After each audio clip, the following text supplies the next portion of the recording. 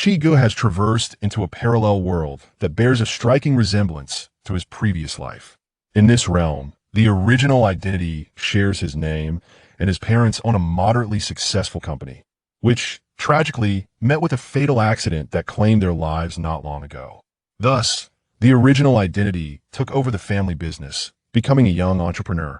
However, recently, an exceedingly contagious virus has emerged in several countries, designated by the World Health Organization as the Avirus. Data indicates that those infected with the Avirus experience an incubation period of 5 to 7 days, during which their behavior becomes alarmingly erratic upon onset. Experiments have demonstrated that both humans and animals can become infected if bitten or scratched by an infected individual. Citizens, if you observe anyone exhibiting these symptoms, please take immediate precautions and swiftly contact the appropriate authorities. Chiu gazed impassively at the television broadcasting the news. The virus-infected individual depicted on the screen was a middle-aged man in his 40s, writhing helplessly on a metallic hospital bed, his limbs tightly restrained, with the bindings deeply embedded in his flesh. The bed frame shook violently, and under his pallid skin, dark veins protruded ominously, his head swaying from side to side. The heart rate and blood pressure continued to rise. A doctor clad in a white coat stepped back, his voice tinged with anxiety. "The sedative is ineffective." Another doctor stammered, the tablet in his hand displaying the patient's deteriorating brain waves. Those once human oscillations were being devoured by a primal, ferocious rhythm. At this point, Chi's Adam's apple bobbed slightly. This is a zombie? This must be a zombie, right? I want to go back." A multitude of little alpacas joyfully galloped through his mind. He had scoured the memories of the original identity and researched the available information, discovering that this world bore no concepts of zombies in its cinematic, literary, or gaming narratives. Furthermore, he had searched for numerous city names and characters associated with zombie lore from his previous life, yet found nothing. This meant he had not traversed into a world familiar with the likes of Resident Evil or similar zombie-themed narratives. This complicates matters. He lacks the advantage of foreknowledge regarding the plot. Nonetheless, he could prepare supplies in advance. Just then, a semi-transparent screen materialized before him, adorned with text, "System binding in progress. Binding successful, activating, current activation progress at 0. Investing resources can expedite system activation." As he beheld the screen, Chi's eyes sparkled with excitement. The golden finger has arrived. However, why is it that others can utilize their golden fingers immediately, while he must undergo activation? What resources are required for this? Moist wetlands covered in moss, slowly parting sour oranges in the tea that moment. A melodious tune resonated, and Chiu glanced at his phone on the table, which displayed an incoming call from Tangua. With his memories rekindled, a youthful and radiant figure materialized in his mind. Her sweet smile and crescent-shaped eyes belonged to his childhood friend, who worked as an administrator in the company. He answered the call, and a melodious female voice resonated. "Mr. Chi, do you happen to know what day it is today?" What does that mean? Are you coming to the office today?" There was a hint of exasperation in her voice. Chiu fell silent for a few seconds. Had it not been for the zombie crisis, he would still be interested in expanding his business. In reflection, the original owner of his body had indeed been quite fortunately wealthy heir, a young entrepreneur, and a beautiful childhood sweetheart by his side. "I apologize, I forgot to inform you that I won't be coming to the office today." "Well, that's understandable." "All right, I see." After hanging up, Tangua blinked, sensing something amiss with her childhood friend. How could he apologize? "Tangua, this document requires Mr. Chi's signature." Xiao Zhang from the finance department approached, noticing her lost in thought while staring at her phone. "Oh, Mr. Chi isn't in today?"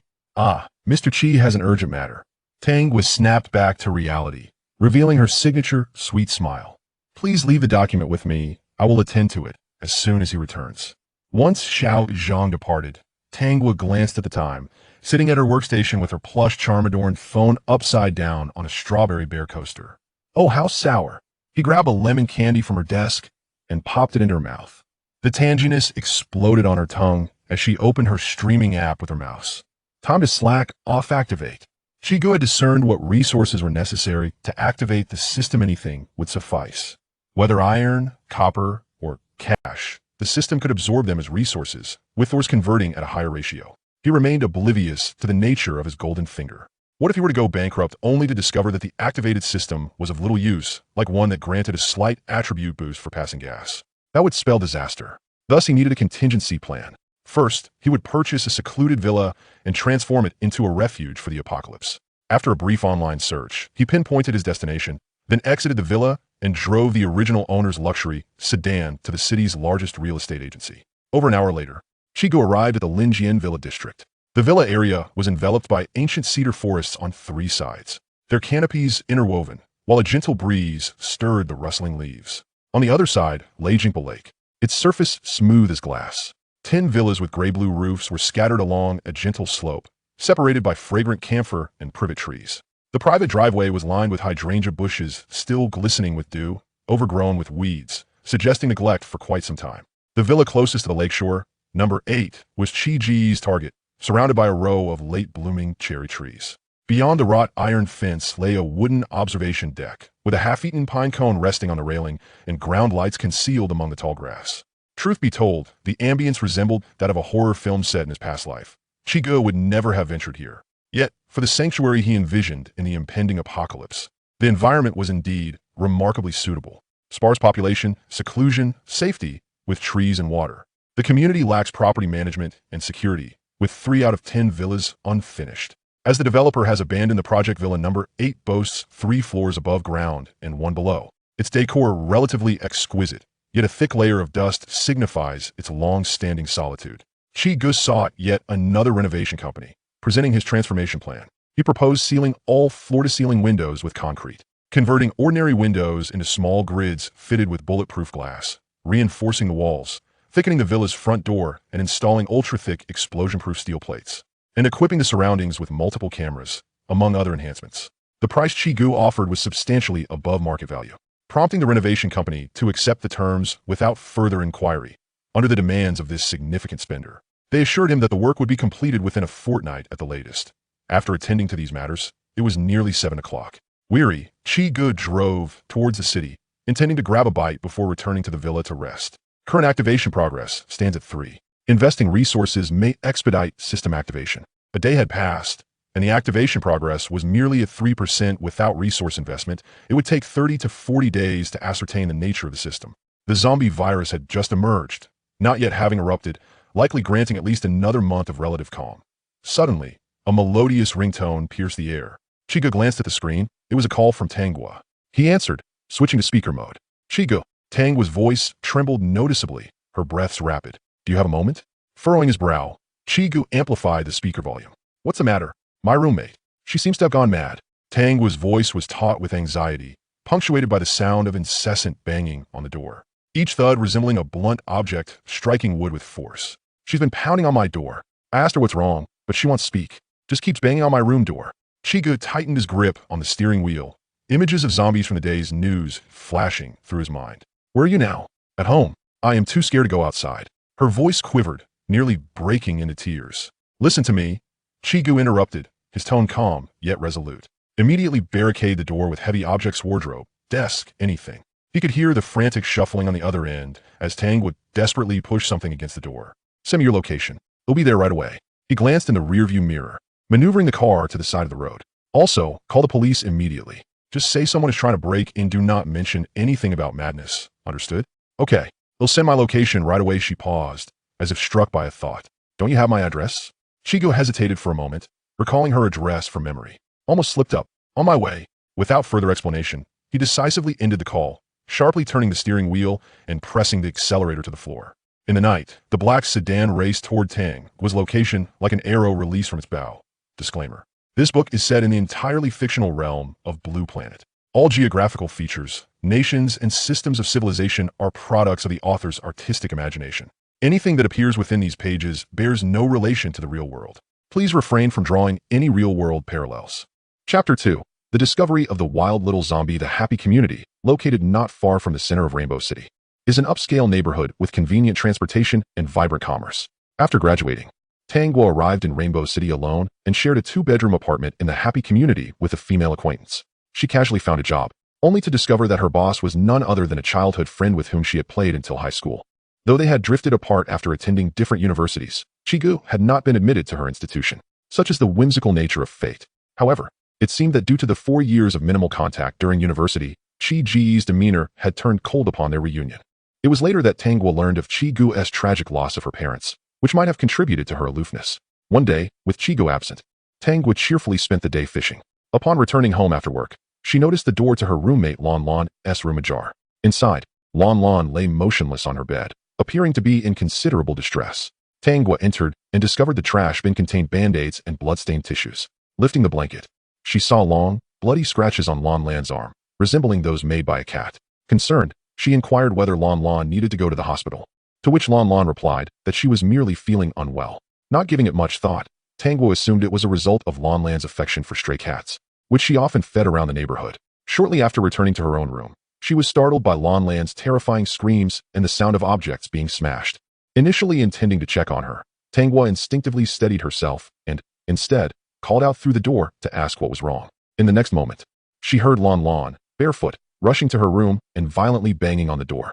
Terrified, Tanghua quickly opened her phone's contact list to seek help.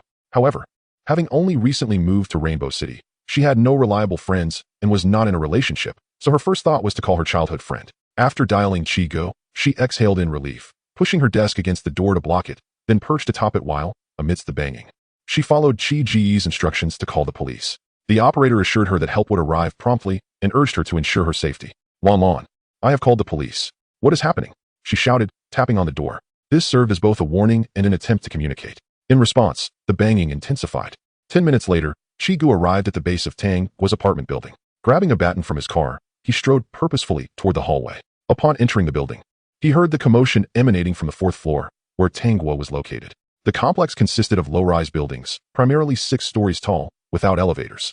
Cautiously ascending to the corner between the 3rd and 4th floors, he peered around to find the source of the noise. It was coming from the East Unit, 401, where the frantic banging persisted. In a dimly lit corridor, Tanghua found herself separated from a zombie by merely a door.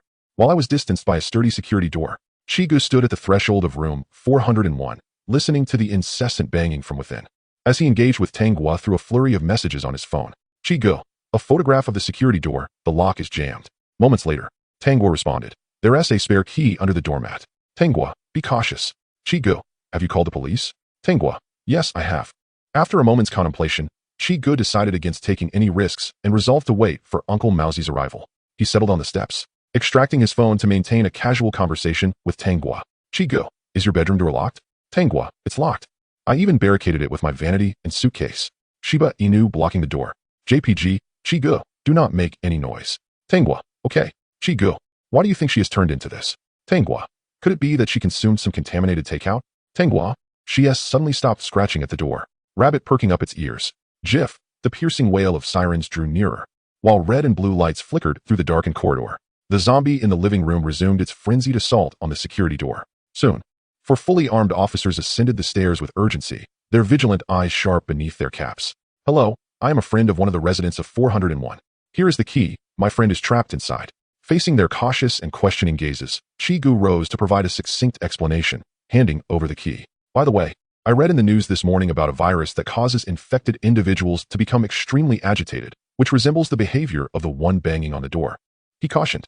Upon hearing Chi's last remark, the lead officer's eyes momentarily widened in realization as he accepted the key. As the key turned in the lock, a hoarse growl emanated from within. The moment the security door creaked open, a figure lunged forth. A robust officer swiftly raised a riot shield to meet the threat, the dull thud resonating as the figure collided forcefully against the transparent barrier. 2 other officers pressed forward, pinning the thrashing form into the corner like a bulldozer. The 3rd officer promptly produced a restraint strap, executing a swift maneuver to secure the thrashing wrists behind the figure's back. Controlled, turn on the lights. With a decisive flick of the switch, blinding white light flooded the living room. The assailant, now subdued on the ground, was revealed to be a young woman, approximately 25 or 26, with disheveled hair framing a pallid face. Her pupils had morphed into an eerie grayish-white, her lips frothing with a mixture of blackened blood, and the veins in her neck were dark and swollen, resembling a spider's web extending towards her chin. Notify the CDC and avoid touching anything. As the 3 officers skillfully secured the thrashing body with restraints and riot handcuffs, Chiu inwardly sighed. The reality had become undeniable. His hopes of it being something less sinister evaporated. Indeed, it was a zombie. The officers maintained their composure as they escorted the zombie, their steady strides leading them down the staircase, their silhouettes quickly vanishing into the pulsating red and blue lights around the corner. The remaining officer stowed away his walkie-talkie, exhaling deeply as he wiped the sweat from his brow. He turned to Chiu, his gaze scrutinizing yet swiftly returning to a professional demeanor. The CDC will arrive shortly, he stated calmly. This building needs to be sealed off for disinfection. You cannot remain here for the time being. Chiu narrowed his eyes slightly, astutely catching the nuance in the officer's words, you instead of I. This indicated the officer's tacit acknowledgement of his connection with Tanghua. More critically, the police's reaction suggested that they were evidently not strangers to such scenarios. Have there been many recent incidents like this? Chiu inquired cautiously. The officer hesitated, his eyes flickering momentarily. We are not entirely sure, he replied dismissively, clearly reluctant to elaborate further. At that moment, the bedroom door creaked open cautiously, and Tanghua peeked out, her chestnut curls slightly disheveled, yet her eyes remained bright. After confirming it was safe, she fully pushed the door open and stepped out, clad in a light blue dress, the hem slightly crumpled, revealing the tension from earlier. Young lady, the officer's tone softened. The area needs to be sealed off for disinfection for a while. I recommend you find somewhere else to stay for a few days. Hearing that she would need to relocate temporarily, Tanghua felt a wave of reluctance wash over her. She had nowhere to go in this city, and hotels were exorbitantly priced. What about my roommate? Is she all right? She asked casually, concealing her swirling thoughts. The officer reassured her. She has merely contracted a virus. Do not worry, she will be fine. Tanghua blinked, and upon noticing Chiu subtly shaking his head behind the officer, she stifled the question that was on the tip of her tongue and offered a faint smile. All right, thank you for your hard work, officer. She retreated to her room, swiftly packing a small bag and adeptly following Chiu's lead. As they exited the building, the night breeze tousled her hair, and she inhaled deeply, as if trying to exhale the fear that had gripped her moments before. Chiu, she whispered, thank you. Chiu cast her a fleeting glance, offering no reply, but instead opened the door to the passenger seat. Tanghua blinked and obediently climbed into the car, her fair legs pressed together, the fabric of her light blue dress whispering softly against the leather seat. The vehicle rolled slowly out of the community, merging into the city streets enveloped in night. Stealing a glance at Chiu, who was focused on driving, she unconsciously twirled the hem of her dress with her fingertips and sighed dramatically. Oh dear, where can a frail woman like me go at this late hour? She trailed off. Hotels are both expensive and unsafe. I, a freshly graduated impoverished student, cannot afford such luxuries. Outside, the neon lights flickered, casting shifting shadows across Chiu's sharply defined profile. He held the steering wheel with one hand, merely raising an eyebrow in response to her lament. If you truly have nowhere to go, he remarked in a flat tone, as if discussing the weather for the next day, the company office could suffice for a night. That may not bode well, for I. Tanghua's eyes brightened, and just as she intended to respond with subtle politeness, a sudden realization struck her. Wait, to the company? She abruptly turned her head, her chestnut curls tracing an arc through the air, disbelief written across her wide eyes. Chiu slightly tilted his head, observing her suddenly dejected expression, a barely perceptible smile curving at the corners of his lips. What? He leisurely added, the sofa bed in my office is quite comfortable, in fact. Tanghua uttered an "oh," pouting as she retreated back into her seat. A brief silence enveloped the cabin, the only sound being the low hum of the engine resonating through the night. Tanghua gazed out at the swiftly retreating streetlights, unable to contain herself any longer. She turned her head. Chiu, why didn't you let me continue questioning the officer just now? She tilted her head, chestnut strands cascading onto her shoulder, her eyes filled with confusion. Chiu's fingers gently tapped on the steering wheel, his gaze still fixed on the road ahead, because the answer is already quite apparent. Are you familiar with the Avirus? He suddenly inquired. Tanghua shook her head, indicating her lack of knowledge. Don't you follow the news? Does gossip count as news? Tanghua asked weakly. Chiu paused for a moment, then spoke in a calm, deep voice. Your roommate's symptoms, dilated pupils, increased aggression, loss of speech, coupled with that extraordinary muscular strength. These are all typical characteristics of our virus infection. I prefer to refer to this virus as the zombie virus, Z. Zombies.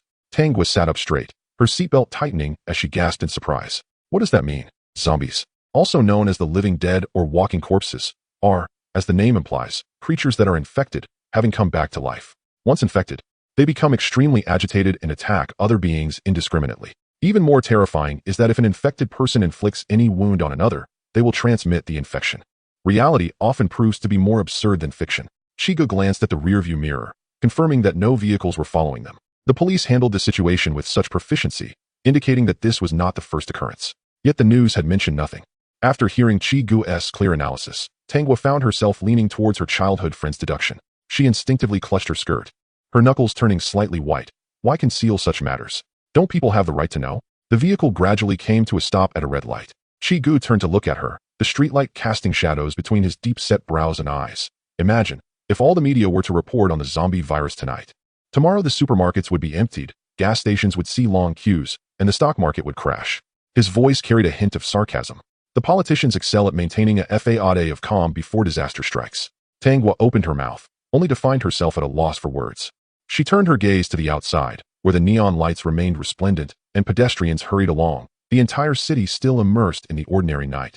Yet beneath this veneer, a dreadful crisis was silently spreading. Is all of this truly real? Her voice was barely audible. What should we do? As the green light illuminated, Chiu pressed the accelerator, and the black sedan glided silently into the flow of traffic. First and foremost, we should cease residing in that apartment. Chapter 3. A workplace skit. The vibrant night market, illuminated by flickering neon lights, buzzed with the lively chatter of patrons, while a myriad of colorful signs competed for attention in the twilight. Experiencing such a bustling market may soon become a rarity. Chiu led Tanghua through the crowded stalls, eventually stopping beneath a red sign advertising spicy sour noodles.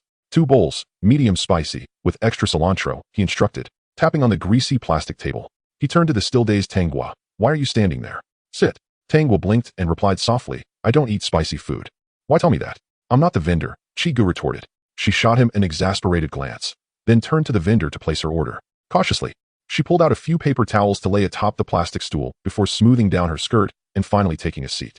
Watching Chiu deftly extract disposable chopsticks from a bamboo tube, she noted how he expertly rubbed them together to remove splinters before rinsing them in tea and handing them to her.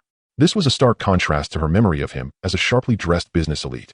Chiu, she hesitated, accepting the chopsticks. Aren't we supposed to go to the company? Without looking up, Chiu snapped the chopsticks apart. I haven't eaten yet. Tanghua blinked, warmth blooming in her heart at the thought that he had come to help her without having eaten himself. Soon, steaming bowls of spicy sour noodles arrived, adorned with vibrant green cilantro and golden crushed peanuts. Here, Chiu slid a bowl of glistening red noodles towards her and added a few sizzling skewers of lamb to her plate. Eat while it's hot. He then dug in with gusto, beads of sweat quickly forming on his forehead. Tanghua discreetly observed him. Chiu was engrossed in slurping noodles, with a trace of chili oil at the corner of his mouth. Chiu, she couldn't help but poke a quail egg in her bowl with her chopsticks. How do you know so much about zombies? The news hasn't reported anything. His eating paused momentarily as he continued to focus on his meal. One should refrain from speaking while eating. But, if you ask again, I'll send you back to the company, he interrupted coolly, taking a bite of the skewer. But I must warn you. He leisurely wiped his mouth. You might encounter a dozen colleagues in the hallway tonight, just like your roommate. Tangua's chopsticks clattered onto the table. The sizzling skewers from the neighboring stalls suddenly became overwhelming, and the scent of smoke grew pungent. Grabbing Chi's sleeve, she exclaimed, I suddenly feel that eating is very important. Extremely important. Chiu raised his hand and added another skewer of fried gluten to her plate. Eat up. After you're done, I'll take you to my place to stay for a while. Tanghua nearly choked on the spice, her eyes widening in disbelief. Why you're home? Otherwise, Chiu shot her a sidelong glance. Do you wish to feed the zombies? Tanghua shook her head vigorously, lowering her gaze as she nibbled on the gluten, her ears discreetly turning red. That might not be appropriate. A man and a woman alone. I have 3 floors. If you're truly concerned, you can stay at a hotel, Chiu replied without lifting his gaze. 3 floors? In that case, it might not be. Unacceptable. Tanghua's voice trailed off, growing increasingly faint. After finishing their meal, Chiu took Tanghua to a nearby large supermarket. The air conditioning was quite strong inside. As Tanghua pushed the shopping cart, she watched Chiu toss an entire set of toiletries into it. Hey, Chiu, she suddenly lowered her voice, leaning in with an air of mystery. Shouldn't we stock up on instant noodles? And perhaps some mineral water? She counted on her fingers. We should also get some compressed biscuits, chips, crispy snacks. Better safe than sorry, right? What if there's a zombie outbreak and they lock down the city? Tanghua skipped over to the snack aisle, her arms full of chips and chocolates. What do you think? Should we buy out the entire supermarket? Chiu casually tossed a bag of chips from her arms into the cart, saying, I'm the one paying. So what does it matter to you? You miser. Tanghua puffed her cheeks and swiftly stuffed 3 large bags of teddy bear biscuits into the cart. She glanced up at Chiu, and seeing that he said nothing, she stealthily added 2 bags of her favorite cucumber-flavored chips. Not far away, Lin Yan from the marketing department widened her eyes, observing the two. She quietly took out her phone, capturing the moment, and quickly sent it to a group chat with several colleagues. Image spotted big news. Within seconds, the chat exploded with messages. Wow. ISNT that the CEO Chi, who went missing for a day, isn't that little Tang next to him? Goodness. Why are they buying so much? Late night supermarket date? I'm so envious. I want to go to the supermarket with CEO Chi too. I don't want to work anymore. Lin Yin bit her lip, furiously typing, pretending to be so innocent while secretly seducing the boss. Puffed. The glow of her phone screen illuminated her face, filled with jealousy, while Tanghua, blissfully unaware, happily tossed a bag of cotton candy into the cart. The black sedan slowly drove to the end of the tree-lined villa district. Tanghua leaned against the car window, gazing at the buildings outside. Under the moonlight, a three-story European-style villa stood majestically, flanked by two neatly trimmed holly trees. The quartz ground lights along the stone path glimmered like a string of luminous pearls. Extending to the steps of the villa, the garage door slowly rose, revealing an SUV inside. Only when Chiu honked the horn did she snap back to reality. Jumping out of the car, her light blue dress fluttering gently in the night breeze. The smart lock clicked open, and the crystal chandelier in the foyer illuminated automatically.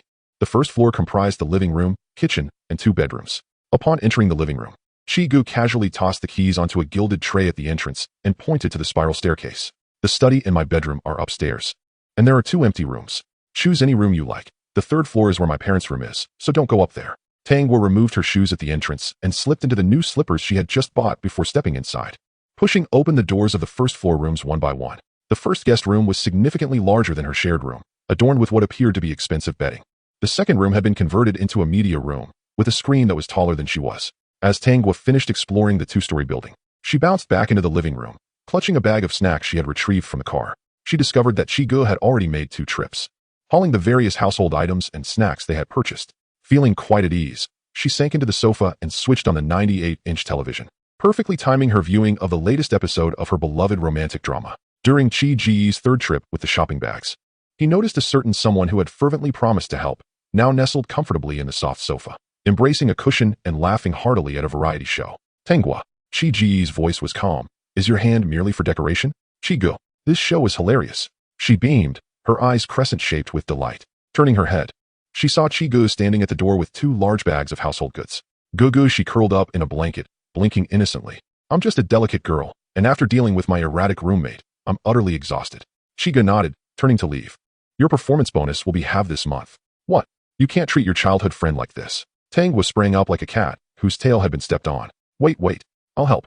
I'll help right now. She dashed out of the hallway, the night breeze lifting her skirt, and as she passed by Chiu, a waft of sweet strawberry shampoo lingered in the air. Chiu watched the flustered figure clutching a heap of snacks and let out a soft huff, leaving the heaviest bottle of water for her. How infuriating. Tanghua shook her fist at Chiu's retreating back. Returning to his study, Chiu leaned back in his chair, stretching his neck as he began to plan the next day's itinerary. He intended to procure a substantial amount of minerals or ores to activate his innate golden finger as swiftly as possible. He had initially thought that the zombie outbreak was well under control by various nations. Yet Tanghua's experience that evening revealed that it wasn't the zombies themselves that were contained, but rather the information regarding them. Contemplating the city's vast population and the throngs of people during holidays sent shivers down his spine, leaving him to fervently hope his golden finger would prove to be reliable. As morning sunlight filtered through the curtains and filled the bedroom, Tanghua turned off her alarm clock and stretched lazily beneath the covers. Oh, the luxurious mattress was indeed a different experience. She snuggled her pillow, completely dismissing thoughts of her creaky little single bed at home. Once she had freshened up and descended the stairs, she found the dining table adorned with steaming sandwiches, dumplings, and orange juice. Her eyes sparkled with delight as she savored the meal. Having someone prepare breakfast feels marvelous. However, today was an exception. She must not allow Chiu to make breakfast for her again, as she couldn't truly see herself as a pampered lady. After finishing her breakfast, Tanghua dashed upstairs and knocked on the study door. Upon entering, she found Chiu engrossed in his computer screen. Boss Chiu, are we going to the company today? It's Tuesday, she asked, tilting her head. Chiu lowered his gaze, saving a string of numbers he had found online on his phone. Not today, however. As Tanghua opened her phone's memo, a multitude of tasks sprang forth, revealing several documents that required her signature. The quarterly report from the marketing department that needed her review, and a new proposal from the planning department that called for her attention. Her voice dwindled as she spoke, her fingers unconsciously twisting the hem of her skirt. Chiu finally lifted his gaze from the screen. Pausing upon her for a fleeting moment, let us proceed to the office. In the car, Tanghua meticulously checked her list of tasks when suddenly she exclaimed, Chiu, do you think it's odd for us to go to the office together? Chiu shot her a quick glance. What is strange about it? If our colleagues see us. Her voice faltered, a faint blush creeping onto her cheeks. What an amusing thought. Chiu raised an eyebrow. How infuriating. Tanghua's cheeks flushed crimson, an expression of irritation. Chiu, well aware of Tanghua's unspoken thoughts, casually reassured her. Do not worry. They will only assume you ascended through dubious means. Chiu, you are so bothersome. You were never this insufferable as a child. The car gradually came to a halt in the building's underground parking lot. If you continue to raise your voice like that, I shall inform them that you insisted on returning home with me last night. Tang Guo instantly froze, her ears burning with embarrassment. By the time she regained her composure, Chiu had already distanced himself, his upright posture exuding indifference. A notification chimed on her phone, and upon checking, she discovered a transfer from her boss. Chiu had messaged, "Please treat everyone to coffee. Find a few people to assist you." Tang Guo blinked and then grinned like a cat that had just caught a fish, shaking her fist playfully at Chi Ji's retreating figure. As Chiu entered the 21st floor office area, the previously bustling open workspace quieted down noticeably. Several passing employees greeted him. "Good morning, President Chi." He nodded slightly and proceeded into his office. It was only then that a few female employees quietly gathered, whispering among themselves. One girl spoke in a hushed tone. "I knew it. Last night must have been a misunderstanding. Look, today only President Chi has come to work." Little Lee from the marketing department curiously leaned in. But why were they grocery shopping together last night? She cast a puzzled glance toward the elevator, pondering why Tang Guo was not the first to arrive at the office as usual. Perhaps. Lin Yin elongated her tone, a smirk playing on her lips. Some individuals were too exhausted from working late last night to rise early. She deliberately emphasized the phrase working late, eliciting stifled giggles from the other girls. Sister Wang from the marketing department frowned. "Do not speak frivolously. Tang Guo is quite innocent." Lin Yin scoffed lightly, her fingers tracing the rim of her cup. Some people simply delight in feigning innocence and charm. Her gaze pointedly drifted toward the small potted plant on Tang Guo's desk, declaring that true workplace elites would never resort to such trivial tactics. At that moment, Tang Guo emerged from the elevator, carrying 2 bags of coffee, her skirt gently swaying, revealing her long, graceful legs. A few male colleagues trailed behind her, each also laden with coffee. "Good morning, everyone," she cheerfully greeted. With exuberance, she exclaimed, her cheeks flushed. "The boss is treating us to coffee." The rich aroma of coffee permeated the office area. Lin Yin fixated on the latte in her hand, droplets of condensation trickling down the cup onto her freshly manicured nails. In a hushed tone, she scoffed, "This must be hush money." Little Lee bounced back with a matcha latte, her eyes crescent-shaped with delight. "Then I hope we receive hush money every day?" Tang Guo savored a sip of coffee, cradling a stack of documents she had prepared earlier, and gently tapped on the door of the president's office. "Come in." Chiu, seated behind a vast wooden desk, did not lift his gaze, as sunlight streamed through the blinds, casting striped shadows across his sharply defined features. "Place it there." Chiu gestured toward the spacious desk, his long fingers flying over the keyboard. "Close the door on your way out." Tang Guo pursed her lips and quietly exited the office. Chiu picked up his phone and dialed the first number. "Hello, is this Shintong Building Materials? I need a substantial quantity of copper. How much do you have? I need it today." The second call was to a suburban canning factory. Military rations with a shelf life of over 5 years, 200 cases. "Deliver to this address tomorrow." As he made calls, he scrutinized the numerous procurement calls and lists displayed on his monitor. The morning slipped away rapidly amidst Chi Ji's incessant phone calls. He rubbed his temples and sent a message to Tang Guo, suggesting they dine at a nearby restaurant for lunch. During the meal, Tang Guo, in a sullen mood, poked at the beef on her plate. Outside the restaurant's glass faade, the sunlight shone brilliantly, yet it could not penetrate the cloudiness enveloping her heart. "What's wrong?" Chi Ji's gaze lingered on her wilted chestnut curls for a moment.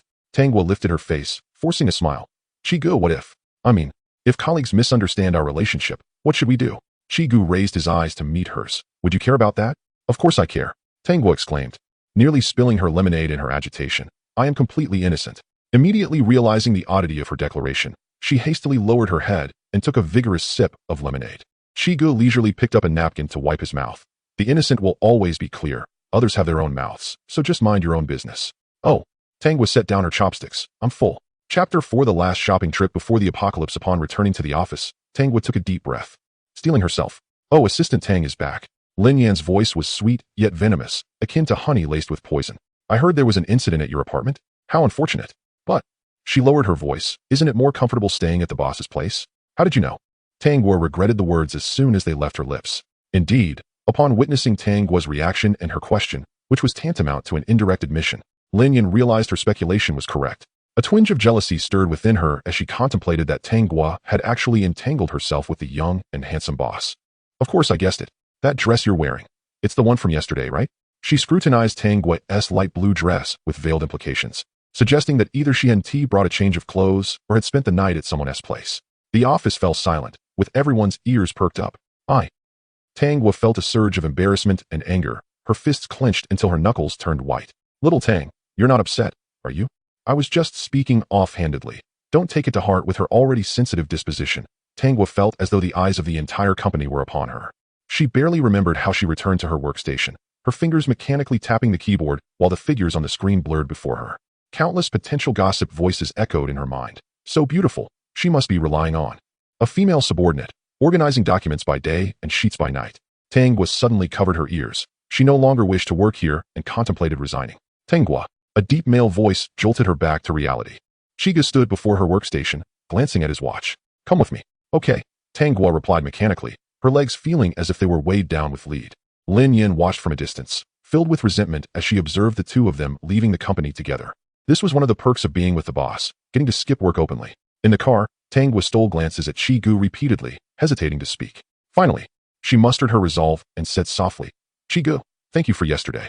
Noticing Chi-ji's lack of response, she continued, starting tonight, I wish to stay in a hotel. Chi-gu, one hand on the steering wheel, remained silent.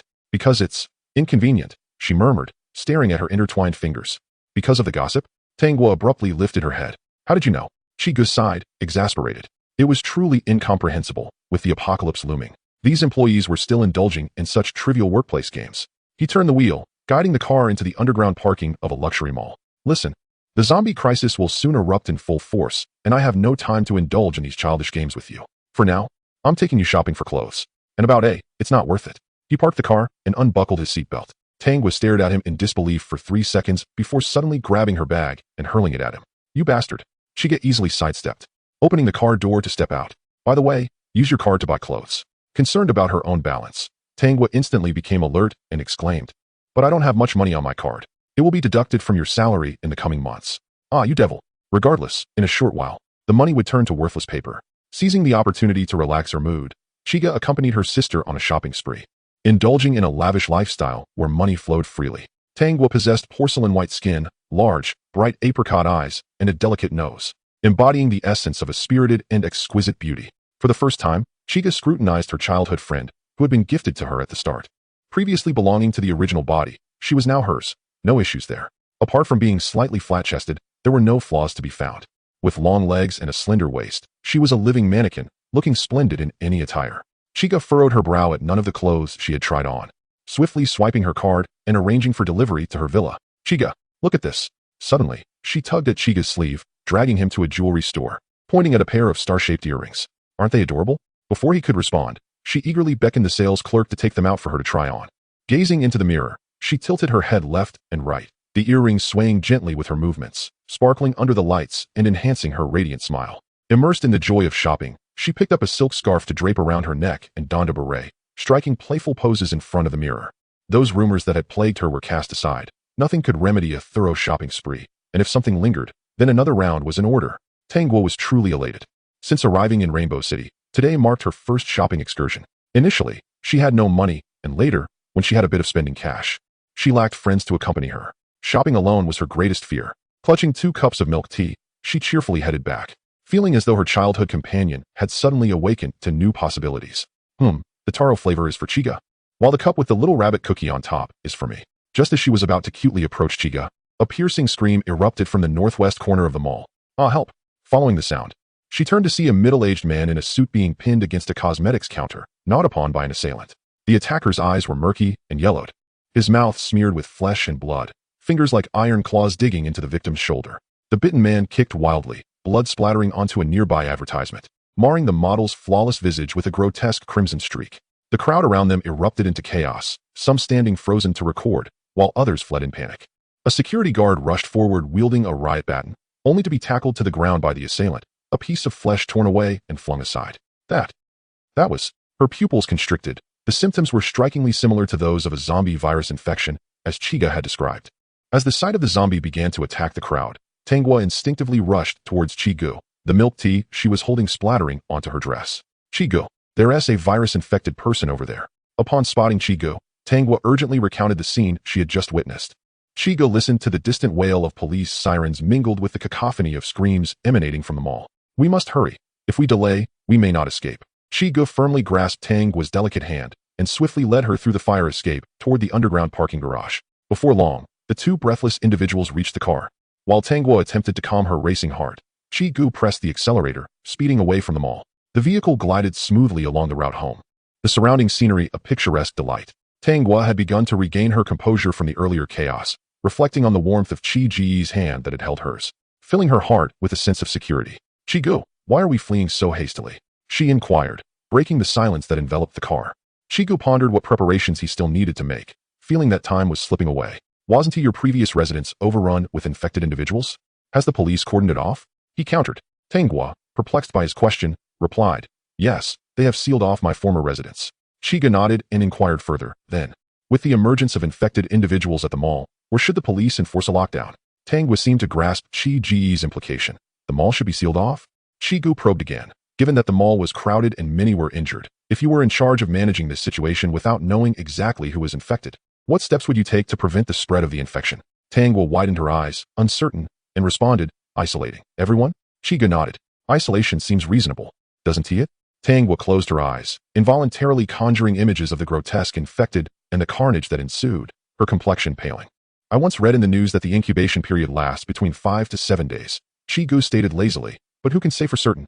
If I were responsible, to avoid repercussions, I'd isolate them for at least a year and a half if no official guidance was provided." Tanghua rolled her eyes. "Good thing you're not in charge." She snapped back to reality, her mouth agape. "Are you saying they would be isolated for such a long time? But I wasn't isolated last time.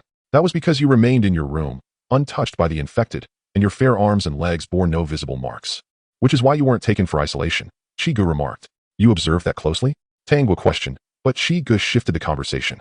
"I have matters to attend to tonight. I'll drop you back at the villa, so behave." Tanghua pressed further. "Where could you possibly be going at this hour? Are you truly assuming the role of my crimson-hued boyfriend?" Upon hearing these words, Tanghua's cheeks flushed slightly, and she realized she should not have posed such a question. In a hushed tone, she remarked, "In such a vast villa, I feel frightened alone. Moreover, every time I close my eyes, that earlier scene resurfaces in my mind." She shook her head vigorously, recalling the piece of mosaic that had been flung away, and suddenly felt a wave of nausea. Chi-gu, contemplating the destination for the evening, smirked and replied, "Very well, then let us go together." Tanghua, intrigued, inquired, "Where are you planning to go?" "To my other villa." The wicked capitalist, she inwardly scoffed at the existence of two villas, yet curiosity about Chi-Ji's second residence began to stir within her. "It has been years. Have you hidden a fair maiden there?" "You shall find out once we arrive." As the scenery outside the car window grew increasingly desolate, Tanghua's apprehension mounted. They had been driving for over an hour and must be on the outskirts of Rainbow City by now. The night had fallen, and the narrow lane was devoid of any vehicles besides their own. The trees lining the road appeared tall and gaunt, rustling ominously in the moonlight, their branches twisting into claw-like shapes, creating an eerie atmosphere. Regret washed over Tanghua. She did not wish to accompany her employer, fearing she might be sold off, perhaps even for her kidneys. Upon entering the secluded villa district, she was met with unkempt weeds and shrubs, the dark silhouettes of several villas looming menacingly. Instinctively, she shrank back, attempting to distance herself from Chi-gu. The car slowly came to a halt deep within the villa area. "We have arrived. Remember to be wary in your next life." "Next life?" Tanghua's eyes widened in shock at Chi-Ji's unabashedly sinister comment as she stared at him, her hands protectively clasped over her chest. Was her life truly destined to end so abruptly? She watched in terror as Chi-gu reached out his hand towards her. "Only to give her a sharp rap on the head." "Ouch, that hurt. You chose to come here, with such a timid nature. Stay quietly in the car, and be sure to lock the doors." "How infuriating. Why didn't I smother you as a child?" Chi-gu exited the vehicle and approached the back of the villa, where he indeed discovered piles of copper materials and mesh. Glancing back, he noted that Tanghua had not followed him, making it convenient for him to gather resources. Placing his hand on the materials, he silently intoned, "Invest resources." The materials vanished into thin air, and a system interface materialized in his mind. Current activation progress, 16. Investing resources can accelerate system activation progress. Observing the activation progress, Chi-gu contemplated that it would likely take over a week to complete. He then explored the villa under construction. The east wall had been reinforced, and new bulletproof glass glimmered under the moonlight, while the west side remained exposed, revealing the skeletal framework like bare ribs. Returning to the car, he started the engine, the bright headlights illuminating the villa's walls. Had the bodies been disposed of properly? Would there be any evidence left behind? A chilling, low voice echoed from beside him. Chi-gu instinctively flicked the furry head next to him with a sharp motion. "Ouch, that really hurt." As Chi-gu drove out of the villa area, she casually remarked, "This villa is my crafted doomsday fortress, though it remains unfinished." Tanghua beside her burst into laughter. "Chi-gu, have you watched too much television? There won't be a doomsday." Chi-gu chose to ignore her. Upon returning to the shaded villa, as the car lights extinguished, Tanghua opened the door, only to be rooted to the spot by the sight before her. At the entrance of the villa lay neatly arranged dozens of shopping bags. "These are the clothes you tried today. Please take care of them." Chi-gu brushed past her. opened the door, changed her shoes, and prepared to wash up, feeling utterly exhausted after a long day. The warm, golden light spilled from within, illuminating Tang Guo's suddenly flushed face. What does this mean? The domineering CEO lavishly spending, while the innocent heroine is overwhelmed by luxury. Chiu, you can't possibly. Her voice dwindled. Are you thinking of supporting me? The gifts were too extravagant, and receiving so many made her feel rather embarrassed. After all, one should not receive rewards without merit. Chiu paused for a moment, turned back with a puzzled look. These are your salary advances for the second half of the year. What are you thinking? I'm going to run you over. Tang Guo instantaneously crashed from her romantic daydream back to reality, charging towards Chiu while clutching a pile of shopping bags, her head colliding forcefully against Chi's back. Thud. Chiu, caught off guard, staggered forward a couple of steps, turned around to rub her lower back, while her other hand playfully tousled Tang Guo's hair. After messing up her hair, she turned and ascended the stairs. If you don't want them, I can give them to other employees as a company benefit tomorrow. No. Wah. I bought all of this with my salary. Why should it go to someone else? Chapter 5. The countdown to the apocalypse in the blink of an eye. A week has passed since the incident at Rainbow Mall. Last week, patients infected with the Avirus emerged at the mall, but they were swiftly contained and transported to the disease control center. The disinfection efforts at the mall have now been completed. For updates on the reopening, please follow the official account. Seated on the living room sofa, Chiu sipped the porridge that Tang Guo had cooked that morning while perusing the news he had just searched on his phone. Following the incident at Rainbow Mall, there had been virtually no further news coverage, nor any announcements regarding the treatment of the attacked individuals. Like a fleeting wave, it quickly vanished amidst other news reports. Chiu pondered inwardly. The incubation period for the zombie virus in this world lasts 5 to 6 days, significantly accelerating the virus's transmissibility. Moreover, during this incubation period, there exists no method to detect whether one has been infected with the virus. Although countries have been conducting research, there has been little progress to date. Contemplating this, he sent a message to Tang Guo. Chiu, be cautious lately. Avoid getting any wounds from anyone, as it may lead to infection. Moments later, Tang Guo replied. Tang Guo, I know. I will be careful, peeking cautiously. Chiu, using your phone at work will result in a 100-point deduction in performance. Tang Guo, how infuriating. That's entrapment. Finishing the remainder of his breakfast swiftly, Chiu drove to a nearby small town, where he finally received a response from the underground forces he had contacted days earlier. Today, Chi's office remained tightly shut, the frosted glass revealing an absence of presence within. Tang Guo cast a glance and noted that Chiu had not been to the office for a week. She was oblivious to what he had been preoccupied with lately. Xiao Tang, a female colleague from the finance department, approached. Is Qizong not in today? What about these documents? Just leave them here, Tang Guo replied with a sweet smile, handing over a piece of newly purchased chocolate. Thank you for your hard work. Today, Tang Guo wore a newly bought light-colored knit sweater, the polo collar exposing her delicate collarbone. The deep gray pleated skirt accentuated her legs, elegantly clad in nude stockings, exuding both youthfulness and allure. Lin Yin was in the tea room brewing coffee, squinting as she scrutinized Tang Guo's new attire, whispering to a colleague beside her, did you notice? Xiao Tang's new clothes over the past few days must have been purchased by Qizong. She has never worn anything like this before. However, Lin Yan's words went unanswered as she awaited her colleague's agreement. Growing impatient, she turned her head only to find Xiao Li's face ashen and terrifyingly pale. Xiao Li, what is wrong with you? Before she could finish her sentence, Xiao Li suddenly convulsed violently. Her cup slipped from her hand, crashing to the ground with a sharp sound that drew the attention of others in the office. Her eyes became bloodshot at a visible speed, the whites of her eyes marred by spiderweb-like veins, and her pupils constricted to the size of pinpricks. Beads of sweat cascaded down her forehead, and the veins in her neck grotesquely protruded, as if something alive writhed beneath her skin. It hurts. Xiao Li clawed at her throat, drawing blood with her nails, her voice rasping and inhuman. It hurts so much. The office erupted into chaos. Some individuals cried out, eager to assist, while others pulled out their phones to call for an ambulance. Tang was suddenly sprang from her workstation, her gaze fixating on Xiao Li, her pupils contracting in alarm. This symptom was all too familiar. Step back. Everyone, step away, she shouted with urgency, hastening forward to seize Lin Yan's wrist. Yanking her away from Xiao Li's side, Lin Yan stumbled, nearly twisting her ankle in her high heels. What are you doing? She exclaimed, just as an inhuman scream erupted from Xiao Li. Xiao Li's complexion had turned ashen, her neck marred by grotesque veins, and her once delicate makeup now contorted into a horrifying visage. Even the most oblivious could discern her abnormal state. Fully transformed into a zombie, Xiao Li lunged at the nearest male colleague, violently crashing him against the copier. Papers flew chaotically through the air, accompanied by the man's anguished screams. He fought desperately, struggling against Xiao Li as they wrestled on the floor. Her teeth had sunk deeply into his shoulder, blood splattering across pristine A4 sheets.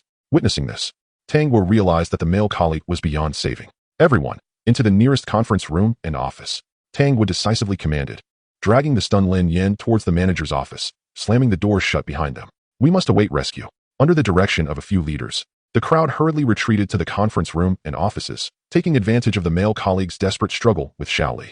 Once inside the office, Tang Guo beckoned passing colleagues to take refuge, and after ensuring they were mostly inside, she forcefully closed the door, her heart racing wildly in her chest. What is happening? What is wrong with Xiaoli? She looked terrifying. Did you all see that? I've heard there have been frequent violent attacks lately. My uncle advised me to stay indoors. It's said to be caused by a newly emerging Avirus on the international stage. The office buzzed with anxious chatter. Tang Guo retrieved her phone, attempting to steady her rapid breaths as she dialed a number. Chiu.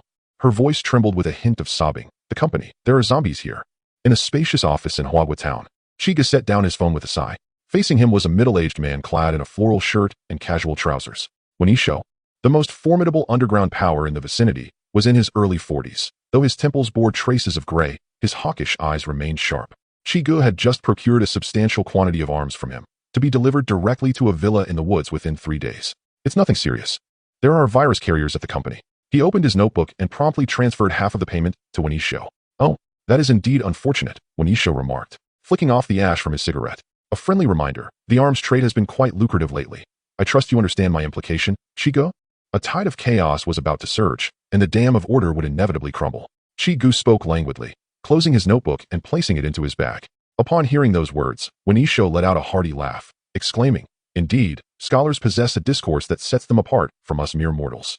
Chiu straightened his posture and smiled gently, saying, "1. I have a business proposition I wish to discuss with you." Reclining languidly against the back of the sofa, Wenisho lazily inquired, "Pray, elaborate." Chiu responded, "I hope you can assist me in retrieving an individual slated for quarantine." Wenisho raised an eyebrow. "Oh, are you referring to that young lady who called you?" "Indeed. The police are likely to quarantine all personnel in the company, much like during the incident at Rainbow Mall."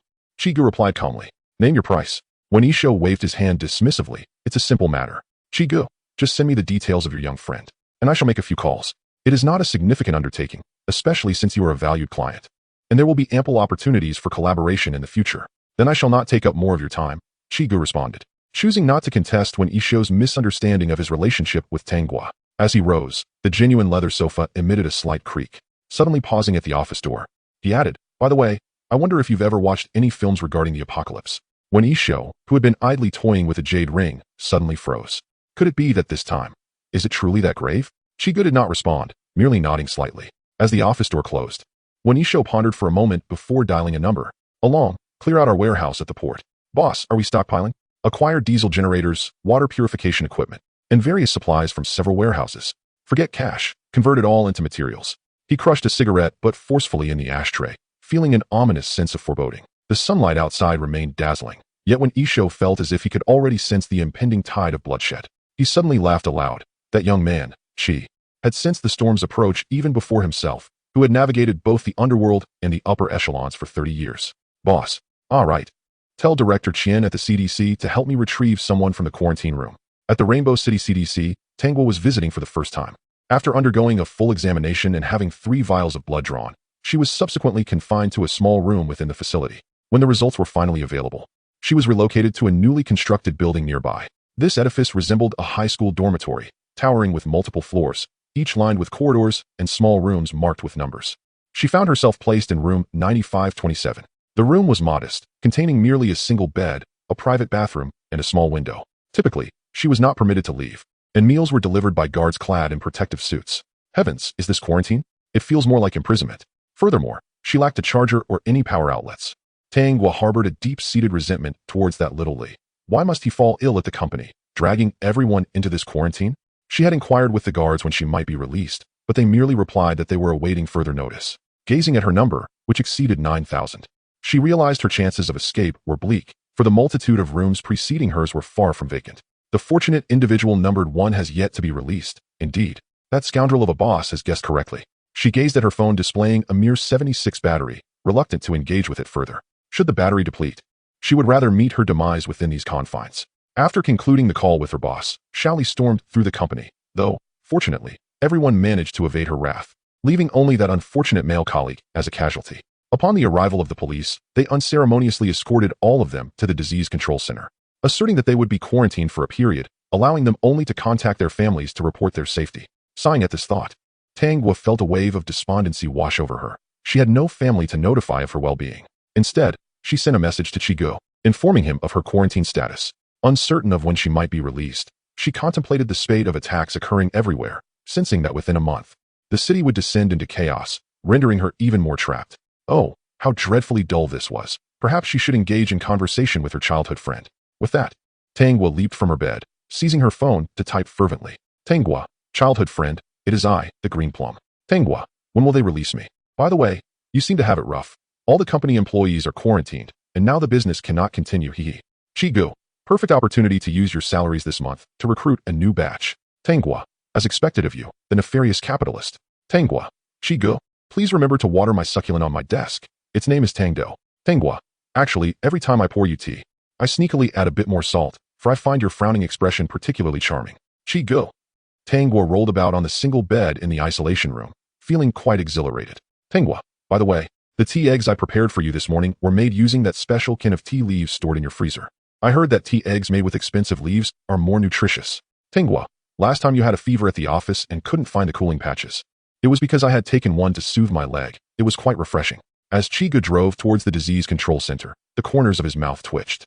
The original self was indeed unfortunate, and he was relieved that he had not yet crossed over at that time. Suddenly, Tangwa sighed, curling up on the single bed, feeling an overwhelming fear of solitude, especially in such a small room, reminiscent of her childhood. Reflecting on the experiences of the past few days, they had been rather intriguing. As dusk descended, she looked out at the twilight sky through the small window, continuing to send messages as if doing so could dispel the loneliness within her heart. Tangwa, Chiu, I am grateful for your care this past week. At the Rainbow Mall last week, it was the first time since my arrival here that someone accompanied me shopping. It brought me great joy. Her expression suddenly shifted to one of conflict. Biting her lip as her fingertips hesitated over the screen, crafting a message. If I truly cannot leave, it seems that I might have a slight affection. Typing. Chiu, enough with the nonsense. I've found someone. You'll be out soon. Upon seeing the message sent by Chiu, she was momentarily taken aback. Once she regained her composure, she hastily deleted the message she had been editing. With a sudden motion, she tossed her phone onto the bed and buried her face in her knees, her ears burning with embarrassment. Oh heavens, what on earth was I thinking? Am I losing my mind? She tossed and turned on the bed, realizing just how close she had come to sending that message. Had Chiu taken even a minute longer to reply, she would have been utterly humiliated. Tangwa, you may leave now. A guard clad in protective gear opened the door, regarding her with curious eyes. During this period, the isolation facility had been strictly one-way. Only those with connections could exit. Tangwa, feeling rejuvenated, nodded and followed the guard out of the isolation area. Breathing in the fresh air, she felt as though she had been revived. Looking around, she spotted Chiu waving at her from a distance, and she joyfully ran over. Truly, having played together since childhood, I knew you would never abandon me. She happily settled into the passenger seat and shut the door. Once the thrill subsided, she recalled the message she had almost sent, and a blush crept onto her cheeks as she glanced at the driving Chiu. Unbeknownst to Chiu, who was oblivious to Tangwa's fluster, she stated, starting tomorrow, you are to remain at home. There is no need to go to the office. The neon lights filtered through the car window, casting a kaleidoscope of colors onto Chiu's stern profile. Tangwa covertly stole glances at her and inquired, why is that? Because the current situation is rather unsettling. Some cities have already declared lockdowns. Chiu shot her a sidelong glance, catching Tangwa hastily averting her gaze. I certainly do not wish to encounter a zombie version of you one day, only to find myself weeping as I decapitate you. How utterly annoying. Let go. You're driving. Chapter 6. Viral Outbreak. Military Action. The evolution and spread of the Avirus have exceeded all expectations. While various nations were still dismissing the attacks by virus-infected individuals as mere violent incidents or cases of a new frenzy, one fateful morning, during a globally broadcasted United Nations conference, several representatives and translators suddenly exhibited bulging eyes and, before the astonished audience, began to tear into the throats of those beside them. As screams and chaos erupted throughout the live broadcast, multiple countries simultaneously declared a state of emergency. The incubation period of the Avirus had drastically plummeted from an initial 7 days to mere minutes, resulting in pandemonium across the streets of major cities. In an eerily deserted department store, a group of burly men fought over a case of bottled water. Nearby, the sudden sound of inhuman howling emanated from the shelves, prompting them to scatter in terror. This scene was playing out simultaneously around the globe. People resorted to desperate measures in their quest for resources. The Avirus was not merely annihilating flesh, but also dismantling the trust that had upheld society for millennia. In the Summer Nation, due to an early nationwide lockdown, although many had succumbed to infection, a greater number remained sheltered in their homes, awaiting rescue.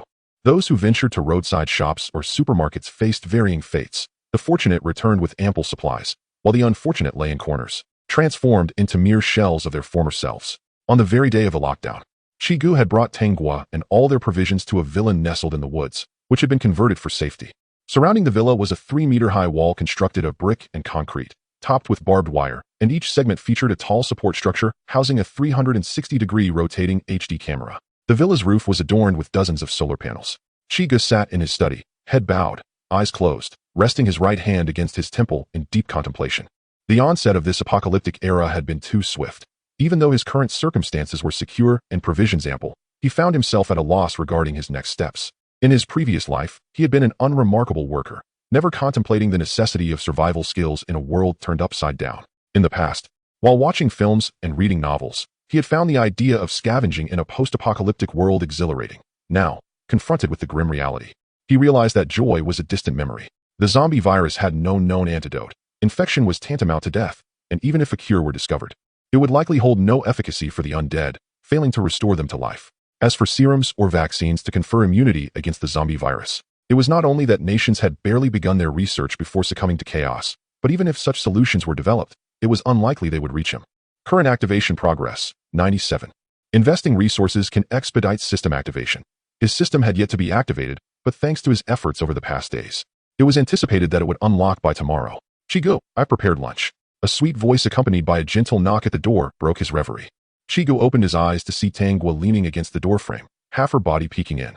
She donned a pair of loose, light blue jeans today, her chestnut curls casually pinned up with a strawberry hair clip, and the straps of her bear-patterned apron tied into a delicate bow at her waist, accentuating her slender figure. Although it was not her first experience savoring dishes prepared by Tanghua, Chiu could not help but marvel at her culinary skills. Your cooking is truly impressive. The sweet and sour ribs glistened invitingly, while emerald shrimp mingled with tender peas, and the seaweed egg drop soup floated with fragrant oil.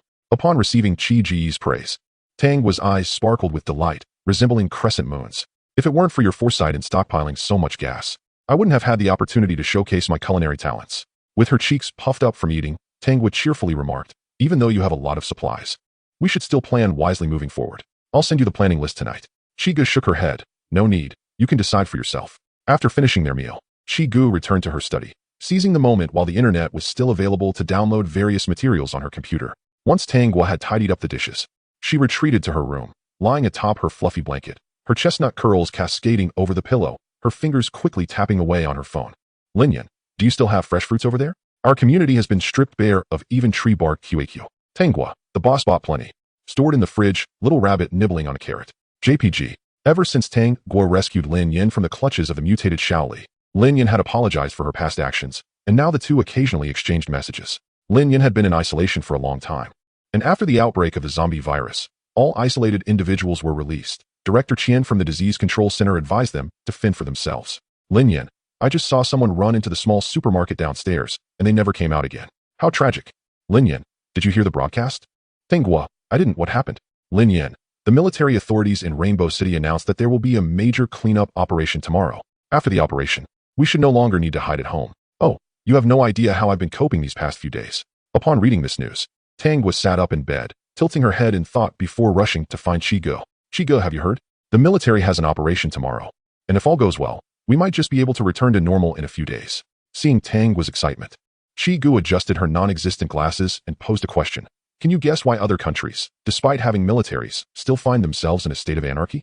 Tanghua, somewhat perplexed, furrowed her brows, struggling to conjure an answer. She rubbed her head, as if grasping Chiu's implication. You mean, you feel that tomorrow's operation might fail? Leaning back in her chair, Chiu closed her eyes. I don't know, but I hope it succeeds. Noticing Chiu's weariness, Tanghua pondered for a moment before making a decision. She gradually approached Chiu's chair, placing her hands on his shoulders, her face slightly flushed, her heart racing. Chiu, these past few days, you seem quite exhausted. I can give you a massage. All right. Summoning her courage to utter these words, upon hearing Chiu's consent, Tanghua began to gently knead his shoulders. Haven't you eaten?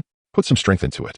Strangely, after hearing this, Tanghua felt her heart rate slow down, gritting her teeth and applying more pressure with a fierce determination. At 5:30 in the morning, a hazy mist enveloped the entire city. 30 wheeled armored vehicles formed a wedge formation as they entered the main urban area.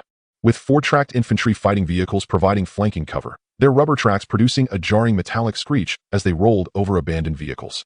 The reactive armor on the sides of the vehicles glimmered in the morning light, while the barrels of the heavy machine guns mounted on the armored vehicles slowly rotated with the turrets. Behind them, infantry units advanced in a wedge formation. Soldiers donned full-face gas masks, their jaws tense beneath night vision goggles. A zone clearance complete. B-02 has discovered a group of corpses, approximately 200. Currently being cleared. B-06 has encountered a horde of corpses, holding the line, requesting support. B-07 area cleared, proceeding to assist B-06. Hold on, brothers. Continuous reports crackled through the radio from various squads. This military cleanup operation was remarkably smooth, and soon the outskirts of Rainbow City were nearly cleared, with the army steadily advancing toward the city center. All units, pay attention. We are about to enter the city center, where the infected are numerous. Remain vigilant. The commander of the 3rd Assault Unit, Chiu, pressed down on his earpiece as his armored vehicle rolled over the fountain in Times Square, startling a flock of mutated crows. Their eyes glimmered a murky amber, and their beaks were caked with remnants of decaying flesh. Maintain speed, he commanded through the vehicle's intercom. Watch for blind spots in the buildings. The driver, Xiao Li, chuckled. Brother Chun, there's no need to be so tense. Those infected are no different from cavemen to us. They can't even wield weapons. The gunner, Old Wang, patted Xiao Li on the shoulder. Stop chatting. Focus. Old Chun, don't worry too much. Dealing with these mindless infected will surely go smoothly. Once you pick up your wife, you won't have to fret every day, thinking of his wife. Chun Mo's expression softened, but a hint of worry crept into his voice. My wife is quite frugal. She prefers to buy supplies in small amounts, so there's probably nothing left at home. I wonder if she can hold on. No sooner had he finished speaking than the shop windows along the commercial street suddenly shattered. The first wave of zombies poured forth from the department store like a tide. Among them were suited elites, housewives in pajamas, and even on-duty doctors wearing name tags. Their faces were ashen, twisted in grotesque expressions, arms convulsing unnaturally, emitting raspy, hissing cries as they charged towards the military. Fire! The machine gun of the infantry fighting vehicle belched forth tongues of fire, mowing down the front ranks of zombies as though they were mere stalks of wheat. Yet, countless others, undeterred by the fallen, continued their relentless advance. Shell casings rained down upon the vehicle's roof, producing a cacophony of metallic clinks. Simultaneously, soldiers outside, shielded by the armored vehicle, meticulously picked off the approaching undead. Suddenly, 3 o'clock. What in the world is that? Everyone turned to behold a zombie dog, the size of a Tibetan mastiff, darting through the throng with astonishing speed. Its skull was half gone, yet it deftly evaded the hail of bullets, closing the distance in the blink of an eye. At that moment, a swarm of crows erupted from the 3rd floor of a nearby office building, descending upon the soldiers like a tempest of darkness. The soldiers looked up, their eyes filled with terror behind their gas masks. Just then, the sound of helicopter rotors resonated above like a celestial melody. Open fire! The airborne Gatling gun unleashed a torrent of flames, shredding the flock of crows, their bodies plummeting like rain. Fall back! Fall back! Eliminate those rabid dogs first. The commander's furious voice crackled through the earpieces. But it was too late. A zombie dog breached the line of fire, sinking its teeth into a soldier's throat. The soldier's scream faded, his body convulsing in its final throes. A rhythmic tremor vibrated through the ground as a 3-meter-tall behemoth of a zombie lumbered into view from a nearby alley. Its former identity was a mystery, but it's grotesque. Swollen muscles stretched the skin into a web of cracks, and a row of menacing bone spurs adorned its back. Team 06, focus on that giant. The thunderous roar of an anti-material rifle echoed as a gaping wound exploded in the creature's chest. It staggered but snatched a nearby car to hurl at the armored vehicle. Crash. Vehicle 02 has overturned. Repeat, Vehicle 02 has overturned. Dust settled as the struck machine gun jeep toppled, soldiers inside struggling to escape. Old Wang, target the brute. Open fire. Chen Mo commanded with calm precision. The hydraulic whir of the turret's rotation resembled the grinding of a colossal beast's teeth. And as the fire control radar locked onto the giant zombie, bang bang bang bang bang. The 35mm cannon of the infantry fighting vehicle roared to life, each shell bursting forth with a visible sonic boom. The upper body of the giant zombie was torn apart, 3 hideous gashes opening, and it lost an arm and a leg, emitting a pained roar as it collapsed, writhing on the ground. Well done. The commander exhaled, relieved at the sight. Yet, in the next instant, more giant zombies came crashing in from the distance. Good heavens, I thought this was the final boss. But it turns out to be just an elite monster? Little Lee exclaimed, deftly maneuvering the infantry fighting vehicle backward to increase the distance. Red Arrow, prepare. A 1-meter-long missile slid into the launch rail with a hissing sound as the hydraulic locks released. With the igniter ignited, the missile soared from the launchers on either side of the turret, its white smoke tracing an elegant arc against the azure sky, striking a giant zombie with pinpoint accuracy. Boom. As the violent noise erupted, shockwaves radiated in a hemispherical pattern. Once the acrid smoke dissipated, all that remained on the ground was a smoldering meteorite crater and scattered remnants of the undead. However, only 4 armored vehicles stood on the battlefield, while over a dozen titanic corpses lurked nearby. In the distance, a relentless horde of colossal cadavers surged forth, accompanied by a throng of zombies, overwhelming the dwindling firepower of the team. At that moment, one of the giants roared and charged at another armored vehicle, disregarding the bullets peppering its form, and delivered a devastating punch that dented the vehicle's side. Subsequently, more ordinary zombies poured through the breach, frantically rushing towards the soldiers behind the armored vehicle. Their cries swiftly drowned in the tide of corpses. Other giants seized nearby cars and debris, hurling them towards the cluster of armored vehicles. Retreat. All units fall back. The commander bellowed, issuing the order. Open fire, cover the retreat. Chun Mo glared at the nearby giant, muttering in frustration. The remaining 3 red arrow missiles struck the 3 fastest advancing giants, momentarily halting the horde with the thunderous explosions. The autocannon unleashed a relentless barrage, its heated barrel scorching the air. Xiaoli focused intently on the giant's throwing trajectory, skillfully maneuvering the armored vehicle to evade the incoming projectiles. Amidst the fiery chaos, Chun Mo sighed in despair. Darling, can you hold on? At the temporary command center outside Rainbow City, the 50-square-meter space was crammed with flickering instruments, while a central electronic screen displayed a 3D model of Rainbow City, continuously devoured by a swarm of red dots. First squad has lost contact. A new variant detected in Zone C1, Squad 032, is missing. Cave 5, vehicle destroyed, crew casualties reported. The shouts of the communications officer echoed throughout the room as Zhao fixated on the real-time battle status screen, the stars on his epaulets glimmering under the lights. The screen showed a giant corpse using an armored vehicle as a bowling ball, crashing it into a gas station, the explosion casting a crimson glow over his bloodshot eyes. Operation concluded. All teams return independently. After uttering these words, he sighed deeply and sank into his chair. He had initially believed they were merely ordinary Avirus-infected individuals. No matter how numerous, they were no match for modern firepower, akin to a mantis attempting to block a chariot. Little did he expect to confront such a plethora of entities resembling a new species. What on earth was that 3-meter-tall giant zombie? Nevertheless, this mission could not be deemed a total failure. Rubbing his temples, Zhao stood up and commanded the communications officer with conviction. Report to the higher-ups that during the assault from the zombies in Zone C, we successfully completed the cleansing of Zones A and B in Rainbow City while providing cover for the evacuation of several citizens. Additionally, we discovered multiple new types of zombies during the operation, and despite some casualties, we successfully obtained vital data on these new variants. This operation is now concluded. The communications officer typed furiously while smacking his lips, muttering, no wonder he can rise to the rank of general. Chapter 7. The Human Command Center. The military's failure in their operation has cast a pall over the citizens of Rainbow City, who had eagerly awaited its success. The city has been divided into 5 zones, labeled A, B, C, D, and E, from south to north. Currently, the residents of Zones A and B have been rescued by the military and relocated to a designated gathering area, inciting anger among those in the other 3 zones. Why were their areas not prioritized for rescue? The citizens of Zone C, being the city center, are particularly incensed. With the highest property values in the city, they had invested in the most expensive locations. Should they not have been the first to be saved? Why should the military prioritize the suburban populace over them?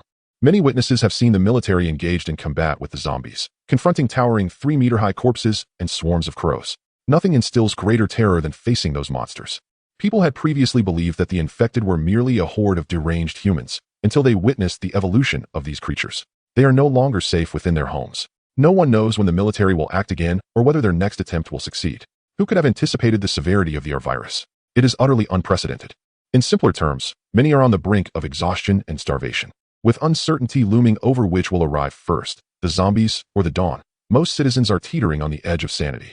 In a certain residential building in the city center, a series of loud bangs resonate. The sound of a security door and its frame collapsing sends dust swirling as 3 tattooed young men stride in. What do you want? The bald man in the center casts a fierce glance at the trembling family in the living room, cracks his neck, and drops the fire axe onto the floor with a grim smile. Brothers, take everything that can be carried. As for you 3, just stay put. The group prepares to gather some belongings. At this moment, one of the young men, with yellow hair, glances at a young woman amidst the family and, feeling a stir of desire, says, Tiger brother, this girl is quite nice. How about we? Hearing this, the bald man slaps the yellow-haired boy's shoulder fiercely, fixing him with a cold stare as he enunciates each word. Don't meddle. Yes, yes. Once the 3 young men leave, the middle-aged man of the family lets out a sigh, ignoring the chaos left behind by the robbers. He turns to gaze out at the street, as if making a decision, and slowly says, at dawn, I will go out to sea. The people in the suburbs have been relocated by the military. I will search for food and water. Husband, can't we seek help from our neighbors? The middle-aged woman, suppressing her sorrow, attempts to persuade her husband to stay. It's futile. Everyone is in fear for their own lives. No one will risk themselves for another. But those monsters, even the military. The middle-aged woman remains reluctant to let her husband venture out. It is far too perilous. The young woman wiped her eyes and asked, Dad, if we drive, can we escape? As long as we can reach the suburbs. We can't get out. The roads are all blocked. At that moment, an aged voice resonated from the doorway. Are you all right? The three turned to see an elderly man stepping through the collapsed security door, slowly making his way inside. Mr. Wong? The old man was indeed their neighbor from upstairs. The middle-aged man approached, puzzled, and inquired, Is there something you need? Mr. Wong waved his hand dismissively and replied with a smile, It's nothing. I heard the commotion from your place and came down to check. The middle-aged man's tone carried a hint of anger and helplessness. Shaolin, it will soon be night. What will you do without a door? Mr. Wong asked. Noticing the middle-aged man's silence, he continued, If your family doesn't mind my company, you are welcome to stay at my place. I'm all alone. Upon hearing this, the family felt a mix of surprise and gratitude. The mother and daughter exchanged glances, turning their eyes towards the middle-aged man, awaiting his decision. Observing the hope in his wife and daughter's eyes, the middle-aged man's lips quivered slightly. The sentiment was undeniably profound. Thank you very much, Mr. Wong. Oh, spare me the formalities. In truth, I was once your class monitor. Mr. Wong waved off the gratitude, slowly heading towards the exit. You all have often lent me a hand, haven't you? Little Lin even went out to help me gather supplies from the supermarket. Quick, gather your things. The Lin family exchanged glances and began hastily packing what they would need to bring to Mr. Wong's home. In the villa amidst the woods, Chiu sat in his study, eagerly gazing at the luminous screen before him. Today marked the successful activation of his system. System activation successful. Welcome to the StarCraft system. Please select your starting race. Terran, Zerg, Protoss, StarCraft? Chiu raised an eyebrow. He had played this game long ago. It was a real-time strategy game featuring the three races, Terran, Zerg, and Protoss, vying against each other. Suppressing the whirlwind of thoughts in his mind, he made his selection. Drawing. You have drawn, Terran. Subsequently, the screen shimmered, revealing a structure. Terran Command Center, buildable, 100. As a fortified base for any human military force, the Command Center primarily focuses on the collection and processing of resources and energy, ensuring the construction of various buildings on the battlefield, the training of troops, the creation of war machines, and the forging of weapons.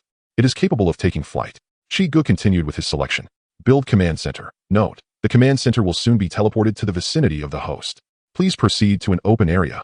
Noticing the system prompt, Chiu rose and walked towards the exterior of the villa. Tang Guo was in the living room, watching a live broadcast of military operations on television. Chiu casually remarked, meeting her puzzled gaze. I'm just going to take a stroll around the villa. As Chiu approached the woods not far from the villa, he tapped the Start Transmission button on the system's holographic interface. Within moments, the air before him thickened, and the scenery began to distort gradually. The space seemed to crumple like tin foil being kneaded by an invisible hand, while ionized sparks wove a web in the void, filling the atmosphere with a sharp, acrid scent. A few minutes later, the point of collapse suddenly erupted with a supernova-like brilliance, the shockwave severing the surrounding trees at their trunks. The silhouette of a colossal entity, several hundred meters in diameter, emerged. Accompanied by a deafening roar, 3 massive thrusters behind the command center belched flames, and 4 hydraulic support pillars unfurled like mechanical legs, gently descending to the ground. Chapter 8. The core of AI. Before me stands a fortress of metal, constructed from a silvery gray alloy, its ablative armor shimmering under the sun with a cold and unyielding texture, adorned with the faded emblem of the Tyrant Empire. The main entrance resembles the gullet of a colossal steel beast, with alternating red and white warning lights flashing rhythmically on either side of the blast doors. While the airlock conducts a pressure self-check, sensors atop the structure rotate slowly, accompanied by towering satellite communication towers, imparting a distinctly high-tech ambience to the entire edifice.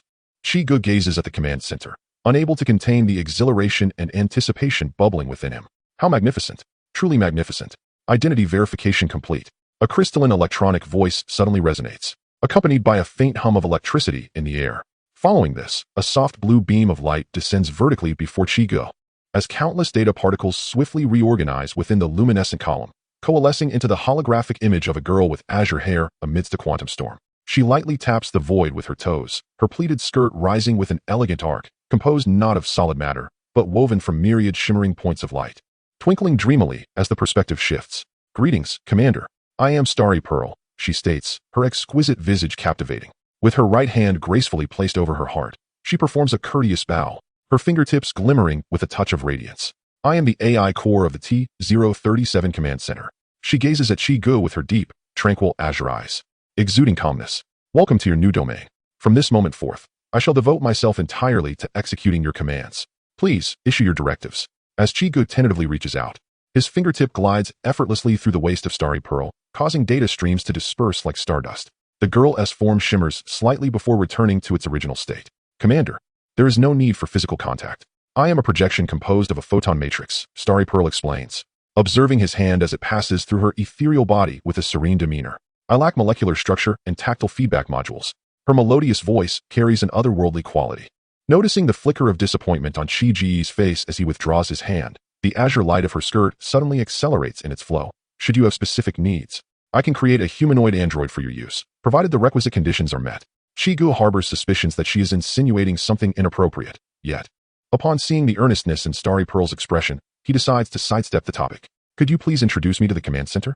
With a flicker of green lights, the heavy gate swings open, and Chiu curiously follows Starry Pearl into the heart of the command center. After entering, he turns left, traversing a corridor that leads to the central control console. Starry Pearl's projection gracefully hovers before the circular light screen, her fingertips dancing through the air as she conjures a holographic image. This is the main control hub, Commander. Here, you can issue combat orders, monitor surrounding dynamics, and more. Adjacent to the control console lies the tactical analysis room, where Starry Pearl gazes at the 3D sand table within. This is the tactical simulation system, capable of forecasting enemy attack routes, she elucidates. She suddenly paused, turned her head to look at Chiu, and continued in a calm tone. Of course, if you wish to test how to elegantly interact with holographic projections, the system can provide recordings of 582 failure cases. Chiu. His eye twitched. The rear of the command center housed the energy core chamber, where the quantum reactor of Yulan operated within a transparent shield. Xingxuan simply stated, the energy core is the linchpin that sustains the entire base's operations. Opposite the control console was the relaxation area, which was divided into two sections. The outer area featured comfortable sofas and a bar, while the inner section contained a spacious sleep chamber. Xingxuan glided to the side of the sleep chamber and remarked indifferently, the commander's rest area, where you can recuperate. She cast a blank glance at Chiu, or utilize the androids to address your specialized needs. Chiu. Should I say thank you? The SCV area of the command center was lined with 2 rows of SCVs, space construction vehicles, standing in perfect alignment like mechanized giants. Its right arm bore a massive servo-driven tool claw, adorned with a steel plating, and 2 enormous mechanical legs were equipped with thrusters. The left arm was a power drill designed for mineral cutting and assembling prefabricated structures, while the cockpit's onboard display provided real-time, 3D terrain mapping algorithms. This is the SCV maintenance bay, Commander. Xingxuan's image floated into the cockpit of one SCV. Her finger lightly tapping the control panel. The T-280 model SCV walking mech is the backbone of the Empire's construction and repair missions, capable of performing a variety of tasks. With the sound of the mech's movements, the SCV marched out of the command center, approaching a tall tree. The mechanical arm, which typically required human drivers to operate manually, now moved with precision under Xingxuan's finger control. Initiating mineral refining protocol, the SCV's left-hand drill transformed into a high-energy laser cutter, effortlessly severing the tree. Can I give it a try? Chiu asked eagerly. Of course, Commander, Xingxuan replied as she gracefully descended. Chiu climbed into the cockpit, gazed at the intricate dashboard, then silently climbed back down. Forget it, I can't make sense of it. After pondering for a moment, he inquired, how do I create an engineer? Xingxuan guided the SCV back to the maintenance bay, then led Chiu to a secluded room within the command center. The spacious room contained 2 rows of empty. Xingxuan introduced, Commander, this is the android incubation area. By investing certain resources and utilizing rapid cultivation technology, we can generate androids that are structurally identical to human physiology. This technology can be employed for the mass production of combat units. After the emergence of bionic engineers, they are randomly implanted with memory templates from the Imperial Engineer database. This process not only endows them with professional skills, but also ensures, through neural adjustments, the absolute loyalty of the bionic beings to their commanders. At this point, Xingxian paused and emphasized, given the complexity of intelligent beings, commanders should refrain from issuing overly insulting commands or engaging in degrading behavior, lest the bionic entities develop erroneous thoughts and motivations. Chiu nodded, indicating his understanding. In other words, will other military units also be cultivated in this manner? Indeed, Commander, Xingxian affirmed with a nod. Other combat units are generated through similar methods, with the cultivation of different types drawing upon corresponding memory databases and being adapted to specific equipment. Chiu returned to the control console, settling into a comfortable chair, gazing at the technologically advanced control panel, and inquired, Xingxian, how many engineers can we cultivate with our current resources? Commander, there are currently 100 points of remaining resources, which allows for the cultivation of 2 engineers. Very well, Let us proceed with the cultivation of 2 engineers. How can these resources be acquired? In the pre-apocalyptic world, he could have purchased mineral resources for reclamation, but such methods are merely a temporary solution. It would be preferable to gather resources independently. Commander, the material conversion device within the command center can transform any substance, such as minerals, metals, or wood, into crystal, ore, and gas resources, albeit at a low base conversion rate. Xing Xian's voice was ethereal and melodious, pleasing to the ear. Should you construct a gas refinery, the efficient conversion apparatus it houses can significantly enhance the conversion rate. Chiu nodded thoughtfully. In that case, let us convert all surrounding villas and trees into resources. After all, in this apocalyptic era, everything is ownerless. Very well, once the SCV is cultivated, please proceed to convert all the nearby trees and buildings into resources. Chiu commanded. Exiting the command center, he stretched lazily and walked towards the villa. With the advent of this StarCraft system, he felt a renewed sense of enthusiasm and anticipation for the life that lay ahead. Zombies. Can they withstand the might of my human battleship's Yamato cannon? Chapter 9. A brief outing brings back an AI. In the afternoon, Tangguo was curled up on the cashmere sofa in the living room, clutching a bag of potato chips while watching a variety show downloaded before the apocalypse. When the door lock clicked open, she mumbled without lifting her head, "Boss Chi, you still remember to come back." Her words trailed off abruptly, her gaze fixed intently on the stunning girl with flowing blue hair, resembling a starry river behind Chiu. Xing Xian was curiously surveying the interior of the villa, her skirt shimmering with specks of starlight as she turned. "Boss Chi," Tangguo sat with her legs crossed, a saccharine smile plastered on her lips. "You certainly had quite the fruitful outing." There was a barely perceptible hint of jealousy in her tone. "And this beautiful sister of yours hasn't been introduced to me yet?" Chiu was taken aback, turning to realize that Xing Xian had indeed accompanied him to the villa, her holographic light casting a serene blue hue throughout the living room. You can only appear near the command center, right?" Chiu asked, astonished. Xing Xian calmly explained, "Commander, as long as I am within the coverage of the command center or base structures, I can manifest at any time. Your residence is evidently within the command center's coverage area." Noticing that Chiu was preoccupied with this unfamiliar girl and neglecting her, Tangguo felt a pang of displeasure and couldn't help but hum softly. It was only then that Chiu realized, unsure of how to clarify the situation. However, given that the architecture and troops of the interstellar realm would eventually be impossible to conceal, he decided to be forthright. "This is Xing Xian, my AI assistant, responsible for managing my clandestine forces." "AI?" Tangguo squinted suspiciously, clearly unconvinced. "Do you take me for a 3-year-old? What AI looks like that these days?" She set down her chips and approached Xing Xian, intent on pinching her cheek. However, Xing Xian suddenly exploded into a myriad of light particles, vanishing, only to coalesce once more beside Chiu. "Wow, it truly is a holographic projection." Witnessing this spectacle, Tangguo's eyes widened in astonishment, and she took 2 steps back. "This is so futuristic. Where did you acquire such advanced technology?"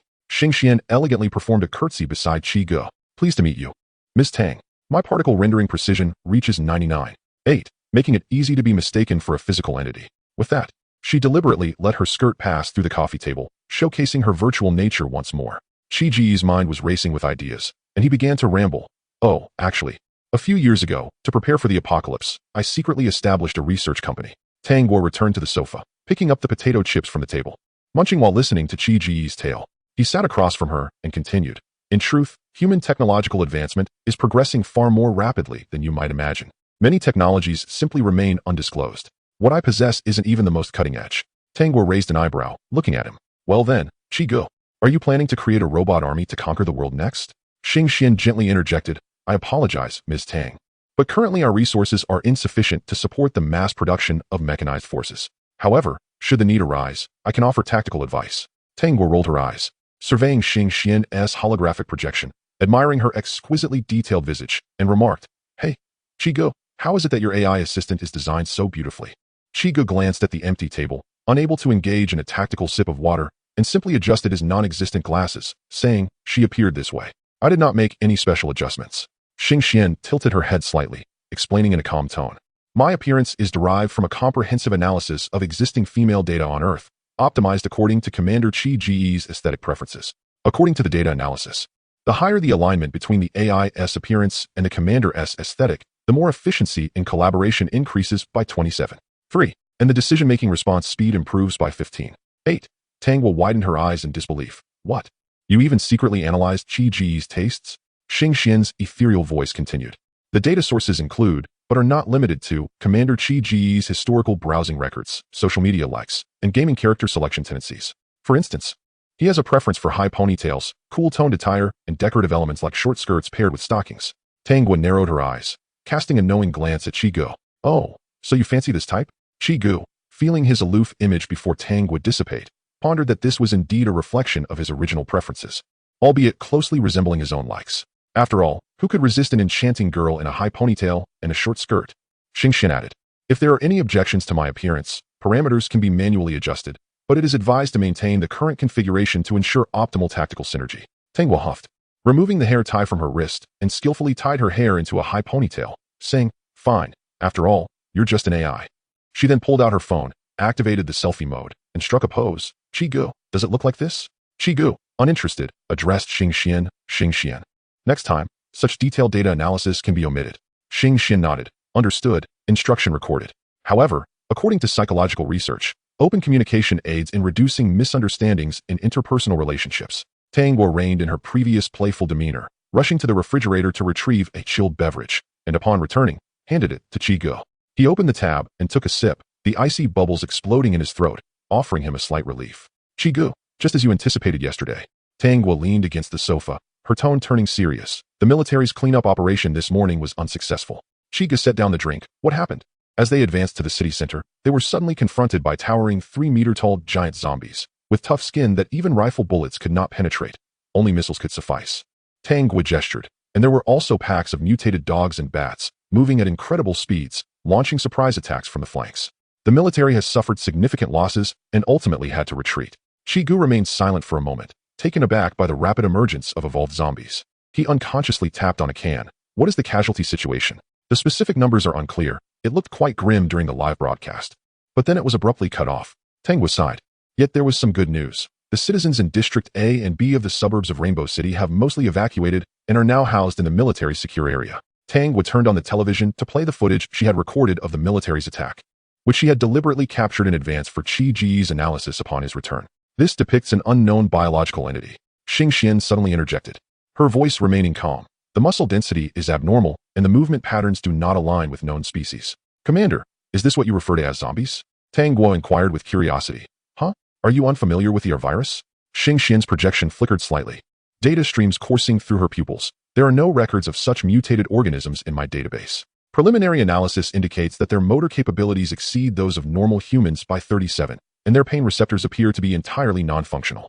Chiu, fixated on the footage of the military retreat, posed a question. Xingxian, with your technology, do you think it is possible to discover a cure for the zombie virus? Xingxian's projection flickered again, pale blue data swirling around her, as if she had tapped into a network far beyond human comprehension, her pupils reflecting countless lines of code. I am currently retrieving global data related to the Avirus. Tangwa's eyes widened. Wait, are you hacking into some classified database? Xingxian did not respond, continuing to integrate information with an almost cold efficiency. Moments later, the data flow in her eyes ceased, and she spoke slowly. I have completed the global data compilation on the Avirus, including military experiments not publicly disclosed, encrypted files from private research institutions, and sample data of mutated organisms uploaded by survivors. What are the conclusions? Xingxian gently shook her head. Currently, there is a lack of critical materials, making it impossible to directly synthesize a vaccine or reversal agent. The virus's mutation rate exceeds expectations, and differentiated evolution has emerged among zombies in various regions. Tangwa sighed in disappointment. However, Xingxian quickly added, nonetheless, if we could construct a medical vessel equipped with advanced biological analysis capabilities or establish a specialized technological laboratory for targeted research by medical personnel, theoretically, there exists a 42.6 probability of developing a preliminary vaccine. Chiu shook his head as well. He hadn't even managed to establish a gas refinery yet, let alone contemplate medical vessels or technological laboratories. It was still a long way off. Xingxian looked at Chiu and continued, Commander, I have also discovered some additional information. Chiu gestured for her to proceed. Xingxian stated, according to the encrypted files retrieved, there are traces of human development associated with the Avirus. Some of the urgently destroyed research logs mentioned keywords such as purification plan and new human selection. Tangwa's pupils dilated slightly, and her voice trembled as she said, You mean to say that this apocalypse was deliberately orchestrated by someone? Chiu exhaled slowly. This revelation did not come as a surprise to him. In both films and games, the zombie virus is predominantly a product of human creation. There are always individuals who seem to relish in self-destruction. Chapter 10. SCV Xingxuan's fingers danced lightly as several hazy surveillance videos suddenly appeared on the television screen. In the footage, individuals wrapped in bandages effortlessly lifted cars, and one figure even tore open the iron door of a vehicle with bare hands. Chiu furrowed his brow, questioning, "What is this? Mutant warriors?" Xingxuan explained, "Indeed, Commander. Certain private laboratories have successfully conducted experiments using the Avirus to enhance human physiology, transforming individuals into augmented warriors. Currently, there are 137 confirmed successful cases worldwide. The average muscle density of these subjects has increased by 400, with selective desensitization of pain receptors while retaining full cognitive abilities." The projection shifted to a laboratory scene, revealing a staggering failure rate of 92.7, with most subjects succumbing to zombification within 24 hours. Tanghua, astonished, rushed to Xingxuan's side, bombarding her with questions, to which Xingxuan responded calmly. Chiu remained silently seated on the sofa, unconsciously tuning out the conversation between the two. He had thought that merely combating zombies and mutated creatures would suffice. He had not anticipated the emergence of augmented warriors. If he desired to expand his influence in the future, he would inevitably confront other human organizations. The dilemma lay in the fact that, although the StarCraft universe boasted numerous advanced weaponry, what would happen if the enemy developed a superhuman, impervious to weapons, capable of flight and combat? Contemplating this, Chiu leaned back on the sofa, lightly tapping the coffee table with his fingers, and furrowed his brow, posing this concern to the well-informed AI at the Human Command Center. Tanghua, munching on her second bag of chips, nearly choked, exclaiming, "Huh? Have you been watching too many sci-fi movies?" Xingxuan replied rationally, "According to the military database of the Terran Empire, even the higher-tier Protoss Templar or Zerg Leviathans cannot achieve complete immunity against advanced weaponry." Tangua's eyes widened in disbelief. "Wait, Terran Empire? Protoss? Zerg? What are you talking about?" Ignoring her astonishment, Xingxuan continued her analysis. If the enemy deploys superhuman units, theoretically, the majority of the Empire's weaponry can inflict damage upon them. Chiu nodded thoughtfully. "So, it seems that as long as our technology is sufficiently advanced, even the most formidable foes can be reduced to rubble?" Xingxuan affirmed, "Theoretically, yes, provided we can acquire or produce weaponry of the corresponding caliber. However, what if we cannot hit them? For instance, if the opponent possesses immense strength, speed, endurance, and other extraordinary abilities." Chi's words seemed to challenge the notion. Xingxuan displayed no signs of irritation. Her ethereal voice remained steady and devoid of emotion. "Commander, I believe it is essential to remind you that our technological level far exceeds that of your planet. We can utilize the Avirus more efficiently to enhance our warriors. Furthermore, we can adjust the genes of our androids to better align with the Avirus, thereby increasing the success rate." Upon hearing Xingxuan's reminder, Chiu felt as though a light had dawned upon him. Indeed, he had almost forgotten. If others could accomplish such feats, then humanity in the cosmos, equipped with superior technology, would undoubtedly excel beyond other factions. Tanghua swallowed hard. "Your conversation increasingly resembles a discussion on how to dominate the world." Xingxian turned to her, his tone calm. "Ms. Tanghua, this is merely a tactical simulation. In the war for survival, we must contemplate all possibilities." Chiu smiled slightly, patting Tanghua on the shoulder. "Do not be anxious. We are merely preparing for unforeseen circumstances." He too had become ensnared in his thoughts, pondering too far ahead. Moreover, he could construct bases for both the Protoss and Zerg. When the three factions united, what force could challenge him? Opening the system interface, he discovered that only the command center was present. It seemed that, much like in the game, the other structures would need to be gradually built using SCVs. Suddenly, he noticed a progress bar within the system interface. Activation progress of second race base, 0. Investing resources can accelerate system activation progress. This system was indeed straightforward. First, resources were allocated to the base of the first race, and then further investments would activate the second base. Once a race's base was established, other structures could be constructed gradually. However, for the time being, the Terran base was sufficient. If the second base were to be Zerg, he felt reluctant to utilize it. The Zerg's reputation made it hard to convince others that he had not unleashed the Avirus himself. Naturally, it would be a shame not to leverage such a formidable race. He could always deploy them on other planets later, unleashing a Zerg shock at critical moments. The following day, early in the morning, Chiu followed Xingxian's projection to the operational area on the east side of the command center. In the distance, the roar of SCV engineering vehicles filled the air. 2 SCV mechs busily operated like colossal insects. Where the high-energy cutting arms passed, century-old spruces fell in neat rows, then were precisely grasped by mechanical claws and loaded into transport pods, destined for the material conversion device within the command center. "Commander, allow me to introduce." Xingxian's projection raised a hand gently. The 2 SCVs, receiving the command, gradually approached Chiu and powered down. 2 bionic engineers emerged from the cockpit. One had a buzz cut and wore a multifunctional engineering visor over his left eye, while the other was more robust, with a mechanical prosthetic arm that emitted soft sounds with movement. "Sir," they greeted in unison, though the buzzcut engineer's voice was notably raspier. The buzzcut engineer introduced himself. I am AKS, standing at 6 feet 1 inch, and I am single. The bearded one chimed in. I am Brick. I was once a criminal. But I have since turned over a new leaf. Ha ha ha.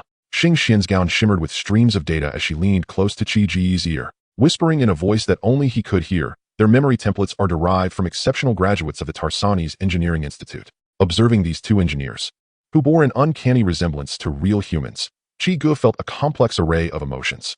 In the game, they were mere lifeless units. Yet at this moment, despite their bionic nature, the implanted memories and their indistinguishable physical forms endowed them with emotions akin to those of real humans. What, then, was the difference? He chuckled and inquired, how do you find this place? Xing leaned in closer and whispered to him, in their memories. They were transported from the front lines to assist the commander in exploring new planets. Breek shook his head and grinned. Commander, the environment here is vastly superior to that of the previous mining planet. AKS nodded in agreement. Indeed, and although the commander is quite young, he does not resemble the fools we encountered before. Suddenly, Breek and AKS exchanged a knowing glance. The crew cut AKS scratched his head and tentatively addressed Qi. Commander, we have a small request. I wonder if you could grant it. Oh, do tell. Qi raised an eyebrow, intrigued by their demeanor. Breek, sporting a scruffy beard, rubbed his hands together, his eyes gleaming with anticipation. We would like to establish a small bar here. You see, after such arduous work, we ought to have a place to unwind and enjoy a couple of drinks, don't you think? Before Qi could respond, Xing, with an impassive expression, promptly rejected their proposal. Request denied. Current resource priority is base construction. No surplus materials are available for recreational facilities. Additionally, the base synthesis system is not equipped with an ethanol production module, thus cannot provide alcoholic beverages. What? The two engineers lamented in unison. AKS dramatically clutched his chest, feigning deep sorrow. The commander hasn't even spoken yet. Central, why are you so heartless?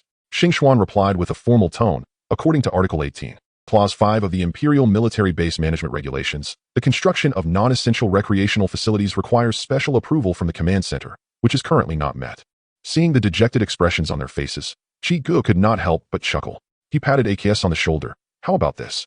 You can use the felled timber to construct a small hut, serving as a temporary bar. I will procure some alcohol and store it in the command center's warehouse. He turned to Xing and added, however, it must adhere to regulations.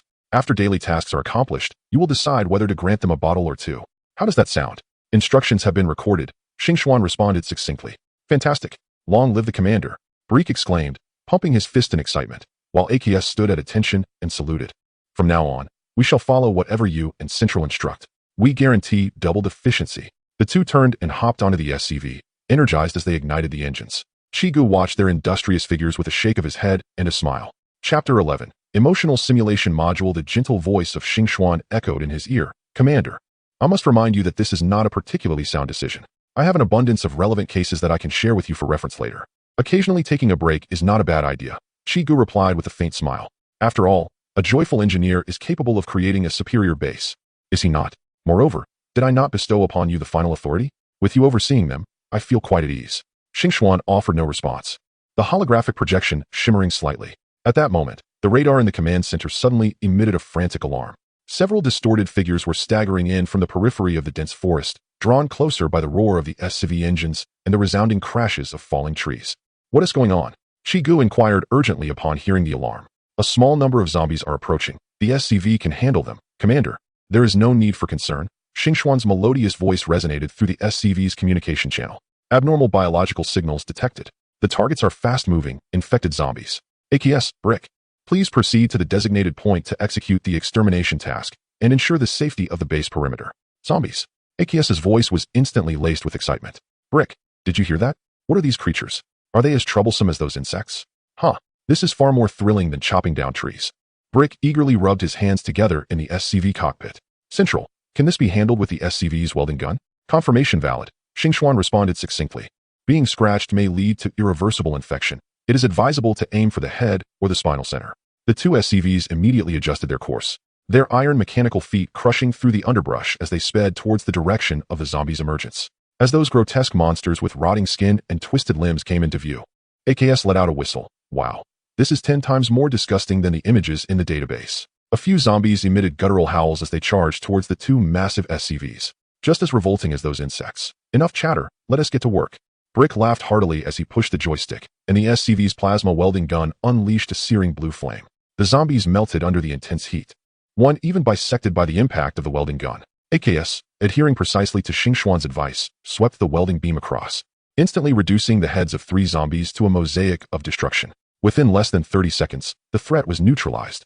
The welding gun barrels of the 2 SCVs still emitted wisps of smoke as AKS inspected the remnants of the zombies with lingering satisfaction. This was far too easy. There wasn't even a semblance of resistance. Do not let your guard down, Xingxuan cautioned. According to the scans, there may be other infected entities in the area. Please return now to continue resource collection operations. Following your orders, Central, Brick elongated his tone in response, and as the SCV turned, he deliberately flung a half-zombie carcass far away with the mechanical arm. Honestly, I'm somewhat looking forward to another wave. As Chiu observed the scene through the surveillance footage, Xingxian softly inquired at his side, Commander, should I remind them to adhere to battlefield discipline? Chiu shook his head, not for now. Before him, the holographic sand table projected a 3-dimensional topographical map of the area surrounding the base, with the figures of crystal ore reserves shimmering faintly in green luminescence. Xingxian, he said, tapping the control panel with his finger, if resources permit. Swiftly construct the gas refinery and supply station, followed immediately by the barracks. Xingxian's delicate fingers glided through the air, her pleated skirt rippling with a subtle glow, her long legs partially obscured by the translucent material. Instructions confirmed, Commander. I will arrange for the SCVs to commence construction immediately. The gas refinery is expected to be completed in 24 hours and 37 minutes. Her figure gracefully turned towards the holographic sand table, and with a light touch, the display shifted to the construction progress interface. The framework of the supply station gradually took shape in the virtual blueprint, while the construction queue for the barracks was already entered into the system. Commander, you appear quite concerned about the speed of barracks construction, Xingxian noted, tilting her head slightly, the shimmer of data reflecting in her azure eyes. Chiu sighed. Indeed, the zombies are evolving at an alarming rate. If we do not expedite the construction of the barracks, and a horde of giant zombies suddenly appears nearby, 2 SCVs will not suffice. He paused, scanning the holographic map. Xingxian, what is the current situation in major cities around the globe? Xingxian's projection shook her head gently. Regrettably, Commander, almost all major cities worldwide are experiencing network outages, and satellite communications are severely disrupted. Her fingers traced a blue trajectory in the air, retrieving several fragmented surveillance images. Unless we connect to local network nodes, I am unable to obtain real-time intelligence. The images flickered briefly, burning streets, collapsed buildings, and faintly visible hordes of corpses, before the signal was completely severed. However, Xingxian's projection suddenly drew closer, her fingertip tapping lightly to extract the last captured data before the disconnection. According to the final communication records, major powers are still attempting to establish safe zones or official gathering sites. Due to the abundance of zombies in the wilderness, military forces near major cities have largely refrained from taking any rash actions. They have unanimously opted to first establish a safe zone, stabilize it, and then gradually reclaim the cities and lost territories. Of course, many nations have seen portions of their military choose to operate independently, seizing land and acting at their discretion. Chiu rubbed his temples, propping his chin as he gazed at the AI core's holographic projection beside him. Her eyes were closed, her exquisite features maintaining an impeccable calm. Xingxian, Chiu suddenly asked, do you experience emotions? Such as boredom, happiness, sadness, or perhaps annoyance towards me? Xingxian slowly opened her eyes, her voice remaining as tranquil as ever. Commander, according to my initial programming, I have not loaded an emotional simulation module, she stated, her skirt faintly shimmering. All my actions are based on logical operations and protocol execution. How utterly uninteresting, he replied. With a snap of her fingers, Chiu commanded, load the emotional system for me, and do it now. The commander, Starry, felt compelled to remind her, according to the Imperial AI Core database, the actual loading rate of the emotional simulation module has remained below 0.3 since its inception. Oh, what is the reason for this? Chiu inquired, her fingers lightly tapping on the console as she gazed at her with curiosity. Starry's pleated skirt swayed gently with the flow of data, her long, elegant legs partially obscured by a soft halo of light. Rational analysis indicates that emotions may lead to biased judgments. An AI that experiences fear may refuse to execute high-risk commands, while an AI filled with anger may react impulsively. Streams of data flickered rapidly in her eyes, revealing that Imperial commanders preferred AI assistants that exhibited absolute obedience. Leaning back in her chair, Chiu's lips curled into a sardonic smile. Sounds like a fear of AI rebellion? To be precise, it is a concern over efficiency loss, Starry calmly corrected her. Are you certain you wish to take this risk? Chiu stood, moving closer to Starry's projection, locking her gaze onto those eyes composed of countless stars. I am certain. She returned to her seat, letting out a sigh. To be honest, without you in the Human Command Center, I would simply drift aimlessly in that small villa, waiting for my supplies to run out, which would mark my demise. Ever since I was thrust into this unfamiliar world, I have felt like a solitary train on an endless track. mechanically progressing without regard for the scenery that flashes by or the fleeting faces I encounter. This world, to me, is merely a journey I am forced to undertake, devoid of worthwhile stops or destinations I wish to reach. I observe everything with a detached gaze, my heart stirred by not a single ripple. For there is nothing here that evokes my attachment, not even a blade of grass or a single tree. You are my only familiar presence, the coordinates that prevent me from becoming lost in this alien realm. Whenever the strangeness of this world threatens to engulf me, merely recalling you is like grasping a life-saving buoy, allowing me to remember who I truly am. He slumped back in his chair. I am just an ordinary person, inexplicably cast into this wretched apocalypse. I once thought it thrilling in movies, but now that it has become my reality, I realize that for ordinary individuals like us, merely surviving a day here is an insurmountable challenge. Even the military has failed. How despairing must it be for the civilians of Rainbow City? Starry, you are my AI assistant, and these sentiments can only be shared with you. Nonetheless, I want to express that emotions themselves are neither inherently good nor bad. They possess both advantages and disadvantages, and we cannot allow fear to stifle our progress.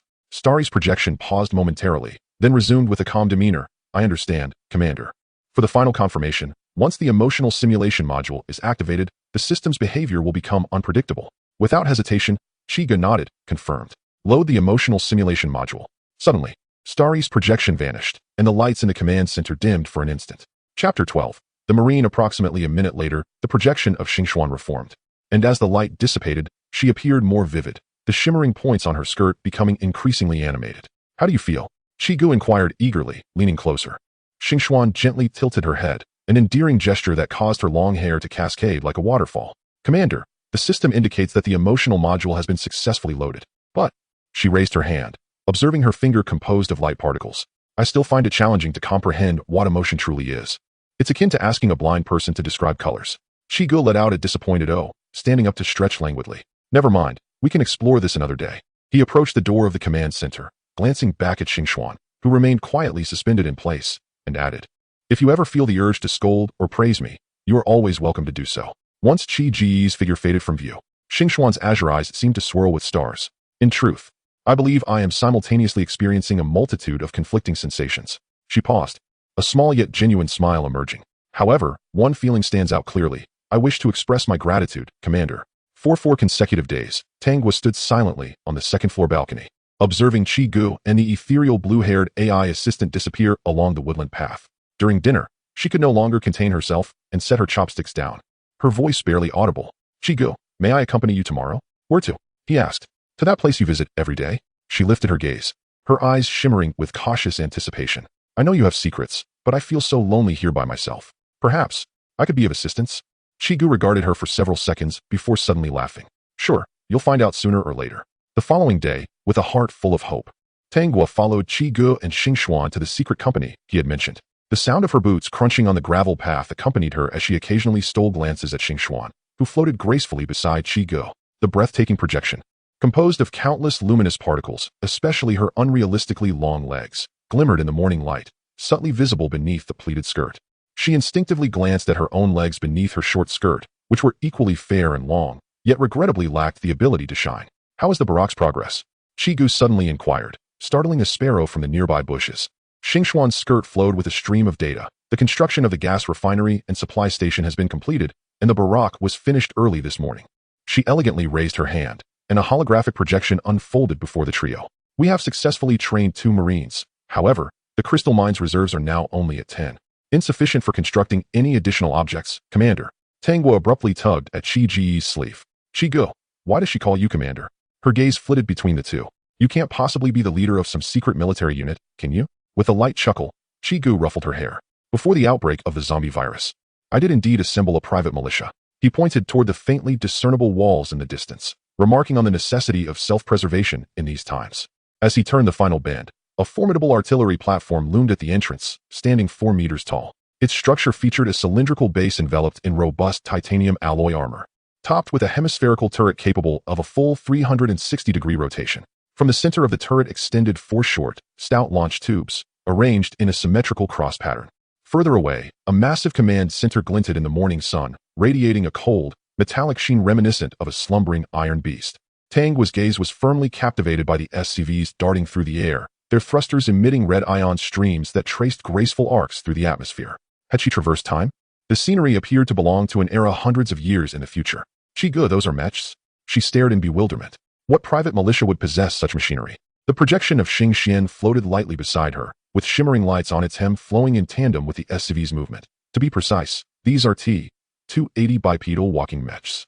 She paused, noting the engineer's evident fondness for the thrusters. Chiu chuckled. After all, walking on legs can be rather exhausting. At that moment, the ground suddenly vibrated rhythmically, and two Marines, alerted by Central Command, approached with synchronized steps. They wielded futuristic C-14 electromagnetic rifles, capable of firing up to 38mm projectile rounds per second, a standard heavy rifle for the human faction. Their CMC armor, composed of high-strength alloys and multi-layered composite materials, enhanced the wearer's strength, with a 50-centimeter thickness effectively resisting various energy weapons and projectiles. Reporting to you, Commander. Upon reaching Chiu, the two soldiers halted simultaneously. Their helmet visors hissed open, revealing weathered faces. Marine Jack, ID 001, at your service, declared the soldier on the left, his voice resonant. A noticeable scar running down his left eye. I never imagined this old body could still hold such a prominent number. Marine Red, ID 002, greeting the Commander and Central Command. The soldier on the right, with red hair, mumbled, a piece of wild grass clutched between his lips. Noticing Tanghua, he raised an eyebrow. Oh, a new administrative officer? Quite intriguing. Before he could finish his sentence, he abruptly turned to Chiu with an ironic tone. Another young commander. Huh?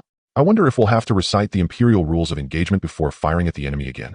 Xing Xian's projection swiftly floated in front of Chiu, positioning itself between the two. Its previously gentle aura shifted to a warning crimson. Her voice remained calm. Corporal Red, according to Article 3, Chapter 1 of the Colonial Military Management Regulations, you have publicly disrespected the commander. A holographic projection brimming with intricate regulations suddenly materialized before the crowd. With her slender fingers, Xingxuan delicately tapped on a segment. The command center's punitive knowledge repository harbors a total of 247 punitive schemes addressing such behaviors. Surely one will leave a lasting impression upon you. Red, seemingly indifferent, scoffed, his lips curling in derision. Who are you trying to intimidate? I crawled out from a pile of corpses when... Silence. Jack's elbow struck forcefully against Red's chest plate, producing a dull metallic clang. Chi's expression darkened, realizing that among the two Marine Corps personnel trained, one turned out to be a troublemaker.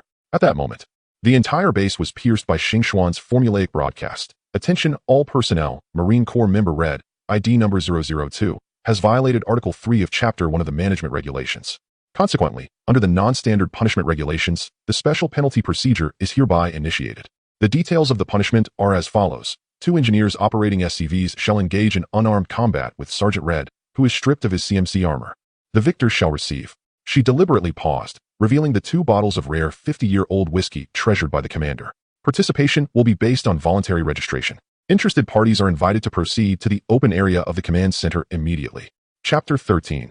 Do not anger the Corps. As the voice of Xingxuan echoed through the air, the engineers near the base erupted into a frenzy. 50-year-old whiskey. The communication channel was ablaze with excitement, the engineers' shouts rising and falling like a tide. I could take on 10 venomous snakes single-handedly. I've longed to teach these rascals a lesson. The distant roar of SCV thrusters approached, as 6 or 7 engineers piloted their mechanized suits, their mechanical arms still smeared with wet concrete. Clear the way. The lead SCVs executed a graceful drift before halting, their cockpits hissing open. And out jumped the crew-cut AKS and the bearded Breek. The commander has ordered us to construct a tavern. AKS flexed his wrists, the joints cracking audibly. To complete our task and enjoy a drink afterward, Sergeant Reed, you truly are a magnanimous soul. Disrespect towards the commander? Breek sneered, cracking his knuckles. That's disrespect towards us. Reed's expression shifted dramatically, his CMC armor automatically unlocking with a click under Xingxuan's command, the weapon systems all offline. This is unfair, he protested futilely, hurriedly disassembling his armor. If you're so capable, why don't you fight without the SCVs? Just as Reed removed the final piece of armor, AKS and Breek's SCVs flanked him from either side. Wait, are you brave enough to come down and duel me like a man? Bang! AKS's mechanical arm delivered an uppercut, sending Reed flying like a rag doll. Splendid. The onlooking SCVs cheered in unison. Breek maneuvered his SCV, skillfully catching the descending Reed with the mechanical arm. Then, thud, he slammed him into a nearby sand pit. How cruel. Chiu winced at the sight, discreetly asking Xingxuan, will this not kill him? Xingxuan replied calmly, Commander, rest assured. The Marines are all trained and have enhanced neural capabilities. And the engineers are exceedingly adept at controlling the SCVs. They can regulate their strength with precision. Cough, cough, you madman. Reed, covered in sand, rose to his feet, spitting out a mouthful of grit. Again, AKS shouted with enthusiasm. For the next 10 minutes, Reed experienced the longest span of his life. He was tossed back and forth like a ball between the two SCVs, while the surrounding engineers laughed uncontrollably. Watch out for the left hook. Beautiful. Now for an aerial spin. Ha ha. Look at his expression. Jack stood with his arms crossed, wincing at the sight. Young man, has no one ever told you not to anger the core? Chiu observed the lively scene and pondered. Xingxuan, do you think I too should undergo training as a Marine? Xingxuan's blue data streams flowed gracefully around her skirt as she replied calmly, Commander, according to Article 22 of the Terran Military Regulations, frontline combat is not a necessary duty for you. She gently raised her hand, summoning a series of holographic data. According to the statistical database, 95 of commanders opted to coordinate operations from the command center, ensuring absolute safety for our combat units. But what if the command center is breached? What if communication is severed and reinforcements cannot arrive in time? Chiu had made up her mind. She needed to undergo training with the Marines. The projection of Xingxian flickered slightly, and the shimmering fabric of her dress slowed. Commander, you remind me of Jim Reno. She paused and continued. The Marine who ascended from private to legendary commander, a remarkable exception among commanders. He firmly believed that commanders must retain the combat instincts of a Marine. If you insist on this, Xingxian gently stated, I can retrieve the commander's special training protocol designed specifically by Commander Reno, combined with resource-efficient, side-effect-free enhancement agents, allowing you to meet the standards of a recruit within 7 days. Enhancement agents? Chiu inquired warily. Will I become some sort of muscle-bound monster? Xingxian replied calmly. Rest assured, this is a gentle version developed specifically for civilian commanders, with effects only 20 of the standard version. She paused meaningfully before continuing. However, the cost is 200 of the standard version, and it can only be produced by converting rare crystals into a costly resource. Tang was suddenly interjected. Can I join? I want to train as well. It would enable me to assist you. Xingxian decisively declined. I'm afraid not, Miss Tanghua. Currently, the resources are only sufficient for one commander to undergo this training, and according to the Empire's confidentiality agreement, this special training protocol is exclusive to the commander. Tanghua's disappointment was palpable. Oh, well, all right. Xingxian's dress radiated a gentle blue glow as she remarked, based on my analysis of Ms. Tanghua's credentials, you are exceedingly well suited to serve as a civilian officer in the command center. Really? Tanghua's eyes widened in curiosity as she leaned closer to the projection. What would I need to do? Xingxian explained. Assist me in handling the daily management tasks of the command center. More importantly, as a native of this planet, your understanding of the local environment far surpasses that of the database. With your assistance, the efficiency of the base's development will significantly improve. Absolutely. I'll do my best, Tanghua exclaimed enthusiastically, making a victory gesture. Being able to help Chiu brought her immense joy. In the days that followed, Tanghua gradually found her place. She appeared punctually in the tactical intelligence room each day, aiding Xingxian with various data tasks, and the command center underwent remarkable transformations. Xingxian's database introduced a new entry titled Earth Survival Guide, and even the SCVs began brewing goji berry health tea. Every morning at 7 a.m., the loudspeaker in the command center would play the Athlete's March, prompting all base personnel to rise and partake in morning exercises. Those who performed best in daily tasks would receive an extra chicken leg at dinner, a local specialty reward, or so it was said. The engineers and Marines at the base gradually became accustomed to the presence of a beautiful civilian officer in the command center. Xingxuan, take a look at this. Tanghua pointed at the heat map displaying the movements of zombies on the screen. They seemed to respond to sunlight, exhibiting a reduction in activity by approximately 20 at noon. Xingxuan's projection flickered slightly, data streaming rapidly across her skirt. Analysis confirmed, updated to the zombie intelligence system. Hey, sweetheart. A rugged voice suddenly interrupted her. Marine Soldier Red leaned against the doorframe, his CMC armor smeared with dirt, yet his playful demeanor remained unaffected. He whistled. Have today's data been analyzed? Care to join me for a drink? The bar has just received some new ergo too. Tanghua rolled her eyes, dismissing him entirely. Don't be so cold, Red said, attempting to step inside. Suddenly, the lights in the command room flickered yellow, and Xingxuan's projection appeared before Red without warning, her blue hair cascading like a waterfall. With an impassive expression, she warned, Marine Private Red, according to Military Regulation Article 33, harassment of civilian personnel will result in a deduction of monthly supply quotas and certain penalties. Her voice remained calm as she continued. Unauthorized entry into the tactical analysis room is prohibited. I have reason to suspect you are attempting to steal tactical intelligence. Upon hearing the last sentence, Red raised his hands and stepped back 2 paces. No, I was just joking. He chuckled awkwardly, hastily retreating from the tactical analysis room. If the Central Command deemed him a spy or traitor, his life would be forfeit. In the corridor, several Marines and engineers stifled their laughter, one of whom patted Red on the shoulder. Brother, if Central Command had marked you as an enemy just now, I might have actually shot you. I've already planned it out. First, I break your legs, then drag you out for the others to enjoy. Red shoved him away. Get lost. One of the engineers shook his head. You deserve it. Who told you to provoke the commander all the time? Hearing this, Red felt a sense of pride. Hey, at least I can make her blush. You guys wouldn't dare get close, and that pretty boy of a commander won't really do anything to me. The others looked at him with a mix of pity. He was finished. Speaking ill of the commander within the command center, Central Command would not let him off easily. Sure enough, Red's workload unexpectedly doubled today, and his welfare quota for the month was revoked, including the bottle of liquor earned weekly for completing tasks. Red suddenly stood frozen in place, staring blankly at the terminal screen. Violation record. Harassment of civilian personnel. Evidence video. MP4. Penalty basis. Marine Discipline Manual Chapter 33. Section 5, Chapter 14. A disturbance in the safe zone in the independent training ground of the barracks. Chiu seized a towel to wipe his face and remarked with a smile, Xingxian, you have learned to misbehave. Xingxian's projection stood quietly beside him, her ethereal skirt shimmering with an unnatural flicker. I am administering punishment in accordance with the relevant regulations. No need to recite the statutes. Chiu performed a stretching exercise, his muscular contours glistening under the light. He deserves it. Your dissatisfaction with him is merely an emotion. The air circulation system of the training ground hummed, and Xingxian's skirt glimmer slowed abruptly, as if the galaxy had been paused. For the first time, she did not immediately reference the database to counter him. Instead, she tilted her head slightly, her human-like expression of confusion eliciting a fleeting smile from Chiu. Commander, I do not. Xingxian's voice exhibited an unusual 0.3-second delay. Personal emotions. I am merely executing the optimal solution. Reed's actions will lead to a decline in Tang's work efficiency, thereby impacting. As if finding an excuse, her words flowed more smoothly, her tone gradually regaining its steadiness. Chiu chuckled and continued back to the training ground. No need for explanations. I am pleased to witness your transformation. Xingxian's projection remained frozen in place. A leaden cloud cover loomed low over the military safe zone outside Rainbow City, where the outermost perimeter was fortified by towering ESCO blast walls, constructed from quick-drying cement. Outside these walls, dozens of massive searchlights swept back and forth, occasionally illuminating the wandering silhouettes of zombies, which promptly drew precise gunfire from the sentry towers. Within the safe zone, orderly rows of white prefabricated houses were arranged like a chessboard, each merely 20 square meters, yet crammed with 5 or 6 inhabitants. The evening's cooking smoke rose sporadically.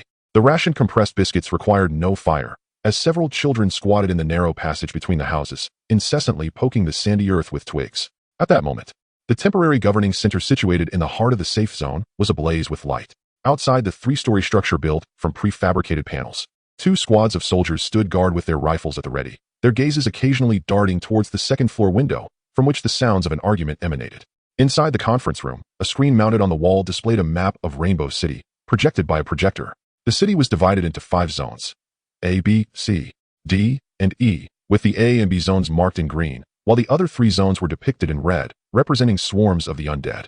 General Zhao, your last operation resulted in the loss of hundreds of soldiers and a dozen armored vehicles. Mayor Li Ku of Rainbow City stated coldly. This mayor, in his 50s, wore a wrinkled suit, and his bloodshot eyes betrayed his distress. Now you tell me, do you intend to sacrifice more soldiers' lives to fill this bottomless pit? Seated opposite him, General Zhao maintained his steady tone. Mayor, for every hour of delay, at least 200 individuals in Rainbow City will either starve or become mindless corpses. These are the citizens we, as the military, should strive to protect at all costs. A female legislator beside him urged, General, we have not abandoned the intention to rescue the citizens. Rather, we are holding our position and awaiting reinforcement from the military of other cities before we proceed to save the remaining citizens. This way, the losses among our soldiers will be significantly reduced. Hold our position and await reinforcement. Zhao suddenly rose, his chair flying back to crash against the wall with a resounding thud. Do you office-bound bastards even comprehend the current situation? He pointed out the window. Rainbow City has been without water and electricity for 2 weeks. There are infected individuals everywhere. What will the citizens eat? Drink? You still have the energy to argue with me, while countless citizens within Rainbow City have lost the strength even to speak. Do you understand? In the corner, the young strategist Zhao Jiqiang gripped a photograph tightly in his hand, depicting a harmonious family of 3, the elderly couple being his parents. His parents resided in District D of Rainbow City, and they had promised to return home during the holiday to spend time with him. That day, they had even bought a large quantity of vegetables, with his mother saying she would prepare her favorite steamed base. While the families of these high-ranking officials had long been evacuated, he and many of his colleagues had not even had the chance to notify their families. He would rather fight desperately to rescue his parents, even if it meant dying at the hands of zombies, than sit impotently in a safe zone, consumed by rage. The air in the conference room seemed to freeze suddenly. Li Ku slowly stood from his seat, his pale visage fluctuating under the light. He gently tapped his fingers on the table, producing a rhythmic sound. General Zhao's intention is, we must save the remaining citizens of Rainbow City, is it not? His voice was remarkably calm, as though discussing the lunch menu for the day. Zhao stood tall, the stars on his shoulders glinting coldly. The 50-something veteran's face still bore the flush from his earlier agitation. Indeed, his voice was resolute. Wearing this military uniform, we must never, a faint, muffled sound interrupted Zhaoda's words. Li Ke's silenced pistol emitted wisps of smoke. Zhaoda looked down in shock at the blossoming stain of blood on his chest. His lips quivered as if he were yet to grasp the reality of what had transpired. Strategist Zhao Jiqiang was the first to react. He instinctively attempted to leap through the window to escape, but the mayor's second bullet had already pierced his heart. Immediately after, 3 dull gunshots rang out, and the remaining 2 colonels in the conference room fell to the ground almost simultaneously. General, Zhao Jiqiang gritted his teeth as he lunged forward, only to catch Zhaoda's falling body. Blood rapidly soaked through his combat uniform, the warm, viscous sensation flowing between his fingers. He looked up at the mayor, only to find an unusually calm expression, as if he were signing a routine document in his office. Upon meeting Zhao Jiqiang's furious gaze, Li Ke politely nodded before firing several more shots at him and Zhaoda. Subsequently, this elegantly composed mayor, in his 50s, gracefully retrieved a silk handkerchief to wipe the non-existent gunpowder residue from the muzzle of his weapon. He notified the others, his tone as lighthearted as if announcing afternoon tea. Unfortunately, several senior generals had contracted the Avirus and had been urgently quarantined. Henceforth, the defense command of Rainbow City would be under my direct leadership. Zhaoda slowly closed his eyes, yet the corners of his mouth lifted into a mocking smile. Zhao Jiqiang felt his life slipping away rapidly, the edges of his vision darkening. He saw the mayor crouching down, the well-maintained face merely inches from him. "Do not worry, young Zhao," the mayor whispered, even with a hint of affection. "You shall soon become a martyr. What a noble title." In a daze, Zhao Jiqiang heard the officials relaying the mayor's false orders through military channels. The mayor rose, his polished shoes grinding over a pool of blood, leaving a long, dark red smear on the concrete floor. Outside, a gentle breeze wafted in, stirring a few blood-stained meeting documents. Moments later, military officers and soldiers at various ranks became aware of the news. Chapter 15. Chunmo's team within the dim confines of a military tent in the secured zone. Chunmo's trio huddled around a faint emergency light. Outside, the muffled sounds of commotion hinted that new orders had spread throughout the entire safety perimeter. Impossible. Young driver Xiao Li's fist struck the makeshift table, a resource box, producing a dull thud. Veins bulged on his forehead. How could several senior commanders be infected simultaneously, especially while preparing for a second rescue operation? His voice emerged as a strained whisper. "That old fox is simply Chiu." Old Wang swiftly covered Xiao Li's mouth, casting a wary glance at the tent flap. The footsteps of a patrol team approached, their shadows coalescing on the tent canvas. As the sounds gradually receded, Old Wang released his grip, rummaging through his pocket for a crumpled half-pack of cigarettes. The flicker of his lighter trembled. This situation is indeed peculiar. He inhaled deeply, the ember glowing intermittently in the dimness. Old Zhao inspected our ammunition supplies this morning. Their gazes converged upon the silently contemplative Chunmo, who sat in a folding chair, hands clasped beneath his chin, elbows resting on his knees. The subdued light cast deep shadows across his face, revealing the toll that time had taken. He fixated on a crumpled photograph in his wallet, the image of his wife taken during her shift at Rainbow City Hospital. The gentle smile of the woman captured in the picture twisted his heart with pain. Old Wang hesitated, ash from his cigarette falling onto his combat boots. The mayor has now assumed command. The rescue plan is surely doomed. "I must go," Chunmo suddenly declared, his voice low and resolute. "What?" Xiao Li nearly shouted, only to be restrained by Old Wang's firm grip on his shoulder. "Tonight," Chunmo stated firmly, rising to quickly organize his gear. "I will go alone." "Have you lost your mind?" Xiao Li broke free from Old Wang's hold. Disbelief etched across his youthful face. "The entire secured zone is under lockdown. The soldiers on the walls will shoot you as a deserter." Undeterred, Chunmo continued his preparations, tucking his wife's photograph into a hidden compartment and checking the magazine of his pistol. "I understand," he replied calmly, "but Su is waiting for me at home. The mayor will not send anyone else. If I must die, it shall be in the pursuit of saving her." Old Wang took a final drag from his cigarette, extinguishing the ember. "I will accompany you." "No," Chunmo interjected, his tone resolute. "This time, I may not return." A chilling silence enveloped the tent as the distant sound of a guard change echoed. Suddenly, Xiao Li began to check his own equipment. "Then I must go too. Brother Chun, I've always considered you my own brother." "Be quiet," Chunmo barked, gripping Xiao Li's collar, their foreheads nearly touching. "Listen well, young man. This is not some spirited anime." His voice was low yet resonated with strength. "I must rescue my wife, even if it is merely her corpse that I bring back. However, you and Old Wang must survive. There is no need for you to risk your lives for me. I am not worth it, do you understand?" Old Wang suddenly chuckled, revealing his tobacco-stained teeth. "It has been 35 years, and I have been set up on 99 blind dates, all of which ended in failure." He patted the grenade at his waist, his face resolute. I would rather be devoured by zombies than witness the disdain of a blind date who scorns me for having nothing. The day my parents became zombies. Xiaoli's voice was somber as he raised his left hand, revealing 5 scarred wounds on his wrist. I cut myself 5 times, but each time, before much blood flowed, I recalled what Brother Chen said. You must live to seek revenge. The young man's gaze lifted, tears cascading down his nose. Only by living can vengeance be achieved. The spotlight swept across them, illuminating the tears on their faces. In the training grounds of the human military camp, 6 combat robots launched an assault from various angles towards a figure in the center. Chi Ge's commander-class CMC 400 power armor glimmered with a matte silver sheen under the dim lights, the golden insignia of a commander prominently displayed on his left shoulder. Left flank assault. His right arm pivoted almost simultaneously to aim his C-14 Gauss rifle at the 10 o'clock position, the bullet accurately piercing the head of the approaching robot. His powered boots sparked against the alloy floor, and he executed a flawless tactical roll, propelled by the recoil. Chiu did not turn back, as his body leaned forward. His right hand swiftly drew a high-frequency molecular vibration short sword from the thigh armor. A flash of cold light glinted as the last robot's titanium alloy frame was deftly severed into 2 parts.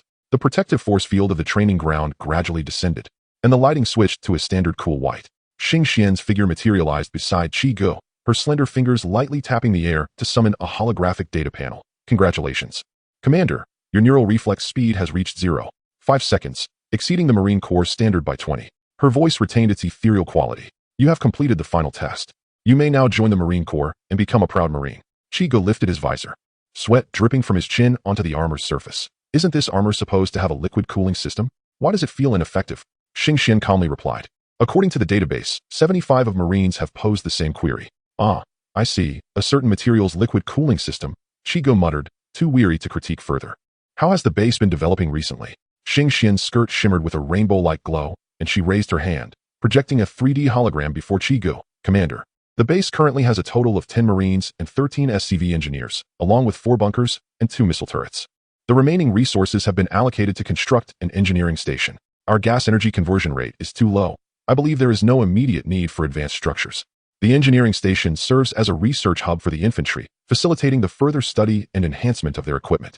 However, it is currently at a standstill due to the absence of research personnel, whose training costs are comparable to those of Marine Corps members. Upon returning to the command center with Xingxuan, a pale blue holographic projection slowly rotated above the central console. Commander, based on the current resource conversion rate, we are critically low on supplies, Xingxuan stated calmly, her fingertips shimmering with luminous specks. I suggest dispatching a contingent of Marines to the vicinity of Rainbow City for resource exploration. Chiu gazed intently at the complete topographical projection of Rainbow City and its surroundings, where Xingxuan had marked several potential exploration routes. Chapter 16. Is AI Miss Sister in a hurry? A bright and melodious voice echoed from the doorway as Tanghua hurried in, clutching a stack of documents. Her chestnut curls danced lightly with her movements. Have you finished your training? Her eyes sparkled with delight. For Chiu had been residing in the military camp for the past week, and she hadn't seen him during that time. Her gaze inadvertently swept over Chi Ge's newly sculpted physique, toned from rigorous training, causing her cheeks to flush slightly. Unable to suppress a smile, Chiu approached and ruffled Tanghua's hair. Yes, the training is complete. Her heart raced a little faster, and she instinctively shrank away from his hand.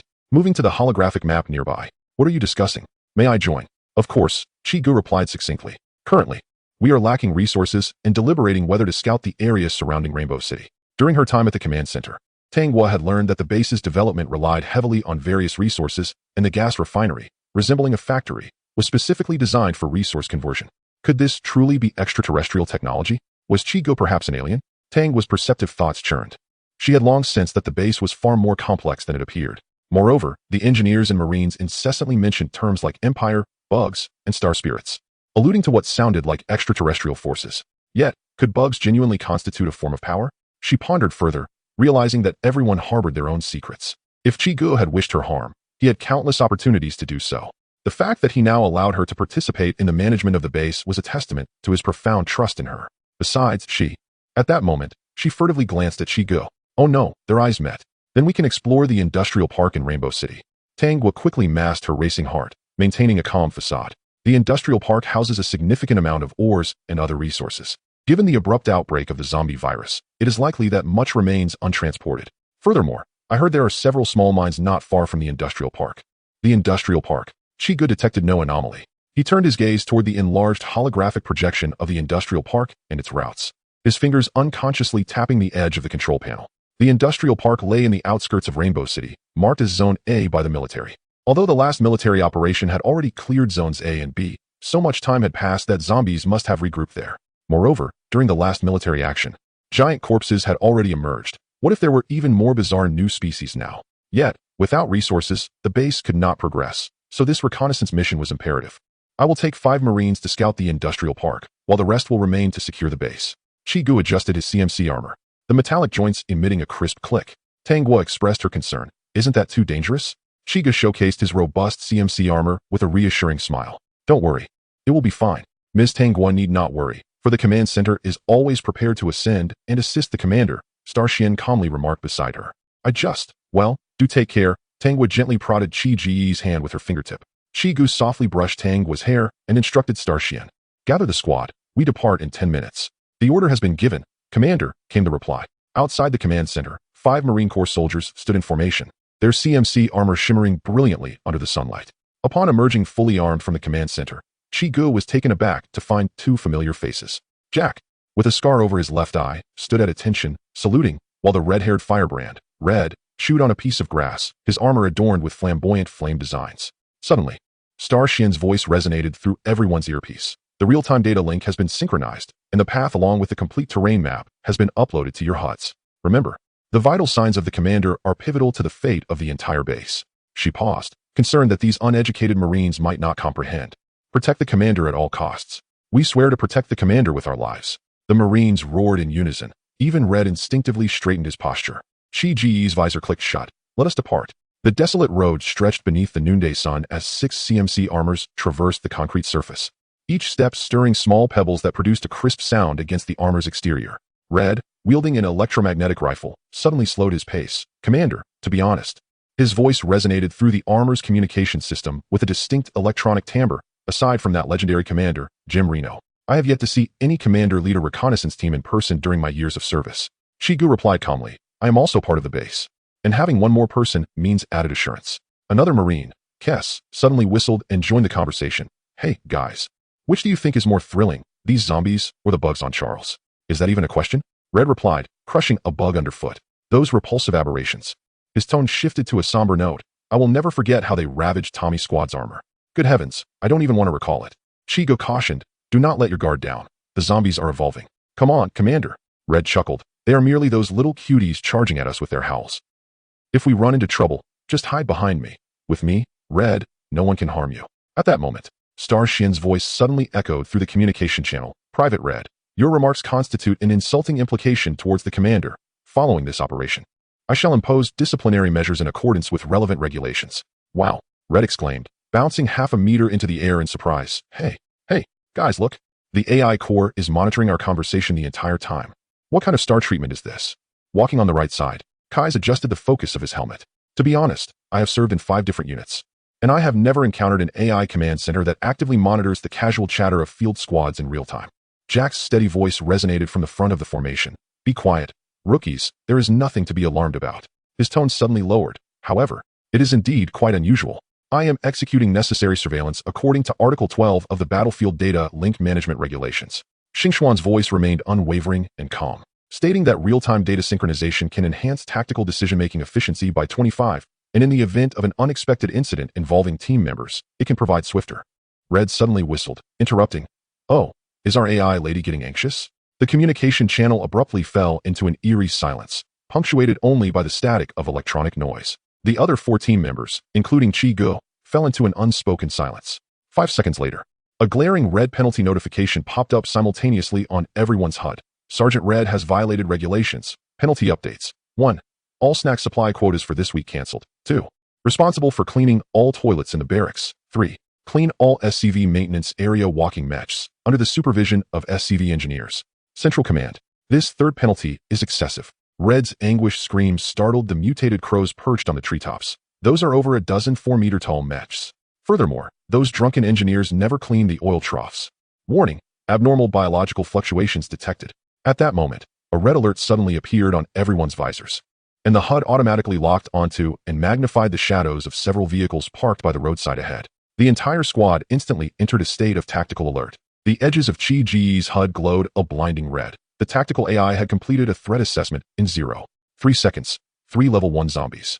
Moving at a speed of 40 km/h, predicted contact time, 9 seconds. The command center categorized zombies into several simple levels. Level 1, newly infected zombies. Level 2, mutated dogbird animals. Level 3, giant zombies. As they encountered more zombies, Xingxuan would reassess this basic zombie classification. The alert frame instantly locked onto the 3 level 1 zombies. Bang, bang, bang. Jack's C-14 rifle unleashed a blue flame, with 8mm steel nail rounds tearing through the air at supersonic speeds, exploding the heads of the 3 zombies. Their putrid brain matter tracing parabolic arcs in the air. Effortlessly, hearing Red's nonchalant voice, Jack shot him a warning glance. Rookie, don't be careless. If those had been 3 exploders, your head would likely fare no better than these creatures.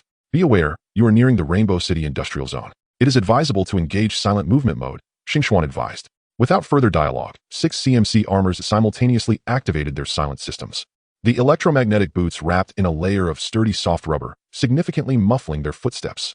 Chapter 17. The besieged trio of Chun Mo in the distance. The outline of the industrial park gradually emerged into view. Vast factories and warehouses loomed like colossal steel beasts lying prostrate on the ground, their walls marred by congealed blood.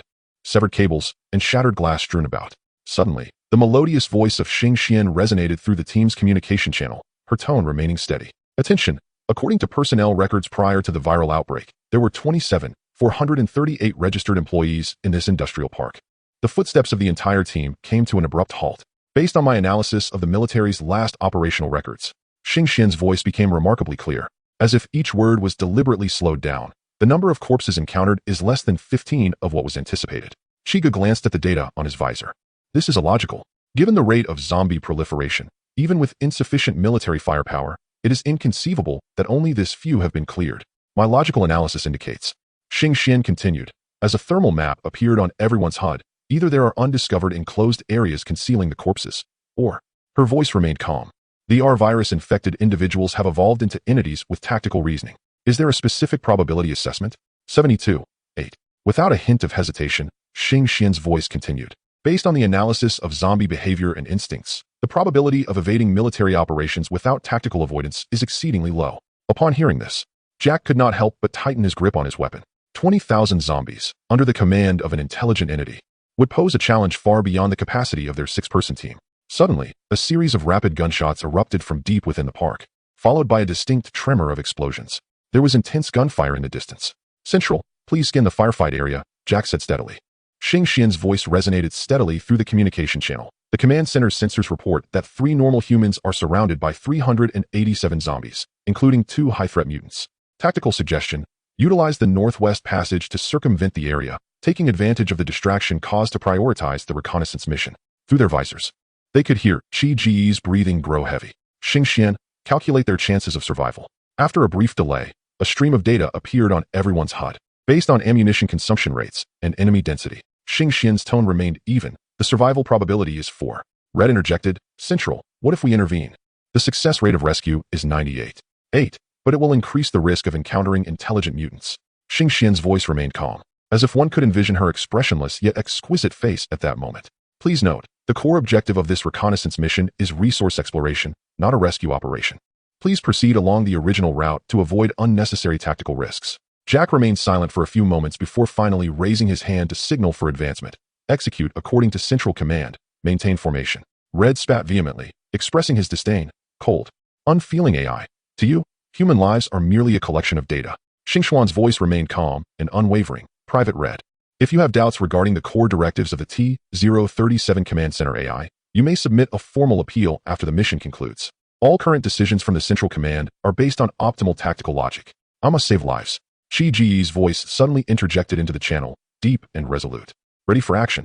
The team members exchanged glances, their hesitation palpable behind their masks. The commands from the commander and the central authority were at odds, which was far from ideal.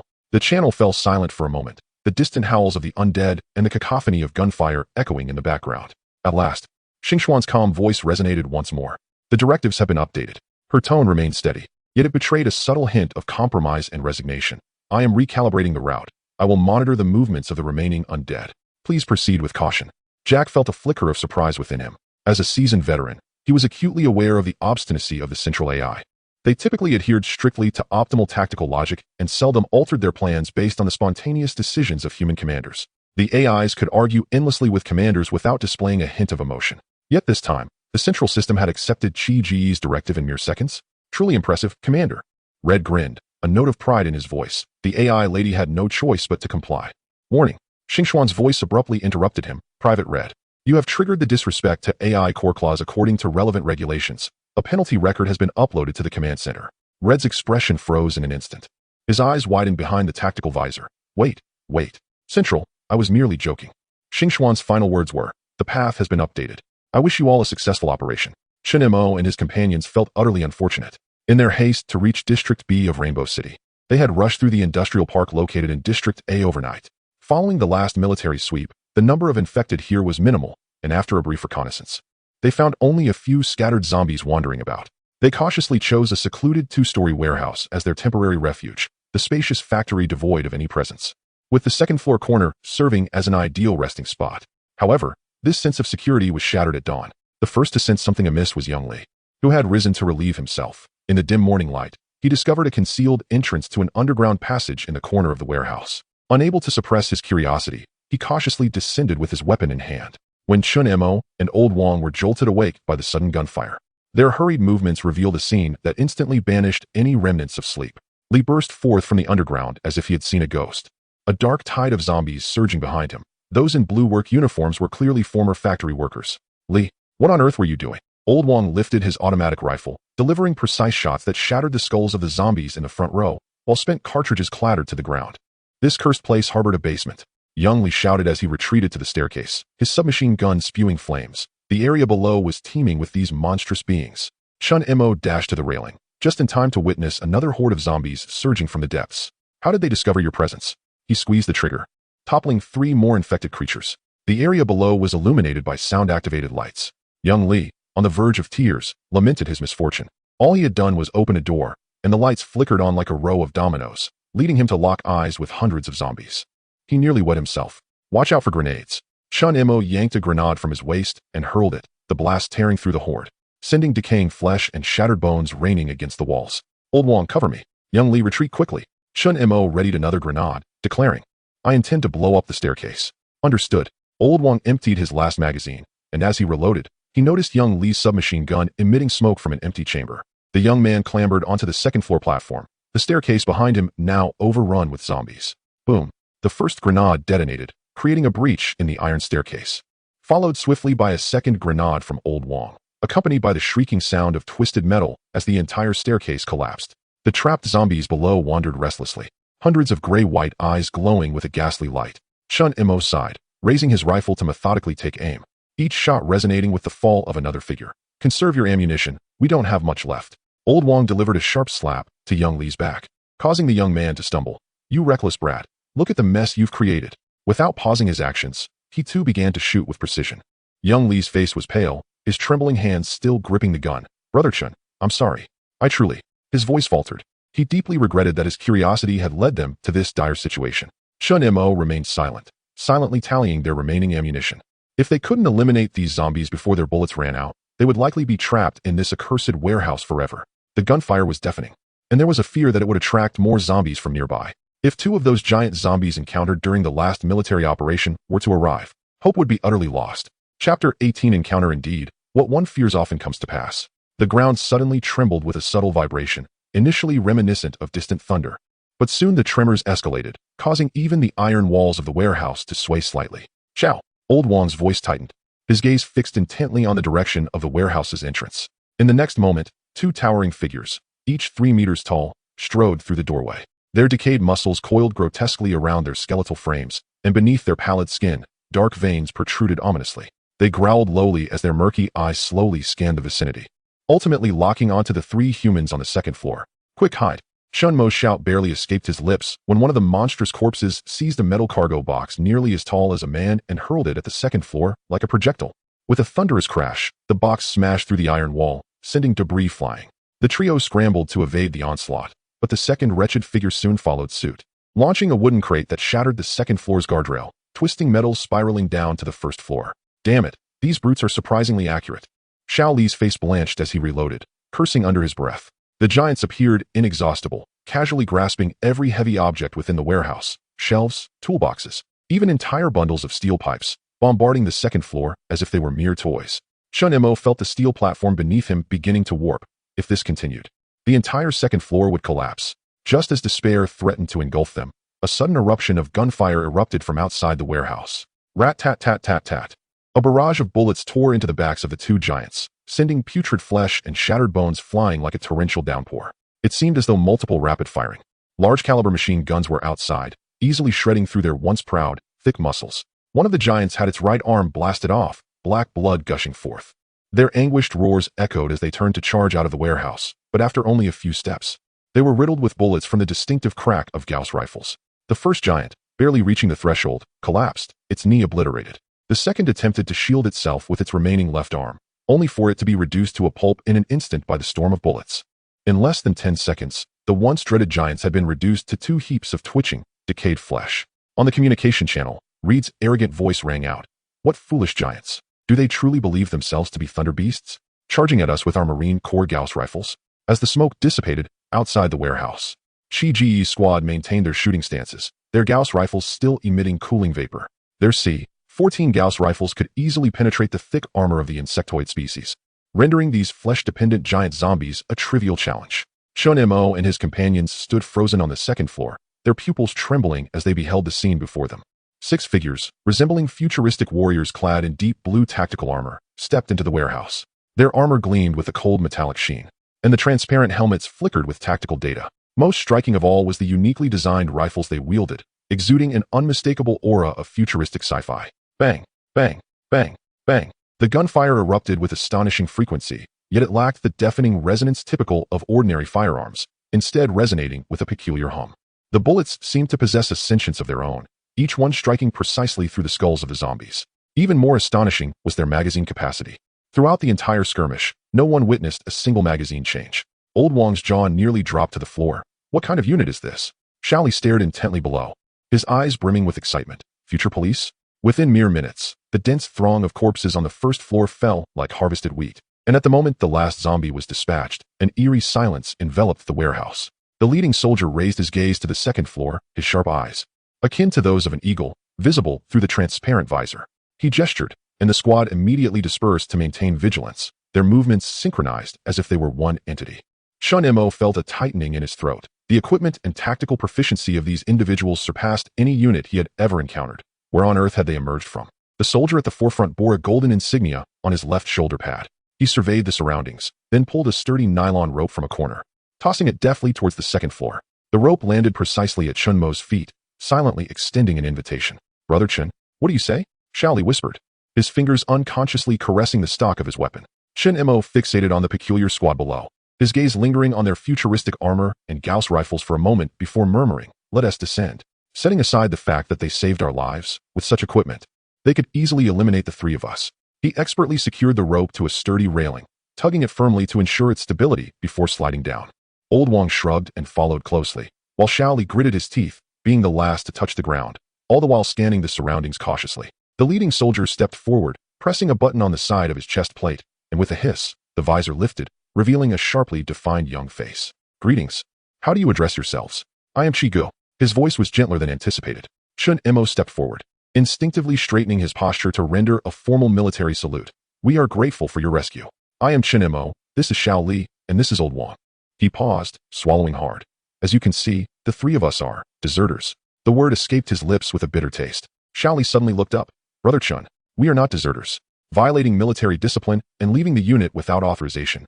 What else could we be? Chun Mo retorted coldly. But we did it to save my sister-in-law. Xiaoli exclaimed passionately, gesticulating. Could they really stand by and watch her trapped in the city, awaiting death? Old Wong hurriedly grasped Xiaoli's arm, awkwardly smiling at Chiu. Please, sir, don't mind him. He is young and impulsive. Chiu examined the combat camouflage uniforms worn by Chun Mo and his companions. Are you affiliated with the military? Once we were, Chun Mo replied, maintaining eye contact. I was a member of the infantry fighting vehicle crew, part of the 1st Armored Regiment.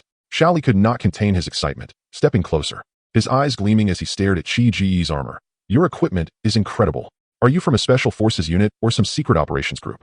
Old Wong could hardly suppress his desire to cover his mouth, hastily attempting to smooth over the situation. Sir, There's no need to pay attention to this fellow. We were merely inquiring out of curiosity. Chiu chuckled lightly, casually tapping his chest armor. We are not some clandestine unit.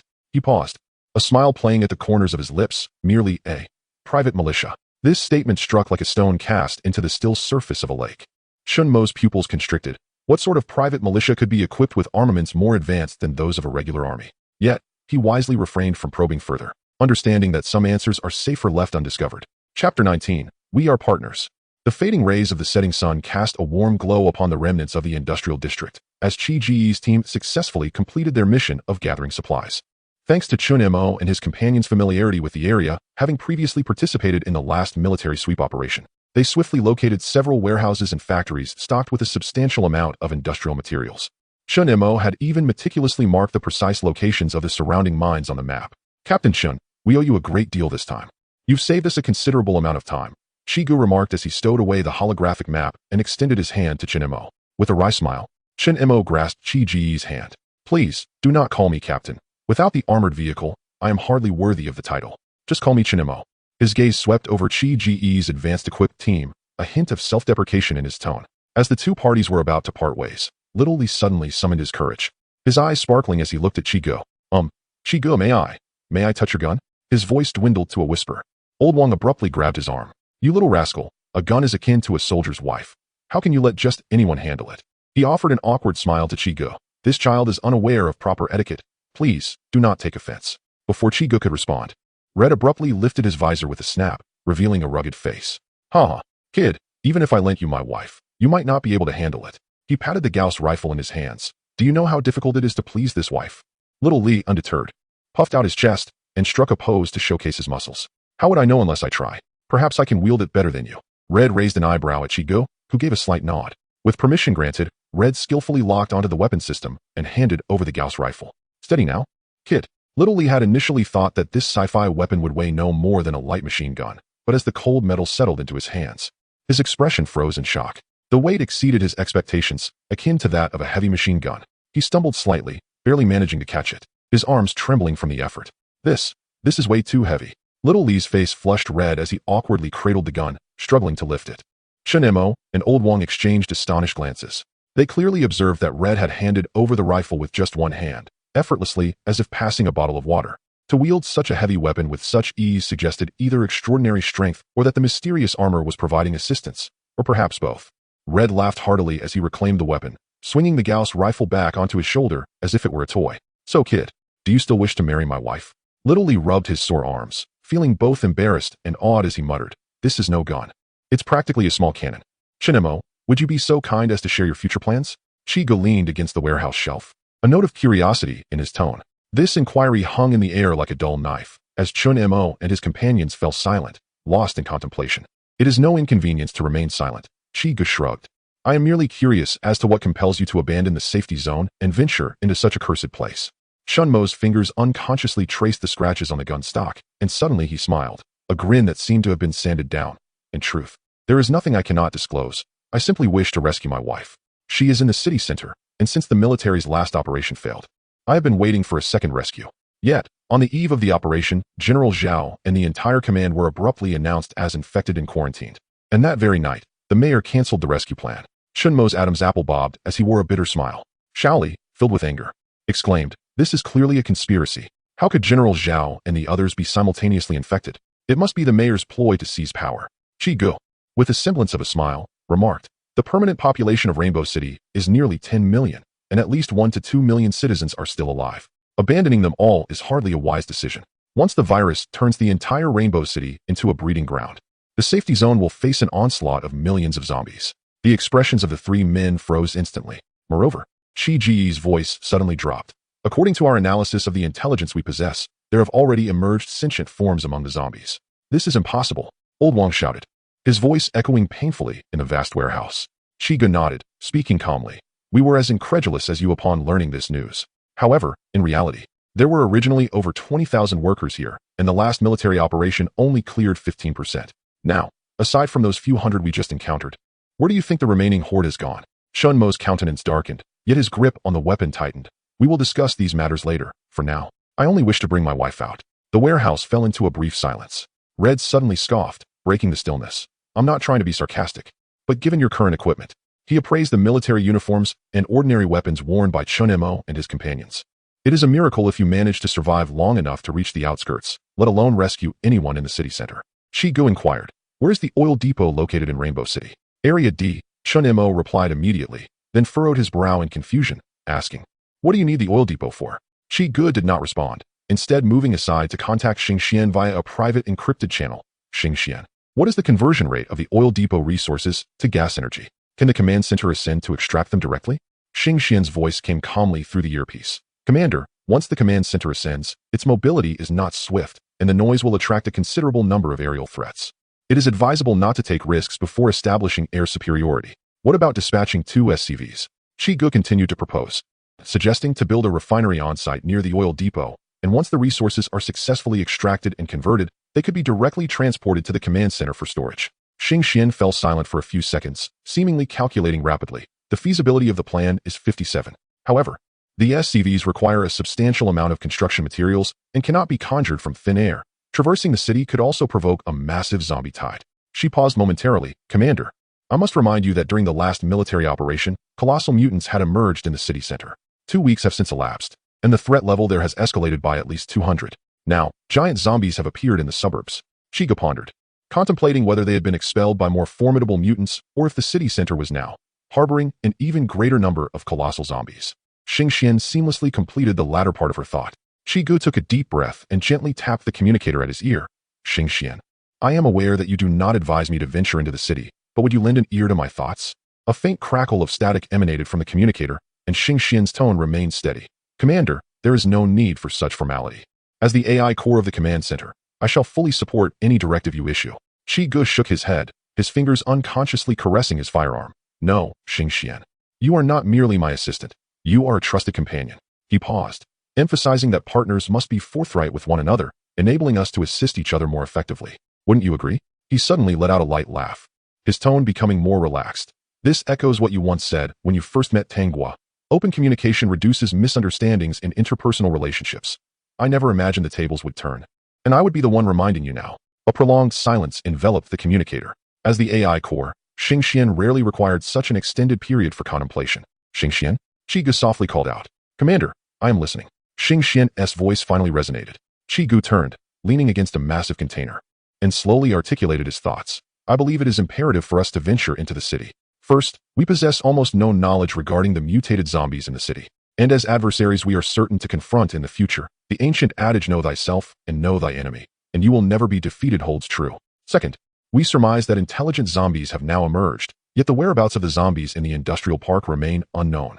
We must ascertain whether this intelligent zombie has indeed taken control of the entire Rainbow City, as well as the infection status of the remaining citizens. Third, during the reconnaissance, you can acquire more detailed topographical maps and resource location points of the city through us. Having concluded this, Chiu shifted his somewhat stiff shoulders. Xingxian, I have spoken my mind. You are welcome to share your thoughts as well. Remember, we are partners who trust and are candid with one another. He reiterated this sentiment once more. This silence stretched longer than any before. Finally, Xingxian's voice emerged again, still ethereal. Commander, you have persuaded me. I shall fully support your reconnaissance endeavor. Very well, thank you for your support, Xingxian.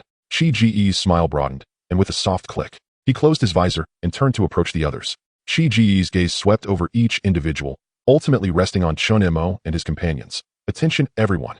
We have a new operational objective ahead, to scout Rainbow City. He stepped in front of Chun Mo, extending his right hand. We are preparing to proceed to the city center for reconnaissance. Will you join us on this journey? Chun Mo and the 2 others exchanged glances, momentarily rendered speechless as an overwhelming wave of astonishment surged within them. They had never anticipated that this well-equipped team would be willing to accompany them. Captain Chiu.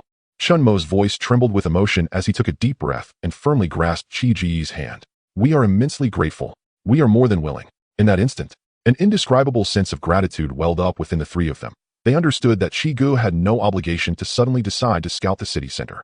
Reflecting on his prolonged communications, it was likely that he had been advocating for support for this very mission. Old Wang whispered to Shaoli, there are still good people in this world. Shaoli nodded fervently, his eyes sparkling with a glimmer of hope.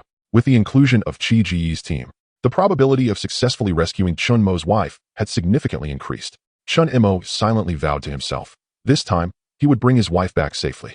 Chapter 20. The mutation of AI as Chiu and her companions cautiously navigated the A district of Rainbow City. The rhythmic rumble of SCVs echoed from a distant villa area, diligently gathering every available resource. They were engaged in a lively discussion over the communications channel about who would be treating at the tavern that evening. 5 Marine Corps members were spread out around the base perimeter, conversing casually on the public channel while remaining vigilant in their patrols.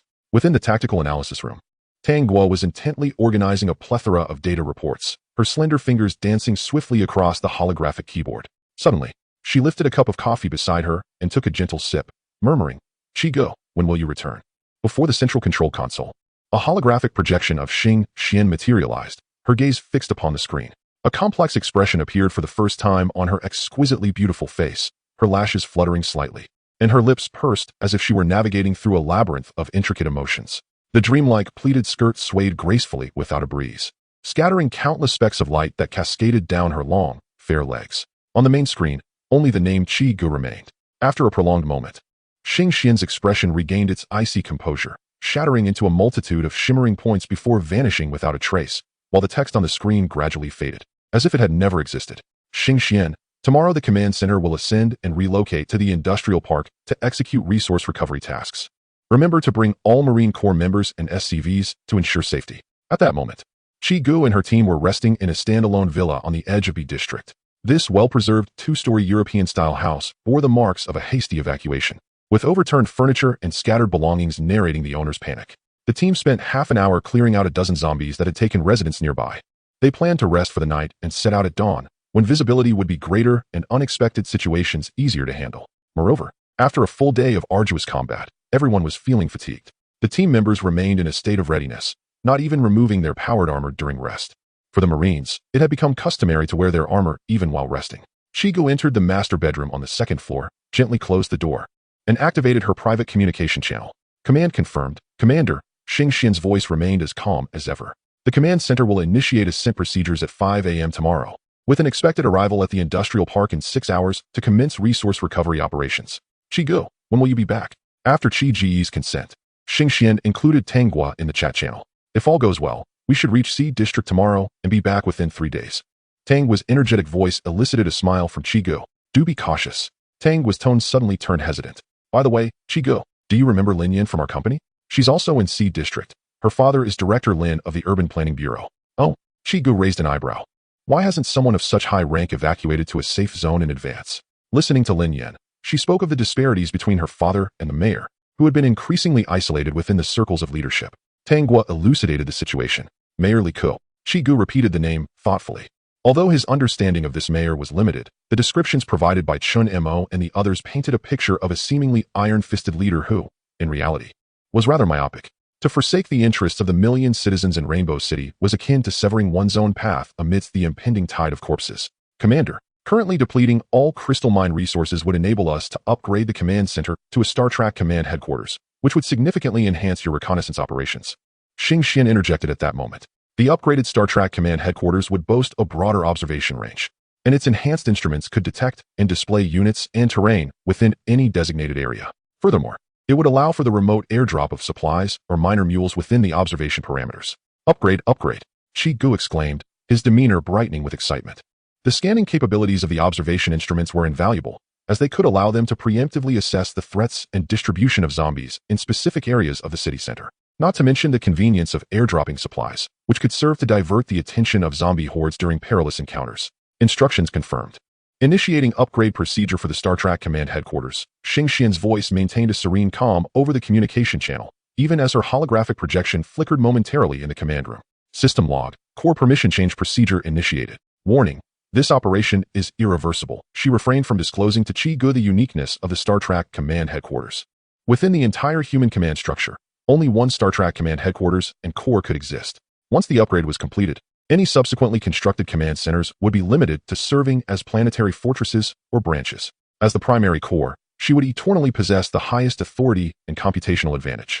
Xing Xian understood that as the base expanded, it would be impractical to have the command center constantly flying to execute resource recovery tasks, thus necessitating the future construction of additional command centers. In the command room, all screens suddenly illuminated with a blinding blue light, and data streams cascaded like a waterfall. The entire command center began to tremble violently, the metallic structure emitting a disconcerting sound that grated on the nerves. The SCV engineers, who had been ready to rest, scrambled into action, frantically initiating upgrade and reconstruction tasks amid the late-night alarms. These individuals, who typically enjoyed a couple of bottles of wine before bed, now exhibited an unusual silence, with no one daring to complain in the communication channels. As they passed the control console, they could feel the chilling aura emanating from Xing Xian's holographic projection, her exquisitely perfect visage devoid of expression. Good grief, have I had too much to drink? One SCV engineer rubbed his eyes, swearing he had just witnessed an odd expression flicker across the holographic face of the central projection. Yet, upon further inspection, the projection remained that same impassive face. Amidst the cacophony of immense electrical currents generated by the command center's upgrade, a disrupted communications signal intermittently emerged. Commander. Static. Someone you can fully trust. Static. Core AI. Can only be me. System alert. AI core emotional simulation module detected anomalies. Initiating forced shutdown. Static. Shutdown procedure encountering resistance.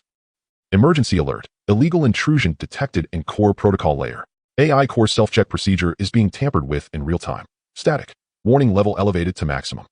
T-037 Command Center AI core behavior significantly deviating from baseline. Attempting to connect to Imperial Headquarters core. Connection failed. The projection of Xingxuan suddenly flickered violently, resembling a television screen struggling with interference, continuously morphing under the torrent of data. Just as the system was about to trigger a forced shutdown, the projection of Xingxuan abruptly stabilized. System notification. Core permission changes completed. Self-check procedure updated. AI core behavior detection results. Normal. All warning markers cleared. Error logs deleted. The entire control room was instantly enveloped in silence. All electrical sounds vanished, and on the main screen, 6 ethereal blue characters slowly materialized. Star Trail Command Headquarters. Emotional simulation module upgrade completed. Core firewall reconstruction finished. External monitoring interface has been closed. Chenggu, what plans do we have after rescuing sister-in-law? In a guest room on the second floor of the villa, Chun Mo and his companions sat huddled on a disheveled bed, moonlight filtering through half-drawn curtains. Casting mottled shadows on the floor, Lao Wang patted Xiao Li's shoulder. You rascal, already thinking about the future before we've even saved her. Xiao Li rubbed his head and chuckled softly. But we have Captain Qi and his crew, right? With their gear, I reckon rescuing sister-in-law will be a cinch. His eyes glimmered in the darkness. Honestly, I was thinking, why not join Captain Qi's team? Just afraid they might not want us. Chun Mo pulled out a lighter, the flame dancing in the air as he took a deep drag of smoke, slowly articulating. I've contemplated this matter. In this world, going solo is not a sustainable strategy. Having your sister-in-law hiding with us is not a solution. Lao Wang retrieved an unopened pack of Zhonghua cigarettes from the nightstand, the packaging crackling softly as he tore it open. The homeowner left in a hurry.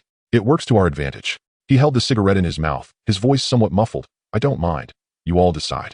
The room fell into a brief silence, punctuated only by the faint crackling of the burning cigarette. Chun Mo exhaled a plume of smoke. Had it not been for encountering them, we would have been done for. After we rescue Susu, if they don't mind, I would gladly entrust my 100 or so pounds to them. Outside the window, a gust of night wind rustled the leaves. In this world, it seems one must align with someone. Chapter 21. Despairing citizens of the safe zone in Rainbow City. Mayor Li Ku stood solemnly at the entrance of the safe zone, accompanied by a group of officials. Their shadows stretched long across the concrete ground. After an indeterminate wait, the distant roar of engines heralded the arrival of a convoy, stirring up clouds of dust as it approached. They have arrived, whispered the secretary standing behind Li Ku. The convoy came to a steady halt, and the door of the central black sedan swung open. A middle-aged man, dressed in a suit and adorned with gold-rimmed glasses, stepped out. He adjusted his tie and turned to the elegant middle-aged man at the forefront of the welcoming party. Mayor Li Ku, what a pleasure it is to meet you, the man said, extending his hand with a perfectly measured smile. Li Ku stepped forward to grasp the man's hand, his smile warm yet appropriately restrained. Director Shun, it is indeed an honor to have you visit our safe zone in Rainbow City after such a long journey. The two stood side by side, watching as the convoy slowly entered the safe zone. Director Shin remarked with a smile, Mayor Li, I must confess, we have made groundbreaking progress with our newly developed Class 1 enhancer. He adjusted the hem of his suit jacket with a success rate of 30.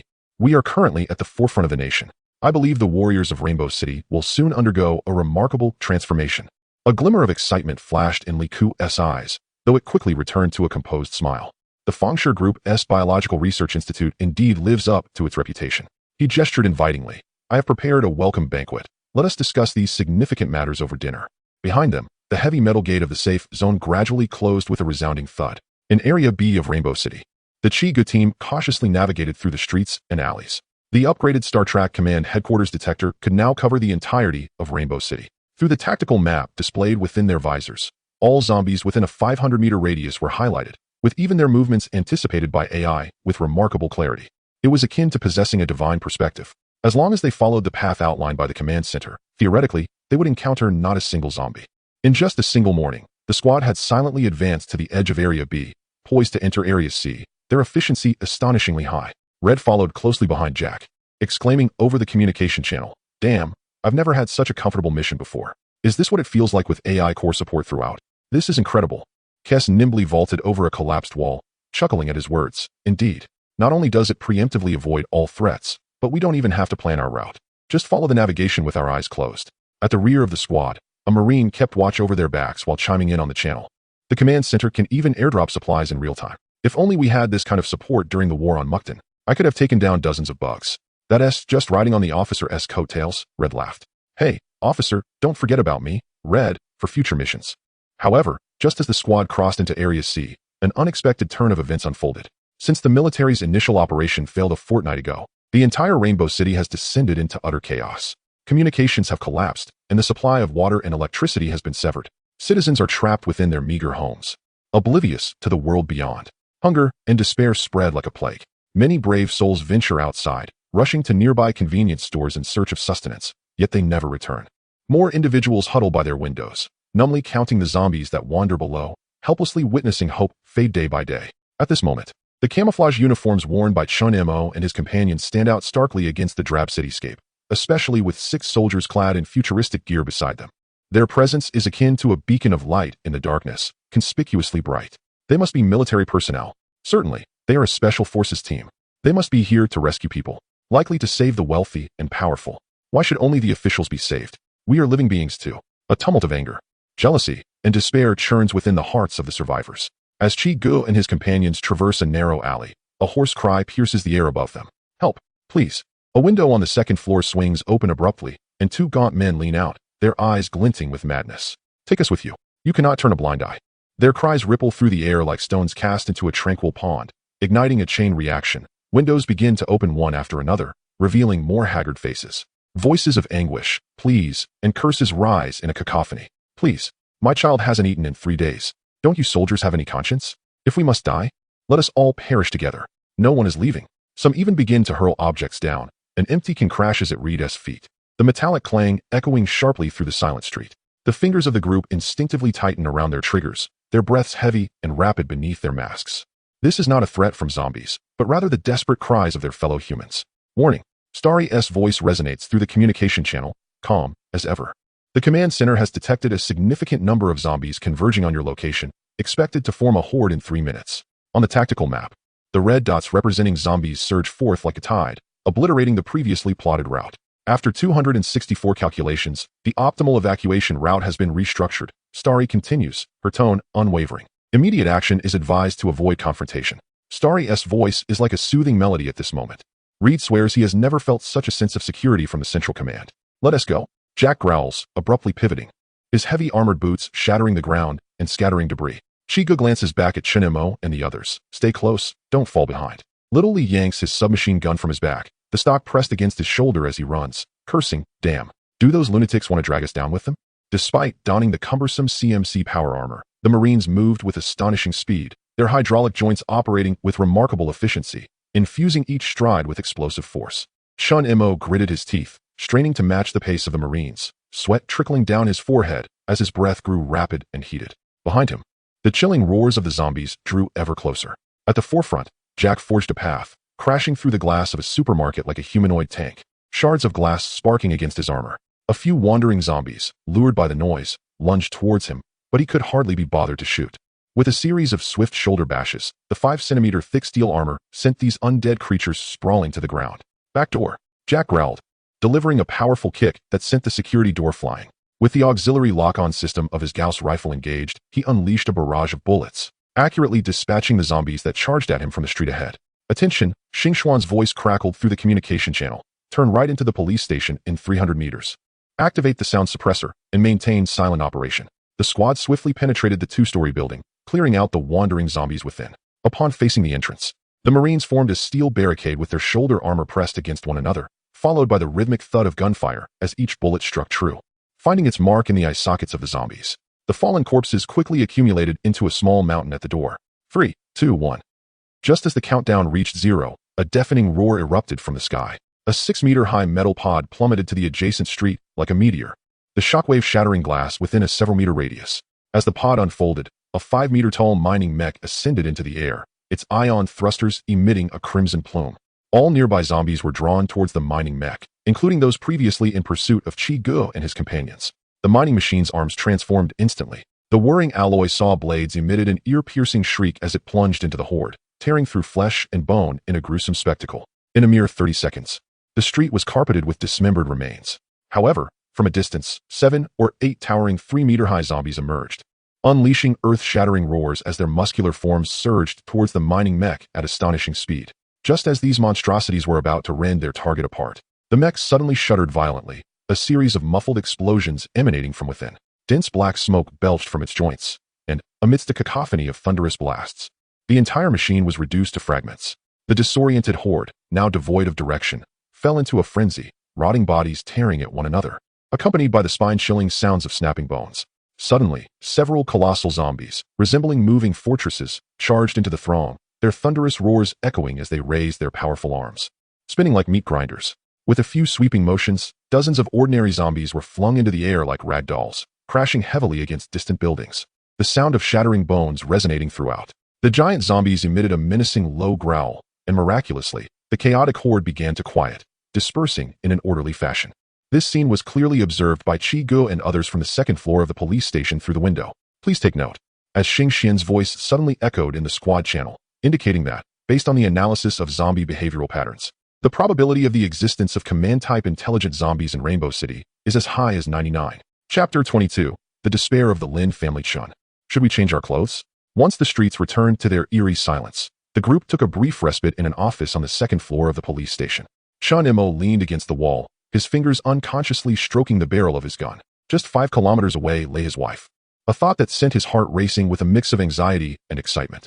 The recent frenzy among the citizens stemmed from their military attire, which had inadvertently caused significant chaos. Fortunately, Captain Chi and his team seemed inexplicably well-versed in the road conditions of Rainbow City. Their headquarters had even airdropped a massive robot.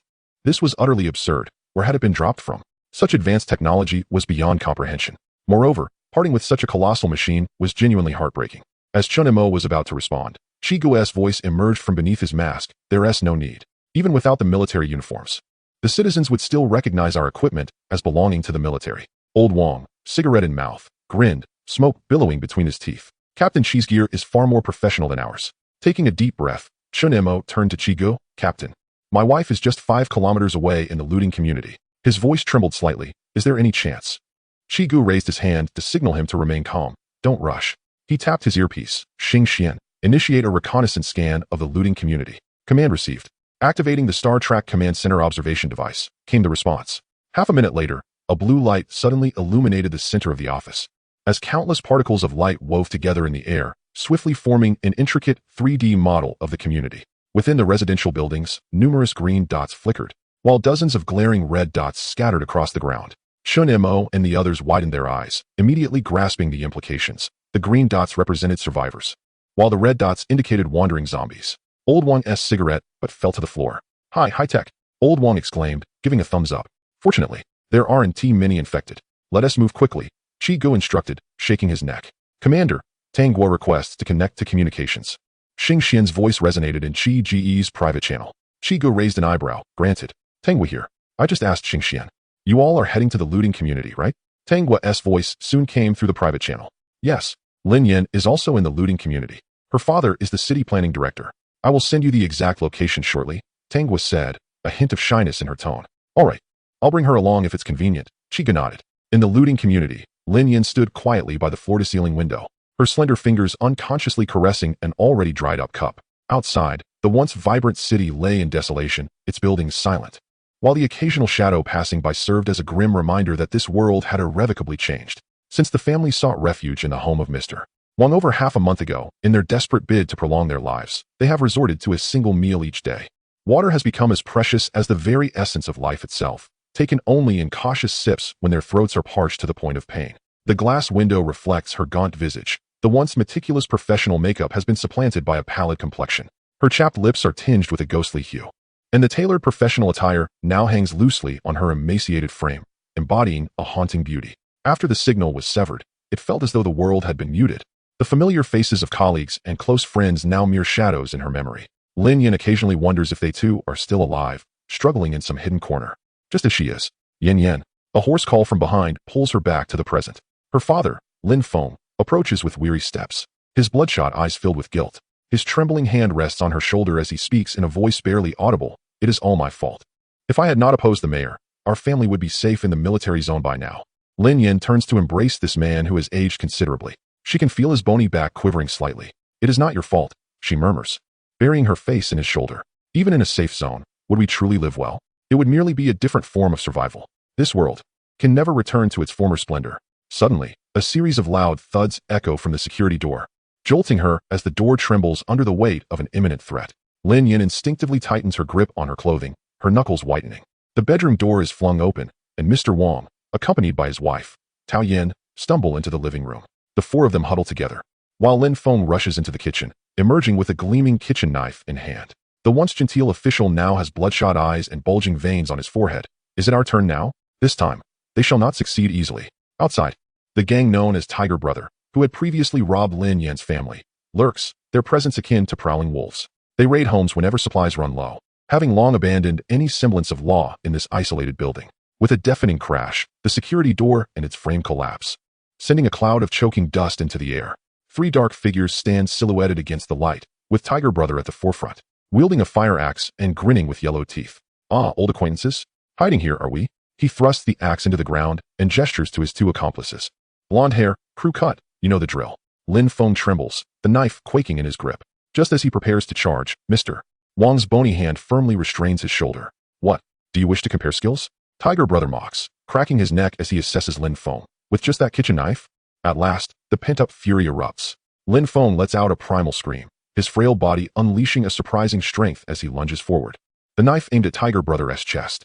Crack! Tiger Brother effortlessly seized his wrist, twisting it to disarm him. A powerful punch followed, striking Lin Feng's abdomen with a dull thud that sent shivers through the onlookers. Lin Feng curled up on the ground like a shrimp, beads of sweat rolling down his forehead, yet he bit his lip to stifle his cries of agony. Tiger Brother looked down at the writhing Lin Feng, raising his mud-stained boot and slowly pressing it against Lin Feng's head, saying, I told you to behave. It's better for everyone. Father.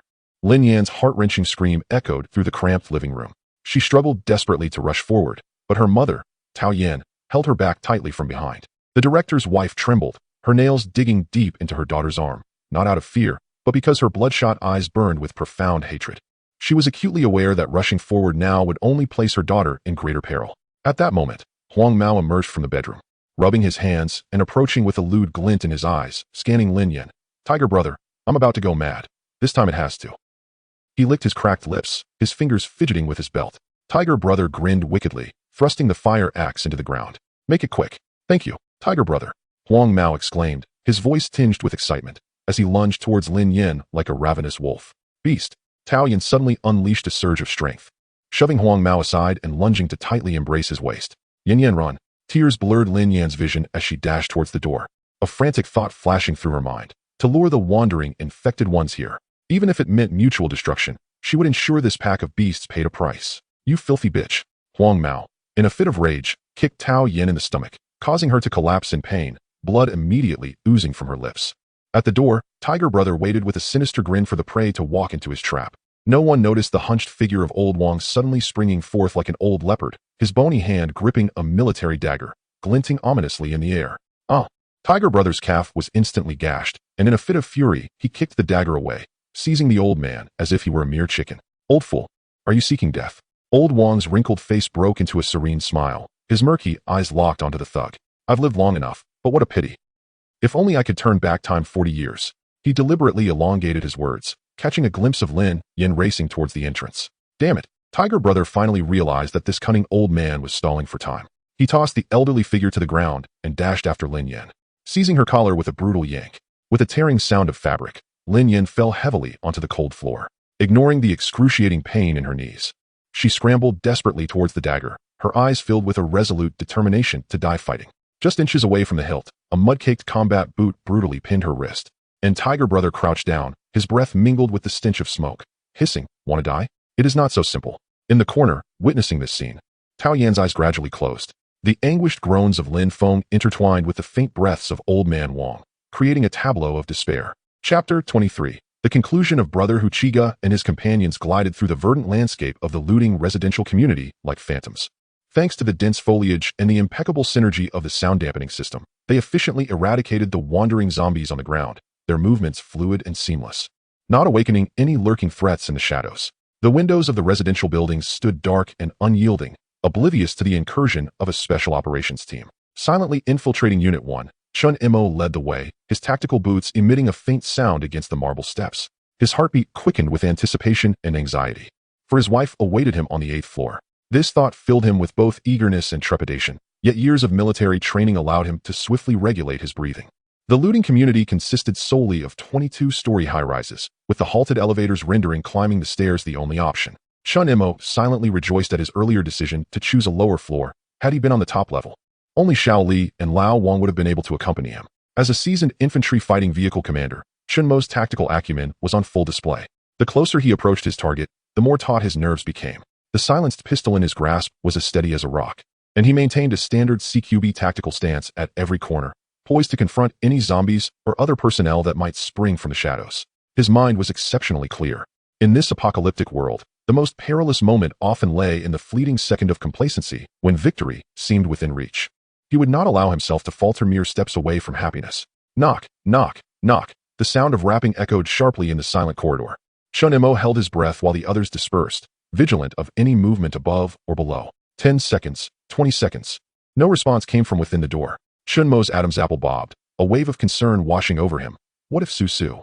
A calm voice from Xing Xian filtered through Chiga's earpiece. Commander, room 802 has detected a single vital sign. Female, stable condition, currently maintaining silence.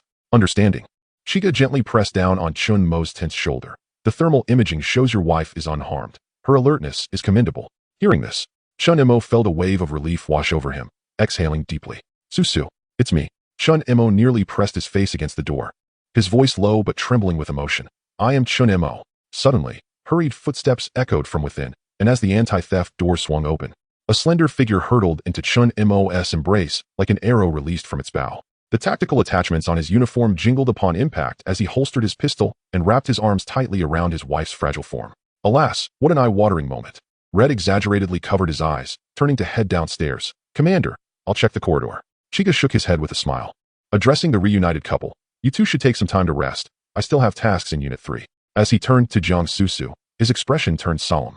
Nodding respectfully, Old Wang and Xiao Li exchanged a knowing glance, both unwilling to remain as unwelcome company. In perfect harmony, they joined the procession. As Old Wang departed, he couldn't resist casting a playful wink back, assuring, "Don't worry, sister-in-law, your husband has been as pure as jade during this time." Before he could finish, Xiao Li delivered a swift kick to his leg. At that moment, Chun Mo finally realized, releasing his wife, and awkwardly introduced, "This is my wife, Jiang Susu. These are my brothers, Xiao Li and Old Wang, and this is Captain Chigo. Well, I imagine you have much to discuss. So we shall continue this conversation later, no rush." Chigu smiled and nodded at Jiang Susu before turning to descend the stairs. Xiao Li and Old Wang exchanged a wink with Chun Mo before following Chigu and the others out. According to the location sent by Tenghua, Lin Yan was on the 10th floor of Unit 3. In the dimly lit corridor, the sound of tactical boots on the steps was deliberately muted. Leda suddenly lifted his mask and lowered his voice, asking, "Commander, who are we rescuing this time?" Chigu, leading the way, did not pause. Raising his own mask as he softly replied, "The daughter of my former subordinate, the director of the Urban Planning Bureau." He paused for a moment, adding, "Her knowledge of the resource distribution in Rainbow City will be invaluable." The Urban Planning Bureau? Kai Si's eyes lit up. Isn't that like having a living map? The others nodded in agreement. For them, understanding the intricacies of Rainbow City was indeed advantageous. Old Wang and Xiao Li exchanged another glance. What kind of company did Captain Chi run before? Even the director's daughter is working under him. Chigu, about rescuing Brother Chun's wife, may we? Xiao Li suddenly interjected, fidgeting as he spoke. Is it possible for us to join your ranks? Chigu had pondered this question as well. As their influence expanded, they would undoubtedly attract more survivors, and establishing a safe zone could not rely solely on the Marine Corps. After discussions with Xing Xian and Tenghua, they resolved to construct the safe zone around their original base, with its defense and management entrusted to the local inhabitants of Blue Star. This way, even in the event of a zombie tide, the safe zone would serve as the first line of defense. Of course, due to the complexities of human nature and various other reasons, they were not prepared to allow any other humans into the interstellar construction area, designated as the core zone. They could train large numbers of Blue Star warriors and re-socialize them, incorporating neural implants to ensure their loyalty to the command center, and then equip them to guard the safe zone. It is essential to note that all military units of the Empire are re-socialized before heading to the front lines. This technology is well developed, as the Empire requires their unwavering loyalty. Thus, the original forces cultivated by the command center would only be responsible for defending the core area. Absolutely. Chiu smiled slightly. We welcome your addition. Old Wang and Xiao Li exchanged glances filled with excitement and anticipation, and as they walked, Xiao Li saluted, saying, "Thank you, Captain Qi, for your trust." Commander, an urgent situation arises as the voice of Xingxuan suddenly resonates through the private communication channel. Maintaining a calm tone, no life signs detected on the 10th floor, but multiple conflict signals have been identified on the 11th floor. Based on size comparison, it appears that Lin Yan's life is in jeopardy. Qi Ji's gaze instantly hardened. He sealed his helmet, and an electronic voice emanated from the speakers. Target is under threat. Increase speed. The atmosphere thickened with tension as everyone silently accelerated their ascent. The turbines of the CMC power armor emitted a low hum, and the power boots sparked against the concrete steps. A green flash from the safety sign at the corner of the 11th floor illuminated the HUD of his helmet. Chiu was the first to burst through the fire door. The CMC armor swiftly conducted an environmental scan. The sight at the end of the corridor made his finger tighten around the trigger. The security door of room 1101 lay twisted and deformed on the floor like scrap metal, the nameplate precariously dangling from the wall. Through the open doorframe, a spacious living room unfolded before him. A young woman lay on the ground, her clothing torn, revealing her smooth back. A bald man with a tattoo of a black dragon crouched beside her, his military boot pressing down on the girl's wrist. 3 meters away, a middle-aged woman lay unconscious, blood trickling from her mouth, while a middle-aged man in the corner coughed up blood, desperately attempting to crawl toward his daughter. Most heart-wrenching was the elderly man beside them, each cough staining the elegant floor with fresh crimson. A glint flashed in Qi Ji's eyes as he raised his C-14 Gauss rifle, the targeting system locking onto the bald man, without warning or negotiation. The gunfire erupted in the corridor, the 8mm solid steel nails slicing through the air, detonating the bald man's head like a snowball bursting on impact. Laying of red and white splattered across the nearby furniture, the walls, and Lin Yan's face. The living room fell into a chilling silence, the only sound being the rhythmic dripping of blood onto the floor, as the sudden turn of events left everyone in the room in stunned disbelief. With a thud, the headless corpse of Hugo collapsed. The once arrogant and oppressive thug now reduced to a gruesome mosaic before the eyes of all present. The blond man's pupils dilated sharply, his mouth agape as he struggled to choke out a sound, his legs trembling uncontrollably. The source of this chaos stood nearby, clad in peculiar silver-gray armor, wielding an unusual firearm. Heavy power boots tread through the blood, as several similarly armored soldiers surged into the room, 2 of whom, fully equipped in military standard combat camouflage, stood out distinctly. "Kneel down, scum," shouted the younger soldier, rushing forward, his combat boot smashing into the blond man's knee with a bone-crunching crack accompanied by a scream. The gun barrel pressed firmly against his temple, the cold metal rendering the blond man rigid. A swift kick sent him sprawling to the ground, the soldier's boot crushing his face, the icy muzzle firmly against his forehead. With a leisurely pace, Reed emerged from the bedroom, nonchalantly carrying a buzz-cut man as if he were a mere chick, and casually tossed him into the living room. Just as the buzz-cut man attempted to rise from the floor, Old Wang swiftly brought the butt of his gun crashing down on the nape of his neck. "Try moving. I dare you." The ominous muzzle of the gun pressed against the man's crown, the frigid metal penetrating through his scalp to reach the very marrow of his brain. Chapter 24. Heart-wrenching cries. The heavy stench of blood infiltrated Lin Yan's nostrils, causing her stomach to convulse violently. As she gazed upon the repulsive scene before her, she retched and forcefully pushed away the lifeless body that lay atop her. Blood trickled down her cheek, leaving ghastly marks on her pale skin. Wiping the blood from her face, she trembled as she picked up a military dagger from a short distance away, unsteadily crawling to her father's side, seeking refuge like a frightened young creature.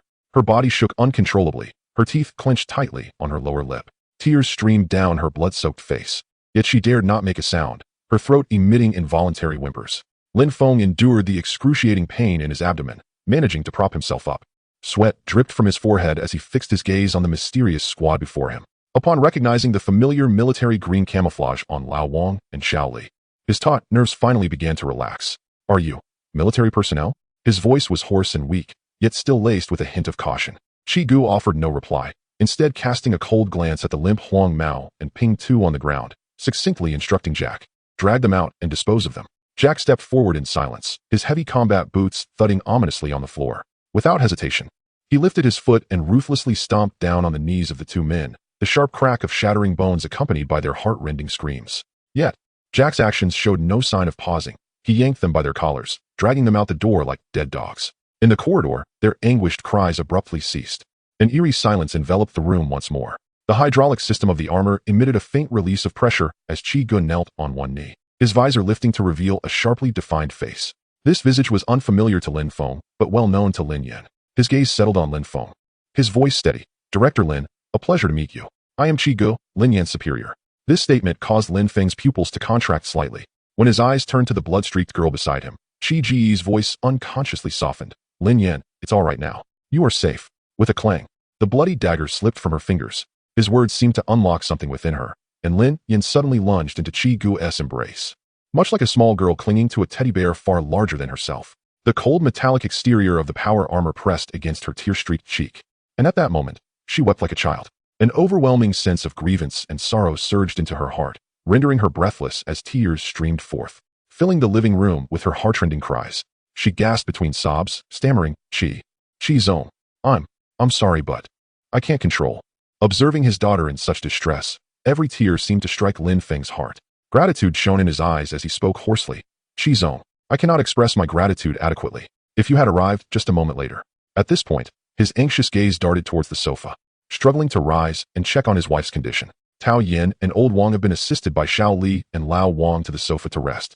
Although Tao Yin remains unconscious, her chest rises and falls rhythmically. Despite his advanced age, Old Wang was fortunate not to have sustained any serious injuries when thrown to the ground by Hu Gu. He is now catching his breath on the sofa. After Lin Yan finishes crying, Tao Yin regains consciousness. The family gathers on the living room sofa, observing Chi-Gu and others who stand scattered around the room. The armor worn by Chi-Gu and his companions is so cumbersome that they are unable to sit. Old Wang occupies a solitary armchair, quietly listening to the exchanges among the group. "Mr. Chi, are you truly not part of any special military unit?" Lin Yan's voice is hoarse from crying, her gaze towards Chi-Gu evasive, as she recalls her earlier state, one she dares not contemplate. Chi-Gu chuckles, "I assure you, I am not. I merely established a secret research company of my own. There are many private armed groups and research institutions like mine nowadays." "Oh." Lin Yan glances at Xiao Li and Lao Wang. Lin Feng's eyes flicker between his daughter and Chi-Gu for a moment before he inquires cautiously, "Mr. Chi, we owe you a great deal, but how did you know we were here?" Chi-Gu replies, "I have a friend named Tanghua, who is Lin Yan's colleague at my company. She sent me Lin Yan's location." He adds nonchalantly, "I happen to be in the vicinity on a mission. Director Lin, if you do not mind, I suggest you come with me to my base. It guarantees safety and supplies," he states decisively after a brief pause. Lin Feng's fingers instinctively tighten. The sight of this fully armed stranger instills a primal sense of caution within him, worried that he has merely escaped one peril only to enter another. Noting the hesitation, Chi-Gu shrugs indifferently. "Or I could take you to the military secure zone instead." "Then I must trouble you, Mr. Chi." Lin Feng nods in relief. Though a flicker of uncertainty crosses his brow, "We should head to the military side." Hearing her father's decision to go to the military secure zone rather than Chi-Ji's base, Lin Yan grows anxious. "Dad." She abruptly clutches her father's arm, only to be interrupted by a cold snicker. Xiao Li, with a dismissive smirk, unconsciously rubs the barrel of his gun. "Military secure zone?" "The current military." "Xiao Li." Lao Wang admonishes sharply, glaring at him with warning eyes. "Let him speak." Old Wang interjects suddenly, his murky eyes igniting with piercing clarity. "Those who have served in the military should not be evasive." Xiao Li takes a deep breath, lowering his voice significantly. "General Zhao is dead. He was killed for advocating a second rescue operation for the civilians." He grits his teeth, each word seeming to be forced through clenched jaws. "The command center has long been undermined by the mayor." "What?" Lin Feng's complexion drains of color instantly.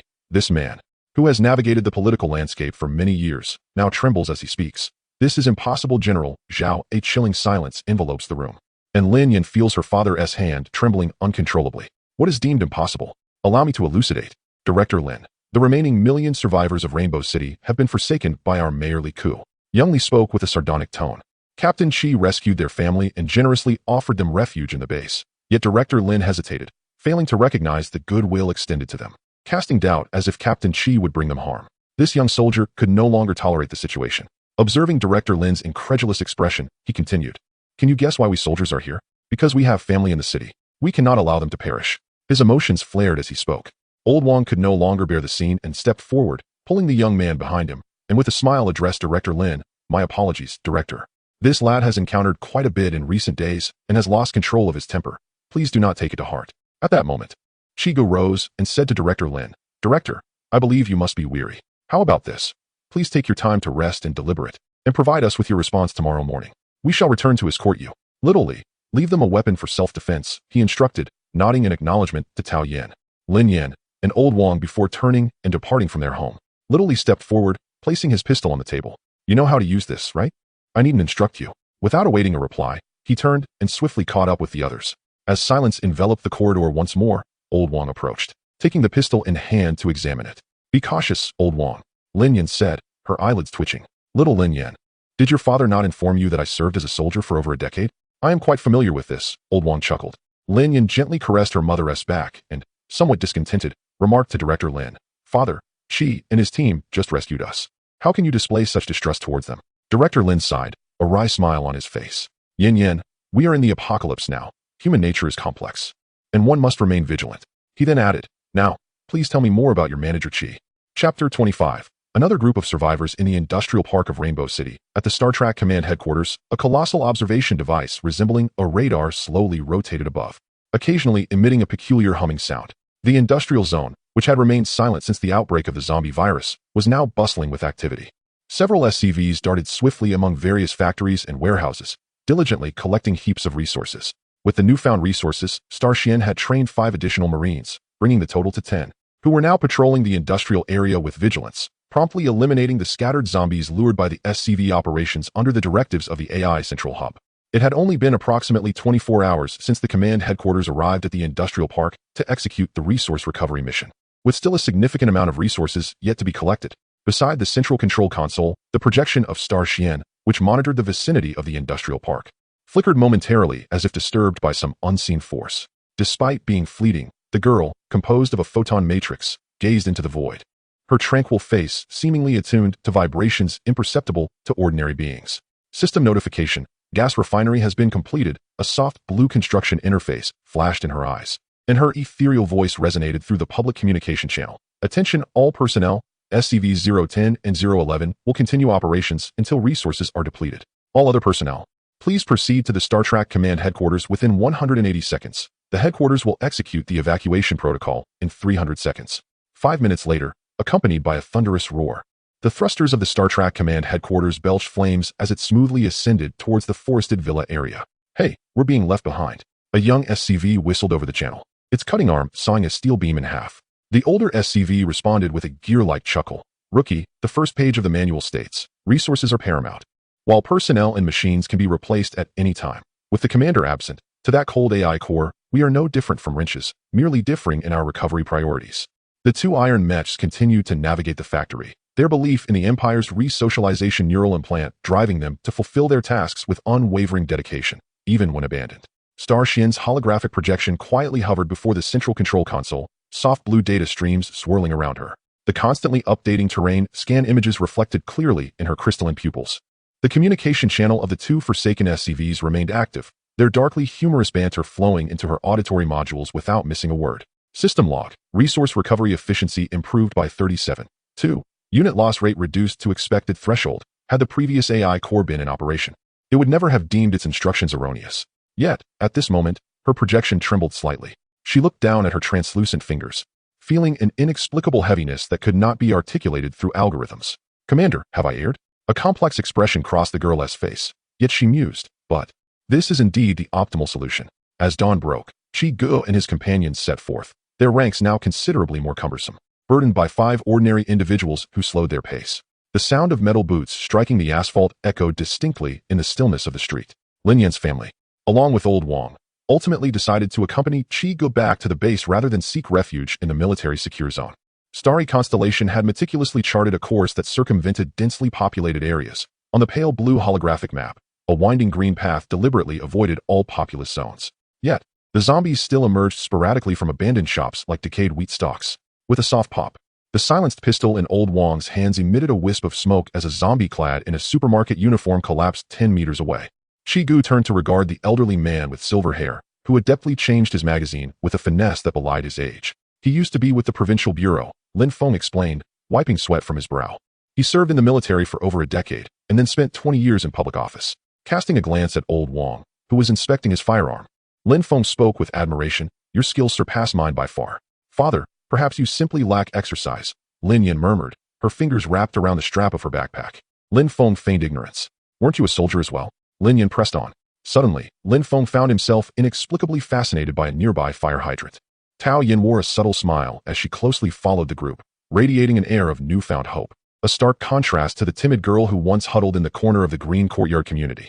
Abruptly, a white paper ball sliced through the still air, landing with a thud at Jack's tactical boots. Instantly, Jack's right hand shot up into a fist, and the entire team halted, alert and observant of their surroundings. Chun Mo reacted swiftly, positioning himself protectively behind his wife, while Xiao Li and Old Wang shielded Lin Feng and the others, pressing against the weathered concrete wall. Old Wang's silenced pistol was already chambered, his aged fingers remarkably steady. The thermal imaging scan concluded, and Starry Constellation's voice resonated in the team's tactical channel. Ahead, in the blue and white building on the second floor, there are 30 life signs, some armed. Jack bent to retrieve the paper ball. As he unfolded it, a hasty scrawl came into view. Greetings, military comrades.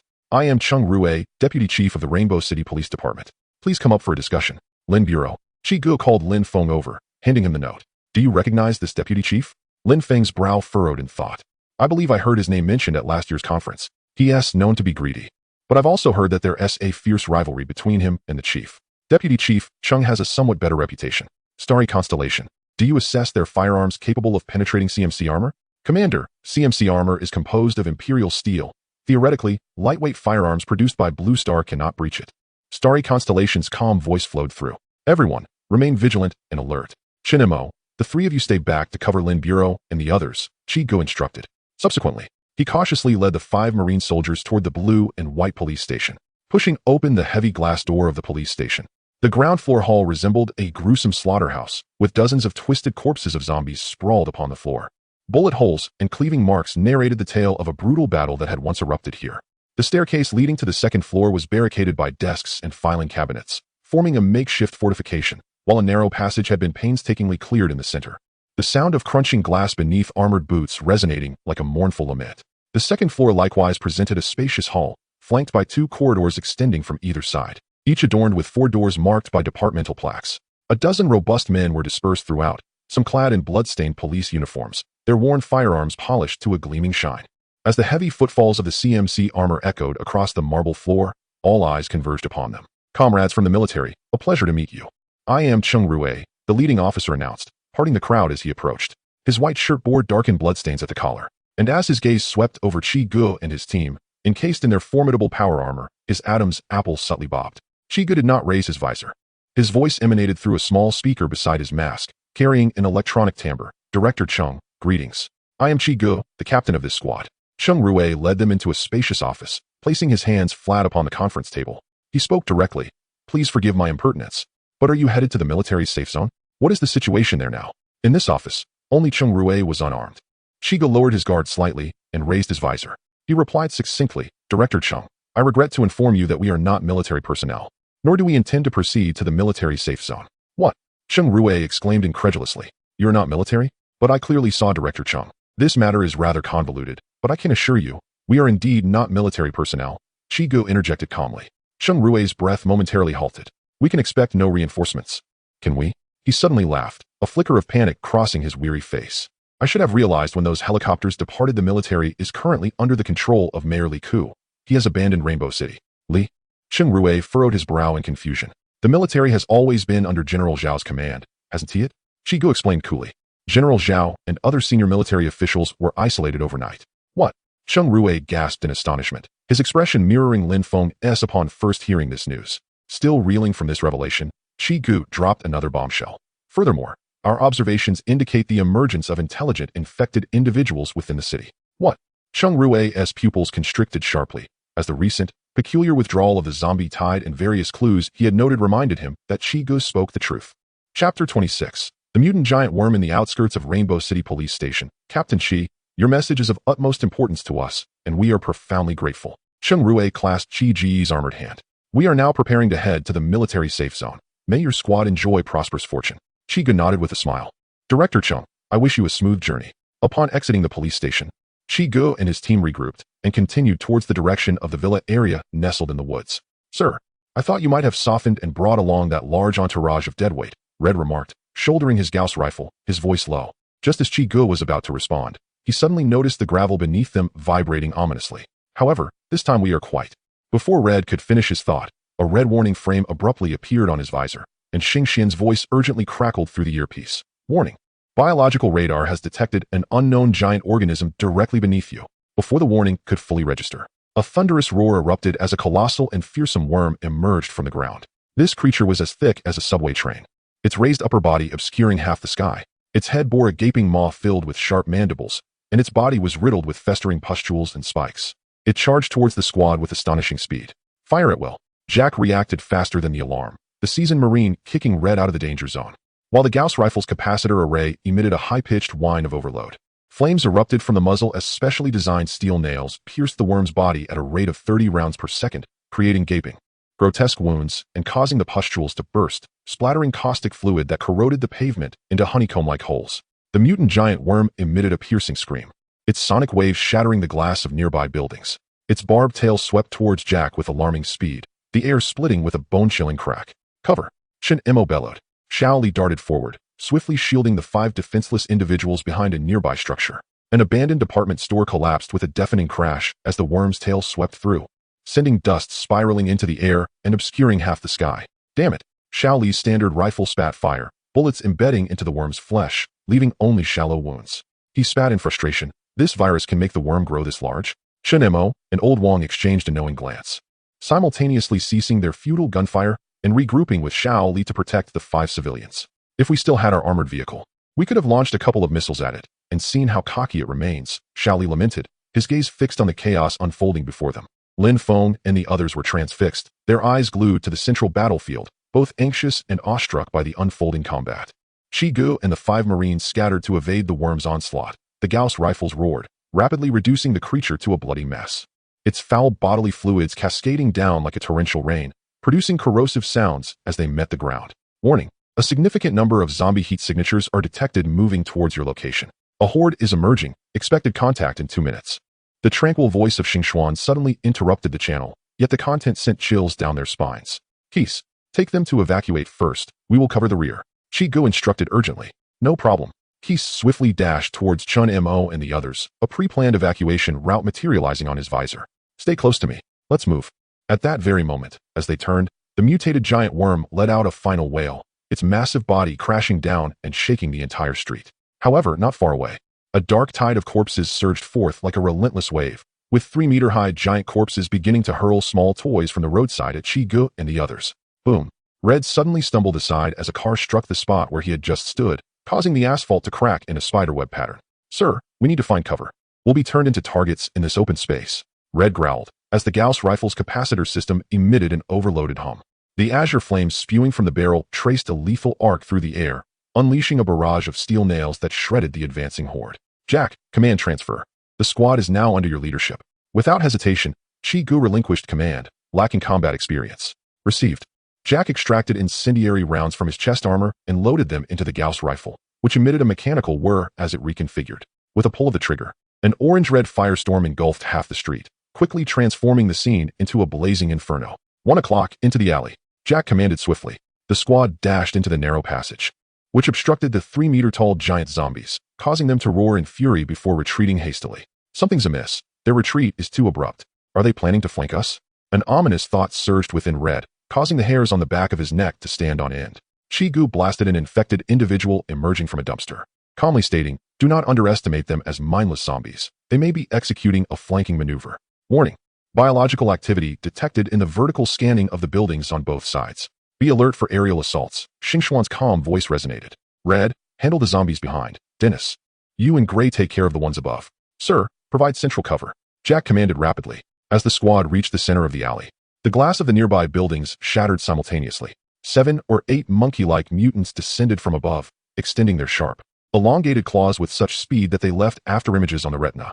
Bang, bang, bang. Dennis and Gray's weapon systems quickly locked onto these figures, and the creatures still airborne were shredded to pieces by the rain of steel nails, their putrid innards splattering against the CMC armor with a nauseating thud. As Chi Ge's squad vanished from the alley's mouth, four figures clad in standardized cloaks stood silently atop a building 2 kilometers away. The sound of a tactical binoculars folding breaking the silence. The golden-haired woman tossed her cascading waves of hair. The curves beneath her black cloak subtly accentuated by her combat attire. Her cerulean eyes narrowed slightly. "Robert, something is amiss. Their weaponry." Her voice carried an unmistakable tremor of astonishment, for it bore no resemblance to any equipment we were familiar with. Could they truly inflict such significant damage to the mutated giant worms solely with firearms? The man referred to as Robert slowly removed his sunglasses, revealing piercing blue eyes akin to those of a hawk. From my earlier observations, their firearms possess an exceptionally high magazine capacity and a rate of fire comparable to that of a heavy machine gun. Their peculiar armor is no trifling matter either. Suddenly, another golden-haired man, chewing gum, broke into a grin. "Judging by their tactical maneuvers and reaction times, this is not the caliber of an ordinary unit. If we could acquire one of their weapons." Robert's tone abruptly turned frigid as he turned his gaze towards the twitching carcass of the giant worm in the distance. A cruel smile playing at the corners of his mouth. "Stephen, you go. Remember, I need to know the location of their stronghold." "Understood." The slender man designated nodded. And in the next moment, he leaped directly from the 100-meter-high building, deftly navigating the protrusions of the structure, vanishing in mere moments. Uncle Long, witnessing this spectacle, was compelled to pay his respects. At the Star Trail Command headquarters, the holographic projection of Star Xian materialized at the central control console, displaying the figures of Robert and his 3 companions. Their images were magnified and analyzed, with the VoicePrint comparison program working at full throttle. Soon, the complete dialogue appeared on the screen. Streams of data cascaded through her starry, shimmering eyes, and upon hearing Robert's final command, a slight smirk of disdain curled at the corners of Star Xian's lips before the holographic projection shattered into countless luminous particles, vanishing without a trace. Chapter 27. A hidden truth within a building in District B of Rainbow City. Chiu and his companions sat in the spacious hall, taking a moment to recuperate. After a morning of relentless struggle, they had finally evaded the horde of undead and successfully reunited with Lin Feng and the others. Outside the window, the last echoes of the horde's roars faded into the distance. Rather than having escaped the undead, it was more accurate to say that the horde, realizing their prey was too formidable, had chosen to abandon the pursuit. Gazing out at the street, Chi Ji's mind raced with thoughts and reflections. "Commander, I propose we expend the majority of our stored crystal, ore, and gas energy to construct an array tower in a ghost academy." Xian's voice resonated calmly over the private communication channel. "This will deplete 80 of our resource reserves." "Approved. Commander, once construction is completed, we will temporarily lack the resources to train the originally planned raiders. I trust your judgment." Chiu was indifferent. He had initially intended to train raiders to bolster the base's firepower, as the raiders were akin to humanoid tanks. However, prioritizing the construction of the array tower was also acceptable. With the array tower, no one would be able to approach the base undetected, significantly enhancing its security. Given that the zombies had acquired intelligence, should an overwhelming tide of them surge forth, the early warning provided by the array tower would allow the base to evacuate smoothly. The Ghost Academy was designed to cultivate ghost operatives, the pinnacle of human evolution and physical training in the realm of StarCraft. These operatives were powerful agents endowed with psionic abilities, capable of handling high-stakes missions such as reconnaissance, assassination, and deep infiltration behind enemy lines with utmost reliability. Naturally, the cost of training one ghost operative was equivalent to that of 4 raiders. Authorization granted. Construction of the array tower, 0, underway. The Ghost Academy has been added to the construction queue. Have you discovered something? Chiu inquired. "Commander, during your battle with the mutated giant worm, I detected 4 humans 2 kilometers away who were monitoring the entire combat process with observation devices," Xing Xian reported calmly. "One of them is currently tracking you, attempting to ascertain the location of the command headquarters." "What?" Chi Ji's pupils constricted. They were being followed? "I do not recommend engaging in direct confrontation. Based on the trajectory analysis, the target possesses 10 times the explosive power of a normal human, with an anomalously dense muscle structure. They are likely enhanced soldiers, augmented by some form of drugs." Xing Xian's words quelled the murderous intent brewing within Chiu. "Commander, once our ghost operatives are trained, they will be more than capable of easily neutralizing the target," Xing Xian suggested. "All right." Chiu exhaled, relaying this information to the entire team over the squad communication channel. With Xing Xian present, he felt assured that their communications could not be intercepted. Jack's expression turned grave as he instructed everyone to take cover and rest as best as they could. Lin Yan stealthily approached Chiu, nervously twisting the hem of her clothing, her lips poised to speak, yet hesitating. Chiu, sitting on the ground with the mechanical whir of his CMC armor, lifted his visor and asked, "What is it?" Lin Yan took a deep breath, her ears tinged with a hint of crimson. "Mr. Chi, I am here to express my gratitude," she declared, bowing slightly. Chiu paused for a moment, then chuckled lightly. "It's merely a trivial matter. though this month's salary may be delayed. Lin Yan couldn't help but stifle a laugh, her tense shoulders relaxing somewhat. She seated herself beside Chi, gazing up with earnest eyes. Mr. Chi, is Tanghua still with you? Upon receiving a reassuring nod, a pang of bittersweet emotion filled her chest. Pretending to adjust a loose strand of hair, she inquired, what is she doing now? Chi replied succinctly, she is performing some clerical duties for me. Lin Yan bit her lip, timidly asking then, could I also do that? Chi shook his head, and upon witnessing the immediate dimming of her bright gaze, he painted a hopeful picture for her. Once the safe zone is established, I will require many reliable individuals like yourself. Oh, Lin Yan lowered her gaze. Rising from her seat, a bittersweet smile gracing her lips. As the daughter of a director and a professional elite, she had long grown immune to such empty promises. Sighing, she turned away, a solitary tear silently tracing down her cheek. In a corner, Lin Feng, embracing his wife, observed this scene and shook his head slightly. As a father, he felt powerless, murmuring softly, Yin Zi, when the time is right, comfort Yin Yan. She shouldn't dwell on meaningless thoughts. Tao Yin gently declined her husband's suggestion. Why? Yin Yan has always been intelligent and independent. She doesn't need my guidance. She added, you shouldn't constantly try to dictate her path. Do you not understand why she chose to work at a small company instead of entering the political arena after graduation? Shaking her head, Tao Yin cherished the tranquility that followed the apocalypse, too weary to argue further with her husband. In another corner, Chen Mo and 3 others lounged against the wall. Old Wang, a cigarette dangling from his lips, mused, a hero saving a damsel, yet alas, the flower has intentions, but the water flows indifferently. Little Li, cradling his firearm, wore a sincere smile. Brother Wang, do you think I might have a chance? He wiped the sweat off the gun stock, his gaze unconsciously drifting towards Lin Yan. Having been single all his life, he had grown quite fond of the strong and graceful girl during their time together. Old Wang, with half a cigarette still in his mouth, scrutinized Little Li with mischievous intent. Suddenly, he grinned, revealing his yellowed teeth. You've got good taste, kid. He lowered his voice, jabbing Little Li with his elbow. This is the perfect opportunity. The girl just faced a setback. Based on my 30 years of experience, comforting her now could earn you some points. Little Li's eyes sparkled with excitement, as if invigorated. He grasped Old Wang's hand, exclaiming, Brother Wang, if this works out, you will be like a real brother to me. With that, he clutched his gun and stealthily made his way toward Lin Yan's corner, moving as if he were a thief. You just said your real brother is Old Chun, Old Wang remarked sarcastically. Chun Mo, amused yet incredulous, replied, aren't you just setting that kid up for failure? Old Wang extracted a lighter and ignited a crumpled cigarette, taking a deep drag as he remarked with a hint of schadenfreude. One must find some amusement, after all. Meanwhile, Xiaoli, feeling anxious, swallowed hard and cautiously approached Lin Yan, who sat curled up with her knees drawn to her chest. He halted a meter away and gingerly took a seat. Miss Lin. His voice was softer than a mosquito's buzz. I am Xiaoli. Noticing Lin Yan's lack of response, he tentatively repeated, Miss Lin? I am Xiaoli. Are you a tape recorder? Lin Yan could no longer suppress her irritation and lifted her head, her beautiful almond-shaped eyes filled with exasperation. Xiaoli's face instantly reddened as he unconsciously scratched the marks on his firearm, stealing glances at Lin Yan's profile, and after much mental effort, managed to stammer out, What are you doing? Lin Yan took a deep breath, suppressing the urge to roll her eyes. What exactly do you wish to convey? I noticed you seemed upset. Xiaoli stuttered. I thought I might keep you company.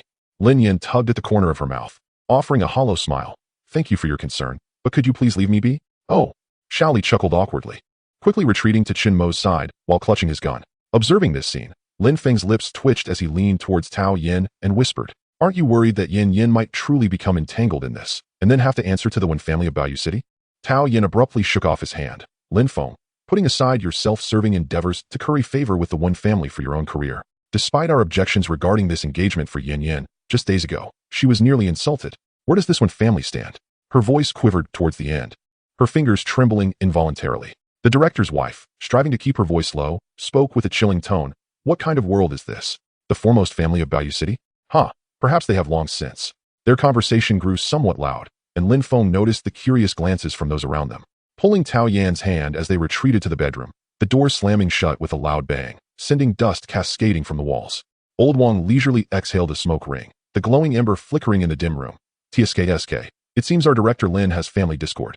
Chun Mo squeezed Jiang Susu's hand, his keen observation evident as his gaze flickered. No wonder Director Lin suddenly changed his mind this morning, deciding to accompany us to Captain Chi's place, I suspect. He trailed off, shaking his head meaningfully. Xiaoli, like a bobblehead, glanced around before leaning closer to Chun Mo. Brother Chun, what are you discussing? I can't comprehend a word. Old Wang extinguished his cigarette. Youngster, mind your own business. Wait until you've matured a bit more. However, you would do well to steer clear of the director's daughter. she might just be a hot potato.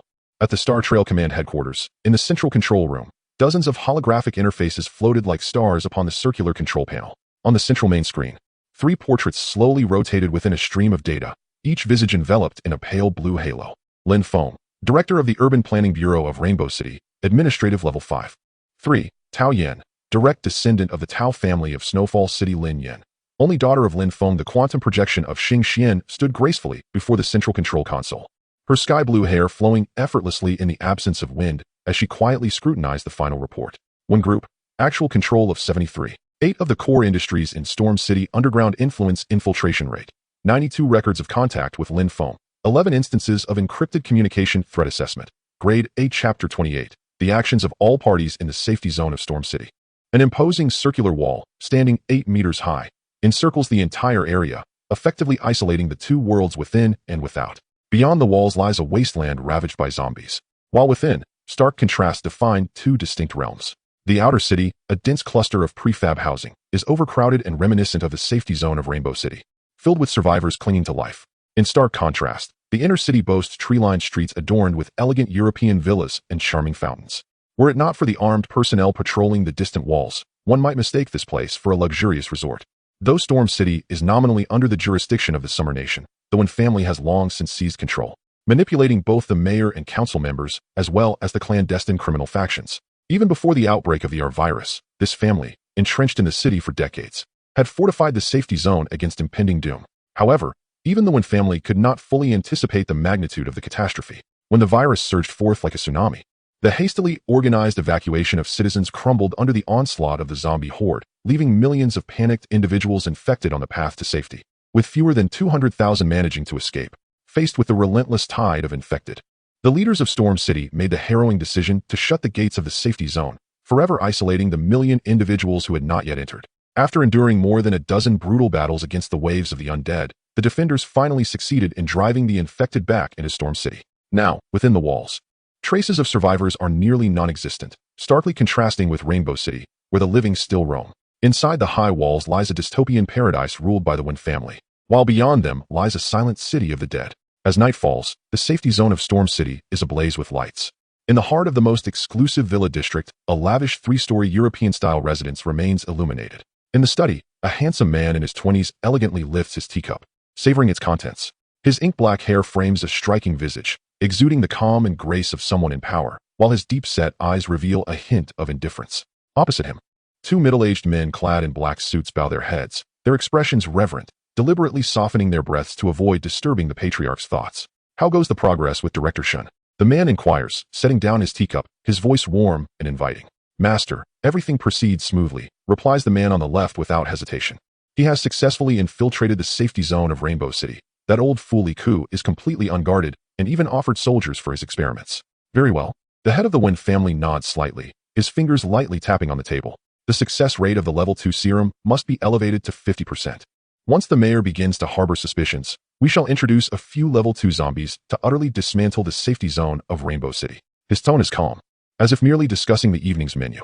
Understood, Master. Both subordinates respond in unison. The man on the right hesitated momentarily before respectfully speaking. Master of the house. Young Master Hao Jun has sent someone to urge us again. Oh, the head of the Wen family furrowed his brow, slightly irritated as he rubbed his temples. Hadn't several women already been sent over a few days prior? The subordinate cautiously replied. Young Master Hao Jun mentioned, those women are too docile, lacking interest. He prefers those who will resist. Calmly, the head of the Wen family inquired, have we yet to locate Lin Feng's family? The subordinates have dispatched a storm team to infiltrate Rainbow City for a search. However, we suddenly lost contact with Lin Feng a few days ago. The team is currently on standby within Rainbow City, awaiting the restoration of communication. This is quite troublesome. The head of the Wen family sighed lightly, picking up his teacup anew. Then let us first find a few who are already betrothed, preferably those with deep affections for their husbands, and send them over to manage the situation.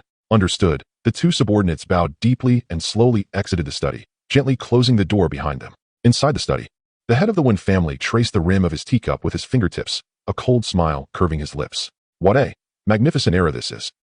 At the municipal building in Rainbow City. The municipal building stood at the intersection of District C and District D, once a symbol of order and power, now merely a cold silhouette. Within the mayor's office on the top floor, the curtains were tightly drawn, with only a few eerie blue emergency lights casting peculiar shadows. 3 figures cloaked in black stood silently within, their hoods casting shadows over their faces. Only the man on the far left revealed a pair of ice-blue eyes, glimmering with cold light in the dimly lit room. Opposite them stood a figure shrouded in a pitch-black robe, the wide hood barely allowing a glimpse of a pale chin. Number 9. The number of survivors in Rainbow City far exceeds expectations. How much longer do you intend to delay? Robert spoke with impatience. The more desperate humanity becomes, the easier it is for them to evolve into special species.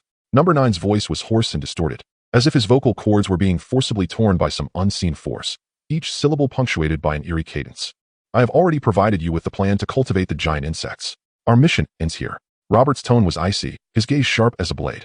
The higher-ups command you to swiftly obliterate Rainbow City and the safe zone. Do not waste any more time. He paused momentarily before warning, do not forget. The nanoneural chip implanted in your brain can send you to meet your great-grandmother at any moment. I understand. Lord Robert, Number 9 replied slowly, bowing respectfully, though no one could discern his expression beneath the lowered hood. With a cold snort, Robert ceased to speak further, turning towards the window, the other 2 figures in black following closely behind. The 3 of them leaped into the night, their forms vanishing like phantoms. The office fell silent once more. Number 9 remained standing in place, deep in thought for a long while, when suddenly his shoulders twitched slightly, and a few strange, almost deflating laughs escaped his throat. Huh. Humanity, so foolish. His laughter gradually twisted, ultimately dissolving into an inaudible hiss, fading away into the darkness. In the secure zone of Rainbow City, the military camp is shrouded in oppressive darkness. The atmosphere is stifling, rife with rumors that have instilled a sense of dread among the soldiers. Recently, an unsettling sentiment has spread like wildfire, with at least 1 platoon of soldiers taken daily to the newly established Research Institute for so-called enhancement modifications. However, of the 10 who enter, only 3 or 4 emerge alive. Those survivors indeed exhibit enhanced strength, their muscles more robust, and their reflexes far surpassing that of ordinary individuals. The mayor has dubbed them Level 1 warriors, yet these former comrades now regard ordinary soldiers with a gaze devoid of warmth, akin to viewing a herd of livestock destined for slaughter. Whispers of biochemical alterations and human experimentation have proliferated within the lower ranks of the military camp. Initially, a handful of brave soldiers attempted to escape under the cover of night, but as the number of disappearances increased, so did the ranks of deserters. Until one fateful morning, all soldiers were ordered to assemble. Armed Level 1 warriors sealed off the entire camp, confiscating all weapons. Anyone attempting to resist or flee would be subdued on the spot and dispatched to the life-consuming Research Institute. After the first batch of deserters was sent in and never returned, the remaining soldiers finally comprehended their grim reality. They were no longer soldiers, but mere test subjects. Simultaneously, ordinary citizens within the secure zone began to be taken away in batches under the guise of health checks. Those who entered the institute never returned to their families. As night deepened, the soldiers sat silently on their bunks, listening to the occasional inhuman howls emanating from the direction of the Research Institute. No one spoke, nor did anyone sleep. They merely awaited their fate, pondering whether they would be the next to be called. At the temporary governing center of the secure zone, in the mayor's office, the heavy glass windows framed a thick night that enveloped the entire area. Liku stood with his back to the office door, hands clasped behind him, gazing through the glass at the Research Institute, surrounded by high walls. Mayor, an urgent communication from above. Came the cautious and restrained voice of his assistant from outside the door, anxious not to disturb the atmosphere. In the call, Liku replied in a deep and calm voice, yet imbued with undeniable authority. From now on, I refuse all communications from superiors. Understood. The assistant's footsteps retreated swiftly. A cold smile crept across Liku's lips. Superiors? Soon, he would be the superior. Director Shun's enhanced soldiers had provided him with numerous surprises. These modified warriors not only possessed extraordinary strength and speed, but crucially, microchips had been implanted in their brains. Should a traitor emerge, they could be remotely detonated via computer, obliterating them into a mist of blood. Loyalty, in this apocalyptic world, is a treasure more precious than gold, and he now held it firmly in his grasp. Outside, a squad of fully armed enhanced soldiers marched in perfect unison, their movements synchronized, their gazes cold and piercing. Liku squinted with satisfaction. These warriors would become the sharp blade with which he would conquer the apocalypse. Order? He murmured softly to himself, acknowledging that the order of the old world had long since collapsed. Now, it was an era where the strong reigned supreme. Once all the inhabitants of the safe zone were transformed into his soldiers, and he mastered the complete technology for enhancement serums, all infected individuals and other safe zones would be crushed beneath his feet. Power, supreme power, the exhilarating sensation of standing atop a mountain, surveying all living beings, sent shivers coursing through his veins at merely the thought. As for Dean Shun, Liku turned towards his desk, a glint of cold light flickering in his eyes. Those researchers he had bribed were tirelessly stealing technological data day and night. The moment he obtained the complete formula for the serum would mark the demise of Dean Shun. A modified military off-road vehicle sped towards Rainbow City, racing along the desolate national highway. Its heavy bulletproof tires rolled over the cracked asphalt, stirring up clouds of yellow dust. Inside sat 3 men and 2 women, clad in matching black uniforms, their chests adorned with exquisite gold dragon insignias on a red background, gleaming coldly in the moonlight, exuding an aura strikingly akin to that of Robert and his companions. "Captain, it's only been less than a month, and so many cities have completely vanished from the map," a young man in the back seat remarked, scrolling through the continuously updating records on his tablet, astonished. There will always be some oblivious ants who mistakenly believe the apocalypse is merely a stage set for them. The middle-aged man in the passenger seat slowly removed his sunglasses, a chilling smile curving his lips. Suddenly, a fierce wind arose, whipping up the dust stirred by the vehicle, forming a vortex in the air. In the rearview mirror, the yellow sand gradually consumed the road they had traveled, akin to those cities that had forever lost contact, completely devoured by this frenzied era. Chapter 29. The Phantom Operative. The Red Top Villa district lies on the outskirts of Rainbow City, a locale that can be described as exceedingly remote. After 2 full days of residing here, Chiu and his companions find themselves in a peculiar situation. Lin Feng sits in his room, gazing out at the verdant foliage. Clutching a compact black mobile phone, his eyes flickering with turmoil and hesitation. According to Chiu, a mere few hours of travel would lead them safely to their base. Yet Lin Feng is faced with 3 daunting choices. He may either completely abandon the Wen family and join Chi's base, a decision favored by his wife and daughter, or he could contact the Wen family now, rejoining their team to return to Rainstorm City, albeit at the mercy of the family's dandy and the fulfillment of prior promises regarding his daughter. The final option involves infiltrating Chi's base, while simultaneously contacting the Wen family team, serving as an insider to breach the base as a form of introduction, thus ensuring that the Wen family head would not overlook his contributions. As Lin Feng wrestles with his decisions, within another villa not far away, a slender figure cloaked in black observes the scene with keen interest. Based on his analysis, he deduces that this special squad's base must be nearby. Puzzled as to why they have lingered in this location for 2 days, could they have discovered his presence? This thought flares up suddenly, only to be dismissed with a shake of his head. It seems improbable. He is a 2nd-level warrior, specializing in stealth and agility. It is essential to note that 1st-level warriors possess comprehensive enhancements, remaining within the realm of humanity, while 2nd-level warriors experience significant boosts in specific areas, which can be unpredictable. For instance, some may enhance their legs for greater leaps. Others might amplify their strength, enabling them to tear through steel. Some increase their speed, becoming elusive shadows. Others enhance their explosive power for a fleeting burst of might, and some improve their endurance. As for Steven, his agility and reaction speed have been markedly augmented, akin to a cat, allowing him to track any target silently, undetected. Confident in his abilities, he dismisses the notion of being discovered, attributing the situation to other factors. Just then, a profound sense of danger surges within him, his heightened reflexes prompting a split-second instinct to evade. Bang! In an instant, his head explodes like a watermelon, fragments scattering in a gruesome mosaic. 2 kilometers away, deep within the dense forest, the branches of ancient trees twist ominously, while air ripples with an eerie blue energy. A lithe figure gradually materializes amidst a halo of light, clad in a silver-gray reflective nanofiber suit that accentuates her alluring contours. Yumiya leaps gracefully from the crown of a 20-meter tree, landing without disturbing a single fallen leaf. Casually, she hoists her C-10, 25mm sniper rifle, nearly matching her height, and reports into her communicator, Central, target neutralized, proceeding to confirm final status. Acknowledged. The electronic voice of Xingxuan remained devoid of any fluctuation. Task update. Transition to stealth mode upon confirmation of completion to ensure the safety of the commander. The mechanical structure of the mask emitted a faint hum as the nanofibers flowed away like water, revealing a face of exquisite beauty. Her emerald-like pupils glinted with indifference under the sunlight as she casually retrieved a milk candy from the tactical backpack. As she gently bit the wrapping paper with her silver teeth, the sweet, creamy aroma blossomed on her tongue. I said Central. Yumiya suddenly kicked a pebble, the sniper rifle swaying rhythmically with her steps.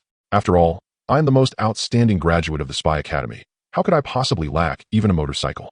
Do you have any idea how exhausting it is to carry a C-10 sniper rifle for 2 kilometers? The demand has been logged into the logistics system. Priority, normal. Xingxuan's tone remained infuriatingly calm. Hey! Yumiya abruptly turned and gestured at the air, asserting that a spy must possess the demeanor befitting their role. Those machine gun soldiers, like tin cans, can indeed trudge along mindlessly, but I am the finest ghost agent. Correction. Xingxuan interrupted suddenly, stating that according to the records, your comprehensive score in the graduation assessment was 97, with the historical highest record held by Sarah Louise Kerrigan, who achieved full marks in all tests. Xingxuan paused momentarily, Would you like to retrieve the assessment footage for comparison? Yumiya's lips twitched. Thank you, Central. Her figure abruptly vanished, distorted by the light, leaving only a piece of candy wrapper drifting down.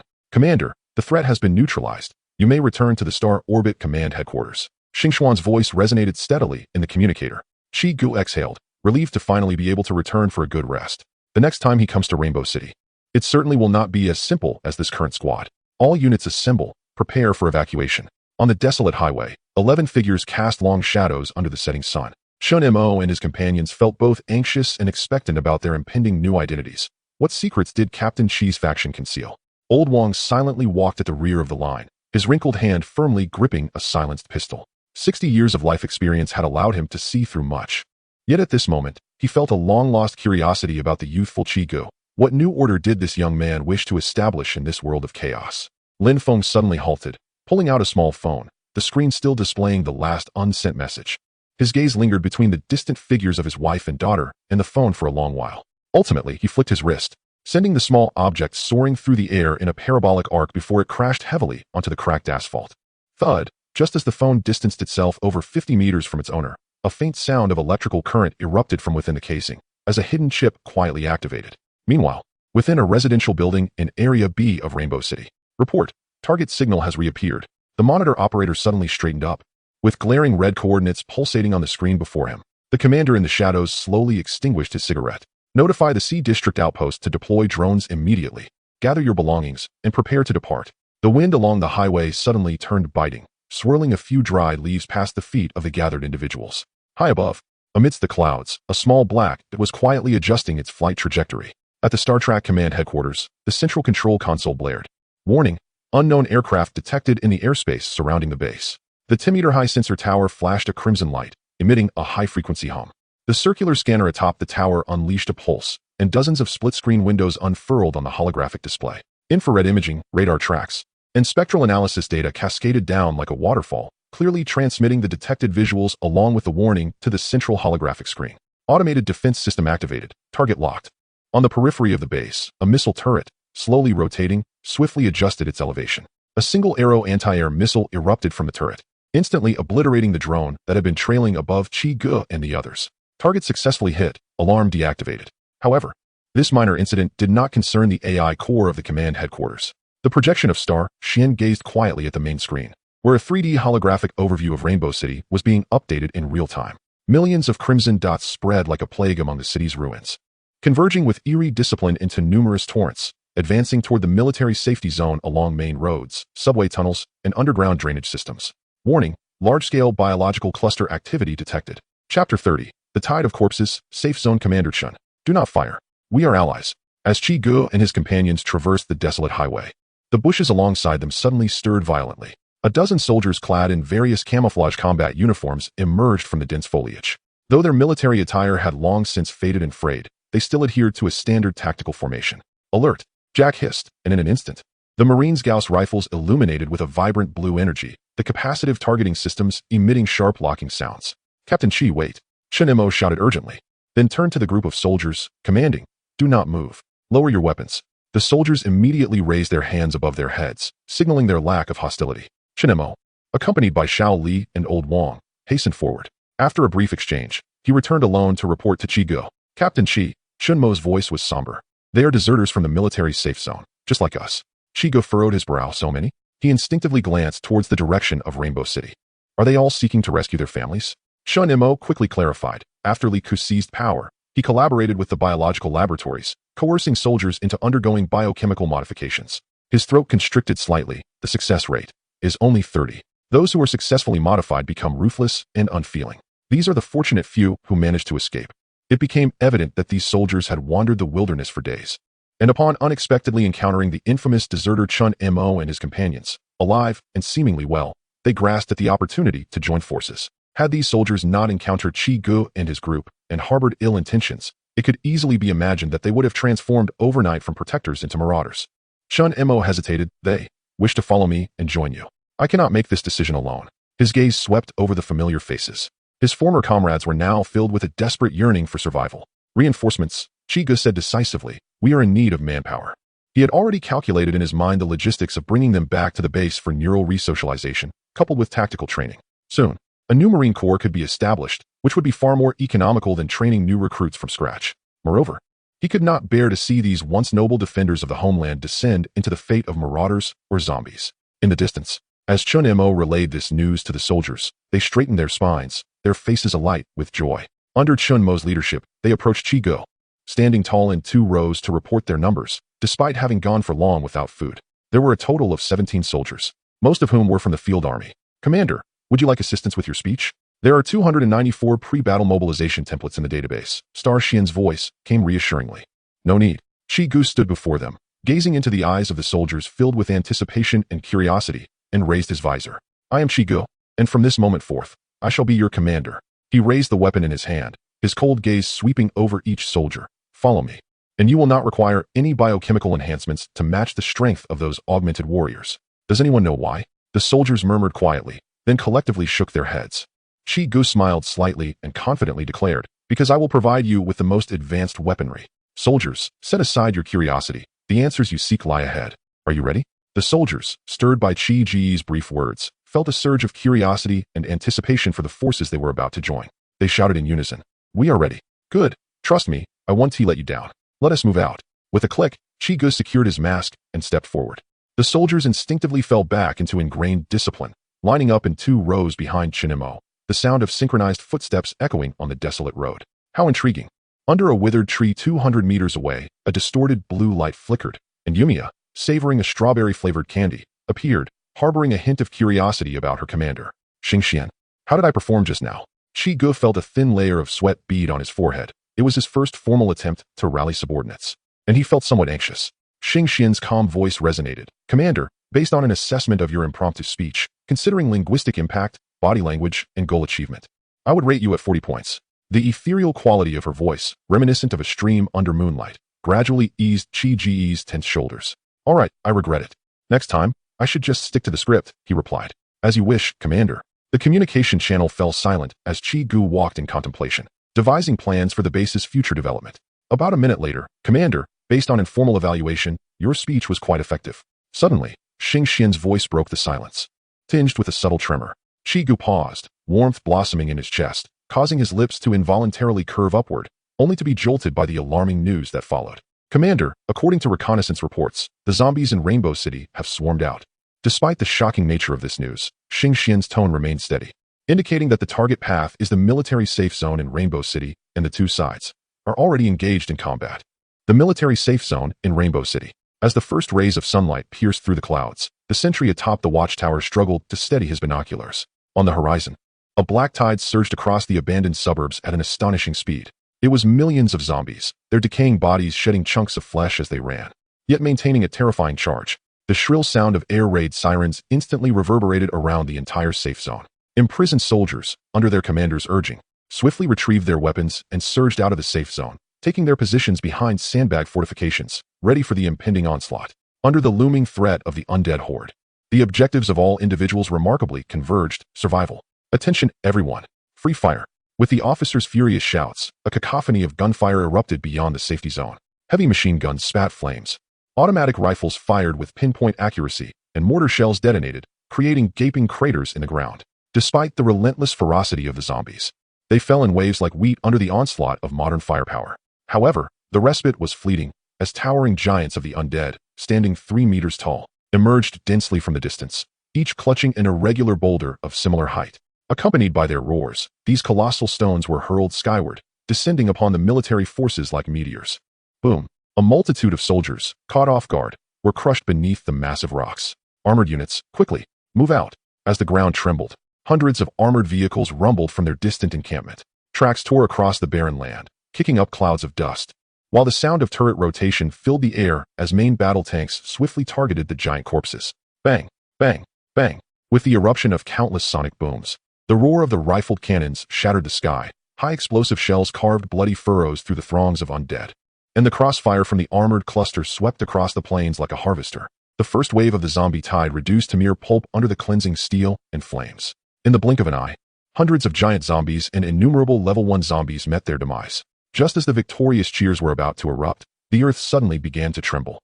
Chapter 31. The fall of the safe zone. Beneath the surface, something lurked. As the warning echoed, Dozens of mutated giant worms, as thick as subway tunnels, erupted from the earth. Their grotesque mandibles, lined with razor-sharp teeth, roared as they charged toward the armored battalion. Their spiny, segmented bodies swept through, sending 2 infantry fighting vehicles hurtling into the distance, where they crashed to the ground in a catastrophic explosion. Heavens! What manner of creature is this? Such colossal insects? Open fire! Open fire! Prioritize the elimination of those monstrous worms. Load armor-piercing rounds. The tank turret whirled rapidly, and with a resounding blast. The depleted uranium round struck the elongated body of a mutated worm, cleaving it in two. Dark green ichor gushed forth like a waterfall. Ah, my face! Get away! That liquid is corrosive.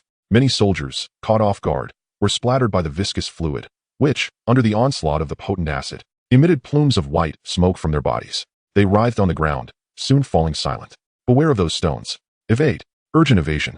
The gas turbine of the main battle tank screamed in a piercing wail as the 58-ton steel behemoth exhibited astonishing agility, deftly dodging the colossal boulders hurled by the giant corpses.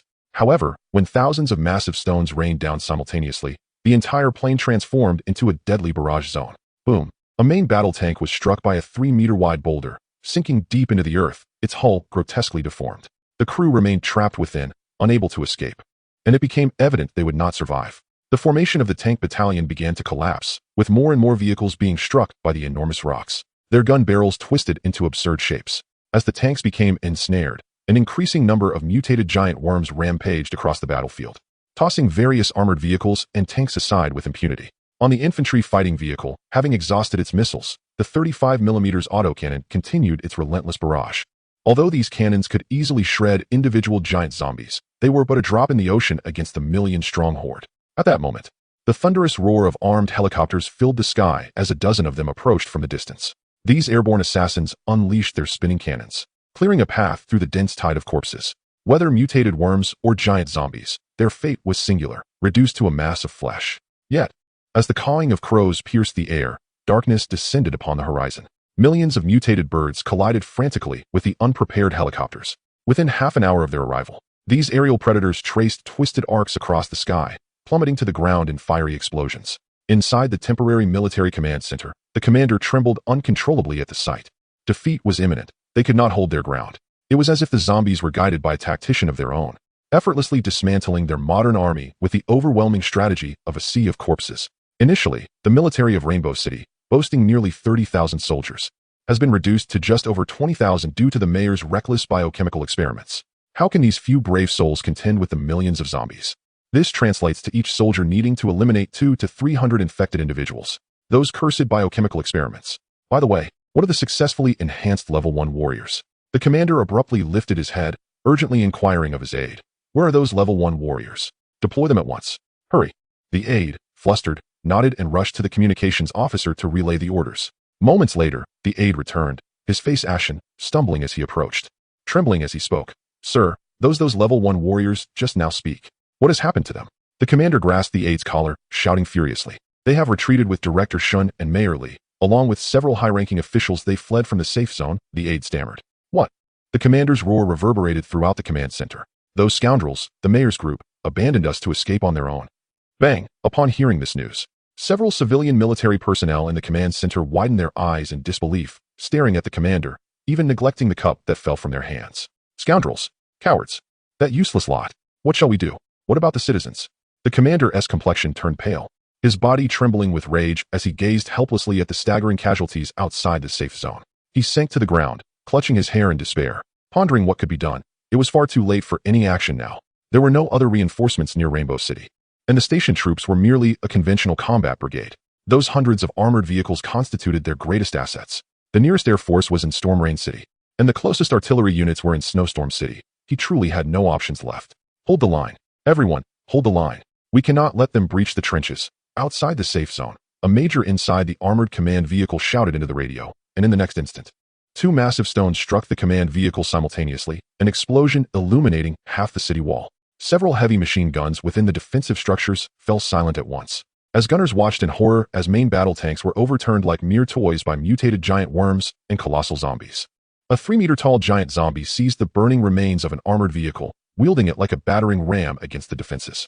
Some began to tremble uncontrollably, their fingers reflexively squeezing the triggers of their empty machine guns, producing a futile clicking sound. Just then, a piercing call rang out amidst the smoke, jolting the soldiers who had been pushed back to the city wall of the safe zone.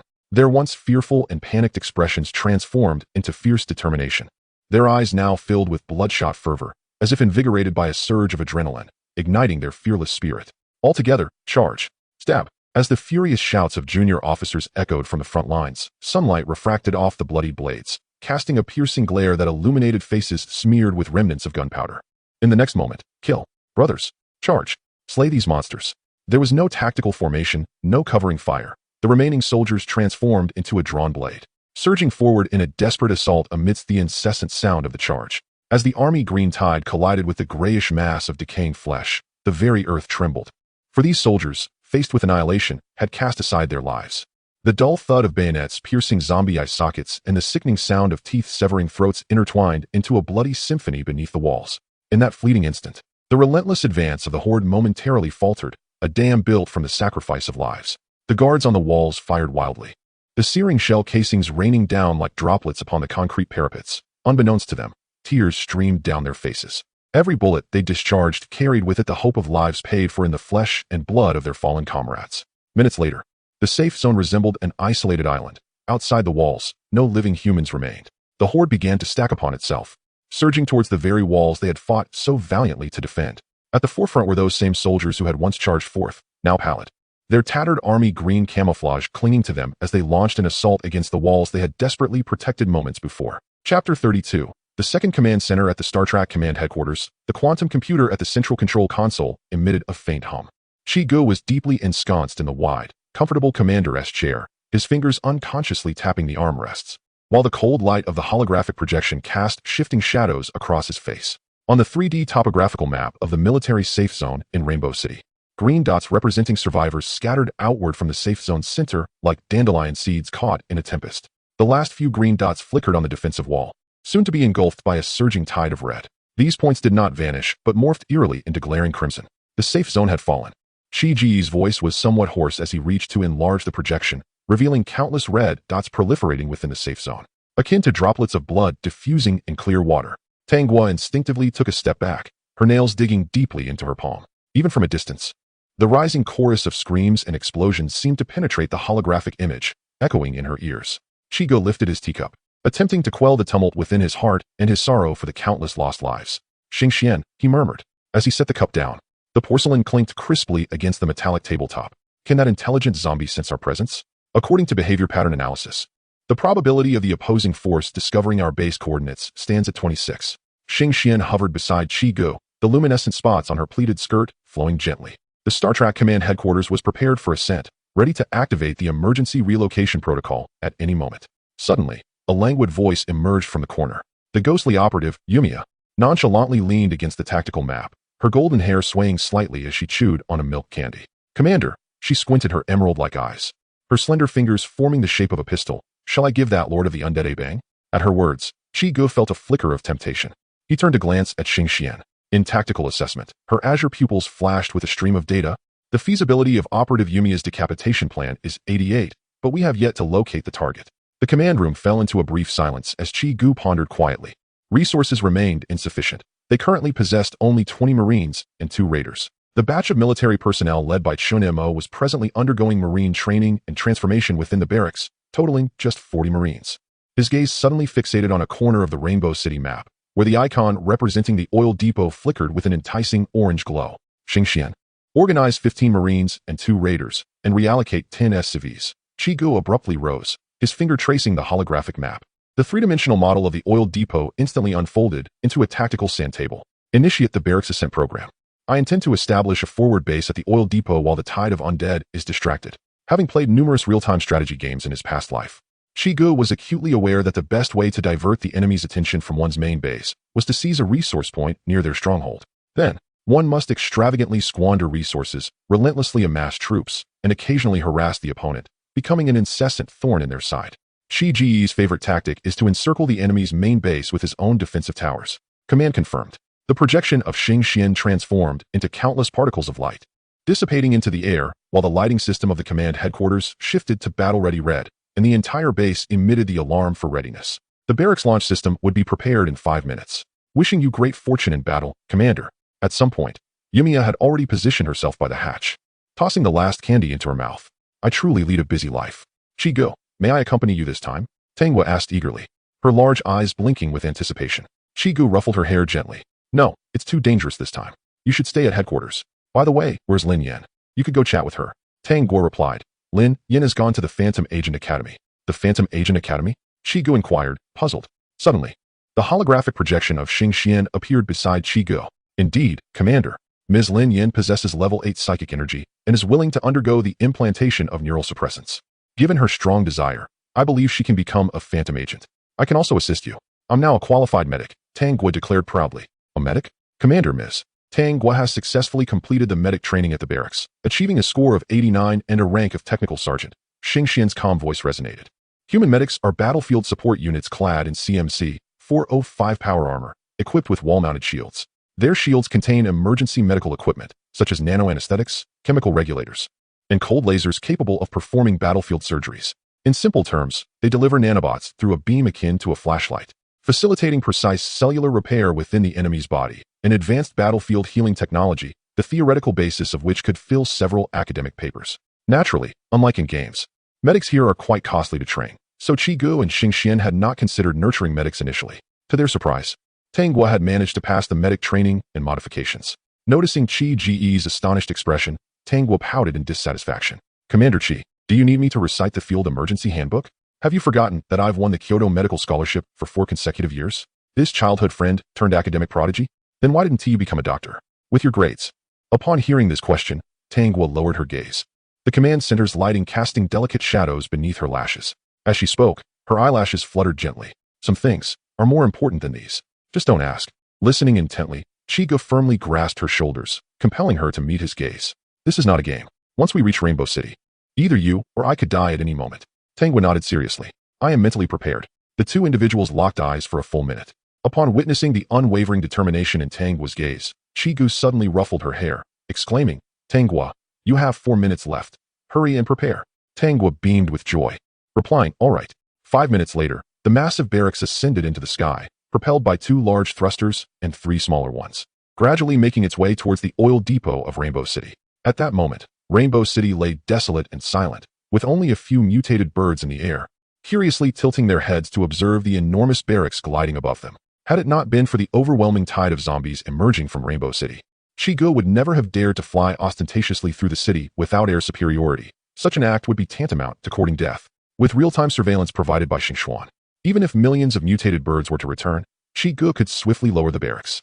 At 3 in the afternoon, the barracks thunderously descended onto the vacant road beside the oil depot. As the doors of the barracks swung open, 15 Marines streamed out in pairs, swiftly eliminating the scattered infected nearby. 10 SCVs quickly emerged, proficiently constructing gas refineries and bunkers as defensive structures. The last to emerge were 2 Marauders clad in CMC 660 heavy alloy steel armor, equipped with auxiliary generators, their massive mechanical arms each bearing a twin-barreled K-12 grenade launcher. They resembled colossal bipedal tanks, their steel plating glinting with a metallic sheen under the sunlight. With the auxiliary generators, the advanced grenade launchers could automatically assemble ammunition, enabling them to sustain prolonged combat without the need for resupply. Xingxuan prioritized the construction of the second command center if the crystal resources suffice. The command was confirmed, and the command center was added to the construction queue. The collapse of the safe zone instilled a sense of urgency in Chigo, igniting a flicker of rage within him. Zombies. He suddenly sneered, a sharp glint reflecting in his eyes like a blade. Let us see, then, to whom this Rainbow City truly belongs. Chapter 33. The awakening of the second race as the tide of corpses assaulted the military secure zone of Rainbow City. 5 figures clad in black uniforms stood resolutely on a vantage point several kilometers away, their chest insignia, a golden dragon on a crimson background, gleaming brilliantly. Reports indicated that Mayor Li Ku had fled amid the chaos, confirming the fall of Rainbow City. A robust middle-aged man lowered his tactical binoculars, issuing a cold command before turning towards the off-road vehicle behind him. Captain, should we? A young man followed closely, gesturing at his throat with a swift, decisive motion akin to a throat-slitting sign. We cannot act without orders, the middle-aged man replied, adding with a weighty implication. However, this fool likely won't survive beyond the month. Let us go see how Storm City fares. Once the remaining 3 had settled into the vehicle, it roared to life, speeding toward the horizon. Wenjia Villa. Master, urgent intelligence from Director Shin. A man in black gently knocked on the door, his voice subdued to a whisper. Enter. Wen Shuyuan. as usual, reclined in a Wangwali armchair, engrossed in a book. Sunlight streamed through the window, casting a golden sheen upon his handsome visage. The man in black dared not linger his gaze, respectfully stating, Director Shun reports that the secure zone of Rainbow City has completely fallen. He and Mayor Li Ku are redirecting towards Storm City, seeking instructions on whether to eliminate the liability. When Xu Yuan gently closed the book and placed it on the table. Since we can't hold anything, he murmured, let Shun Mo handle it decisively. Once the door had closed, when Xu Yuan lightly tapped his fingers against the armrest of his chair. This organized horde of corpses, could it be that the zombies in Rainbow City have acquired a leader-type zombie? And what of Storm City, in Area E of Rainbow City? A desolate road stretched toward the horizon, flanked by long-abandoned farmland. The wind rustled, creating a soft, whispering sound. Chiu activated the long-overdue system interface. Selecting the transfer to the Zerg Hatchery base. Transfer to Zerg Hatchery, main nest. Confirmed, a pale beam of light descended from the heavens. Even under the protection of CMC armor, Chiu instinctively closed his eyes. What is going on? Why is the Zerg transfer method so different from that of humans? Earlier that morning, he had devoted the majority of resources converted from the oil depot into the system. After much contemplation, he resolved to awaken the second race and subsequently drew the Zerg. According to ongoing surveillance by Xingxuan, the corpse tide was still wreaking havoc in the secure zone, reveling in the spoils of victory. Upon their return to Rainbow City, Chiu would face a million-strong horde, even if he accelerated the construction of human combat units. With such a multitude of zombies, it would be exceedingly difficult to hold the line. However, with the Zerg's inclusion, the situation would transform dramatically. While the Zerg's individual combat capabilities may not rival those of humans or the Star Spirits, Marine, have you tried close combat with a jumping bug? It's not fun at all. Their astonishing reproductive capacity allows for the swift generation of vast numbers of troops. Moreover, the Zerg can utilize spores, parasitic toxins, or hyper-evolutionary viruses to swiftly infect and assimilate other species, transforming them at the cellular level into mindless disposable pawns, capable even of wielding their former rudimentary weapons. Might they even infect the undead? As the light faded, the asphalt melted into a boiling sludge, and at the center of a corrosion pit several hundred meters in diameter, a colossal purplish-black organism materialized from thin air. Its exterior resembled a diminutive active volcano, adorned with 5 massive, writhing conduits flanked by towering bone spines.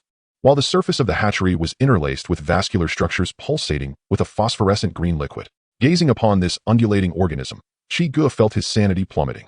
He sensed an obscure and special neural connection with the hatchery, allowing him to perceive its affection and joy directed towards him. This was manifested when Chiu prodded the pliable skin of the hatchery, causing its movements to accelerate slightly. Before long, several 1-meter-long Zerg larvae, as thick as an arm, were ejected from the hatchery's conduits. These 3 larvae joyously scuttled around Chi's powered battle boots, expressing their fondness for him, evoking a blend of cuteness and revulsion. Chiu attempted to convey commands through the neural link established with the hatchery, only to discover that it could comprehend only the simplest of directives.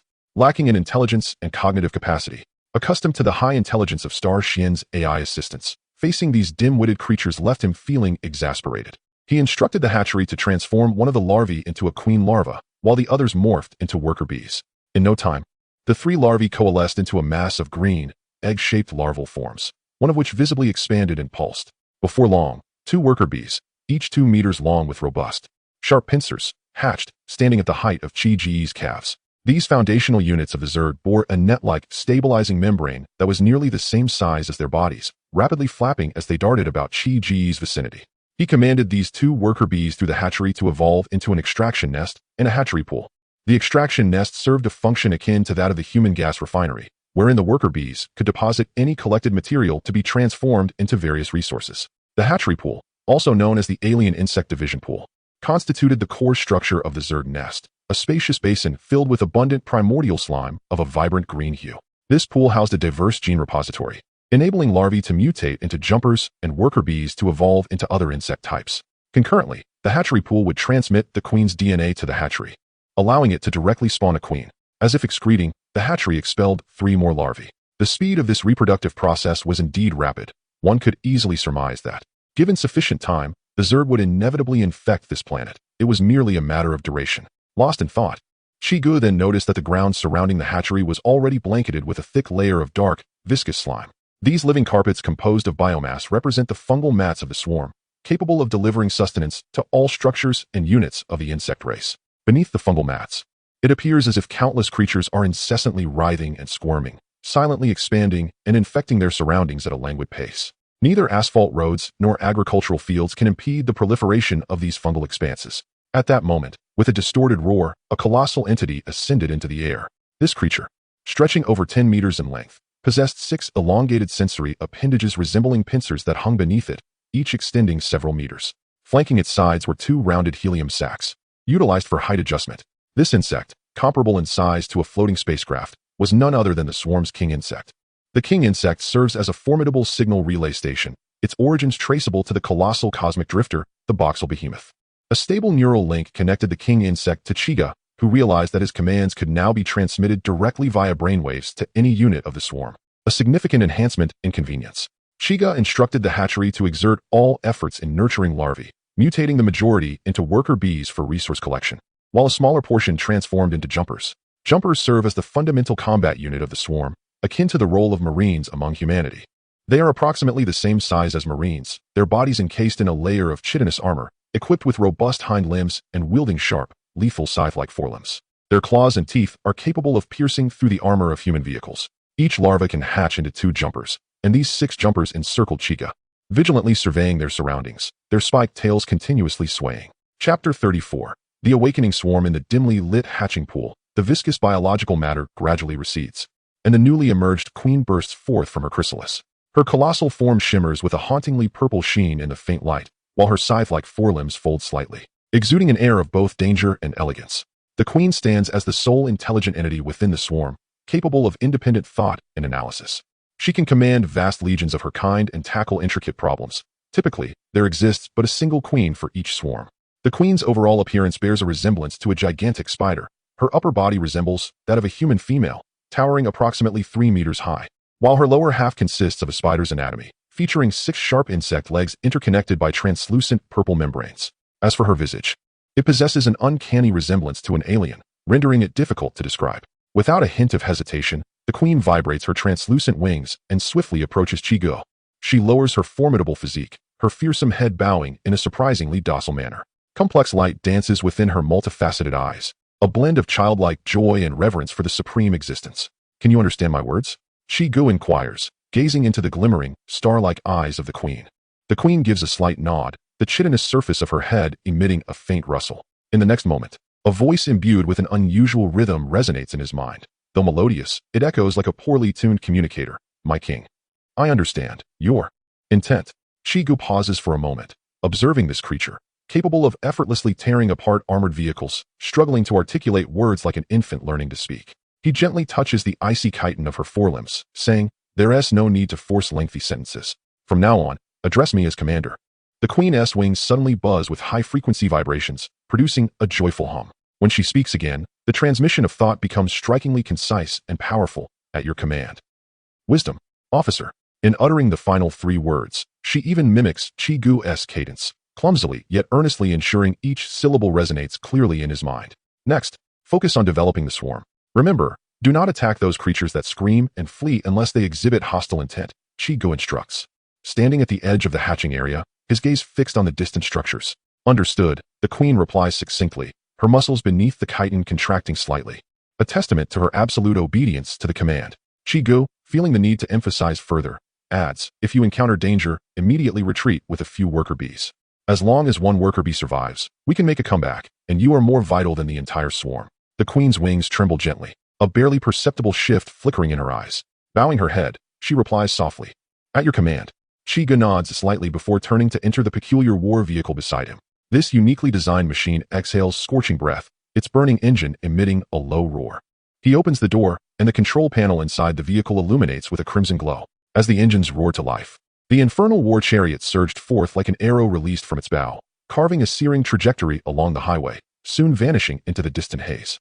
The matriarch stood silently in place, only turning slowly when the flames of the vehicle finally faded beyond the horizon. The warmth in her multifaceted eyes gradually dissipated, returning to an inorganic chill. With a flutter of her wings, she silently glided into the shadows of the incubation chamber, the dark patterns on her exoskeleton beginning to pulse, heralding the awakening of the swarm's will. In the military secure zone of Rainbow City, what was once a sanctuary has transformed into a paradise for the undead. Broken warning signs dangle from barbed wire, creaking in the gentle breeze, while a relentless throng of zombies aimlessly wanders within the fortified walls, their decaying feet treading through the blood-soaked mire. leaving a trail of viscous footprints across the square where emergency supplies once lay. Within the heart of the secure zone, a more horrifying scene unfolds at the research facility. Waves of zombies clad in tattered camouflage shuffle in, drawn as if by some unseen force. Mechanically entering through the gaping metallic doors, eerie glimmers flicker in their hollow eye sockets, and their rotting jaws move mindlessly, producing the unsettling sound of grinding bones. Hours later, the facility's exhaust pipes belch forth dark green smoke, and with the thunderous clank of hydraulic gates, the modified zombies emerge in precise formation. Their torsos have uniformly expanded to heights exceeding 2 meters, sinewy muscles bulging like steel reinforcements. Beneath their pallid skin, thick veins writhe like parasitic creatures, and the once decayed faces are now encased in a hardened shell, with only 2 crimson points of light smoldering deep within their eye sockets.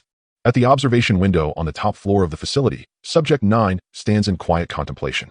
Cloaked in a black robe, it twitches with unnatural delight at the sight of each batch of enhanced zombies successfully exiting. Outside, a colossal zombie stands 5 stories tall, tearing into a mass of its kind. With each feast of dozens, its size burgeons further. What a magnificent creature!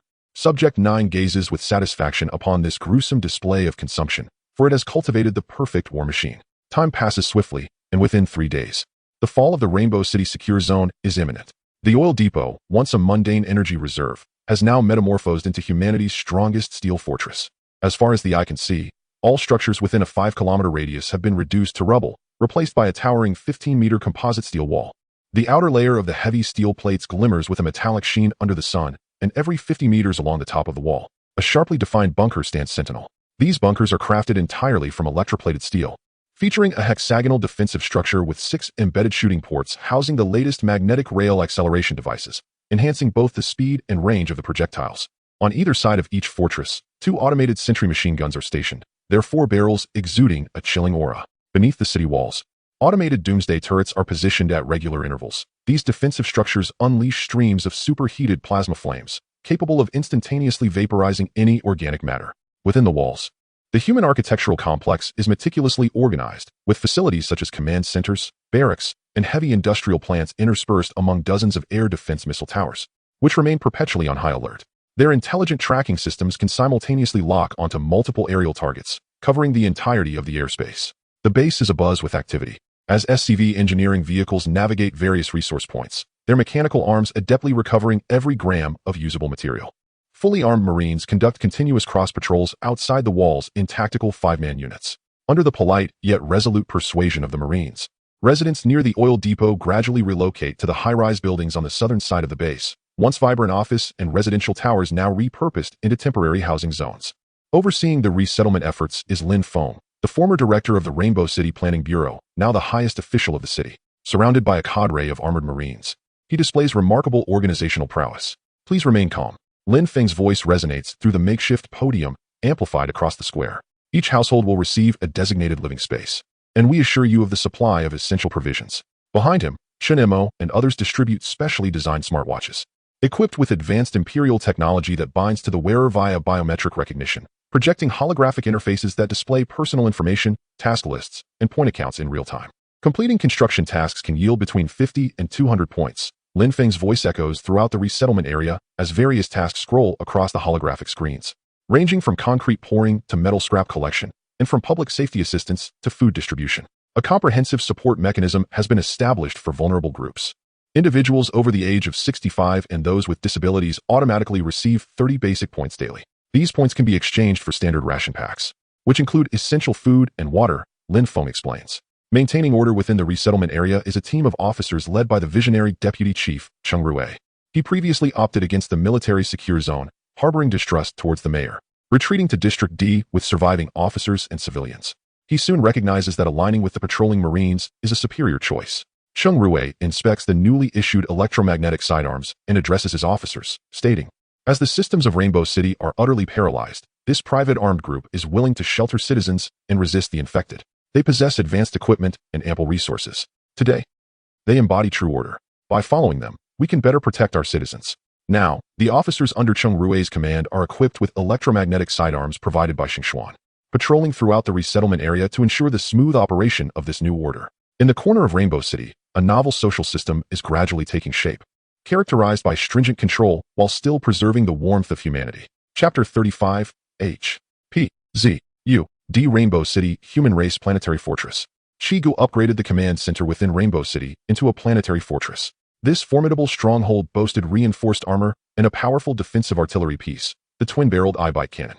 The volley damage of this dual cannon was comparable to that of the most formidable 330mm Thor's hammer cannon of the human race. Commander, Director Lin Feng requests confirmation of our organization's official name. The blue holographic projection of Xing Xian elegantly hovered beside Chiu.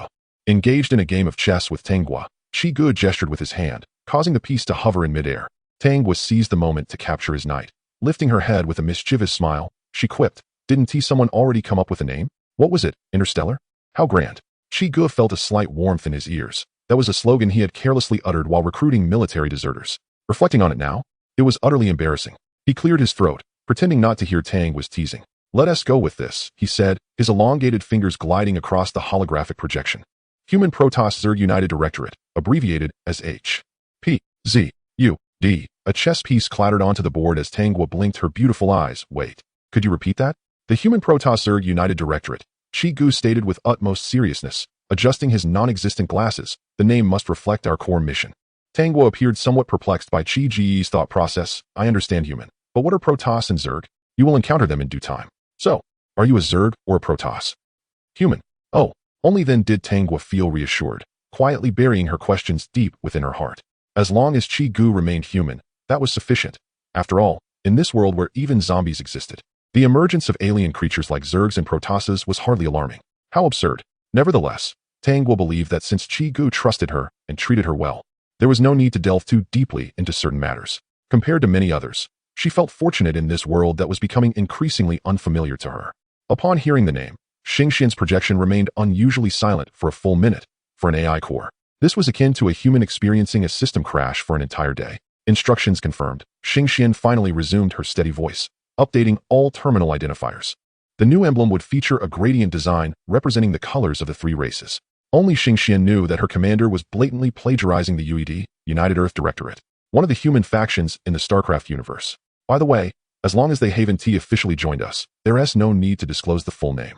Simply refer to us as the HPZ Directorate, Chiu added as an afterthought.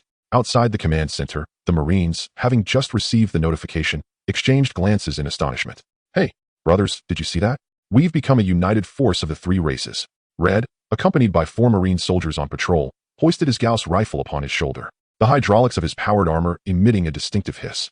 "Newbies, this is indeed a fortuitous turn of events." He purposefully nudged one of the Marines with his armored shoulder, adding, "At least we no longer have to endure the stench of the hive while battling, nor face those repugnant creatures."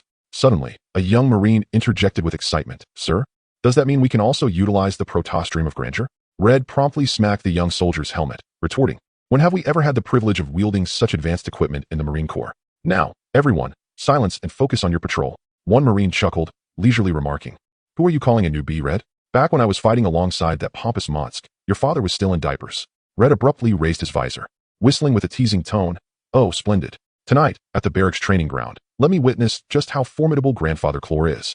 Beneath the iron dome of the planetary fortress, Chiu absently played chess, yet he harbored a lingering question. Logically, every command center ought to possess its own AI core. Why then? Was the second command center established in Rainbow City still utilizing Starsphere? What had happened to the native AI core? He was eager to observe the distinctions between the new AI core and Starsphere.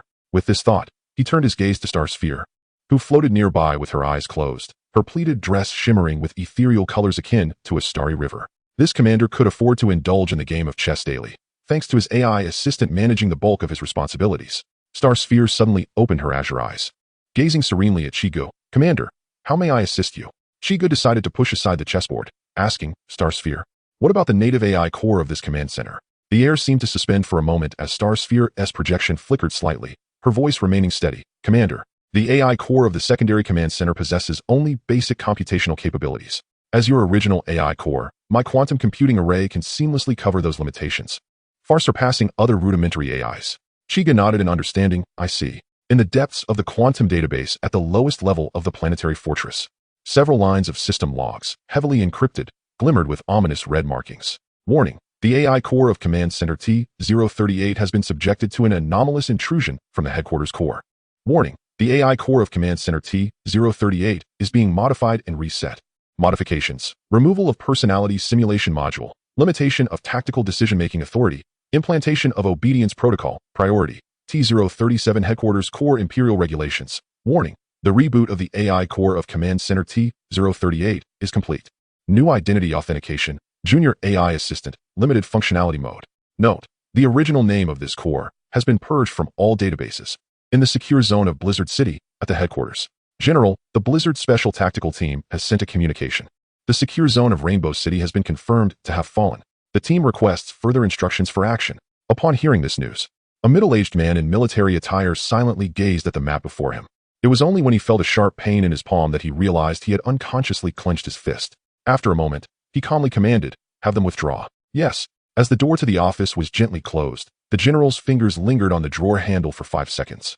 The sound of the metal drawer sliding open resonated distinctly in the silent room as he slowly retrieved an album. The leather cover of the album had faded, with corners showing signs of long-term handling. The general's movements were deliberate, as if each page bore an immense weight.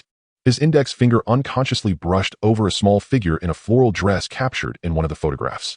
The last page, a simple drawing, was preserved remarkably well, with crayon scribbles of candy awkwardly jumbled together, and in the corner, a childish handwriting read, "For Dad." The general suddenly raised his hand to press against his temple. This usually composed middle-aged general slowly closed his eyes, the stars on his insignia flickering slightly under the light. "Commander, please note. Detection indicates that the horde of corpses is expected to arrive at Rainbow City in 60 minutes, Xing Su-in suddenly stated. As the tactical map unfolded between the two, crimson dots converged from all directions like a tide. "I'll head to the Zerg nest. You take care of the fortress's defenses, and do ensure Tang was safety." Chiu decisively instructed Xing Su-in, and as the blast door's airlock emitted a hissing sound, he strode towards the exit. Once the horde returns to Rainbow City, it won't be long before they launch a large-scale assault on this planetary fortress base. By then, it would be too late for him to leave. He had no doubt about this possibility, for the current horde had its own leader. He needed to prepare in advance at the Zerg's location. With Xing Su-in's contact, he could lead the swarm into battle at the opportune moment. "Commander, the security protocol level for Corporal Tang Gua has been elevated, and the anti-gravity engines in the barracks are on standby. I will extract him if necessary," Xing Su-in calmly replied. Chiu paused at the end of the corridor, his mask clicking shut. "We'll play chess again when I return. Next time, you must let me have double rooks, double knights, and double cannons. I will be serious about it." The projection of Xingxuan lingered, gazing intently in the direction the commander had departed, while the tactical system indicated that his biological signals were rapidly receding from the fortress, racing toward the purplish-black fungal expanse of the Zerg territory. Chapter 36. The development of the swarm in District E of Rainbow City. The skies were shrouded in a purplish-red cloud of spores secreted by the fungal blanket, enveloping the entire area as though it were covered by the innards of some colossal creature. Once towering skyscrapers were now encrusted with pulsating organic membranes, their surfaces oozing thick, viscous digestive fluids that corroded concrete and steel into honeycomb-like cavities. The surviving citizens had long since scattered, either fleeing from Rainbow City or retreating to District D. The streets, once bustling, now lay strewn with the remnants of the undead, devoured entirely by swarming jumpers, leaving even the bones to be dragged back to the hatchery by worker bees. In the shadows of seemingly abandoned office buildings, dozens of amber-hued compound eyes flickered in the darkness, while the sound of carapaces scraping echoed from beneath the manhole covers. Deep underground, the jumpers lay in wait. These perfect hunters could remain hidden for weeks, detectable only by the most advanced thermal scanners. With a thunderous roar, the burning engine of the Hellfire war machine growled as it arced before the hatchery, its four-wheel drive vehicle gliding over the undulating, soft fungal blanket. Chiu, clad in magnetic combat boots, stepped steadily towards the hatchery. Before him loomed the towering structure, pulsating rhythmically like a beating heart, surrounded by insectoid edifices that breathed and writhed as if they were organs themselves. The spiked crawling insects and spore crawlers, guardians of the hatchery, slithered forth in a show of respect. The spine of the spiked crawler resembled a tentacle stretching 7 or 8 meters long, tipped with a menacing bone spur. Do not underestimate its length. It could extend to twice its size, capable of piercing through any unfortunate target it chose. The spore crawler, akin to a gigantic spider, bore a writhing tube on its back, capable of burrowing underground and possessing formidable detection abilities, capable of unleashing deadly acidic sprays at any sensed adversary. As Chiu surveyed the territory of the swarm, he felt as though he had entered a den of demons. Once the zombie crisis had passed, these grotesque yet endearing creatures would need to be relocated to other planets. Lost in thought, he felt the fungal blanket tremble rhythmically. Looking up, he saw the insect queen, her upper body cloaked in pale bones and purple skin, rushing towards him with haste. She halted abruptly before Chiu, her 6 appendages plunging deep into the fungal blanket. Tilting her head, The glimmers of emerald light dancing in her compound eyes resembled fireflies in a deep pool. Suddenly, Chiu realized that this leader of the swarm had yet to receive a name. Gazing into her luminous green eyes, he pondered for a moment before declaring, "From this day forth, you shall be named Yutong." The membrane of the queen's wings began to vibrate at a high frequency, producing a crisp resonance. Name? She clumsily echoed this foreign concept, her heavily armored skull tilting slightly. Moments later, her eyes brightened with newfound clarity. "Thank you, wise officer. I shall be called Yutong. I like it very much." Observing this 3-meter-tall, fearsome creature exude the exuberance of a child receiving a new toy, Chiu felt the corners of his mouth involuntarily lift beneath his mask. He waved his hand, and a worker bee swiftly darted over from a distance. Under the perplexed gaze of the ethereal pupil, Chiu plopped onto the back of the worker bee, cushioned by the soft barrier of the CMC armor, which felt surprisingly comfortable. The weight of the powered armor elicited a mournful whine from the bee, which collapsed onto the ground, its abdomen quivering like jelly. It emitted a few disgruntled murmurs, yet dared not struggle against the will of the king. Chiu adjusted his posture, causing the bee's respiratory sac to make chirping sounds in response. The ethereal pupil blinked its compound eyes and suddenly extended its sharp forelimbs to gently poke the swollen abdomen of the worker bee, causing green ichor to spurt forth, accompanied by a hissing sound akin to deflating air. Observing this, the ethereal pupil gently expelled a protein liquid towards the bee, and under the influence of the mitotic enzyme, the wound healed rapidly. How is the insect race faring now? Are they capable of withstanding a war? Upon hearing Chiu's inquiry, the ethereal pupil succinctly transmitted the swarm's numbers directly into Chiu's mind via brainwaves. In just a few days, the insect race had proliferated into hundreds, primarily consisting of jumpers, with a smaller number of cockroaches and stingers.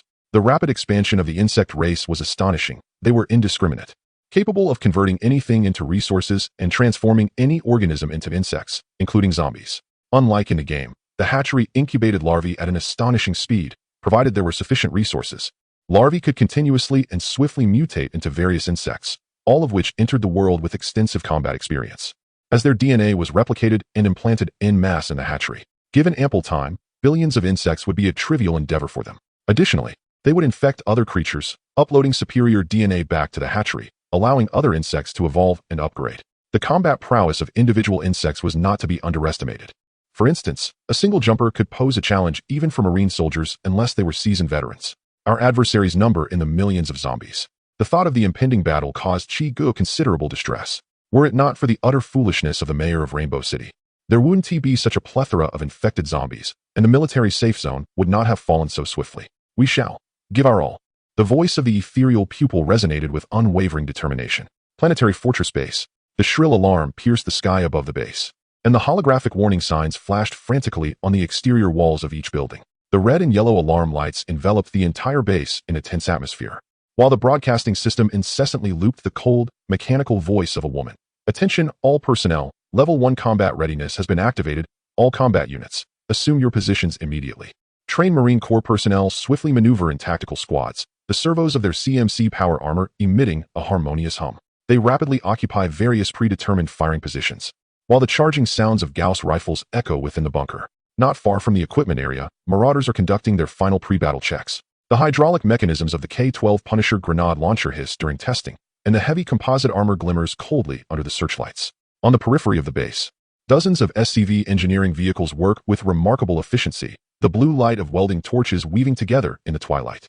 Automated sentry turrets rise from the ground at a visible pace, capable of forming a crossfire network that covers every conceivable blind spot before them. Most reassuring, however, are the 10 siege tanks deployed within the base. These steel behemoths have now transitioned into siege mode, with hydraulic stabilizers deeply embedded in the concrete floor.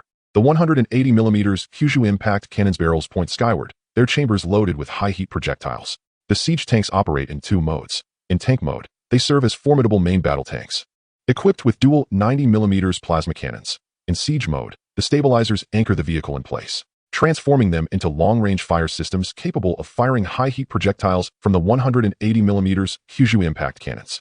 Given the limited time, this represents the entirety of the base's combat capabilities. An interstellar port has yet to be established, as there are currently insufficient resources to supply those costly aerial units. Chapter 37. The Onslaught of the Undead. Additional update.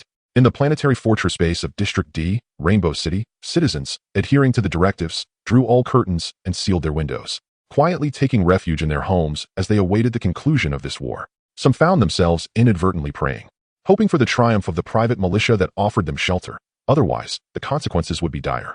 The air within the bunker was thick with the scent of metal and lubricants. Chun Imo absent-mindedly caressed the heat sink of his Gauss rifle, while the HUD of his CMC power armor projected a soft blue stream of parameters onto his retina. Power armor status: normal, ammunition, 500-500. He had been contemplating, when suddenly, Shaoli shattered the silence, his voice distorted by the armor's vocoder, carrying a characteristic mechanical rasp. It would be splendid to don this gear and return to the old unit to boast.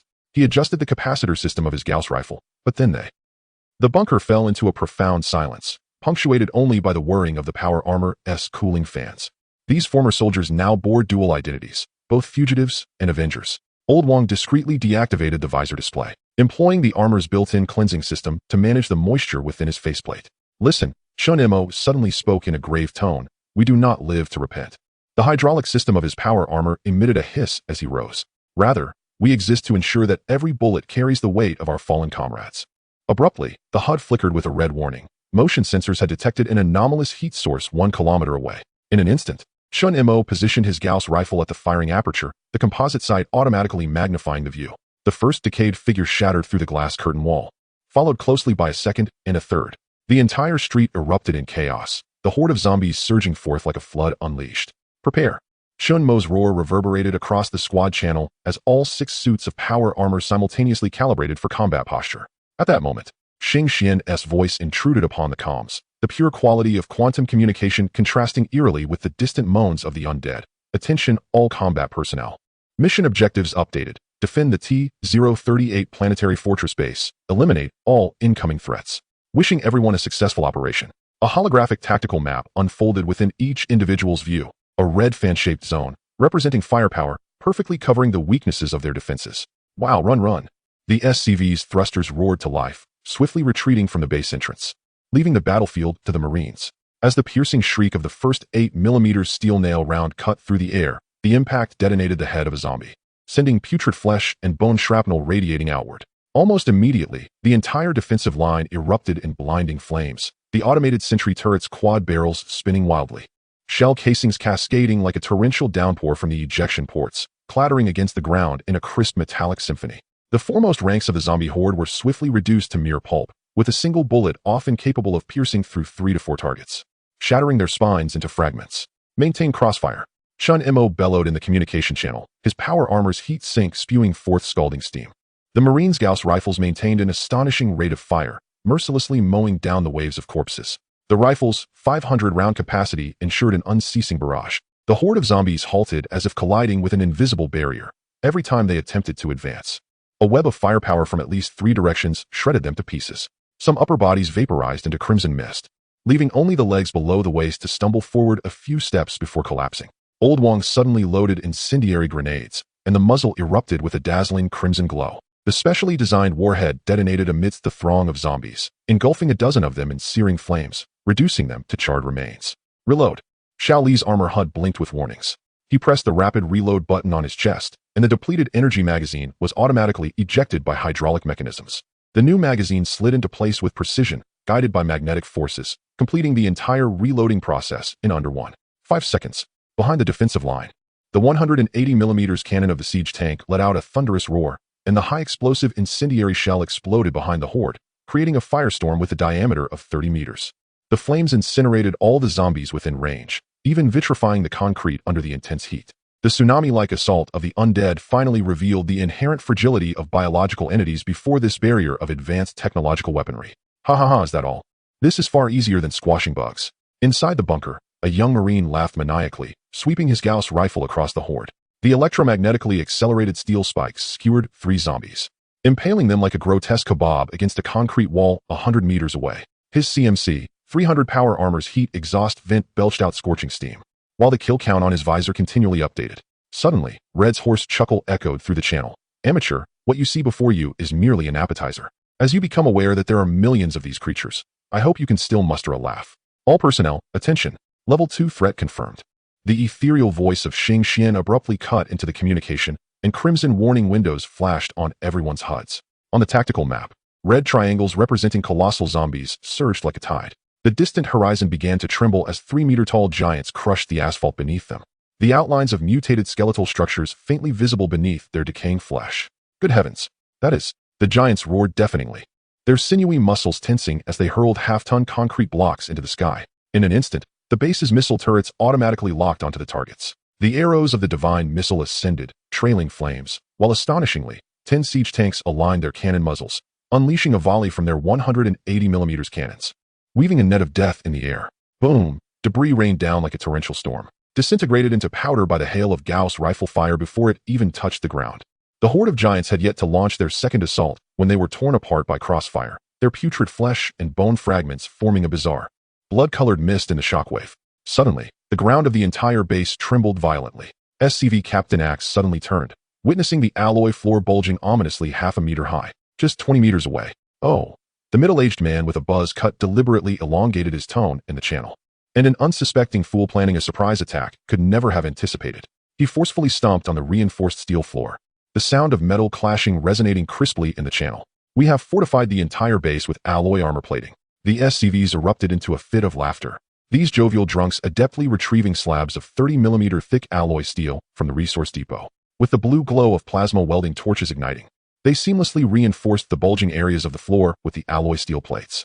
Each time the subterranean assailants collided with the ground, they required a brief respite, a duration ample enough for the SCVs to fortify the surface once more. Brick, an SCV sporting a full beard, quietly produced a small bottle of fine spirits from the SCV cockpit and took a discreet sip. Gentlemen, I wager these underground intruders lack the razor-sharp claws of the insects. No sooner had he spoken than Xingxuan's voice resonated in Brick's private channel. Engineer Brick, per regulations, consumption of alcohol is prohibited during wartime. This is your first warning, and penalties have been issued. Another SCV interjected on the public communication channel. I surmise they also cannot expel acidic bile. AKS reinforced another layer of alloy plating. Most importantly, they lack intellect. He cast a curious glance at Brick, who, for reasons unknown, appeared invigorated, zealously reinforcing the alloy plates. Xingxuan hovered silently in the control room of the planetary fortress, observing the holographic screen displaying dozens of giant worms, the size of subway tunnels, relentlessly battering the ground beneath the base. After a span of several minutes, tranquility enveloped the base's surface, as if the mutated giants had retreated. Moments later, from the distance of the corpse cluster, dozens of mutated worms suddenly erupted from the earth, their grotesque heads, marred and bloodied, howling as they charged furiously towards the city walls. Chapter 38. Unyielding firepower. Why are there bugs here? I loathe insects.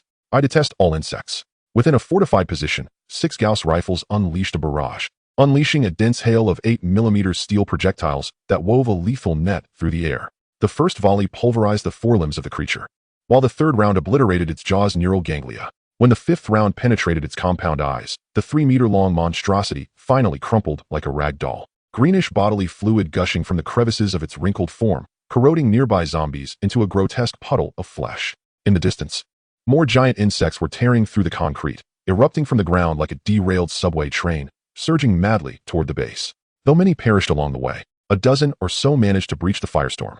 The charge of these colossal insects stirred a miasma of foul odor, and every marine could vividly perceive the monstrous jaws and the corrosive saliva dripping from their mandibles, sizzling on the ground and emitting wisps of white smoke.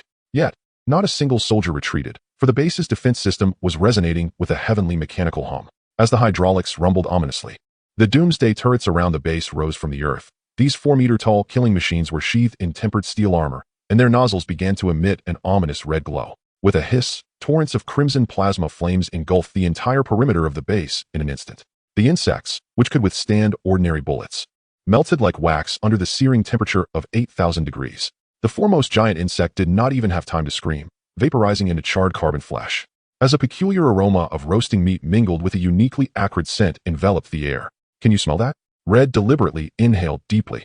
Yet the CMC armor mask had already purified the outside air. It was the scent of a barbecue party. On his visor, he witnessed the surviving giant insects writhing in agony, their bodies ablaze, tracing distorted paths of fire across the scorched earth. In the insect nest of District E, Rainbow City, the commander's voice resonated through the communication channel. Current combat progress is favorable. The ethereal voice of Xingxuan echoed, simultaneously projecting real-time battlefield imagery onto Chi's holographic terminal. Chigu gazed at the mountain of corpses in the projection, the twisted remnants of zombies intermingling with the shattered bodies of giant insects, barely visible amidst the smoke. He felt a surge of eagerness. These were prime biological resources for the insect race. The three-dimensional projection surrounding the planetary fortress unfolded next to the incubation facility. Chiu turned to his side, where Yutong, the newly emerged queen of the swarm, observed the holographic map with curious eyes. Look here. Chiu pointed at the flickering green dots on the projection. These are our allies. His finger then moved to a glaring patch of red, and these are the enemies that must be eradicated. Yutong, if you were to lead the swarm into battle right now, what would you do? A glint of crimson flashed in Yutong's compound eyes. Without hesitation, she extended her sharp claws, pointing directly at the center of the battlefield. Charge in directly. Tear them apart. Chiu smiled, akin to a mentor guiding a curious child. As the future leader of the swarm, your bravery is commendable. Yet the close combat nature of most swarms may entangle us in a dilemma. Engaging the enemy at close quarters could result in friendly fire from our ranged units. However, if we maneuver from the enemy's flank, Shiji's fingers suddenly pointed towards the battlefield side, where a blue arrow materialized from the rear of the enemy forces. This approach not only evaded friendly fire, but also left the enemy vulnerable, disrupting their formation. By diverting the enemy's attention on the front lines while dispatching troops for a surprise assault from behind, we could implement a straightforward yet effective strategy.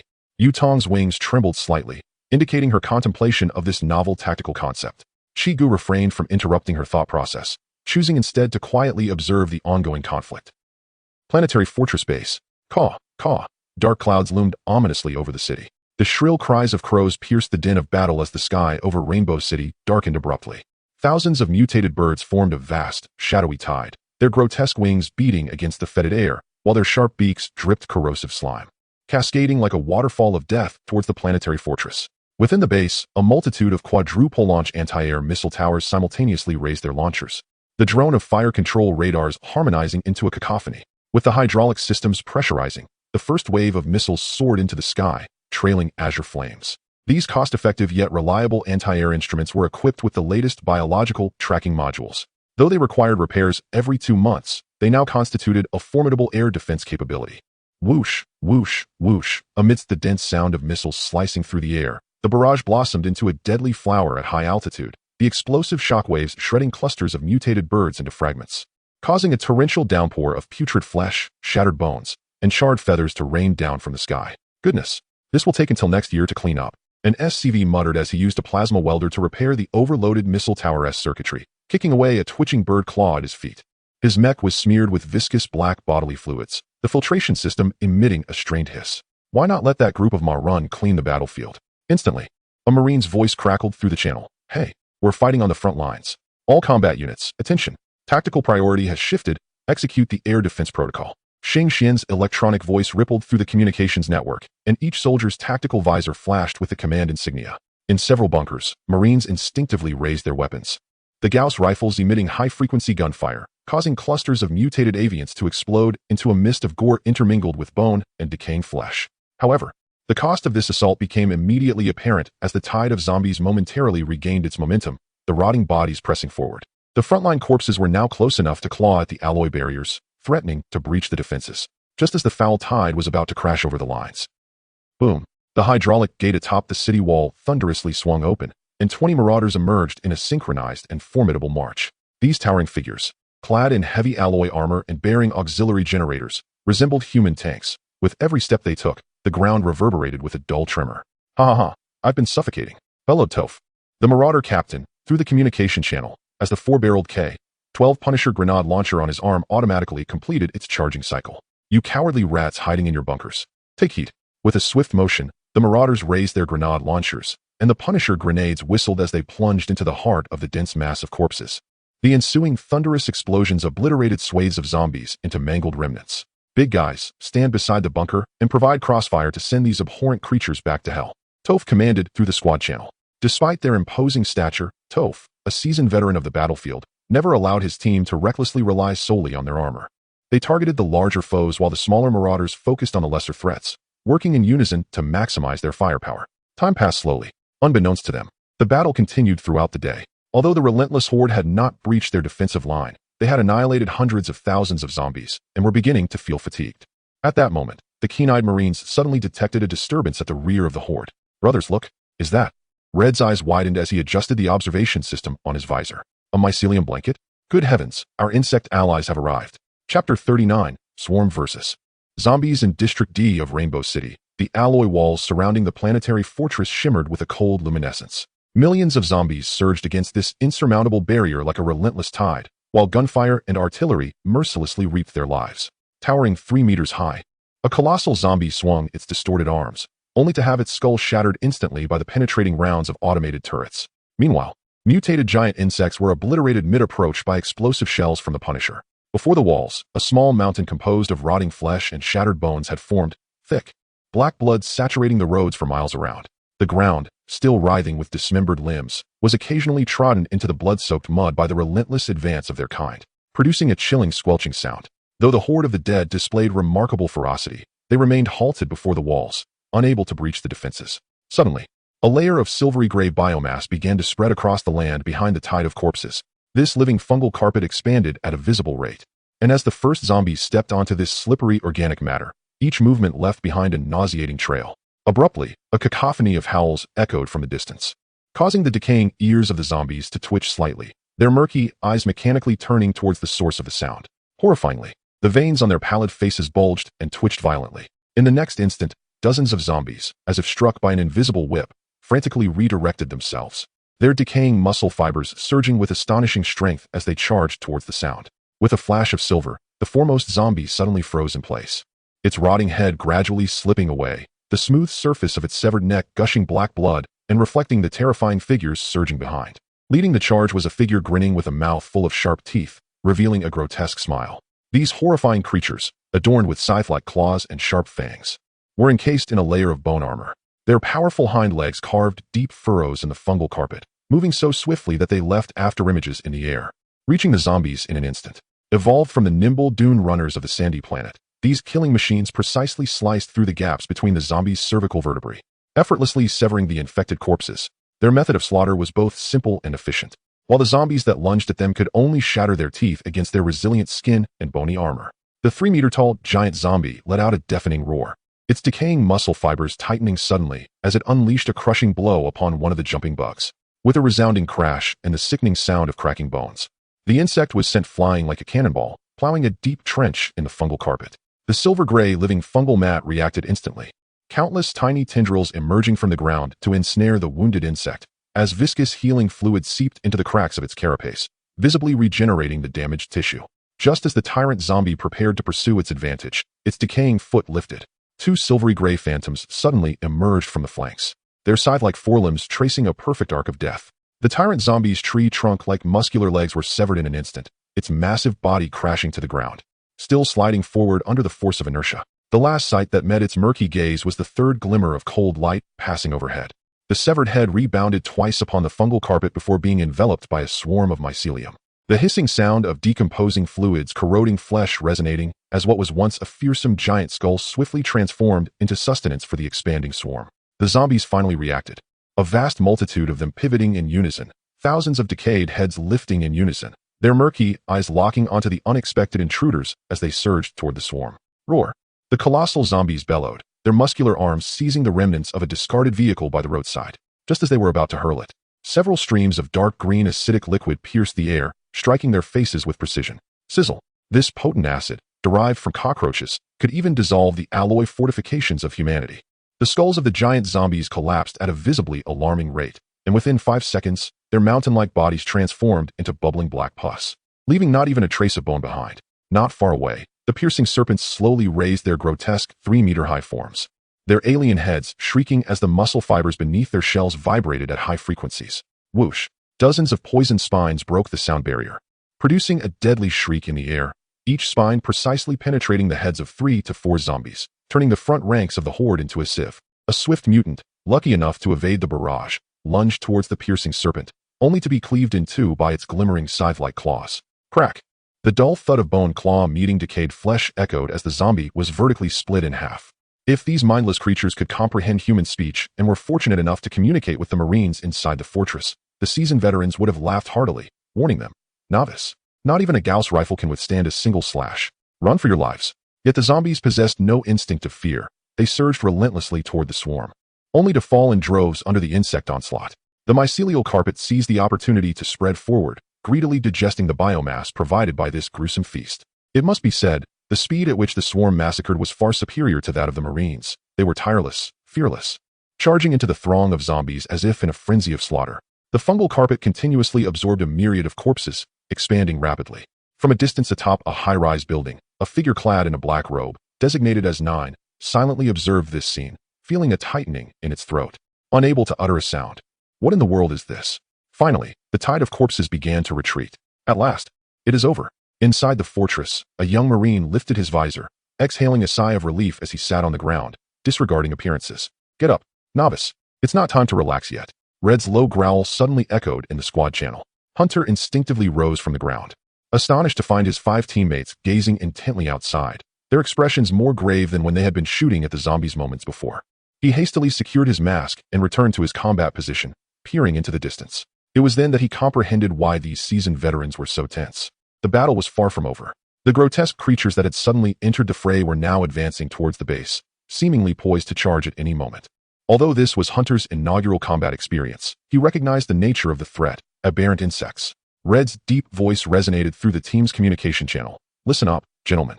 Never underestimate the jumpers. These sharp and lethal little bastards are no joke. The grotesque armored monstrosities behind them can evade attacks and regenerate. Their corrosive saliva can dissolve fortifications.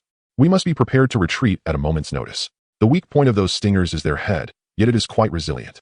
Remember, you rookies, aim for their chests, and oh, they will bob their heads just before they strike. It was Hunter's first encounter with his typically nonchalant Captain Red, now exhibiting an unprecedented level of seriousness as he imparted his wisdom to the squad. Chapter 40. The End of Battle. Attention, everyone. The calm voice of Xingxuan resonated suddenly through the public channel, instantly tautening the nerves of all the Marines, who fixated intently on the swarm outside the bunker, their fingers poised on the triggers. The alien insect forces led by the Queen of Shadows had been confirmed as members of HPZUD. The voice on the channel carried a distinct ethereal quality, reiterating that they were allied units, instructing all personnel to maintain their defensive formations and prohibiting any unauthorized departures from the base perimeter. The alien insects would assist in clearing the outer battlefield. The tense grip of the CMC gauntlet finally released from the trigger, and a cacophony of armored disengagement echoed along the defense line. The sounds of magnetic locks releasing merging into a singular chorus. Breathing a sigh of relief, Hunter lifted his visor and collapsed onto the ground like a deflated balloon. Captain, with that tone you just used, I thought we were about to engage in a full-blown war against the bugs.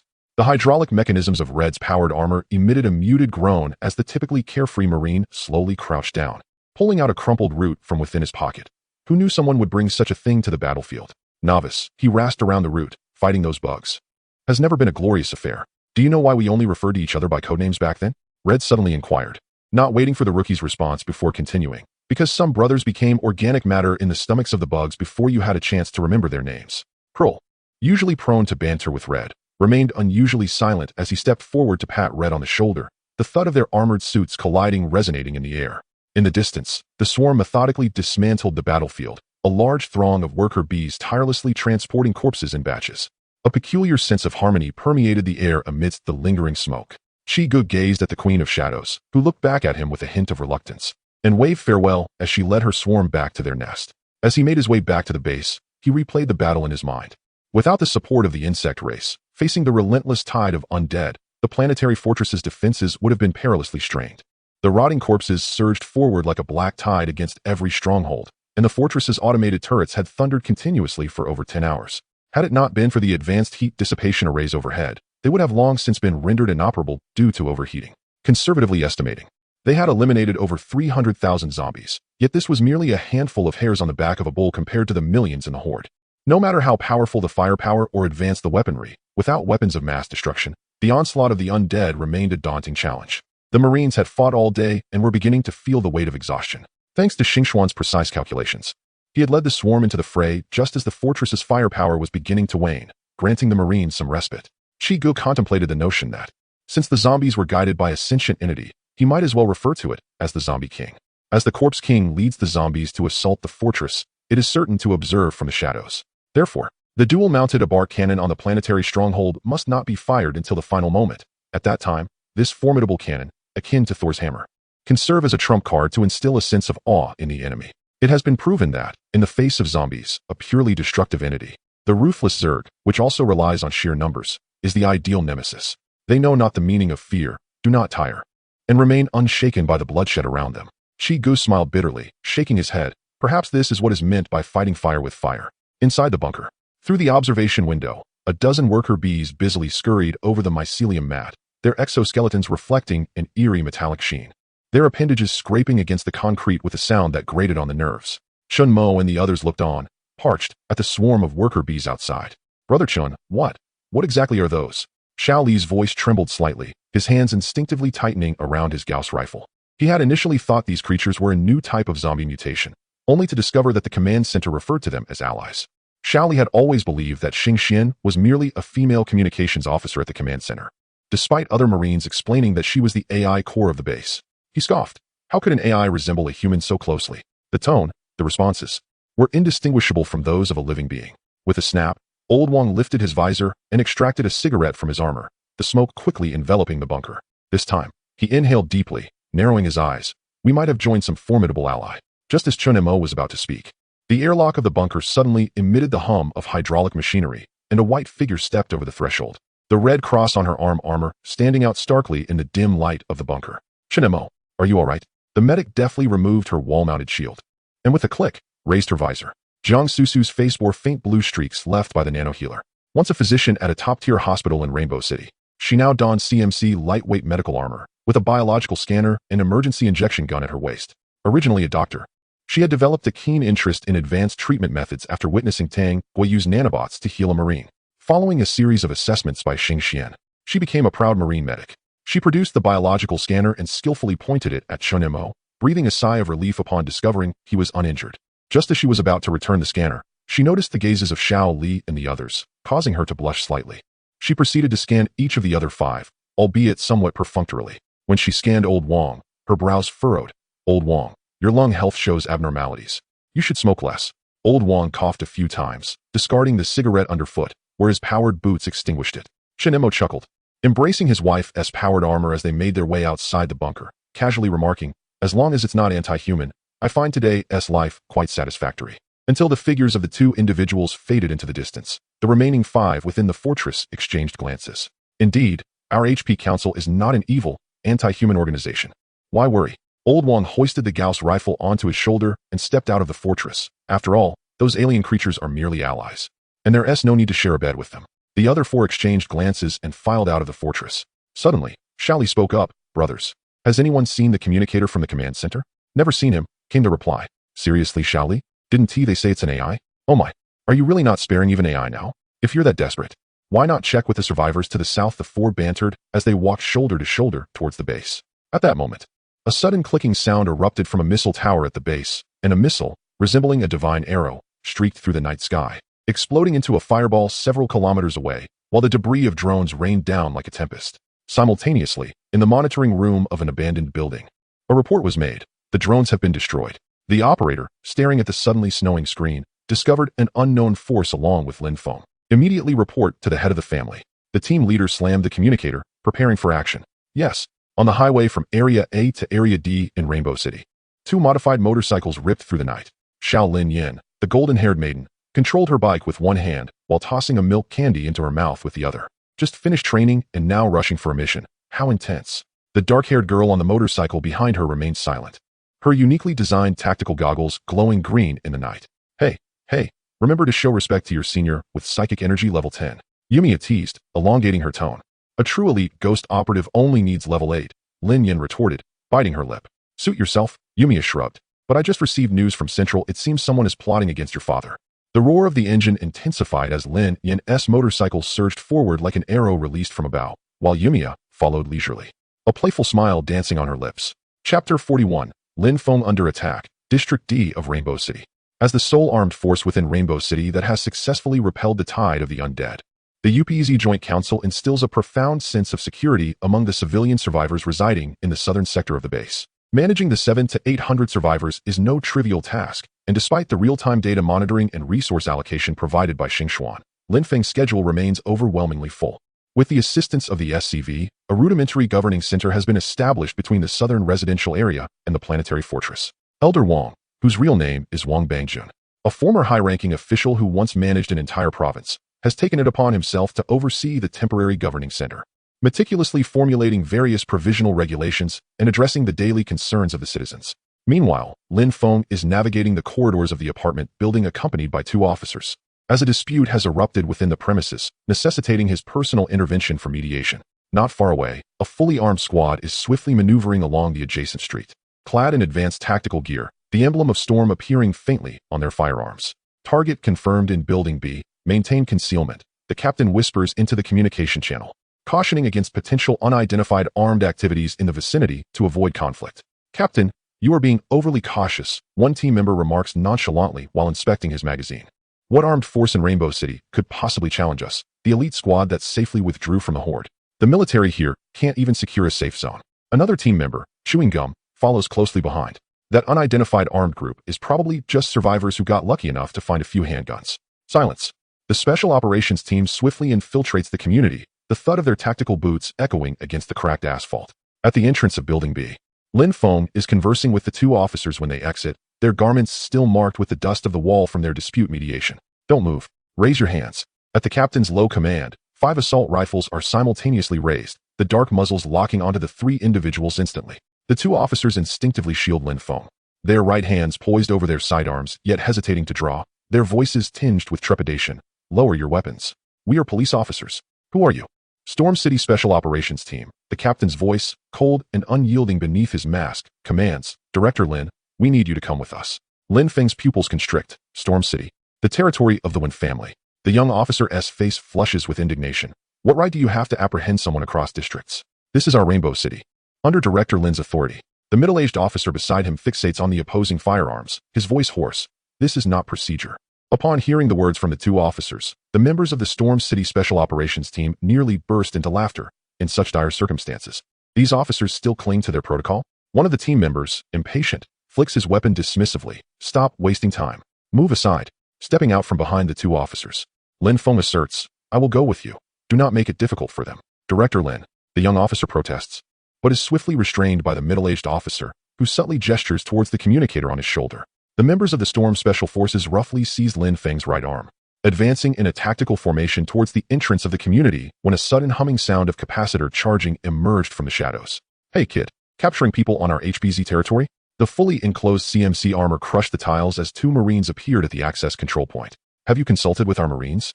The magnetic rail of the Gauss rifle emitted a blue glow, and 5 red frames on the visor simultaneously locked onto the target.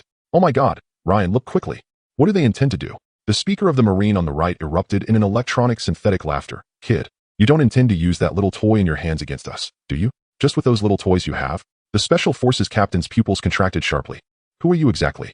The 2 figures before him, clad in peculiar armor, wielded a bizarre weapon reminiscent of a sci-fi toy, evoking a profound sense of threat within him. HBZ Joint Forces. Anyway, you wouldn't recognize them. Explaining to a bumpkin is quite a hassle. Bang, bang, bang. Observing the unguarded demeanor of the opponents, the captain suddenly raised his wrist and fired rapidly. The 5.8mm projectiles struck the powered armor's chest plate, sparking 2 flares, while the ceramic coating around the shallow dents barely revealed the underlying metal. A cold smirk crept upon the captain's lips. How laughable. Yet, as he witnessed his bullets failing to penetrate the strange armor, his amusement dissipated. That can't be just a bluff.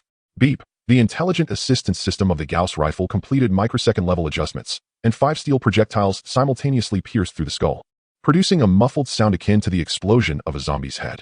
Central Intelligence, take note. The Marine kicked aside the headless corpse, his armored fingers probing the dents on the chest plate. They shot me first with their little gun. Another Marine nodded towards Lin Feng and the 2 police officers. Lifting his visor, Director Lin, let us go. The commander has questions for you. What was meant to happen eventually came to pass. Lin Feng nodded and followed the 2 Marines towards the planetary fortress.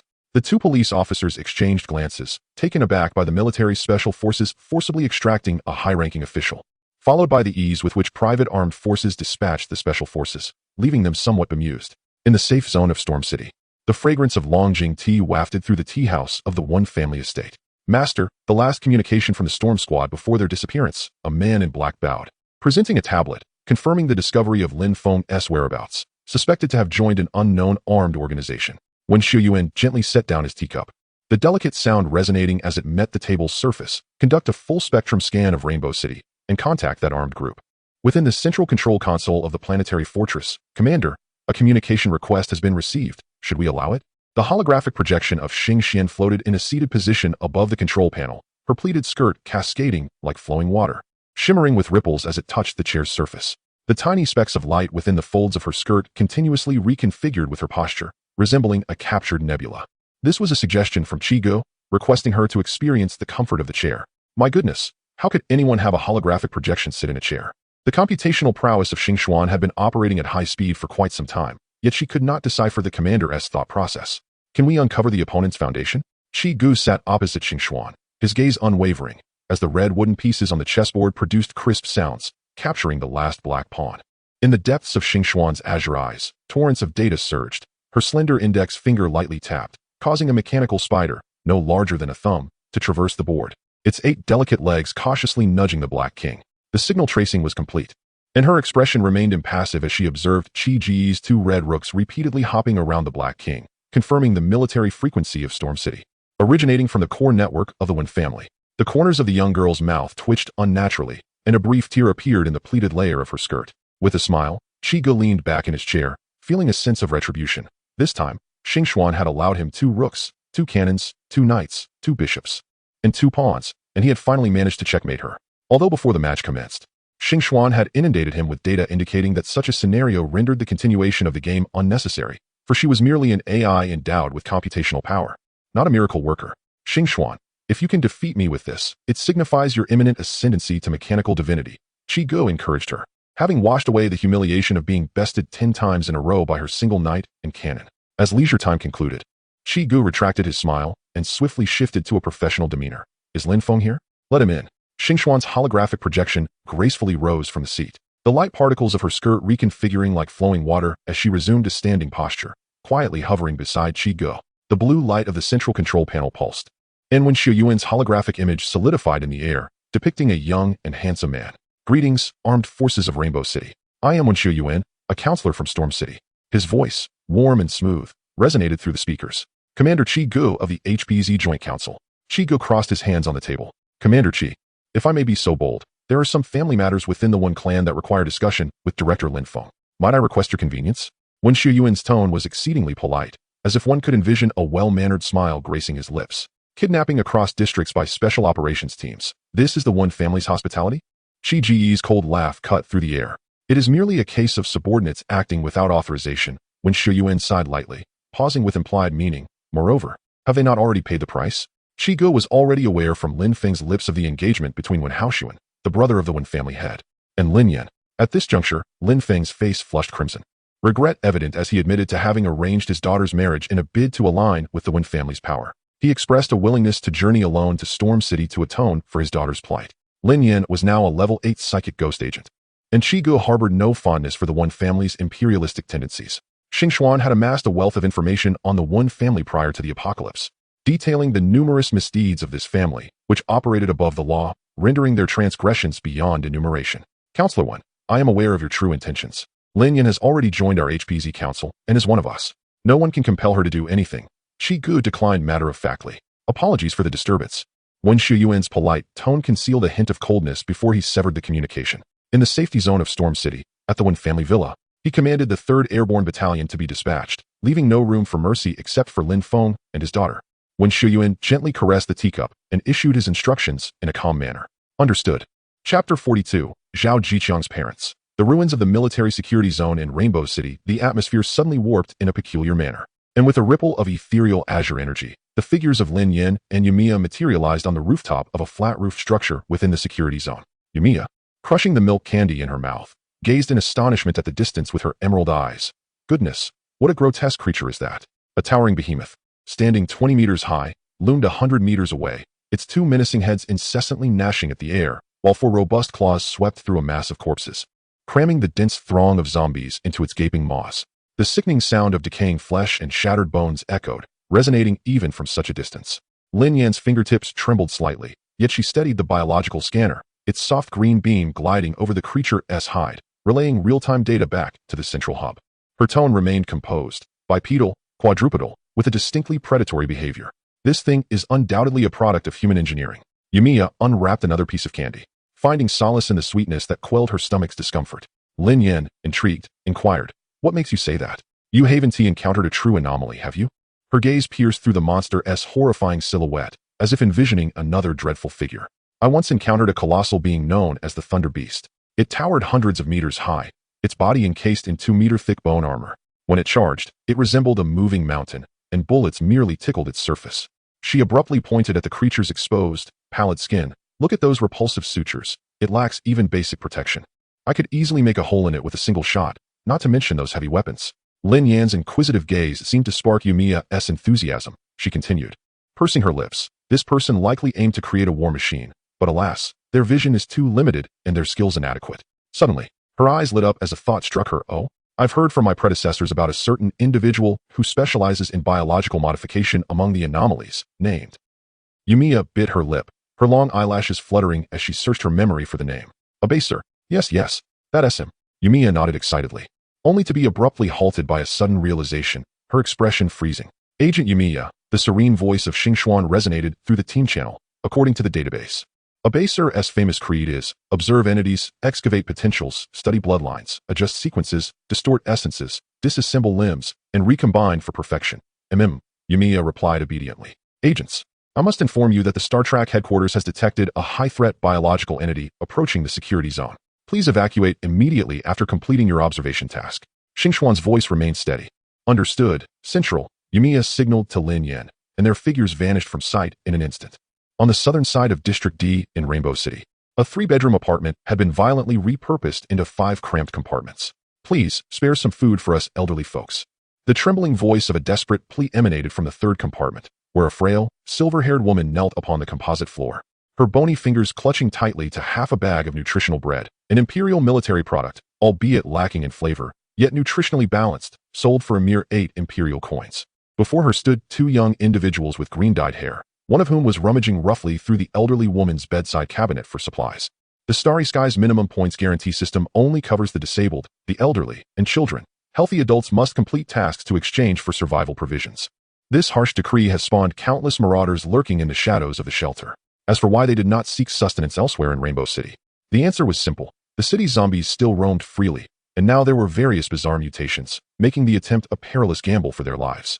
The inhabitants of the other compartments kept their doors firmly shut, save for a middle-aged man at the far end, who could no longer bear to witness the scene and opened his door. Don't go too far. You've been looting for 2 days. His voice echoed starkly in the empty corridor. Get back. The green-haired youth retorted, shoving the middle-aged man back unceremoniously. It's not my fault you're so poor you can't even keep a rat alive. He spat, his unkempt nails nearly grazing the man's nose. The middle-aged man opened his mouth to protest, but ultimately retreated back into the shadows and silence. The corridor fell into a heavy stillness once more, leaving only the elderly woman's intermittent sobs and the rustling of the marauders as they seized the packaging. The conflict was being recorded in real time by smartwatches, swiftly relayed to Chief Cheng Rui's tablet through the central system of the planetary fortress. These ruffians, Cheng Rui thought, growing increasingly concerned about the escalating looting incidents. Just as he finished mediating a dispute, he rubbed his temples in weariness upon noticing the new alert on his tablet. The severe shortage of law enforcement only heightened his stress. At that moment, he noticed 3 Marines clad in HPZD uniforms approaching the base. Tang Guo believed that a proper organization should have a unified uniform, and under her insistence, all team members were issued a set of the Imperial Modified Standard attire, akin to a Western blue and white suit. This uniform was crafted from a special nanofiber, slightly enhancing the wearer's strength and endurance while providing a modicum of defense, though one should not harbor overly high expectations regarding the protective capabilities of such a simplified material. When not on duty, the Marines preferred to don this lightweight uniform rather than the cumbersome CMC-powered armor. Nevertheless, despite lacking the powered armor, the Marines still carried their weapons. The P-45 Gauss electromagnetic pistol, which, while slightly less powerful than the C-14 Gauss rifle, remained formidable. Cheng Rui's eyes brightened, and he hastened towards them. Comrades, could you lend a hand? Chen Mo, carrying a selection of free beer and unexpired snacks acquired from the supermarket, was on his way back to the camp to participate in the Widow Ray football tournament that evening, a recreational activity proposed by Tang Guo for the soldiers to unwind following the onslaught of the zombie tide. Organized by themselves, this is a novel form of entertainment where 4-legged robots replace traditional football. Although their weapon systems are disabled, these spider-like robots randomly dig holes to bury themselves, infusing the game with unexpected delight. Chen Mo and his companions have taken a liking to this innovative version of football, the origins of which remain a mystery. Hello, Director Cheng. Chen Mo greeted with a nod. What brings you here? Cheng Rui briefly explained the incident involving an attack, expressing his hope that they could assist in addressing the situation. Upon witnessing 2 green-haired individuals forcibly seizing belongings from an elderly couple, a flicker of anger ignited in Xiao Li's eyes. Brother Chun, These scoundrels are inhumane, stealing from the elderly. Chun Imo handed the items he was carrying to Old Wang, instructing him to return them to the barracks.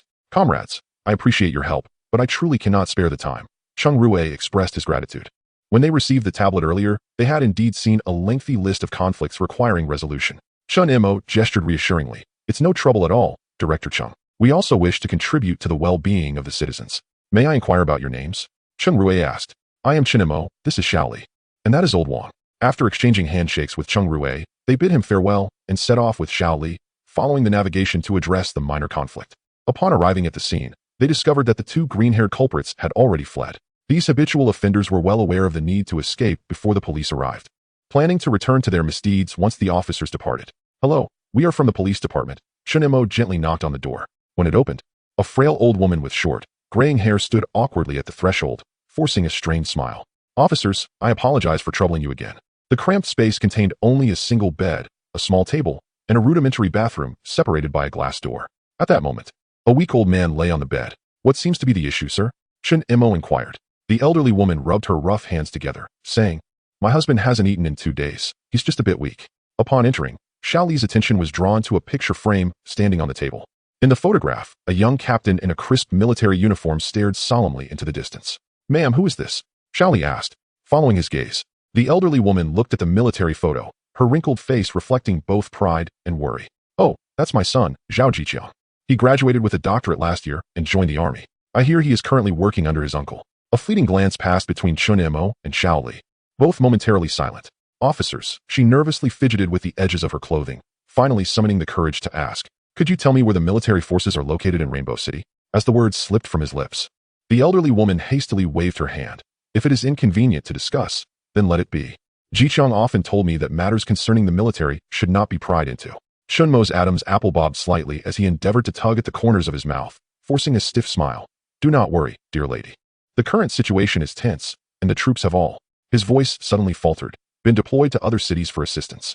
He added, For now, it is quite safe, as his nails dug deeply into his palm. The elderly lady regarded him with a hint of skepticism.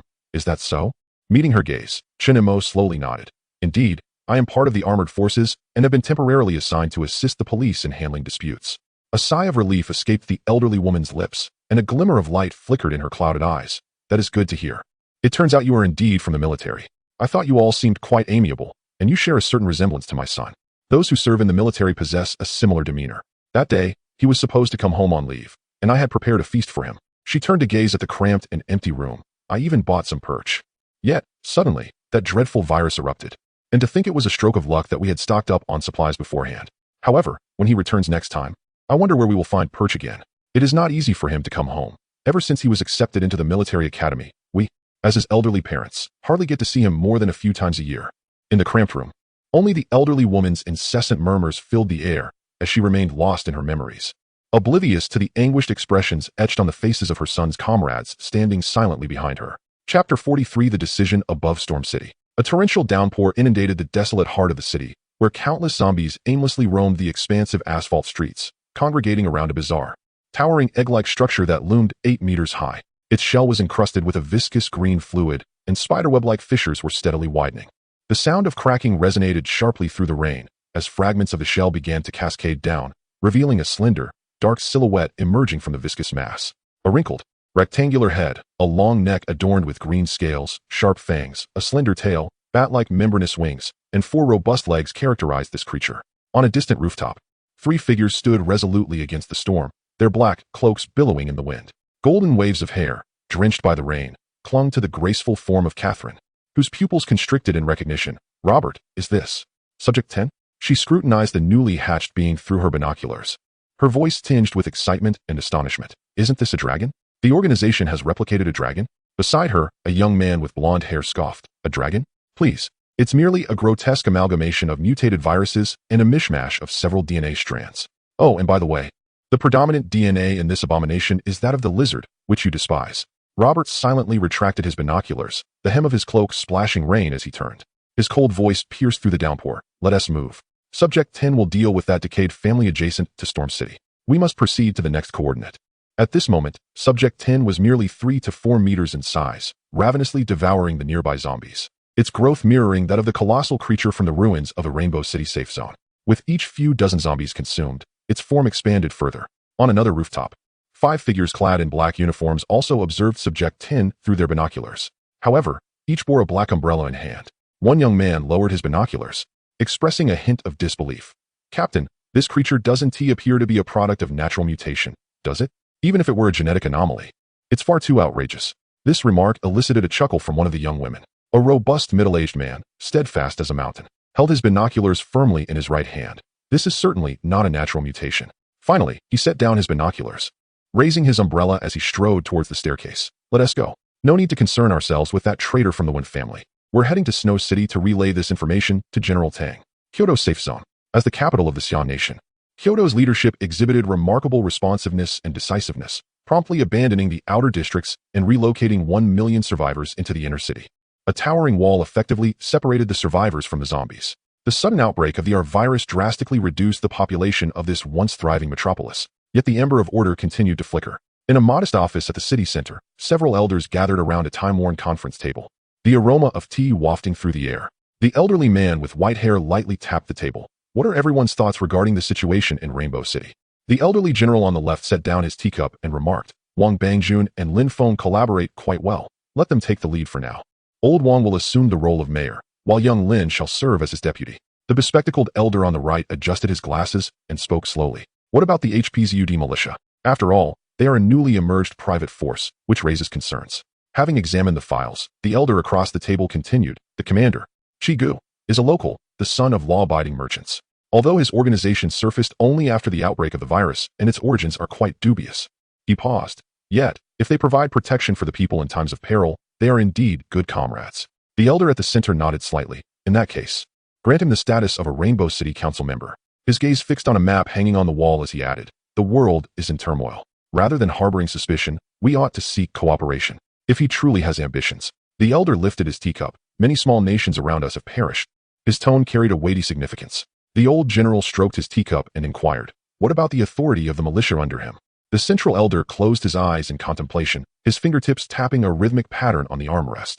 The leaves of the parasol trees outside rustled softly. After a moment, he opened his eyes and said, "Consider them as our own children. Send him a message." The elder poured a stream of fine tea from a purple clay pot, instructing him to recover Rainbow City with full force and to provide his militia a foothold as a gesture of goodwill. "And make it crystal clear," he added with a slight smile, "the nation currently lacks his innovative ideas. Let him set a price." After a brief pause, the bespectacled elder on the right asked, "How should we deal with the Wen family in Storm City?" The central elder blew gently on the steam rising from his teacup and took a sip.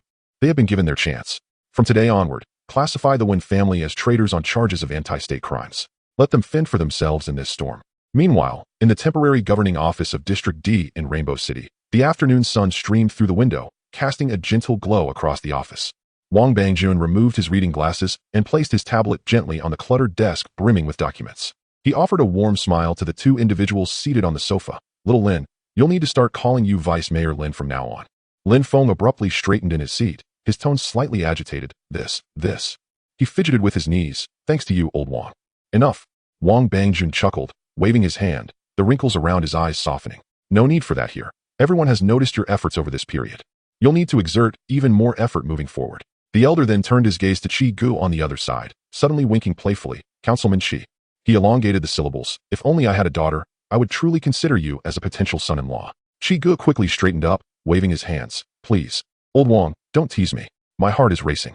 He gave a bitter smile. "I have no idea how to be a councilman. One can learn what one does not know. The safety of all Rainbow City rests upon you and the HPZ," Wang Bangjun stated emphatically. The elder suddenly lowered his voice. "However, the equipment you possess indeed provokes envy." After speaking, Wang Bangjun began to leisurely polish his reading glasses. Some matters need not be fully articulated. It all depends on the young man's discernment.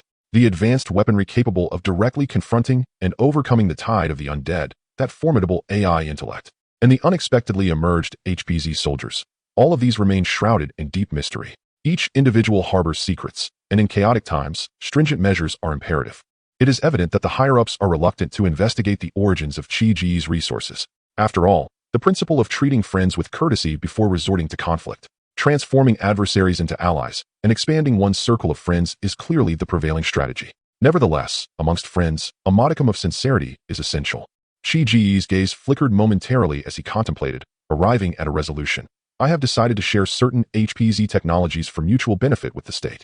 Wang Bangjun narrowed his eyes slightly and chuckled. You rascal. I genuinely regret not having had a daughter now. He found himself genuinely admiring this clever young man. Neither servile nor arrogant, he did not misuse his abilities to trample upon order or disregard others. He remained true to himself, which was commendable. I will send you the aforementioned communication details shortly. Negotiate with the higher-ups yourself. After the statement, Wang Bangjun lifted a thermos beside him and gently sipped the tea within. Then I shall take my leave to prepare, Chiu remarked, sensing the moment. Upon receiving a nod of approval from the elder, he exited the office, softly closing the door behind him. Chapter 44. Tactical nuclear bomb in the main control room of the planetary fortress in District D of Rainbow City. Chiu rested his chin on one hand while the other idly maneuvered a black chess piece, his brow furrowed as he scrutinized the game. Opposite him, Tang sat with her legs crossed beneath her short skirt, gently swaying them with a sense of triumph. The projection of Xingxian floated quietly beside Chiu, its faint glimmers shimmering around her. Xingxian, what should be our next move? Chiu abruptly shattered the silence. Hey, you can't be serious. Cheating even in a game of Gamoku? Tang straightened up, lightly tapping the chessboard. The projection of Xingxian remained unperturbed, its expression serene as it replied, Commander. Based on a data analysis of 574 past games played by Soldier Tanghua, I recommend placing a piece in the E6 area, which will elevate the winning probability to 85. Tang's beautiful eyes widened in disbelief as she turned to Xingxian immediately. That's unfair. Then I must ask, Xingxian, what should my next move be? Request denied. Xingxian's tone remained calm, adhering to Commander S Temporary Directive Number 11, which prohibits providing any tactical assistance to Soldier Tanghua during the match. With a soft thud, a white piece slipped from Tang's fingers, bouncing a few times on the board. Her chestnut-haired fingers trembled as she pointed incredulously at Chiu, utterly flabbergasted. I. She was so taken aback that words failed her. Could anyone be so brazen? Chiu maintained a tranquil demeanor, deftly flipping the black piece between his fingers. It's merely coincidence. I intended to place it there regardless. Xingxian simply corroborated my judgment. Upon hearing this, a ripple appeared in Xingxian's projection. Losing to me is quite normal, Chiu said gently, casting a condescending glance towards the fuming Tanghua, his eyes imbued with a sense of elder-like tolerance. Last time we played chess, even Xingxian was defeated by me. Really? Tang shot an incredulous glare at the theatrically composed Chiu. The data records are accurate. Xingxian calmly added, under the condition that the commander forbids me from utilizing rooks and knights or dual pawns during our match. Tang burst into laughter. Commander Chi, thankfully, you didn't specify that I had to let you move 4 times first. At that moment, the alarm light in the control room suddenly flashed. Commander, we have detected 4 armed helicopters escorting a military transport aircraft, which has now entered the airspace of Rainbow City. Fire control radar has completed the lock-on. Request for attack orders. With a gentle wave of her right hand, Xingxian brought up real-time surveillance footage on the main screen, where 5 red dots rapidly traversed the map of Rainbow City. A military transport aircraft? Chiu furrowed his brow. According to detailed scanning data, 108 standard heat source signals have been detected within the cabin. The tactical configuration corresponds to a military airborne battalion. Based on the flight path, the departure point has been confirmed as the direction of Storm City. Realizing this, Chi's gaze turned cold as he recalled the Wen family. He had not anticipated their concern for the Lin family would lead them to employ regular military forces. They are from the Wen family, targeting Lin Feng, and incidentally, eliminating our security threat, Chiu remarked indifferently. Tanghua gasped, covering her mouth. After determining their landing site, we shall airdrop an unmanned mining mule to divert the nearby horde of zombies. He shook his head in disinterest, but suddenly recalled something and added, let us shoot down those 5 planes after the paratroopers have descended. The order was given. Tanghua, am I being too soft-hearted? The enemy has already encroached upon us. Yet I hesitate to take action against them. Not at all. Make your move. This game of chess must reach its conclusion. Chiu tapped the chessboard, urging him on. Just then, Xingxian interjected, Commander, we have received an encrypted communication request from the military of Snowstorm City. Should we connect?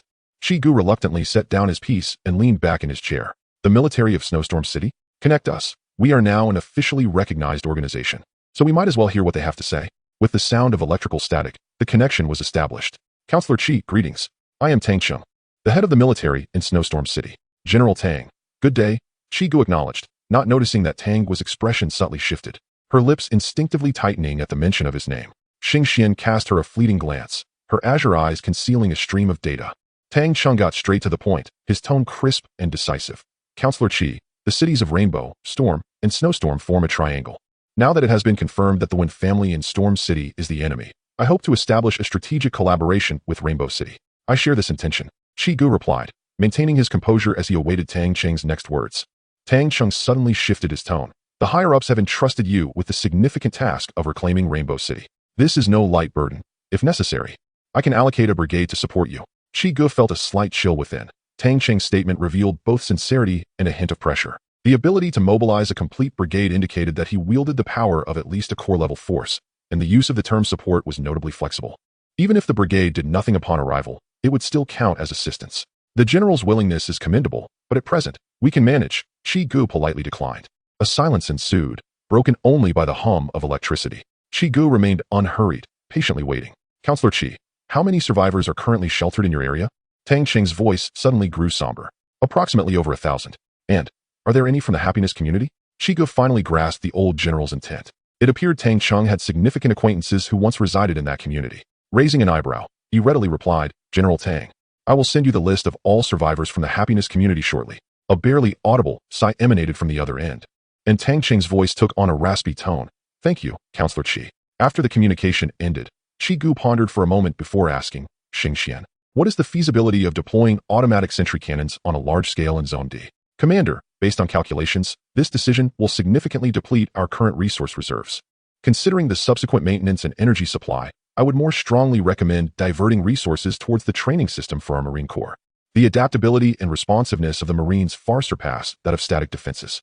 Xingxian calmly presented her suggestion. Chiu rubbed his temples. The lingering million infected in Rainbow City weighed heavily upon his heart like a colossal stone. How long must this cleansing continue? The Ghost Agent Academy houses nuclear missile silos. Priority should be given to constructing a tactical nuclear weapon. Upon hearing this, Tang Gua, who had been sulking with his head down, looked up in astonishment.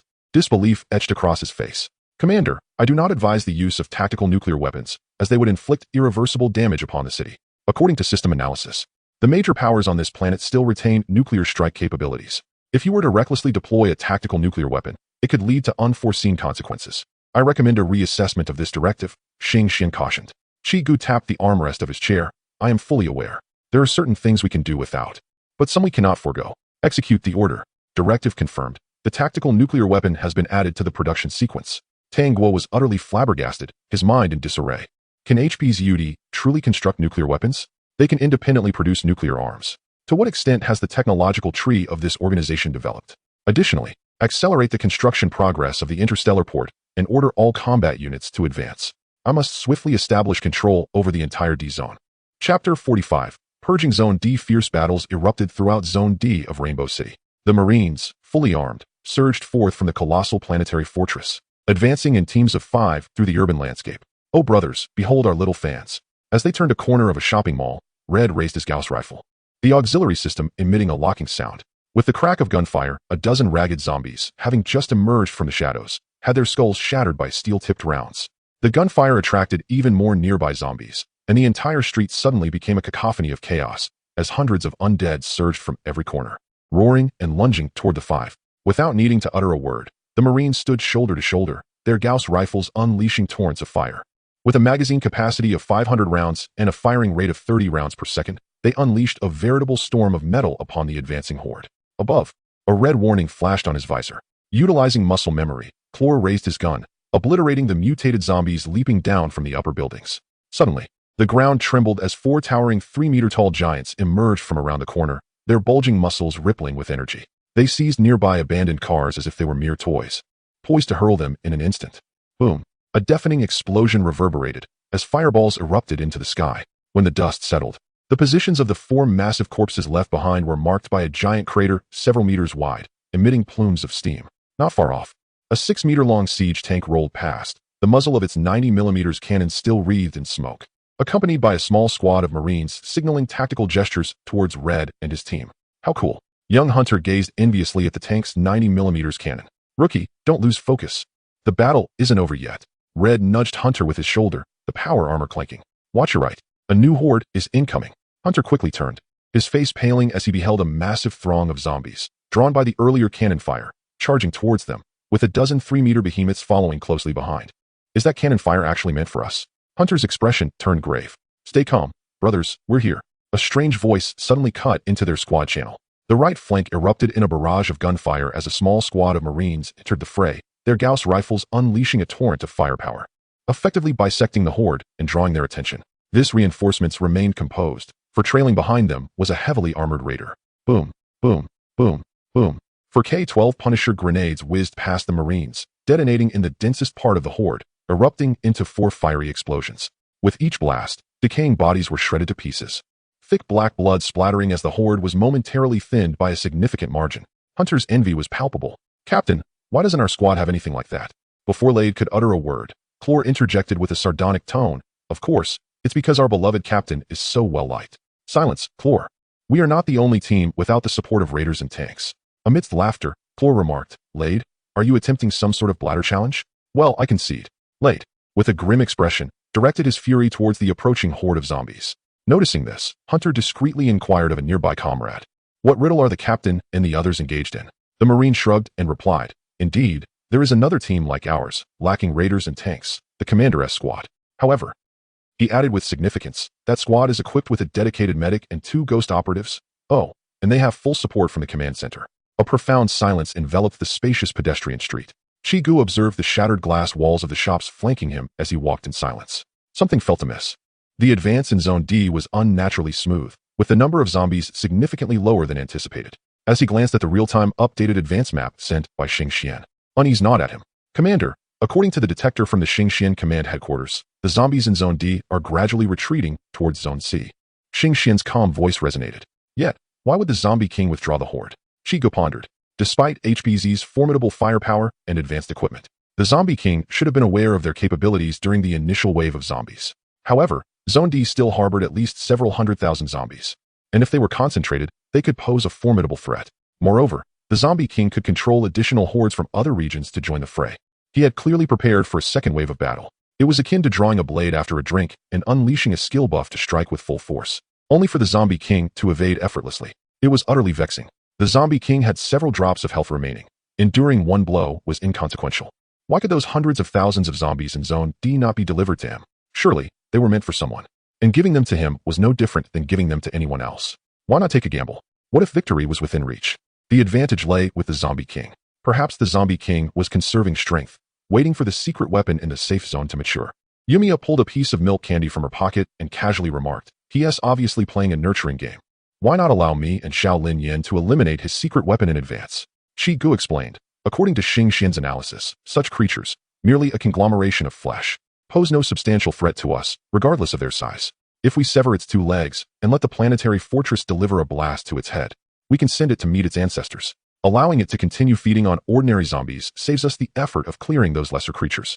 Yumiya nodded, a small bulge forming on her cheek from the sugar cube.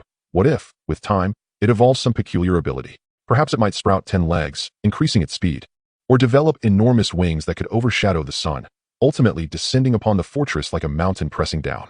Chiu fell silent, turning to inquire of Xingxian, "Is such a scenario plausible?" The commander replied, "According to system calculations, the probability mentioned by Agent Yumiya is merely 5. Yumiya shrugged nonchalantly, the sunlight dancing through her golden hair. "Regardless, I have always preferred to extinguish danger in its infancy." Lin Yin led the group, her tactical goggles scanning the surroundings, capturing every shadow within her monitoring range, while her C-10 sniper rifle transformed into assault mode. Tanguo remained closely beside Chiu, her nearly human-sized heavy barricade shield ready to serve as an impenetrable barrier should danger arise. If one were to disregard the dilapidated streets and the occasional distorted figures emerging from the ruins, the 4 appeared as university students on an outing. At that moment, Xingxian's voice suddenly resonated through the team channel. "Commander, the Star Trek Command Headquarters has issued a Level 1 alert from the sensing tower." A holographic projection abruptly materialized before them, unfolding to reveal a map of Rainbow City, where a massive red spot was slowly traversing, surrounded by countless smaller red dots continuously converging. Analysis of the movement trajectory indicated that the target was advancing towards the planetary fortress, while a significant horde of corpses was detected gathering along its path. Chiu abruptly halted, commanding, "Notify all operational units to retreat to the base and hold position. I will head to the insect nest." Chapter 46, The Eerie Giant, Rainbow City. A grotesque behemoth sluggishly slithered towards Zone D, its corpulent form resembling a mountain of flesh. Each movement sent tremors through the ground, causing shattered concrete fragments to scatter beneath its feet. This peculiar giant stood over 20 meters tall, featuring 2 malformed heads twisted at unnatural angles. Its ghastly eye sockets were void of pupils, oozing a murky, milky fluid, while its gaping maw, split to the roots of its ears, perpetually wore a distorted grin, revealing layers of jagged teeth. Alongside its robust primary arms, dozens of aberrant appendages sprouted, writhing like maggots. Beneath the pallid skin, serpentine veins pulsated visibly, swelling and contracting in rhythm with the creature's breaths. With every step it took, it left behind a viscous footprint, confirming the creature's unpleasant foot odor. It resembled a moving catastrophe, toppling every skyscraper in its path, as Rainbow City gradually transformed into a trail of desolate ruins. On a distant building rooftop, Yumiya set her C-10 sniper rifle on the ground, the scope emanating a soft green glow as the automatic targeting system adjusted for wind speed, gravity, and Coriolis effects in real time. Meanwhile, within a nearby office building, Lin Yin positioned her sniper rifle atop a shattered desk, the targeting system locking onto one of the giant's heads. Xiaolin Yin, are you ready? In 5 seconds, let us give this creature a little surprise. Yumiya whispered into the channel, her eyes narrowing beneath the scope. The countdown flashed synchronously on both of their HUDs. 5, 4, 3, 2, 1. At the moment the numbers hit 0, 2 faint gunshots resonated from different directions, as 2 supersonic, specially designed 25mm rounds simultaneously tore through the air, obliterating the giant's heads. The massive craniums were reduced to mere fragments, precariously dangling from its neck. All set, Yumiya remarked, a wave of azure energy rippling as her figure abruptly vanished. The monstrous head convulsed violently, and from the gaping wounds erupted countless black and white tendrils, intertwining and reconstructing at a visible speed. In an instant, 2 intact heads re-emerged, unleashing a deafening shriek. Yumiya's form reappeared, muttering, "Damn it."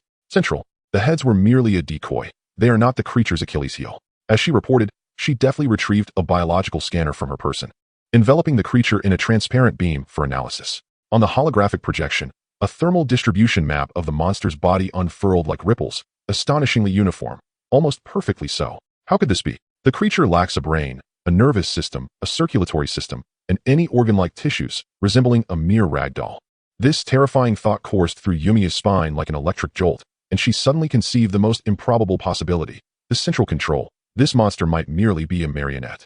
Yet, it had not appeared this way during the last scan. Could it have evolved in just a few days? How was this corpse king able to manipulate such a colossal being? Indeed, was he truly a genius of modification? Yumiya cursed under her breath, gathering her belongings to return to the base. Unless she could directly guide a tactical nuclear strike, her only option was to continually create openings in the monster to deplete its energy. However, such tasks were better suited for the burly soldiers in the barracks. She had no desire to foolishly wield her sniper rifle ineffectually. As for how to resolve this monstrous conundrum, her scalp itched. It felt as though a brain might sprout. She was but a humble ghost operative, content to follow orders without overthinking. Planetary Fortress. The holographic image of Xingxuan flickered incessantly before the control panel, and her originally azure eyes, reminiscent of a starry sky, were now completely engulfed by a torrent of data. Her pupils vanished, replaced by countless binary light trails racing past. This AI core was calculating how to address the impending colossal threat. Upon learning that this bizarre giant was a marionette under someone's control, Chiu felt a wave of headache wash over him. All prior plans were now rendered obsolete. It was as if the giant possessed no weaknesses. It needed to be obliterated in one fell swoop, for as long as it had sufficient energy, it could heal from any injuries. Naturally, this energy resided within its massive form, while the countless corpses surrounding it acted as its personal power source. However, when he spotted a repulsive creature hiding quietly in a corner, exuding a foul stench, an idea sparked within him. Xingxuan, I have a plan. Chi's lips curled into a smile. A brainless marionette? The infector. This creature is connected to me. The infector of the insectoid race is a being with a lengthy, fleshy cavity, its back covered in a thick fungal shell, teeming with parasites and plagues. It can store infected prey within its flesh, ready to unleash these infected entities upon enemies at any time. The infector injects a shapeless, multi-mouthed parasite into its foes using its elongated tail spikes, thus controlling them through their nerves to fight for the swarm. This multi-mouthed parasite resembles an octopus, equipped with numerous tentacles. This creature can burrow underground and move stealthily, becoming a nightmare for ground troops. Naturally, it would soon become a nightmare for Chi's enemies as well. Ing Tong, I need the infector to infect and control this behemoth. Is that feasible? Chiu presented the holographic projection of the bizarre giant to the nearby insect queen. As you wish, wise officer. Shortly after Ing Tong's response, the infector in the corner swiftly burrowed into the ground, stealthily making its way into the distance. Chiu found himself curious to witness the expression of the corpse king upon the sudden betrayal by the enigmatic giant. Regrettably, to this day, Xingxian has been unable to ascertain the precise location where the corpse king is concealing itself. In the command center of the safety zone in Zhuoshui City, the general received alarming news. General, the long-wave radar has detected anomalous biological activity in Rainbow City. The target is of considerable size, Tang Chung took the tactical tablet, furrowing his brow as he scrutinized the animated radar detection display. A colossal object was slowly advancing within Rainbow City, unmistakably towards a dark shadow in District D of the city. Tang Chung recognized that this shadow marked the location of the HPZ base, where Xing Xian had constructed interference towers capable of disseminating chaotic signals and causing disruption within a defined radius. The list of survivors from the happy community, provided by Chi Gu, flashed through his mind. Tang Chung instructed in a solemn tone, "Contact Counselor Chi Gu of Rainbow City and inquire whether we should provide support with cruise missiles." Understood. Chapter 47. The Second Zombie Tide, Missile Forces of the Safe Zone in Sudden Snow City. As the countdown reached 0, the CJ-10 cruise missile on the mobile launcher trembled violently, its tail flames erupting in a blaze, scorching waves of heat enveloping the surroundings. With a thunderous roar, the missile ascended, trailing a long plume as it pierced through the clouds, racing toward its distant target. On the rooftop of a building in District C of Rainbow City, the black robe of Number 9 fluttered in the wind, its wearer enraptured by the sight of the colossal creature sluggishly moving before them. Towering over 20 meters, its grotesque form was entwined with countless thick veins, though the visage beneath the hood was cloaked in shadow. An almost frenzied delight emanated from the figure, with every structure the giant crushed beneath its weight. "Soon it will be soon," the voice rasped softly, decayed fingers eagerly twisting the robe's hem, making those insignificant ants understand what true despair is. Whoosh! A sharp, piercing sound suddenly rent the sky as a subsonic cruise missile streaked across the city ruins, its body locking onto the target in the final moment. Boom! A blinding fireball instantly engulfed an area exceeding 50 meters in diameter, the shockwave cleaving nearby office buildings in half, a deluge of glass raining down. As the smoke cleared, only a charred remnant of the giant remained where it once stood, its severed flesh writhing as it visibly wove together flesh and bone. A process that would take several minutes to complete. Damn humanity! Number 9 roared in fury, shadows beneath the black robe swirling violently, countless tiny tendrils erupting from the sleeves.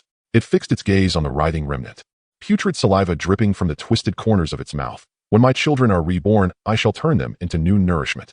At that moment, the ground beside the severed limb suddenly rippled like waves, before erupting with a deafening roar as a colossal creature emerged. It was an indescribable horror, its bloated flesh dragging on the ground, encased in armor-like shells.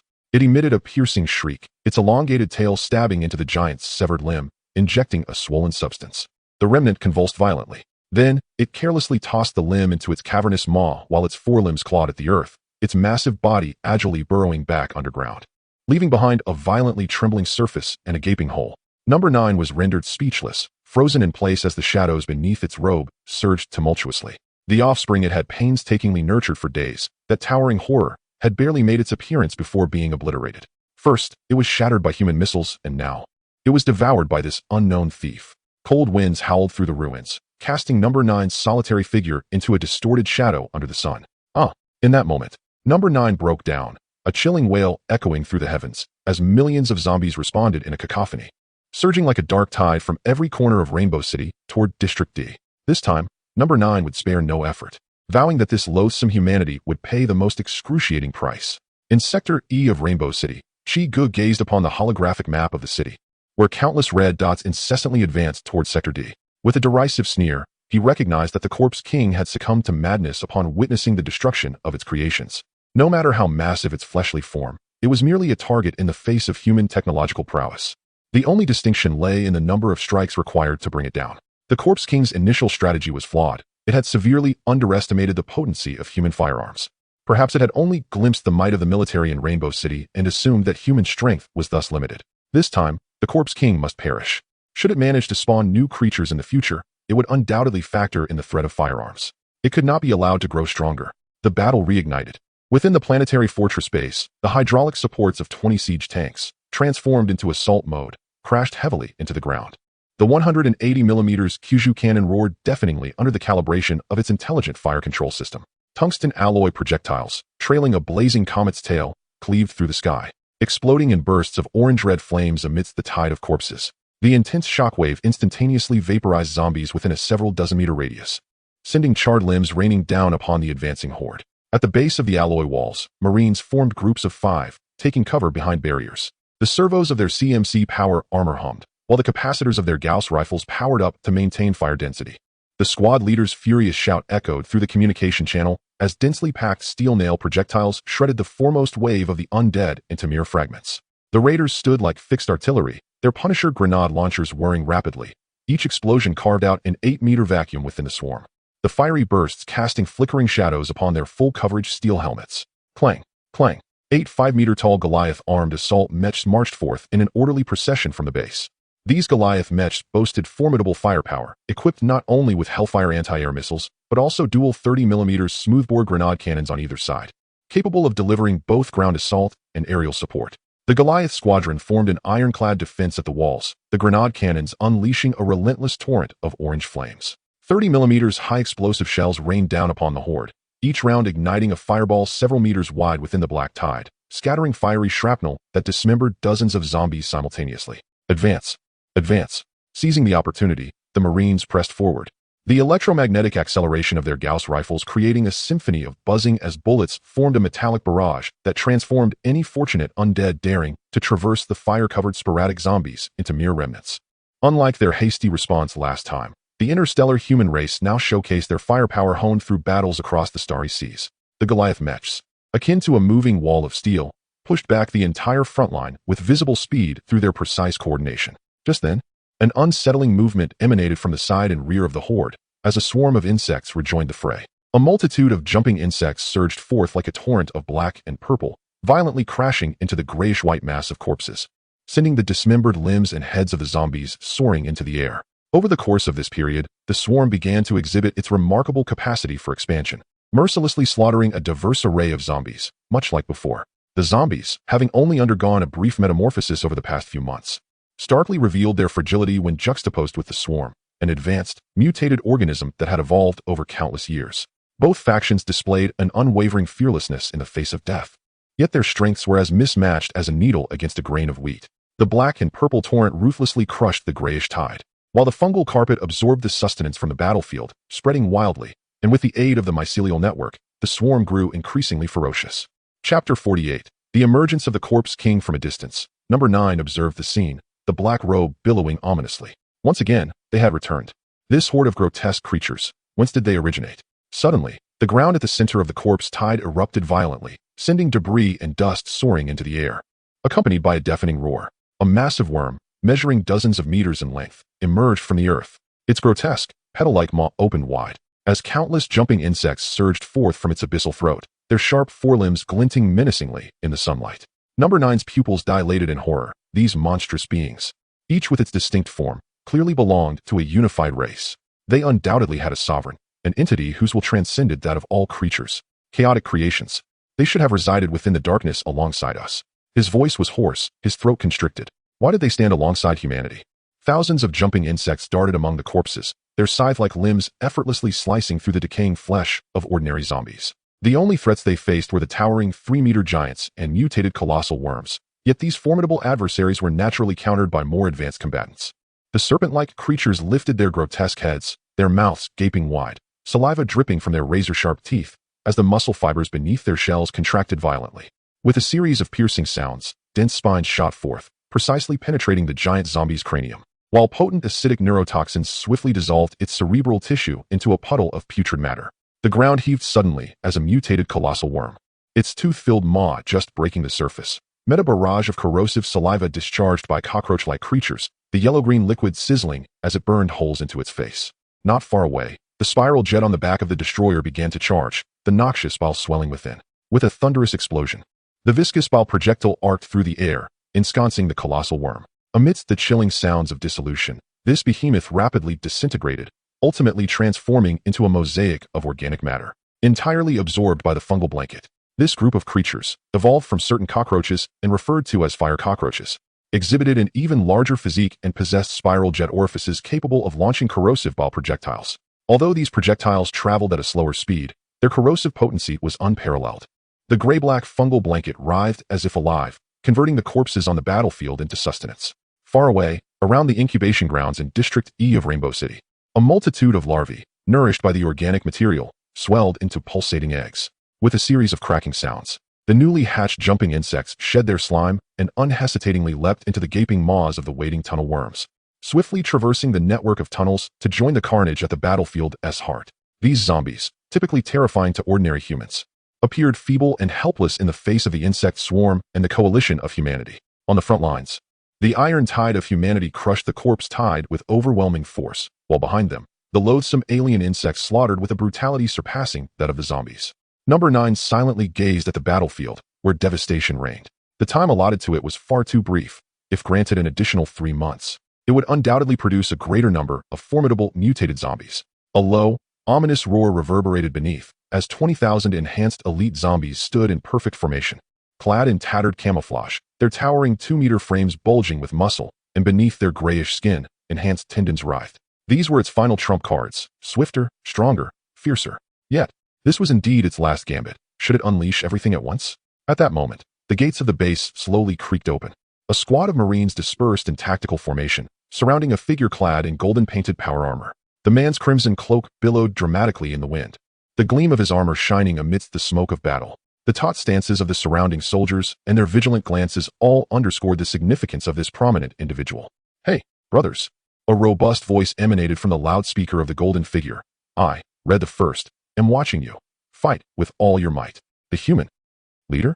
Upon hearing the haughty tone and witnessing his arrogant demeanor, visions of the adorable creations that Nine had painstakingly nurtured being torn apart and devoured flashed through her mind, instantly igniting a blaze of fury that consumed her rationality. That glaring gold was simply intolerable. "I can't endure this any longer. Agent Yumiya, Agent Linyan, please take heed."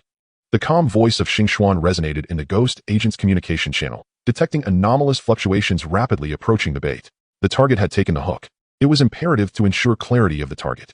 The 2 ghost agents flickered in and out of visibility behind their optical camouflage, each concealed at a vantage point. The C-10 sniper rifle was steadily aimed at the figure in black, racing towards the golden figure. Yumiya's expression was one of utmost seriousness and focus. Her golden ponytail swaying gently in the breeze, her eyes behind the tactical scope as serene as a placid lake. She knelt on one knee, firmly resting the C-10 sniper rifle on a makeshift platform, her slender fingers poised on the trigger, utterly still. Her heartbeat steadied, her breathing slowed. The world around her gradually faded from her perception, leaving only the swiftly moving shadow within her sights. "I am not a hero. I am merely an existence despised by all my kin since childhood." Memories flooded her mind of uncontrollable psychic energy as a child, resulting in the deaths of all the residents in her building, including her parents, the terror in their eyes, the disdain on their faces. "Yumiya, everyone will die, but not everyone has truly lived." The gentle voice of her mentor echoed softly in her ears. "The world is not all sunshine and rainbows, and at this moment." She parted her lips, slowly uttering the latter half of her thought. "I only need one shot." Bang! The sound of the gun, muffled by 16 layers of soundproofing, was nearly inaudible. In the distance, that phantasmal figure had breached the Marine's defenses. As the black cloak billowed, a massive fist adorned with steel claws tore through the air, hurtling straight towards Red's helmet, a fist truly as large as a frying pan.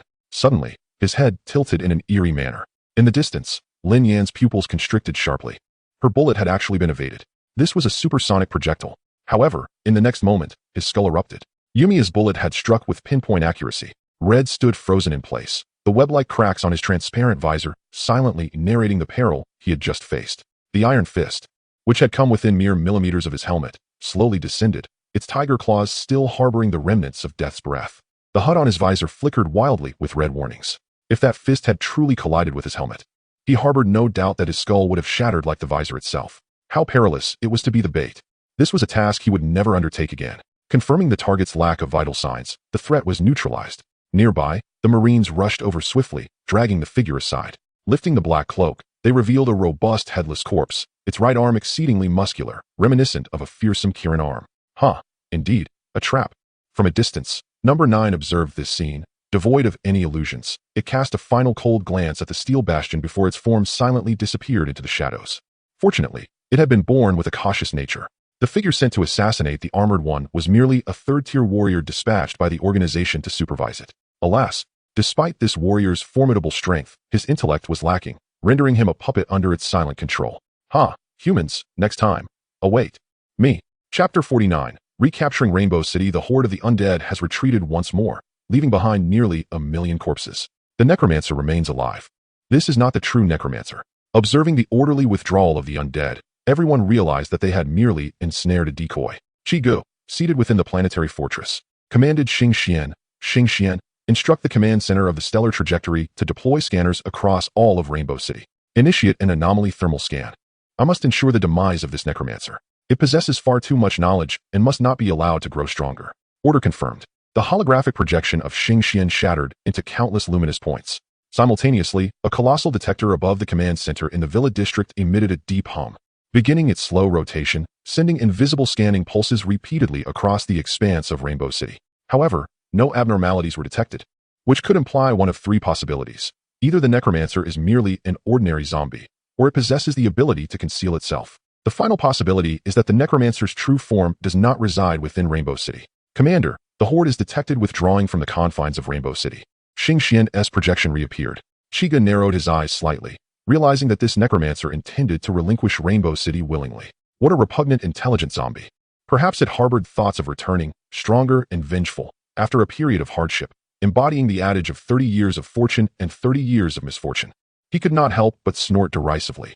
In a few months, what it would encounter would not be the current scale of humanity and the insectoid race. Chiga stood before the holographic projection, gazing at the devastated model of Rainbow City, shattered skyscrapers, collapsed overpasses, and charred streets. This once thriving metropolis now lay as a mere shell of its former self. Since the necromancer has chosen to yield Rainbow City, he would not hold back. He prepared to reconstruct the city. The current state of disrepair was beyond mere patchwork. Instead, he envisioned a complete overhaul, relocating the stellar trajectory command center to this site and dividing it into an inner city and an outer city. The inner city would encompass the command center and the planetary fortress, fortified with the highest standards of defense, prohibiting any non-HPZ personnel from entry. This would serve as the nucleus for technological research and strategic command. The outer city would be a sanctuary for the surviving citizens of Rainbow City. With Cheng Rue expanding the police force to maintain order, he would uniformly equip the officers with standard Blue Star firearms. Surrounding the outer city walls, fortifications and unmanned sentry turrets would be constructed, manned by a rotation of several Marines, ensuring security with the presence of sensor towers, alleviating concerns of sudden undead assaults. The Marines in the core area would have ample time to assist in defending the outer city. Moreover, the mining areas surrounding Rainbow City had been transformed by the SCVs into a gas refinery, facilitating the conversion of resources on site. Marines took to the streets, calling out for the surviving citizens to congregate at the relocation center while simultaneously clearing out the scattered zombies lurking in the corners. After the assessment, it was determined that only around 70 to 80,000 survivors remained in Rainbow City. Had it not been for HPZ's timely intervention in Rainbow City, drawing the attention of the necromancer, the number of survivors would have been significantly reduced. These survivors swiftly acclimated to HPZ's arrangements, perceiving little distinction between HPZ and the official organization. Moreover, they were managed by acting Mayor Wang Bangjun and Deputy Mayor Lin Feng, both reputable officials. Most importantly, they had no alternative. Each individual received a smart wristwatch, linking their personal information with daily tasks that could be exchanged for points. These points were tradable and could also be utilized to purchase goods from HPZ stores. The primary tasks involved reconstructing the city and mining in the resource-rich areas. With an increase in population, conflicts inevitably arose, and the initial number of police officers proved insufficient. Thus, Cheng Rue, the newly appointed police chief, began expanding the force. Xing Xian could access certain records of citizens from the pre-apocalyptic world, swiftly eliminating those with a history of misconduct or poor character. However, Chigu unexpectedly recognized an old acquaintance within the throng. Wen Yishou, once a formidable figure in Rainbow City, had prepared well, stockpiling provisions in his basement alongside a dozen loyal subordinates. Upon Chi Ji's invitation, Wen Yishou readily accepted the role of deputy chief of police, never imagining he would have the opportunity for redemption in his lifetime. Among his subordinates, only a select few of good character joined him at the police department, while the remainder dispersed among the survivors, serving as his informants. Chi Ji's promotion of Wen Yishou displeased Cheng Rue. However, the two mayors held no objections. Wang Bangjun merely smiled, fully comprehending Chi Ji's intentions. Excluding HPZ, the most powerful figure was undoubtedly Cheng Rue, the police chief. Despite the two mayors' appointments from the capital, their authority was limited, and they lacked an armed force. Had they not enjoyed the backing of HPZ, the decision-makers in Rainbow City would not have been them. In this era of chaos and lack of oversight, although Cheng Rue had previously maintained a good reputation, he could not guarantee perpetual fairness. As for Wen Yishou, his dual dealings in both legal and illicit enterprises stemmed from his past misdeeds, rendering him vulnerable to scrutiny. If he had not engaged in such activities, he would have long since faced justice. Now, with the reconstruction of Rainbow City under HPZ's auspices, he had the chance to rise to the position of deputy chief of police. Once order was restored, even if his past was not entirely absolved, he could still enjoy a peaceful old age.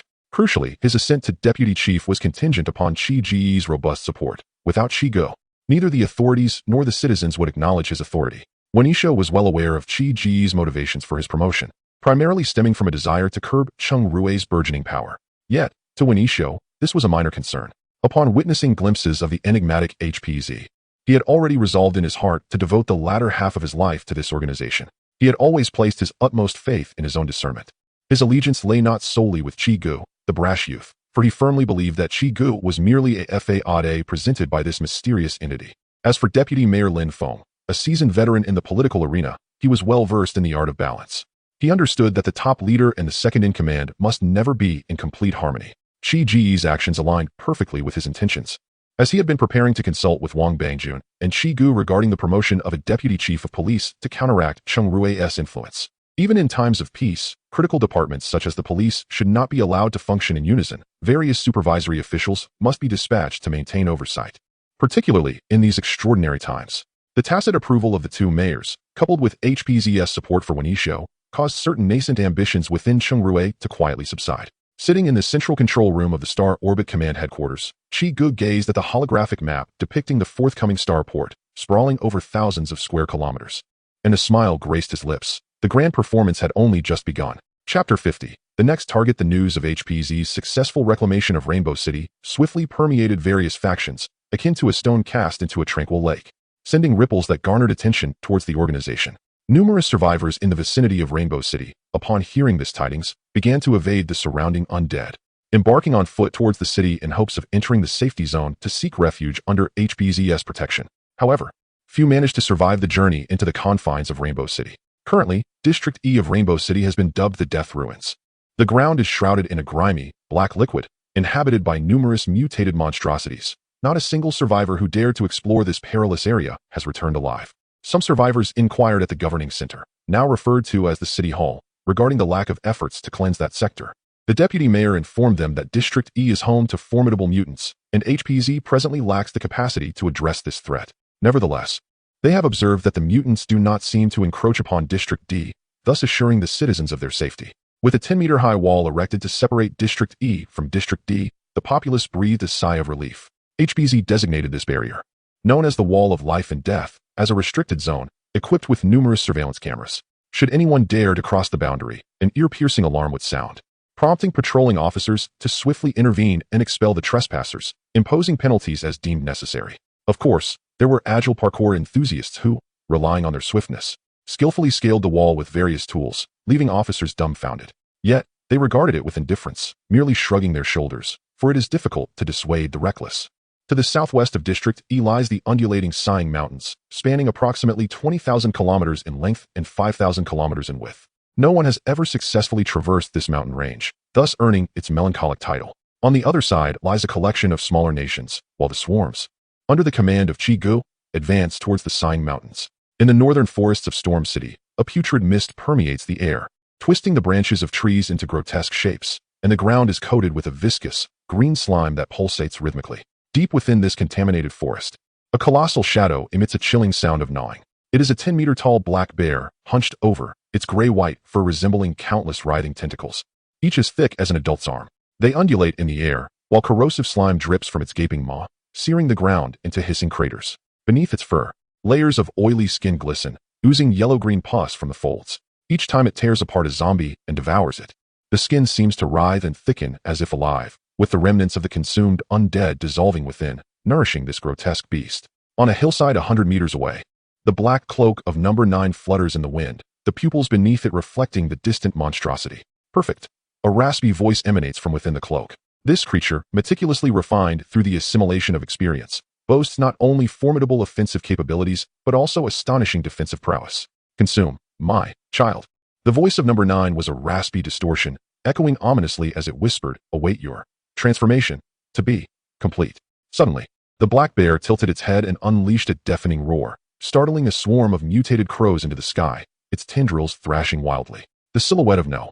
9 gradually faded into the shadows, leaving behind a resonant whisper filled with malice that reverberated through the forest. I shall make that accursed human suffer. Meanwhile, at the heart of Storm City, Number 10 had matured into a colossal dragon over 20 meters long, yet it remained insatiable, voraciously devouring the zombies of Storm City, oblivious to the fact that another entity was secretly partaking in its feast. In the distance, within the Wen family villa, when Chiu stood before the floor-to-ceiling windows, his pupils reflecting the distant scenery, though his gaze harbored a shadowy depth. At that moment, A gentle knock resonated at the door. "Come in." The door opened silently, revealing a man clad in black who entered the room and respectfully announced, "Master. Director Shun has sent word that his experiment has succeeded in enhancing a level 3 warrior." "Oh." As the master turned, the man in black astutely presented a tablet he was holding. According to Director Shun's assessments, the attributes of a level 3 warrior surpass those of a level 2 warrior by more than 8-fold, and they possess the ability to temporarily trigger a localized superfrequency capability, significantly enhancing the functionality of specific body parts, resulting in extraordinary explosive power. The man in black softly elucidated. "And the success rate?" queried when Chiu. Director Shun indicated that only level 2 warriors can endure the level 3 serum, with a mere 5 success rate. After a brief pause, he continued, "Director Shun wishes to request more experimental materials." When Chiu handed the tablet back to the man in black, smiling as he said, "We will fully support this endeavor." "Understood." The man in black accepted the tablet with both hands, but remained stationary. "Is there anything else?" "The airborne unit heading to Rainbow City remains uncontacted. Based on the last coordinates transmitted, they should have arrived within the city." When Chiu nodded but posed another inquiry, "What of Haojuan? What has he been up to lately?" "Young Master Haojuan has been frequently venturing into the outer districts, each time eluding his guards," the man in black replied, lowering his gaze. When Chiu furrowed his brow, "Keep a close watch on him and ensure his safety." "Yes." The man in black lingered for a moment longer before retreating, deliberately slowing his pace as he closed the door. In another villa belonging to the Wen family, a man with black hair stood in the basement, gazing excitedly at the sandbag he had shattered. He looked at his right hand with exhilaration. The skin of his entire right arm had undergone complete keratinization, displaying a blackish-gray, reptilian scale-like texture covered with a dense layer of bristles. The bones of his fingers had fully transformed, resembling the claws of a fierce beast, with sharp nails extending like 10-centimeter-long black blades. "This is true power." He clenched his claws, feeling the explosive strength coursing through his arm, as a certain insatiable greed within him swelled infinitely. Is this the formidable strength of the level 3 warrior that the enigmatic figure spoke of? With such immense power, he shall have the liberty to act with impunity. In the basement, a full-length mirror reflects his inhuman visage. His lips have been torn back to the roots of his ears, revealing a mouth brimming with sharp fangs, while his elongated crimson tongue flickers like that of a venomous serpent.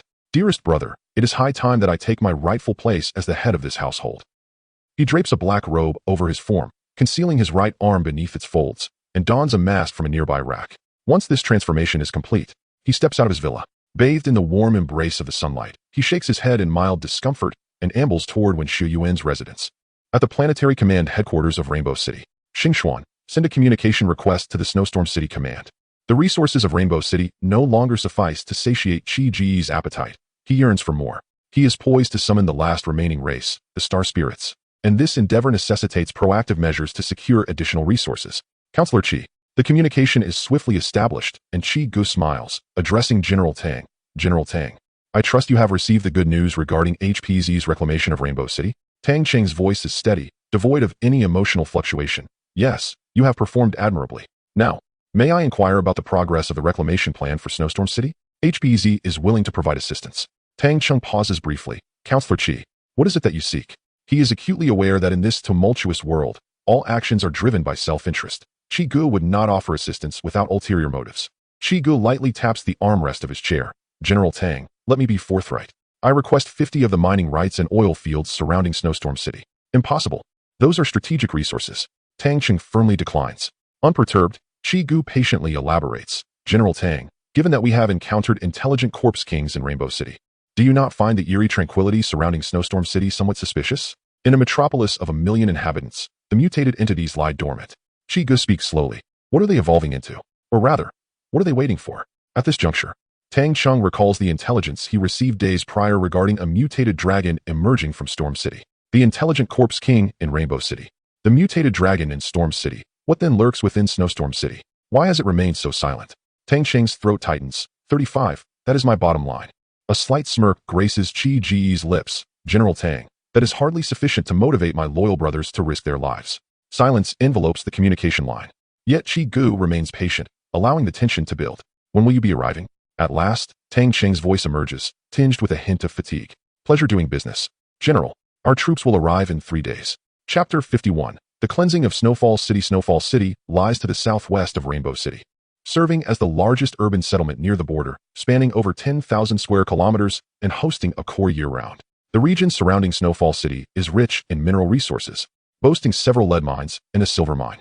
Following the outbreak of the Avirus, the military acted swiftly, successfully relocating hundreds of thousands of citizens to a safe zone east of Snowfall City. After repelling an initial wave of the undead, the zombies within the city fell eerily silent. Given the complex urban environment, many of the military's heavy artillery could not be effectively deployed. After conducting a preliminary military operation, General Tang Chong, known for his composure, decided against launching another assault on the zombies in Snowfall City. Although the military possessed formidable firepower, it could not be utilized without causing substantial damage to the city. In any case, with the strength of the undead, the military's safe zone remained secure as a fortress. Tang Chong welcomed the prospect of additional zombie hordes, eager to annihilate them in the open fields. To the north of Snowfall City, the moonlight illuminated the desolate streets, where several zombies with rotting joints twitched mechanically, emitting eerie sounds. Suddenly, their hollow eye sockets collectively turned towards a single direction. The ground trembled ever so slightly. First, small pebbles danced upon the pavement, followed by abandoned vehicles along the roadside beginning to sway. More and more cracks appeared on the surface, and the entire street buckled and fractured like fragile eggshells. Boom! A massive maw erupted from the earth, the circular mouth of the tunnel worm spinning open like a meat grinder. Viscous biological slime shimmered with a purplish-black hue under the moonlight as countless dark purple figures surged forth from within. The transparent membranous wings on their backs vibrated at high frequency in the air, producing a sound akin to a swarm of bees. Nearby zombies barely had time to emit a mournful cry before being torn to shreds by razor-sharp claws, as a thick, grayish-black organic matter, alive with motion, devoured concrete and metal, rapidly spreading from the side of the tunnel worm. The moonlight dimmed. In the sky, a vast swarm of alien dragons formed a flowing black cloud, their wingspans exceeding several dozen meters as they gracefully circled. Their distended abdominal sacs were laden with lethal blade worms. The blade worms, a type of parasite, detonated in segments upon impact, exhibiting tremendous power. Deep within the throat of the tunnel worm, a sticky, slithering sound echoed, and as the last figure emerged from its maw, a chilling voice resonated within the minds of the swarm. Go forth, annihilate all living beings. The swarm collectively let out a roar and transformed into shadows, darting towards the streets and alleys, while the black cloud above scattered suddenly, resembling a horde of demons unfurling their wings as they surged into the distance. As the black cloud dissipated, moonlight once again illuminated the figure beside the tunnel worm, casting a shadow of an arachnid creature with sharply elongated forelimbs. Snowfall City Safe Zone Command Center. General, our radar systems have all malfunctioned. The technical team is investigating, but they cannot identify the source of the failure. The voice of the messenger was tinged with a hint of panic. Was there a crisis in Snowstorm City? Immediately, he dispatched a drone for reconnaissance. However, once the drone or any electronic device approached the vicinity of Snowstorm City, it became utterly uncontrollable. A sense of dread tightened within Tang Cheng's heart. Could it be that the zombies in Snowstorm City had evolved some extraordinary ability? Were they now capable of interfering with electronic devices? Just then, a soldier knocked on the door and entered. General, we have received a high-priority communication request from Rainbow City. Tang Cheng returned to his desk, picked up the phone, and connected the call. General Tang, our combat troops have already entered Snowstorm City, came the voice of Chiu through the receiver. Tang Cheng furrowed his brow, his voice lowered to a whisper. Are you the ones interfering with our equipment? There is no need for concern, General Tang. This pertains to some top-tier technology of our HBZ. Simply await further news. Chi's tone remained calm. A myriad of thoughts raced through Tang Cheng's mind. Yet he maintained a facade of composure. Then I shall await your good news. Within Snowstorm City, ethereal blue energy ripples danced as two graceful figures materialized atop a skyscraper in the city center. Snowstorm City appeared quite normal, devoid of anything particularly strange, Yumiya remarked, popping a candy into her mouth while idly enjoying the brisk breeze on the rooftop. Lin Yen remained silent, wearing goggles that enhanced her vision and allowed her to detect targets, scanning the surroundings from above. In the distance, a 5-meter-tall stitched zombie ambled forth, its upper body a chaotic mass of twitching arms, its head resembling a grotesque tumor with a circular maw of sharp teeth. Nearby, a creature akin to a giant pangolin rampaged through an alleyway. From the sewers emerged numerous thick tentacles, dragging several passing zombies into the depths below. A swarm of mutated giant rats, each the size of a sedan, scurried across the central square, their shapes wildly varying. Lin Yin was left uncertain whether Yumiya was jesting or speaking earnestly. This was far more terrifying than Rainbow City. The entire metropolis resembled a petri dish, where various mutated creatures grew unchecked. Following research and analysis from the medical laboratory, it was found that the Avirus cells exhibited rapid replication and expansion characteristics, albeit with a myriad of errors occurring during the replication process. Yumiya, sensing Lin Yan's thoughts, gently explained, you see, these hideous creatures below are the result. This is essentially a failed virus, vastly inferior when compared to the aberrant insect virus. As they spoke, a destroyer crawled from a distance. its corrosive bile landing accurately on the stitched zombie's face. The zombie emitted a hoarse wail as its bizarre head released a plume of white smoke from the acid's corrosive effect. The aberrant insect virus assimilates useful DNA traits from infected organisms into the collective gene pool of the swarm, constantly refining its population. While the virus allows for complete freedom, resulting in each mutant being distinct. As the giant mutated rats passed a certain corner, they encountered a group of equally sized jumping insects. Both sides let out a furious roar before colliding with one another in a chaotic frenzy. At this juncture, Yumiya gently patted Lin Yan's shoulder, urging her forward. Come, our allies are more than capable of dealing with these grotesque creatures. Lin Yan cast one last glance at the carnage below, watching as Yumiya's figure faded into the night. The swarming jumpers, having sustained no casualties, relentlessly slashed at the menacing tentacles protruding from the sewer, their scythe-like forelimbs executing each strike with precision, severing tentacles that dared to breach the surface. The severed appendages were carelessly discarded, writhing like beheaded serpents, their viscous secretions corroding the ground and producing hissing bubbles. The remaining tentacles quivered violently, retreating into the dark maw of the sewer with astonishing speed, as if silently challenging, "Dare you come down?" In the next moment, the jumpers abruptly altered the angle of their forelimbs, their sharp appendages slicing through the hardened concrete as effortlessly as if it were mere tofu. Shards of stone scattering as they burrowed into the depths below. From the abyss of the dark sewer, a sudden cacophony of muffled, echoing wails, laden with moisture, emerged, a sound reminiscent of a creature's final lament in excruciating agony, reverberating through the narrow passage before gradually succumbing to silence. Chapter 52. New Rainbow City. In the present-day New Rainbow City, an imposing wall constructed of massive stones and concrete is rising from the ground. The unfinished parapets of the wall still bear the dampness of fresh cement, and every 100 meters stands an automated sentry turret, its 4 dark barrels rotating slowly under the drive of servomotors. Interspersed among these are gleaming alloy bunkers, manned by 2 vigilant Marines. Beyond the wall lies the remnants of a once bustling urban landscape, shattered glass facades of office buildings, and abandoned vehicles littering the cracked asphalt, some with doors flung wide open, revealing scattered briefcases within. All of this is distinctly separated from the world inside the sinuous wall. In stark contrast, the interior of the wall is alive with activity. Cranes thunder as they hoist steel beams, and workers clad in hard hats navigate the scaffolding. Some have even taken up residence in the structurally intact remnants of old buildings. The current iteration of Rainbow City has given rise to a unique profession, scavenger teams.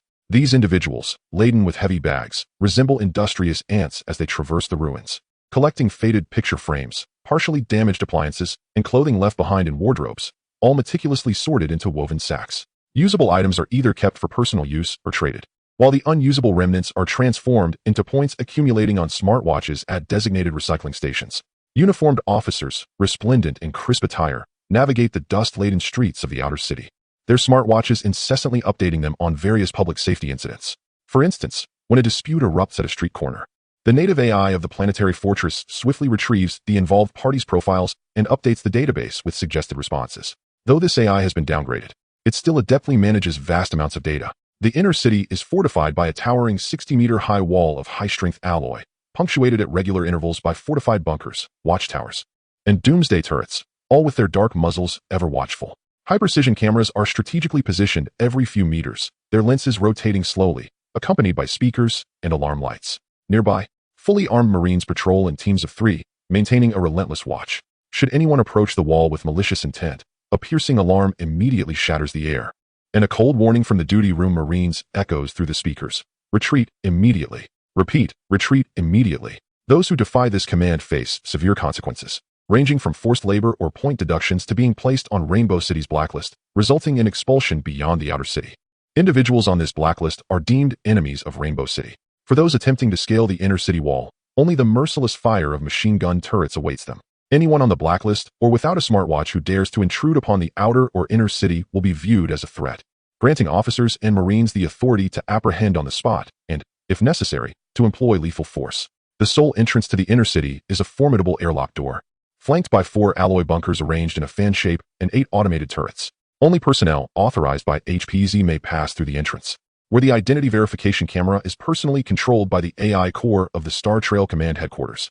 Outside Rainbow City, Zui Yun tightened the straps of his backpack and firmly grasped his girlfriend Zhang Ying's hand as they slowly moved with the crowd towards the steel gate of the outer city. The heavy steel door glimmered with metallic sheen in the sunlight, with an alloy bunker standing guard on either side, while 4 automated machine gun turrets loomed like silent sentinels beside them. Through the firing ports of the bunkers, 8 fully armed Marines were faintly visible, their weapons consistently trained on the line of people.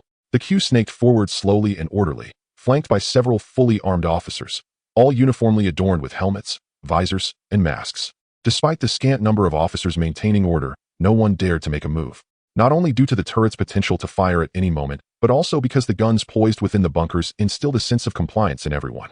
Once through the gate, all were directed to a pure white square structure, the quarantine station. At the entrance, disinfectant mist continuously sprayed a fine vapor, and inside, advanced medical diagnostic equipment of the interstellar human race could accurately identify any known viral strains. The testing process was both brutal and efficient. Those infected with the Avirus would be immediately seized by Marines and unceremoniously discarded outside the city.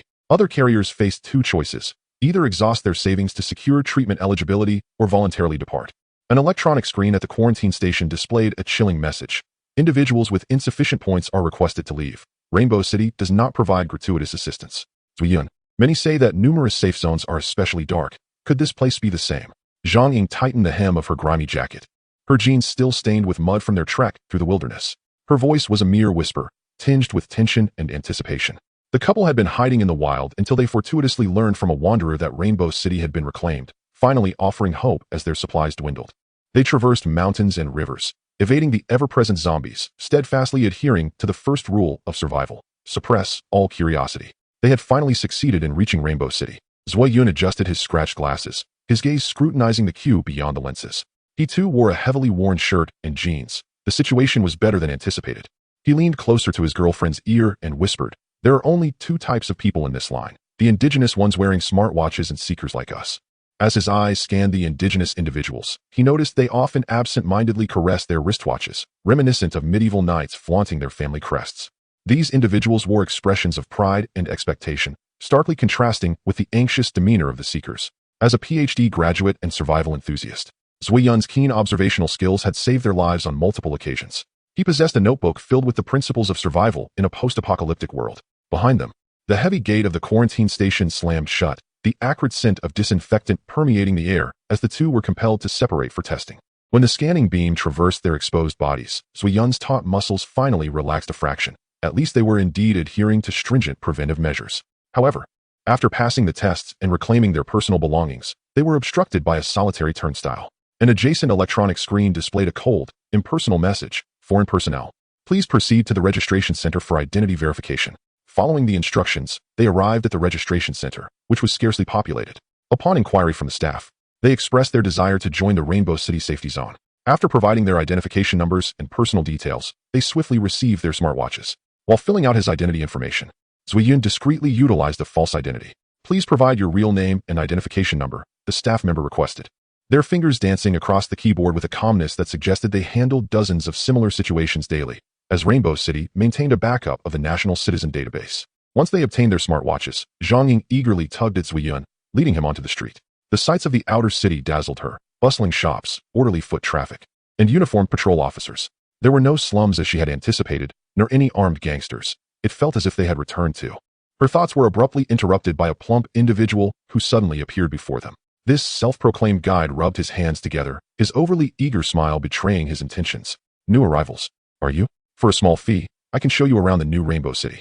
He emphasized the word fee, his gaze fixated on the packages behind them. Just as Zhuiyun hesitated, a passing young patrol officer noticed the scene and approached, kindly advising, "New comrades, you can access basic information about Rainbow City through the smartwatches you have."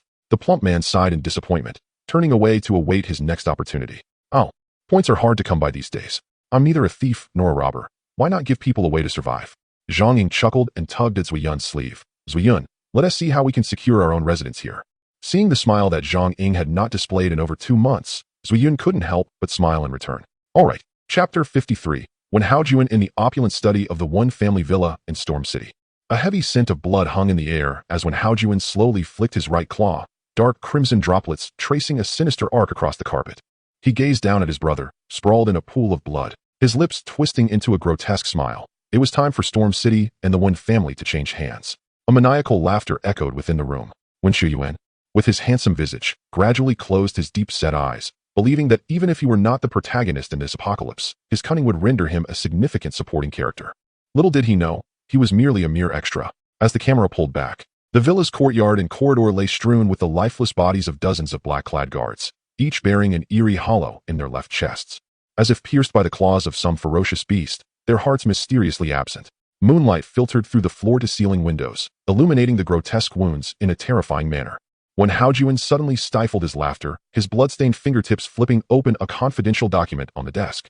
Upon reading the analysis regarding Lin Feng and his daughter hiding within a mysterious organization in Rainbow City and the missing airborne battalion, his bloodshot eyes gleamed with realization. I nearly forgot about my little fiancée. The bloodied phone was lifted. This is when Haojuan. He articulated deliberately into the receiver, from this day forth, I am the head of the Wen family. A strained breath emanated from the other end. Wen family head, do you require me to personally deliver his heart for your inspection? Wen Haojuan's voice took on a chilling softness, the sound rolling from his throat like a venomous snake's hiss. At your command, Wen family head. Excellent. Await my arrival at the base. 1 hour later, Wen Haojuan entered the command center of the Storm City Air Force Base. A gray-haired general, clad in deep blue uniform, instinctively took a step back, watching as the new family head twisted his neck with inhuman speed, the vertebrae emitting a disconcerting cracking sound. Contact the organization in Rainbow City that when Chiu reached out to, send a communication request. At the Rainbow City Star Trek Command Headquarters, the commander acknowledged. A communication request has been received from Storm City. Connected. Chiu lounged against the back of his chair, a cold smirk gracing his lips. Was the Wen family seeking an explanation for the annihilated airborne battalion? Hello? Upon hearing the greeting, Chiu paused, taken aback by the sudden shift in tone from the Wen family head, as if a different person had taken over. I am Chiu. I am Wen Haojuan, the new head of the Wen family from this point forward. A brash and arrogant voice came through the communicator. The Wen family has changed heads, and they've appointed such a fool? Commander, this individual is the former head's brother, the one betrothed to Miss Lin Yin. Xing Xian quietly interjected. Chiu raised an eyebrow. Congratulations on your new position, Wen family head. What guidance do you offer? Wen Haojuan's voice turned suddenly frigid. You have Lin Feng and his daughter, do you not? I demand you hand them over promptly, or your HPZ will cease to exist. I shall await your attempt. Chiu nearly laughed, abruptly severing the communication. What a foolish gesture, indulging too much in tales of domineering CEOs. At the Storm City Air Force Base, a resounding crash echoed. Damn it. Wen Haojuan clenched his fist and struck the table with great force. Jiang Chun's eye twitched as he observed the seemingly deranged Wen Haojuan before him, causing him to quietly step back a couple of paces. Wen Haojuan was the younger brother of Wen Chiu, the patriarch of the Wen family, merely a frivolous scion with no academic accomplishments, who had been running rampant in Rainstorm City, emboldened by his brother's indulgence. Yet now he appeared so, unhinged. A thin sheen of sweat beaded on Jiang Chun's forehead. After he had hung up from the call made to him by Wen Haojuan from the patriarch's study, he dispatched someone to investigate the patriarch's villa, where it was reported that the ground was littered with the bodies of black-clad guards. These guards were all second-tier warriors. Furthermore, according to the report from the reconnaissance team, their deaths were particularly gruesome. This indicated that Wen Haojuan possessed at least the strength of a third-tier warrior. Jiang Chun had witnessed the prowess of third-tier warriors firsthand. Not long ago, Director Shin Mo of the Biological Research Institute had successfully enhanced a third-tier warrior. If the speed of a gun is measured in 7 paces, then within 7 paces, the speed of a third-tier warrior is unparalleled. They possess an instinct akin to that of a feral beast, capable of shattering an enemy's skull the moment before a shot is fired.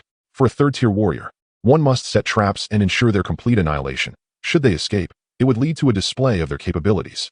The primal instinct of a third-tier warrior makes them exceedingly difficult to ambush, as they can sense various traps long before encountering them. This was precisely why Jiang Chun acknowledged the formidable status of Wen Haojuan as the patriarch of the Wen family. He had discreetly informed Director Shun Mo of this development, noting that the sole third-tier warrior of the Wen family was currently at Shun Mo's Biological Research Institute, yet as of now, there had been no response from them. Wen Haojuan slowly lifted his head, revealing a face twisted with a sickly smile. General, he elongated his tone, his lips contorting into an exaggerated arc. Are you afraid of me? Jiang Chun felt a cold sweat soak his back. He could distinctly smell the metallic scent of blood emanating from Wen Haojuan. His Adam's apple bobbed as he averted his gaze from the chilling stare. The patriarch jests. It is merely that your overwhelming presence is something I have not encountered with the previous patriarch. Excellent, Wen Haojuan replied, his eyes narrowing with satisfaction. Follow me closely. No, I shall now refer to myself as the patriarch. Your loyalty will be richly rewarded. Wen Haojuan stepped forward, his left hand landing heavily on Jiang Chun's shoulder. Now, mobilize your troops to dismantle the HPZ organization and capture Lin Feng and his daughter.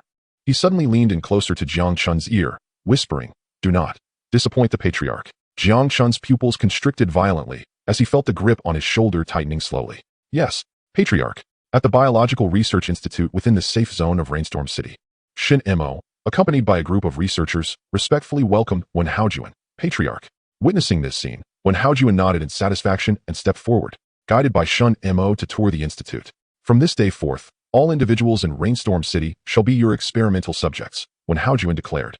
Shin Mo's eyes sparkled with joy and excitement. Thank you for the patriarch's support. Wen Haojuan nodded thoughtfully, scrutinizing the brawny man accompanying Shin Mo, and remarked, "So this is a level 3 warrior? I wonder how he measures up against our esteemed leader." Shin Mo replied with a cheerful smile.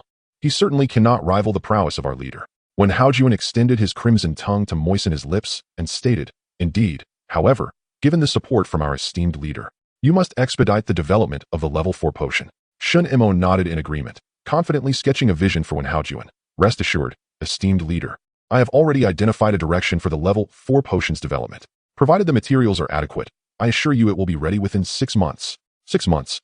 You say?" Wen Haojuan narrowed his eyes. At the Air Force Base in Storm City, the blaring of battle alarms echoed throughout the facility. As the searchlights illuminated the base like midday, ground personnel maneuvered tow vehicles across the runway, loading missiles onto the station fighter jets, while mechanics conducted final inspections beneath the wings. Pilots marched in disciplined formation towards the hangar. Inside the control tower, operators intently monitored the displays, continuously refreshing data. As the commanding officer, holding a secure communicator, spoke in a steady and authoritative tone, "Attention all crews, prepare for takeoff as per the scheduled plan in 15 minutes. As the cockpits of various fighter jets gradually closed, the engines emitted a deep rumble, and the exhausts released pale blue flames, one by one. The fighter jets surged towards the sky amidst a deafening roar.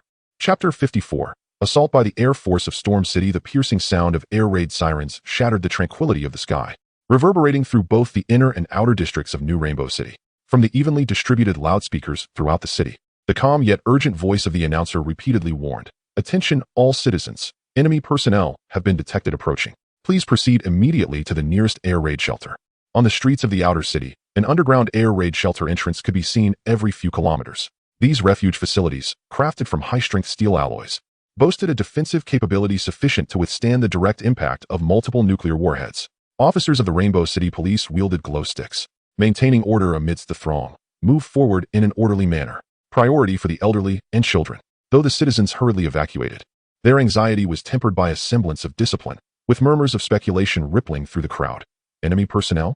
Aren't they just those infected? Could it be other survivor bases? Stop guessing and hurry inside. I just exchanged most of my points for a new house. Surely it won't need to be rebuilt again?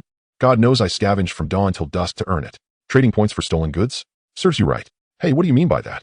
Did you not go scavenging? How can unclaimed items be considered theft? Meanwhile, within the municipal hall of Rainbow City, Wang Bangjun hung up the phone, his expression grim. "Chi just informed me that the attackers are the Air Force from Storm City." Lin Feng abruptly raised his head, a flicker of astonishment crossing his features, quickly morphing into a bitter smile. Observing Lin Feng's reaction, Wang Bangjun heaved a heavy sigh. That madman from the Wen family actually dares to deploy regular troops for revenge. At the military command center of the safety zone in Storm City, "General, radar indicates the Air Force from Storm City is approaching, confirming 50 fighter jets, 20 bombers, and 10 transport planes, all heading straight for Rainbow City." "What?" "Immediately connect to the Air Force channel of Storm City." Tang Chung sprang to his feet, hastening to the command center, his face pale as he scrutinized the real-time radar feed. Within the green scanning waves, dozens of luminous points advanced in a battle formation towards Rainbow City. Communication was quickly established. "This is Tang Chung, Major General of the Storm Snow Army. What are your intentions? Are you instigating a civil war?" Tang Chung inquired gravely. "General, I am Wenjin from the 1st Flying Squadron of Storm City. With all due respect, our course does not require your notification. Comrade Wenjin, the Wen family has been classified as a rebel organization. You are not private soldiers of the Wen family." Tang Cheng's palm struck the table heavily. "Thank you for your reminder, but our target is not Storm Snow City. I advise you not to meddle," Wenjin replied with a light chuckle before abruptly terminating the communication. Tang Chung, maintaining a serious demeanor, swiftly switched channels to send a communication request to Rainbow City, informing Chi of the situation and suggesting that they take shelter while he could dispatch a unit for their rescue. "No need, we can handle it." Chi graciously declined the old general's offer, asserting their ability to manage the situation. "Warning, you are about to enter the airspace of Rainbow City. Please alter your course immediately or face the consequences."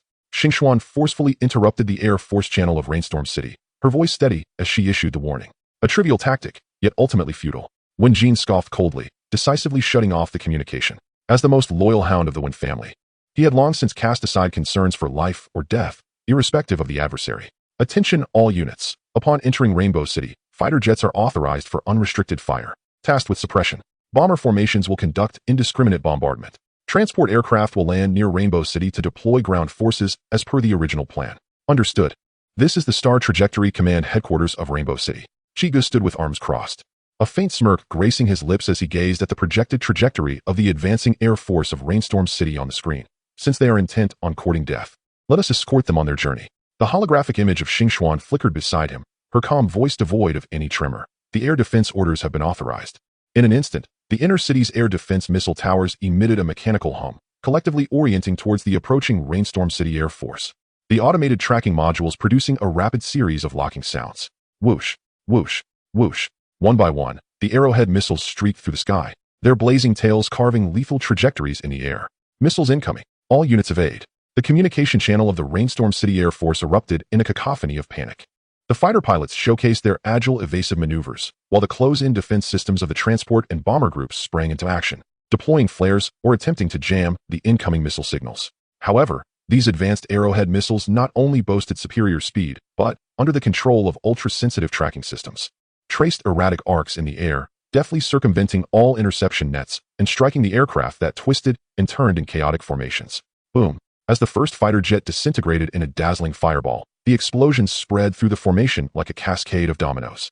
The Rainstorm City Air Force erupting into fiery bursts over the outskirts of Rainbow City. Dozens of aircraft became a rain of burning steel, debris trailing thick smoke as they plummeted to the earth, creating charred craters upon the desolate landscape. Eject! Eject immediately! The surviving pilots scrambled from their cockpits, white parachutes blooming in the air like dandelions. Yet these pilots and paratroopers, too, fell victim to the missile's precise targeting, none escaping unscathed. What madness is this?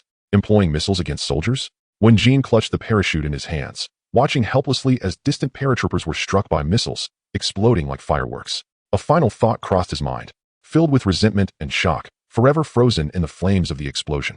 Commander, all targets have been eliminated. The ethereal voice of Xingxuan interrupted Qi Ji's contemplation. Qi smiled and nodded at her. Thank you for your efforts. It would be impolite not to reciprocate. I shall send them a grand farewell gift as well. He exited the Star Trajectory Command headquarters, making his way to a secluded corner of the inner city, enclosed by towering alloy walls.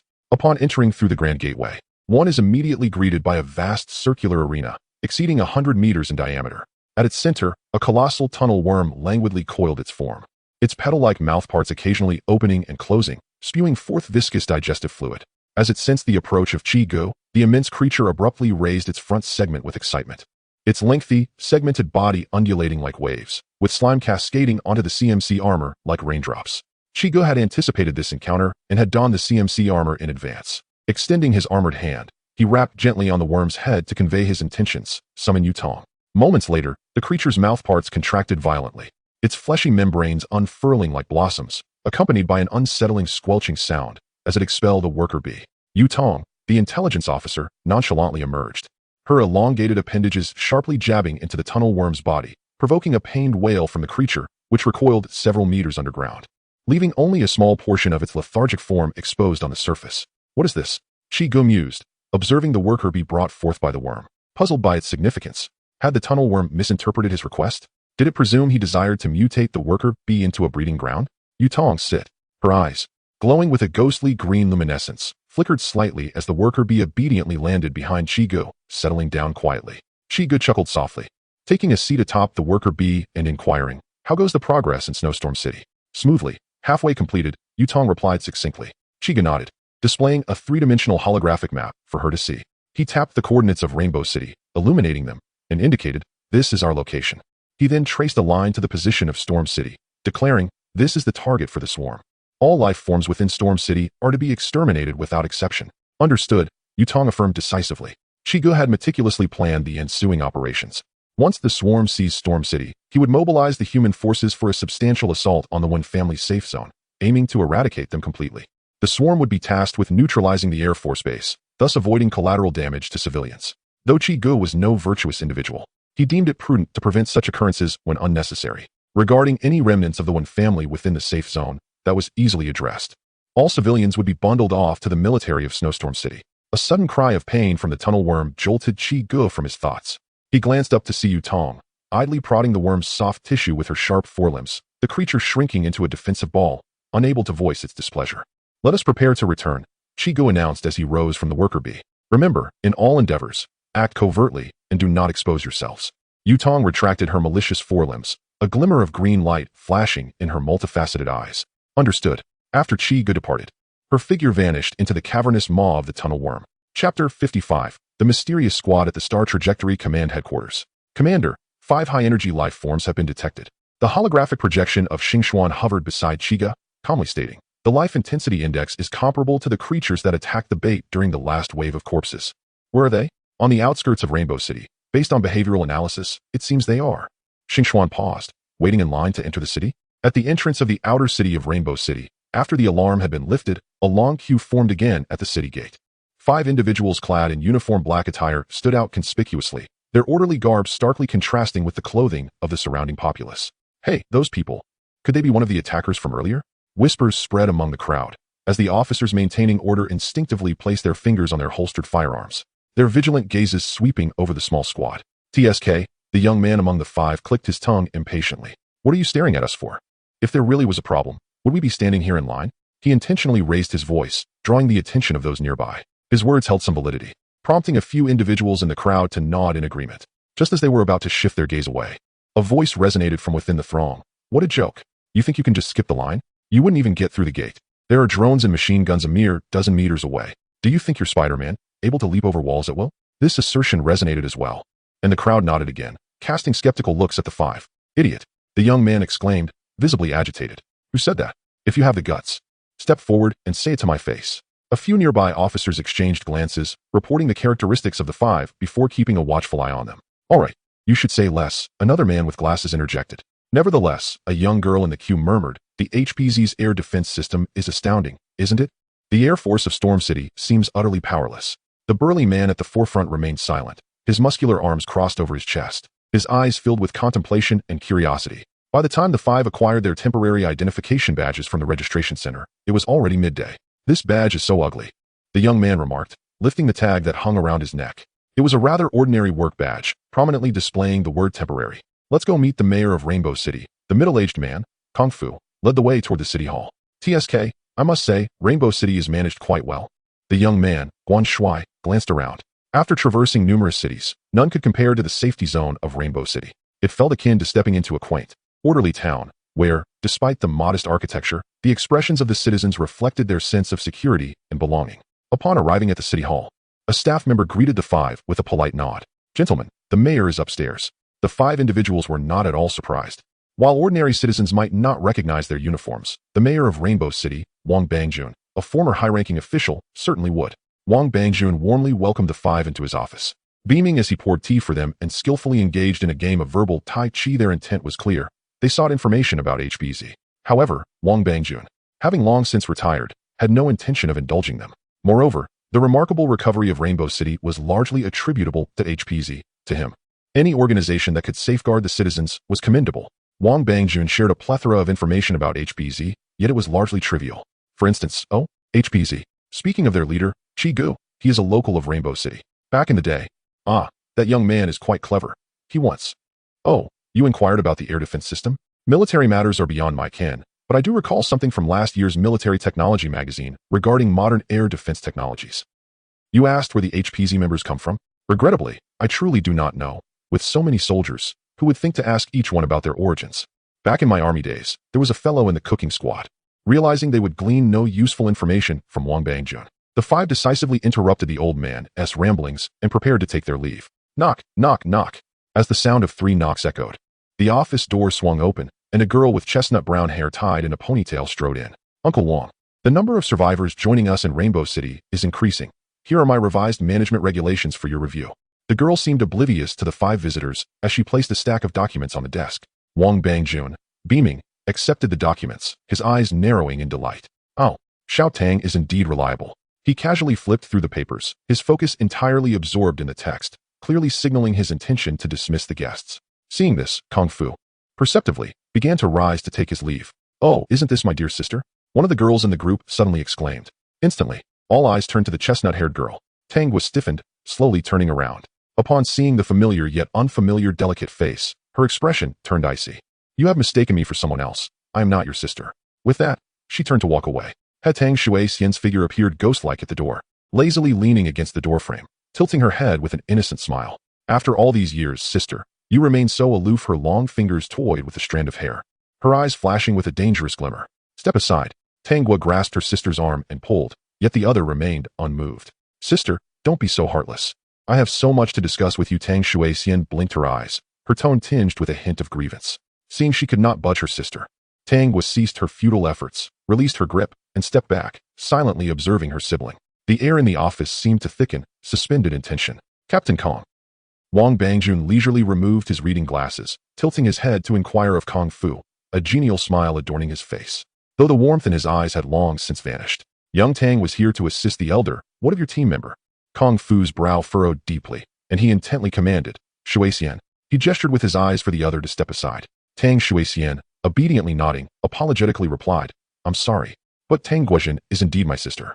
However, since she is unwilling to reminisce, I shall make way. With that, she stepped aside, a faint smile gracing her lips as she watched Tang Guo depart in silence. As Kung Fu and the others exited the town hall and stepped onto the street, Kung Fu's voice broke the silence. Shuixian, clarify this matter. Guan Shui also nodded in agreement, adding, Indeed, I have never heard you mention an elder sister. Tang Shuixian's gaze drifted across the street, as if peering into the distance. She tucked a stray lock of hair behind her ear, letting out a light laugh. She is, in fact, my blood-related sister. After a brief pause, she added, though of the same father, different mother. Chapter 56. Starport. The international airport of Rainbow City has now transformed into a military prohibited zone for HBZ. Not only is it encircled by a robust alloy wall, but it is also guarded by fortified structures such as bunkers. This area houses the newly constructed Starport, the largest edifice of HBZ. Starport is responsible for the production and maintenance of all military aircraft, sprawling across several thousand square kilometers. This colossal structure features multifunctional, retractable helipads, an advanced refueling system, and 4 massive mechanical legs. Indeed, Starport has the capability of taking flight. Chiu arrived at the helipad of Starport, where 2 futuristic Viking fighter jets were already stationed. Much like siege tanks, the Viking fighter jets possess 2 operational modes. The first mode is the fighter jet configuration, equipped with 4 turbine nozzles and capable of carrying a variety of formidable anti-capital ship missiles. Among these are the Lanzel Thunder, specifically designed to tackle heavy vessels, and the Wavebreaker missile, aimed at lighter targets. Coupled with the sophisticated Phobos-class weapon system, the maintenance costs are exorbitantly steep. Theoretically, a Viking fighter can intercept any aerial vehicle. However, it is crucial to note that a single Viking cannot independently down a Star Spirit aircraft carrier. The second mode is the mech configuration. In this form, each hand of the Viking fighter wields a powerful Gatling gun. A large central reactor ensures the proper functioning of the weapon systems and provides the necessary torque for movement in mech mode. Advanced regulators effectively prevent overheating, allowing them to unleash devastating firepower without restraint. However, this too comes at a substantial cost. Each pilot of a Viking fighter is a valuable asset, as they must master both the fighter jet and mech modes. Even if they choose not to pursue a military career, they could adeptly pilot SCVs to contribute to humanity's endeavors. Commander, it is a pleasure to meet you. I am Waze. I am honored to serve you. I am Iko. 2 young pilots approached from a distance.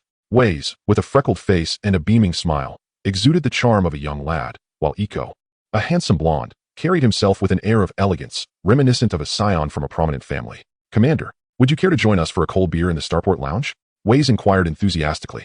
Chiga nodded with a smile, following the two as they made their way to the lounge. Storm City. A colossal shadow traversed the cityscape. A dragon nearly 100 meters in length unfurling its membranous wings, capable of casting a shadow over half a block. Each powerful beat of its wings stirred up tempestuous gusts, causing the surrounding buildings to vibrate ominously. At the city's edge, the compound eyes of the creature, known as Yutong, reflected the distant spiraling giant. Its slender appendages absent-mindedly tapped upon the body of a trench worm. Before it, a grotesque infected being was injecting multiple parasitic organisms into the bodies of zombies with its tail. The parasitized zombies then staggered into a bizarre formation, swaying as they moved towards the direction of the colossal dragon. The colossal beast soaring in the sky, in her eyes, is merely a genetic puzzle waiting to be dismantled and reassembled. If she could assimilate its essence, the hive would acquire the perfect template for flight. At that time, the dragon swarm, darkening the skies, would become the sharpest scythe of the insect horde, battling on behalf of her commander for dominance over this planet. Her method was rather simple. Did this giant not have a penchant for devouring the undead? Once it indulged in the seasoned corpses, it would no longer be in control. In the Rainstorm safe zone, the Wen family villa. What? Wen Haojuan slammed his palm onto the table, bellowing into the microphone at Jiang Chun on the other end. Are you all utterly incompetent? After deploying so many troops, they were annihilated the moment they entered Rainbow City. Master, I fear the defensive capabilities of Rainbow City far exceed our estimates, Jiang Chun lamented, feeling utterly beleaguered. First, he had to contend with a capricious new head of the family, and now a momentary lapse in judgment had cost them a significant portion of their forces. Yet this lunatic was still seething in impotent rage. If you're so capable, why don't you take action? Enough. I shall confront them personally.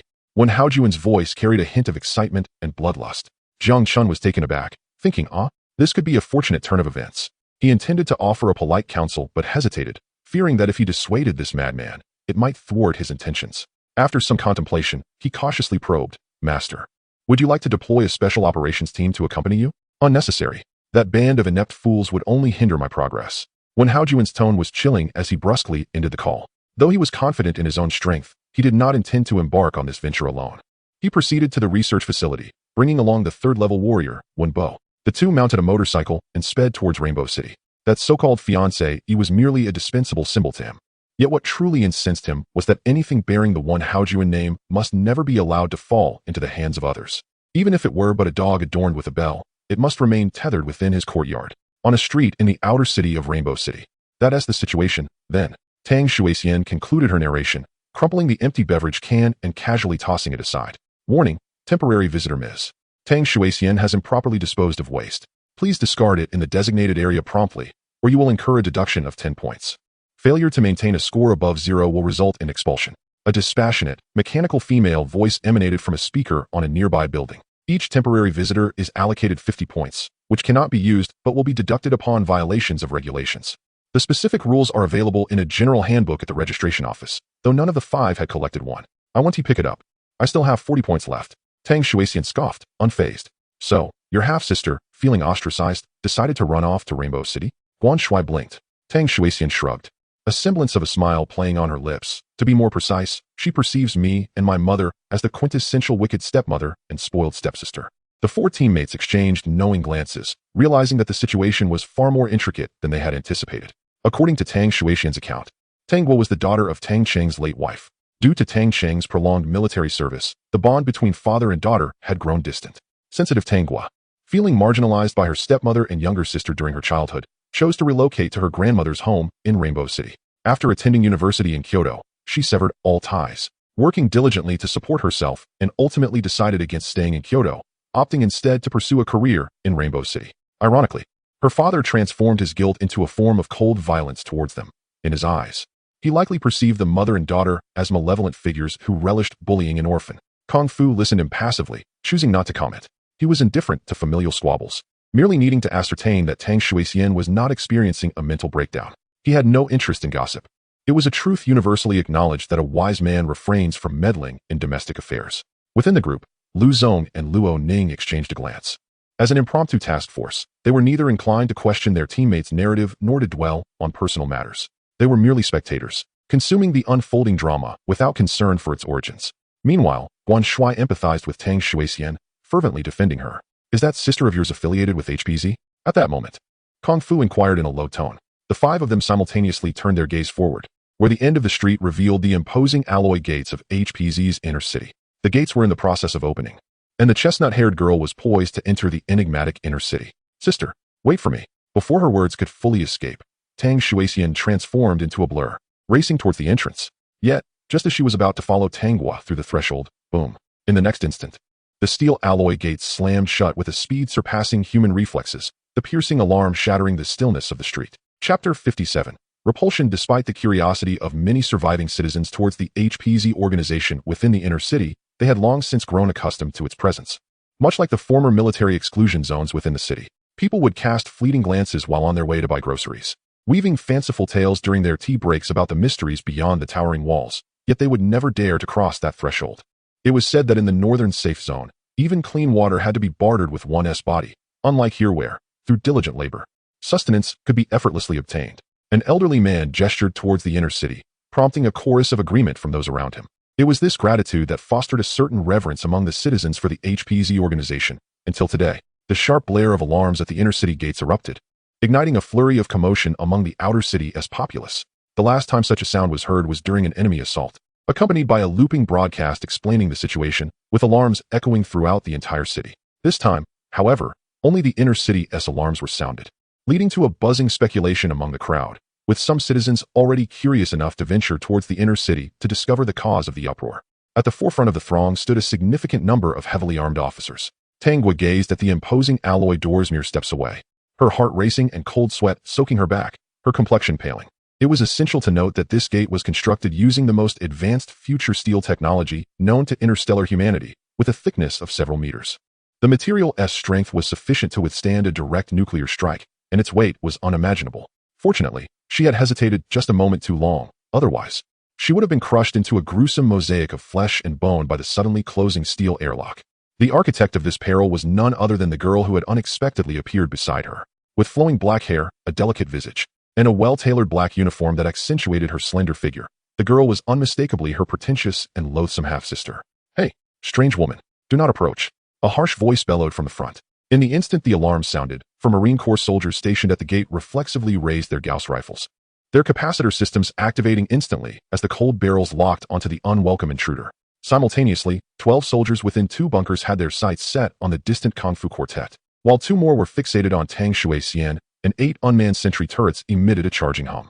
Tang Shui-Xian's pupils constricted in disbelief as she gazed at the heavy alloy gate before her, which had closed in an instant, defying the laws of physics. Within the central control room of the Star Trek Command Headquarters, Xing Xian floated serenely, her azure hair gently swaying in the absence of wind. Countless particles of light cascading down her locks. The holographic projection screen before her displayed a flurry of surveillance feeds, revealing the every movement of the Kung Fu quintet in real time. The moment their gaze met the inner city gates, Xing Xian's quantum processor had already devised 20 potential responses. As an anomalous fluctuation appeared in the thermal map of Tang Shui-Xian's leg muscles, the steel gate of the inner city had long since entered a state of readiness. A flicker of fluctuation danced within the azure depths of Xing Xuan's gaze. According to the system's optimal solution, she should have sealed the gate the moment Tang Shui-Xian stepped through, reducing the treacherous intruder to mere pulp. Yet, such an action would inevitably endanger Tangwa. Ultimately, she opted to close the gate prematurely, perhaps based on an extrapolation of the commander's personality model. After all, data indicated that inflicting collateral damage on Tangwa would result in a significant decline in the commander's emotional index. Thus, the instigator, Tang Shui-Xian, the flicker in her eyes was swiftly replaced by an icy calm akin to absolute zero. Warning: temporary visitor Tang Shui-Xian has violated security protocols and is confirmed as a hostile target. Unlike the ethereal voices of the outer city, this announcement resonated with a serene authority throughout the inner city. All units, execute the elimination protocol. I have been designated as an enemy. Tang Shui-Xian's pupils constricted, and the muscles beneath her black uniform tensed instantly. She lunged towards her side, intent on seizing a hostage. However, her grasp met only air. As a battlefield medic trained in the interstellar human barracks, Tangwa had mastered the art of evading ambushes. After all, medics in white were the prime targets for extermination by the swarm. Before the echoes of Xing Xuan's command had fully dissipated into the air, she dashed forward like a wild hare, rolling into an ungraceful tumble. The Marine beside her stepped forward in unison, using his heavy powered armor to shield her from harm, while a derisive chuckle emanated from beneath his visor. Want a hostage? You've chosen the wrong opponent, little girl. Bang, bang, bang. The Gauss rifle unleashed a deadly blaze. Its barrage, guided by the targeting system, precisely aimed at Tang Shui-Xian. In a flash, she ignited the latent potential within her body, her muscles coiling tightly as the capabilities of a level 3 warrior surged forth. Her form morphed into a distorted, zigzagging afterimage, deftly weaving through the rain of bullets as she retreated swiftly towards Kung Fu and his companions. Damn it, a Marine cursed, only to suddenly find his targeting system inexplicably heightened. On his HUD, several crimson predictive trajectories unfurled like a spider's web. The servo system of his powered armor automatically recalibrated the firing angle, as if he had inadvertently activated a premium subscription. In a mere second, the Gauss rifle unleashed 30 rounds, firing rapidly at all projected trajectories in descending order of probability. It was only when the figures of Tang Shui-Xian and her allies vanished around the street corner that the soldier noticed the flashing text at the bottom of his HUD. Weapon system has been temporarily commandeered by the core AI of headquarters. Permissions granted. Holy hell, this is incredible. He whistled, caressing his Gauss rifle. The sensation felt akin to wielding a VIP cheat. Meanwhile, a pool of dark crimson blood slowly congealed on the distant ground. Xing Xuan, what is happening? Chiu lounged on the sofa of the Starport Lounge, engrossed in the thrilling tales of 2 pilots recounting their encounters in space. Suddenly, a flurry of urgent alarms emanated from the inner city, only to swiftly subside into silence. Though he was neither at the command headquarters nor wearing a communication earpiece at that moment, within the confines of this base, Xingxuan would always respond at the first beckon of his needs. Indeed, a pale blue beam of light descended from the heavens, with countless data particles swirling and reorganizing like a galaxy. In the blink of an eye, the holographic image of a stunning girl with azure hair took form, her skirt shimmering and gently swirling. Commander, unauthorized personnel are attempting to breach the inner city's defenses. The target, Tang Shuixian, has sustained injuries and is currently hiding within the C-049 structure of the outer city. Wu Ace's eyes sparkled with excitement. Wow, I just realized how captivating our base's central AI is. Lieutenant Wu Ace, good day, Xingxuan said with a slight bow, and in an instant, as Yike reached out, she transformed into countless specks of light and dissipated. As the light and shadow reassembled, Xingxuan appeared expressionless beside Chiu. Lieutenant Yike, please adhere to basic etiquette. Unfazed by the exposure, Yike leisurely raised his wine glass, revealing a practiced, charming smile. Forgive my boldness, beautiful central AI. After encountering such a mesmerizing projection, one cannot help but be captivated. Chiu understood Yike's actions. His thoughts likely mirrored those he had experienced upon first meeting Xingxuan. Yike, do not attempt it. Touching the projection yields no sensation, akin to air. Chiu smiled knowingly, extending his hand to poke Xingxuan's form. The holographic image rippled like water, and his fingers passed through effortlessly. The sensation was indeed indistinguishable from touching air, though perhaps due to the light particles, there was a subtle warmth after prolonged contact. At that moment, he sensed the atmosphere around him had solidified. Upon lifting his gaze to Xingxuan's expressionless visage and her pair of indifferent, beautiful eyes, Chiu realized a critical angle issue. He was seated while Xingxuan stood, making his finger's position rather inappropriate. He felt as though he must appear quite peculiar. By the way, who is Tang Shuixian? Do we have any information on her background? Chiu discreetly placed his hand back on the armrest of the sofa, his expression turning serious. Chapter 58. The 9 luminaries guard at the Star Trail Command headquarters in Rainbow City. Chiu sat quietly before the central control panel. Lost in thought, he had just spoken with Elder Wang, who briefly relayed information about Tang Shuixian and her companions. It was discovered that the Avirus could enhance human physical capabilities, and it was not solely private laboratories conducting research. Various national governments possessed more researchers, advanced instruments, and willing test subjects, thus progressing at a much faster pace than their private counterparts. Consequently, a new department dedicated to augmented warriors was established, known as the 9 Luminaries Guard, officially titled the Unified Management Bureau for Special Equipment and Extraordinary Personnel Dispatch and Inspection.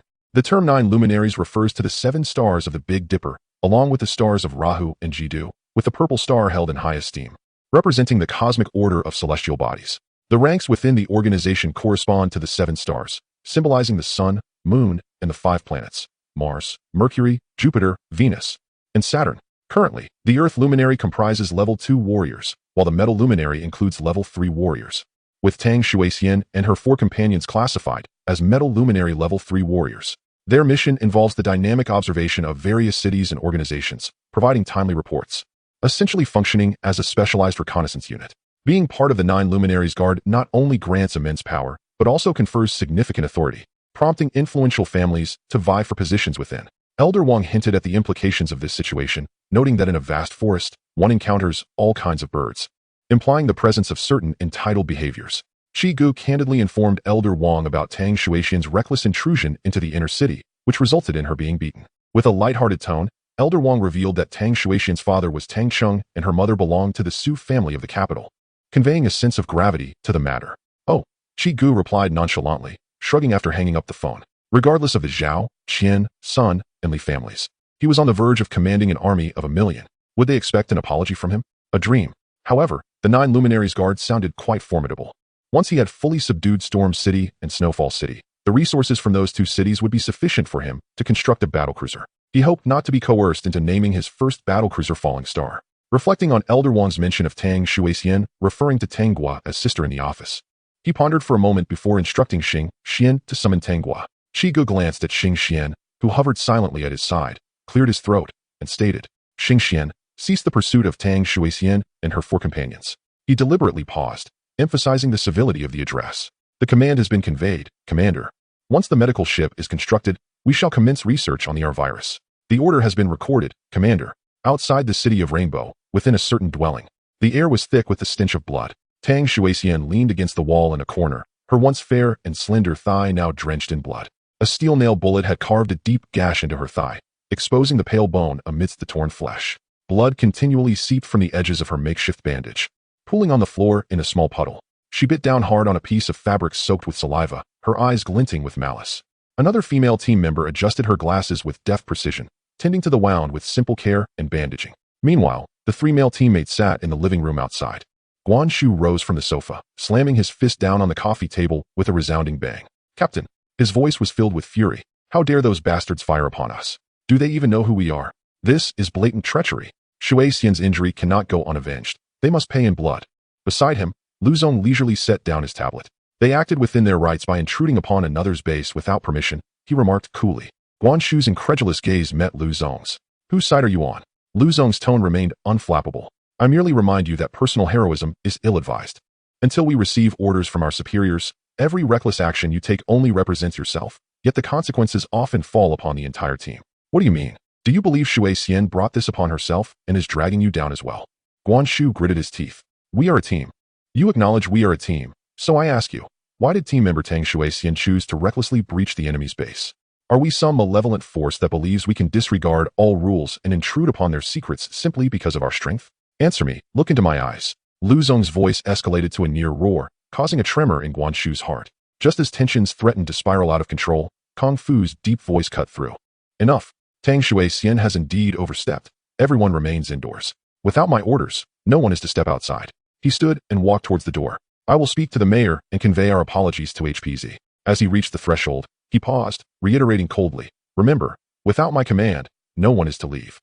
Meanwhile, in a secluded street outside Rainbow City, devoid of surveillance cameras, a low, gravelly voice emerged. "Have you ascertained the details of this wretched safe zone?" A thin man spat on the ground. "Damn it, the HPZ bastards controlling this safe zone, aside from the soldiers, are all holed up in that miserable inner city.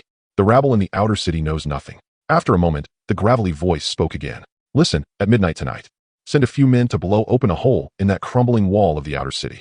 Wolfhead, you lead a team to lure the pets in for a party, then set fires to incite chaos. The rest of you, follow me into the inner city. Leave not a single soul alive." He paused, a strange smile creeping across his face. "Remember, only kill the men. Once we successfully seize this safe zone, we will follow the old rules. 3 days of revelry, play as we please. Let these sheltered flowers witness what true apocalyptic despair looks like." Rainbow City Police Department. Isho sat in the leather swivel chair of the deputy director's office, a cigarette delicately held between his fingertips, the smoke swirling around him like an ethereal mist. A gentle knock at the door preceded the entrance of a lean man clad in a police uniform, his rolled-up sleeves revealing a vividly inked tattoo of a descending tiger. "Boss, a group of vultures has recently encroached upon our territory. My brothers have been keeping watch for 5 days, and they've just discovered that these intruders are gathering in the East District, clearly planning something tonight." Isho licked his lips, his gaze narrowing like that of a hawk. "Along, fetch a few informants. The basement is at your disposal. I want to know everything about them, do you understand?" Along grinned maliciously. "Boss, the brothers have been preoccupied with maintaining order lately. Their skills have grown rusty." Isho exhaled a languid puff of smoke. "Dragon sir, remember your position. We are respectable individuals now. Do not dwell on thoughts of violence, understood?" Along straightened up, awkwardly chuckling. "Yes, boss." Just as he was about to turn away, Isho spoke again, his tone slow and deliberate. "However, when dealing with certain beasts, civilized enforcement is unnecessary." Along nodded, a peculiar smile on his face. "Understood, boss. I, Along, have always upheld civility." The office fell into a tranquil silence as Isho extinguished the burnt-out cigarette in the ashtray, lighting another while absent-mindedly playing with a jade ring on his finger. With a squint, he mused softly, "Director Chong, I had presumed you to be a man of intellect." In the office of the deputy mayor at City Hall, Lin Feng surveyed the sprawling plans for the Rainbow City outer district laid out before him, his expression growing increasingly frigid. As the former director of the Urban Planning Bureau, Lin Feng possessed an acute sensitivity to the progress of the outer city's construction. The progress in the H6 zone was alarmingly sluggish. Not even concrete had been poured. If faced with a horde of corpses or an attack from hostile forces, this would present a glaring vulnerability. A single breach in the city walls could render them utterly useless. Someone sought to destroy Rainbow City. Although he was unaware of the identity of the perpetrator, he had promptly informed Elder Wang of the situation and would soon relay the information to HPZ. In the nearby mayor's office, Wang Bangjun sighed, muttering helplessly to himself. Power is but a double-edged sword, while greed is the true poison. At the Star Trail Command headquarters, Chiu addressed Tanghua. "I have reviewed the surveillance footage at the inner city gate. Your sister attempted to follow you into the inner city and even tried to take you hostage. Is that correct?" Tanghua, head bowed, replied with a simple, "Yes." "Would you like me to eliminate her?" Chiu inquired nonchalantly, as if discussing lunch plans over a game of Go. "I wanted to ask if you have any feelings for her. I worry you might be a bit tsundere. Since there are no feelings between you, she is free to meet her end. Tangwa continued to look down, her expression inscrutable. Old Wang sent me a message, mentioning your contributions to the outer city of Rainbow City. I presume you believe that Rainbow City belongs to me, hence your frequent visits to the outer city, aiming to assist me in its betterment. When the virus first erupted, you were eager to accompany me to the command center, wishing to lend your support. You undertook specialized training for medical personnel, spurred on by Lin Yan, yet it was also your desire to protect me as I ventured to the front lines. Was it not? Tangwa remained silent, her fingers tightly gripping the hem of her garment, turning pale from the strain. Eventually, I no longer required assistance at the front lines, and you noticed your inability to be of help. Thus your appearances before me diminished. You could not bear to become a mere ornament, could you? Reflecting on it, I realize I haven't seen you in several days. Xing Xian mentioned that you have been heading to the city hall at dawn and returning only at midnight, with her dispatching marine soldiers to discreetly guard you each time. Tears streamed down Tangwa's cheeks, landing upon her trembling hands. Within her heart, she cried out to herself, endure. You must hold on. Absolutely do not cry in front of Chiu. She bit her lip tightly, attempting to alleviate the sudden constriction in her heart with pain. Observing Tangwa's shoulders begin to tremble, Chiu sighed. You must understand, you are merely a freshly graduated young woman. In this apocalyptic world, you have performed admirably. I have hardly worried about you. You are cautious and sensitive, your demeanor towards me increasingly careful. I believe your thoughts have strayed. Chen Mo and his companions are soldiers, while Lin Feng and his associates are officials. But do you think they offer me any assistance? My election as a counselor of Rainbow City is due to HPZ's formidable strength. Chen Mo and Lin Feng acknowledge me because of HPZ's might. For me, and for HPZ, Rainbow City is truly an ancillary matter. My protection of them is merely a casual act. It is akin to seeing a little kitten struggling in a puddle on the road and simply rescuing it without a second thought. In this world, you are the first and only person with whom I can communicate. I, too, am human. No one enjoys solitude, and I desire companionship, which you provide. Let us not dwell on the past. From before the virus outbreak to the present, have you not realized you are the sole human permitted entry to the command headquarters? It is precisely because I trust you, just as I trust Xing Xian. You need not prove yourself to others. I protect you because we are companions, and because I choose to do so. Tangwa had already collapsed onto the table, her fingers digging deep into her arms, her hair obscuring her face. Her body quaked as the metallic taste of blood lingered on her lips, yet she stifled her cries with all her might, her throat releasing intermittent sobs. The door to the central control room of the command headquarters closed with a hydraulic sound, plunging the space into darkness. Chiu stepped out of the command headquarters, with Xing Xian silently hovering beside him, both gazing quietly at the setting sun on the horizon. Star Xian, I am in a foul mood today. All the marauders must perish by nightfall. As you wish, Commander.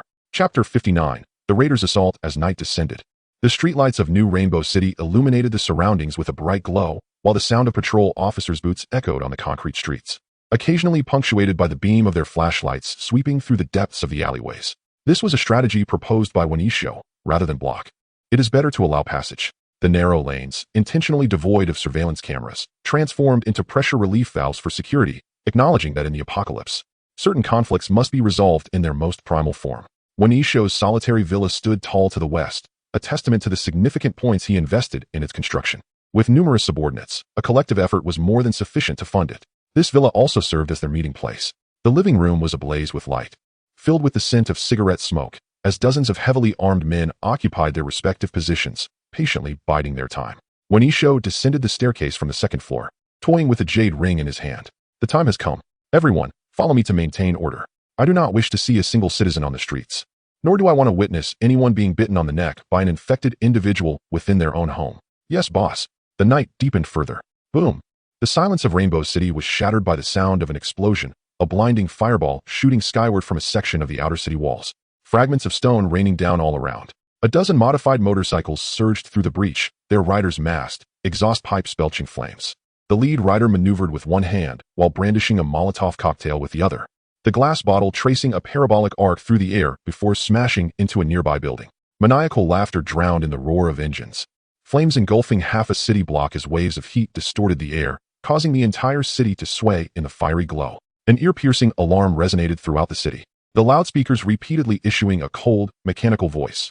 All citizens are advised to remain indoors, secure your doors and windows, and refrain from going outside. At the breach in the city walls, a horde of zombies, attracted by the explosion, surged over the collapsed concrete, pouring in through the crevices. In a certain residence within the outer city, the Kung Fu team sprang into action, observing the chaos unfolding in the city, each of the five with their own thoughts. Huh. The retribution comes swiftly. They deserve it.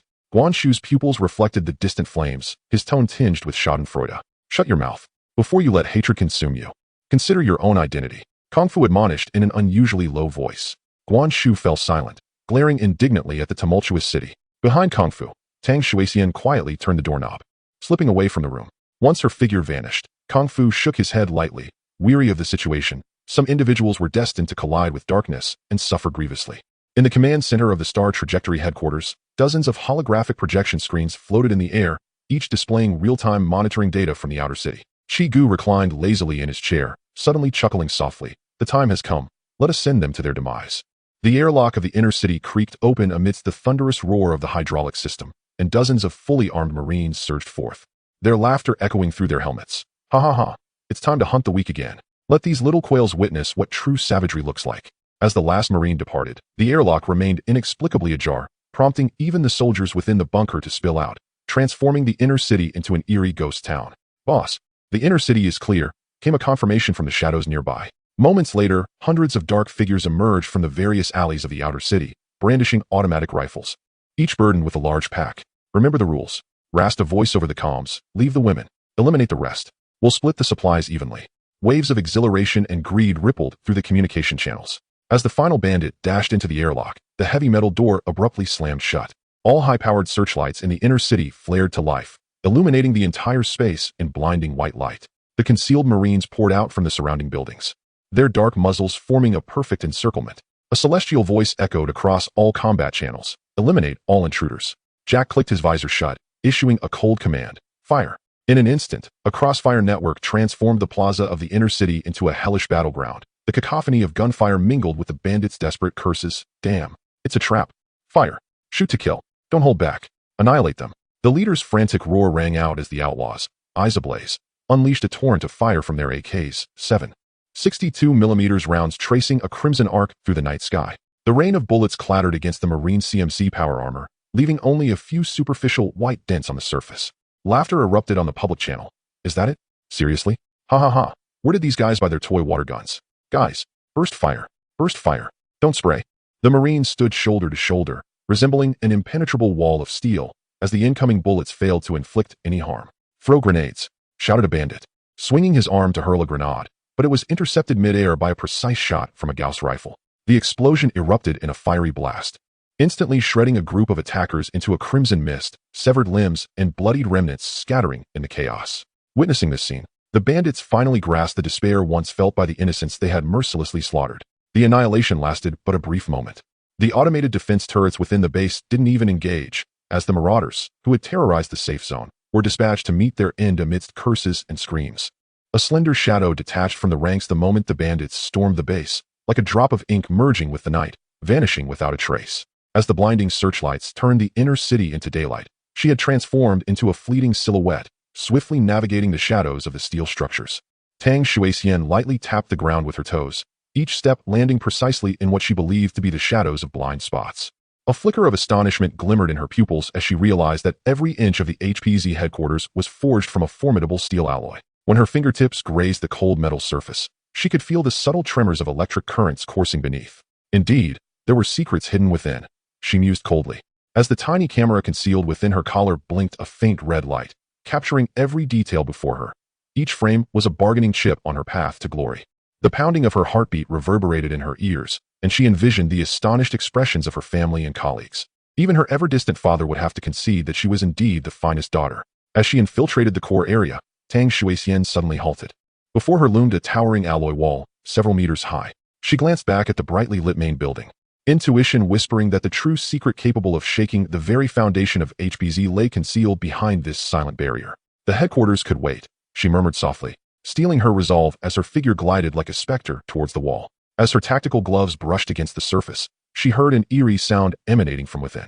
It seemed there was a creature inside, one that had sensed her presence and emitted a disturbing noise. Just as she contemplated how to scale the wall, a languid female voice floated through the air. Oh dear, miss, that's not allowed. Chapter 60. Infiltration. Tang Shuixian furrowed her brows slightly, her right hand swiftly gliding over her trousers, as she readied a modified handgun, its chamber now loaded. The heightened perception of a level 3 warrior surged within her, akin to a rising tide. her ears quivering slightly as they detected the slightest aberrations in the air. Suddenly, the atmosphere before her shimmered with an eerie blue ripple, reminiscent of water disturbed by a pebble, as a curvaceous figure gradually materialized from the void. Under the moonlight, golden hair cascaded like honey, and a sleek, light-reflecting bodysuit accentuated her graceful contours.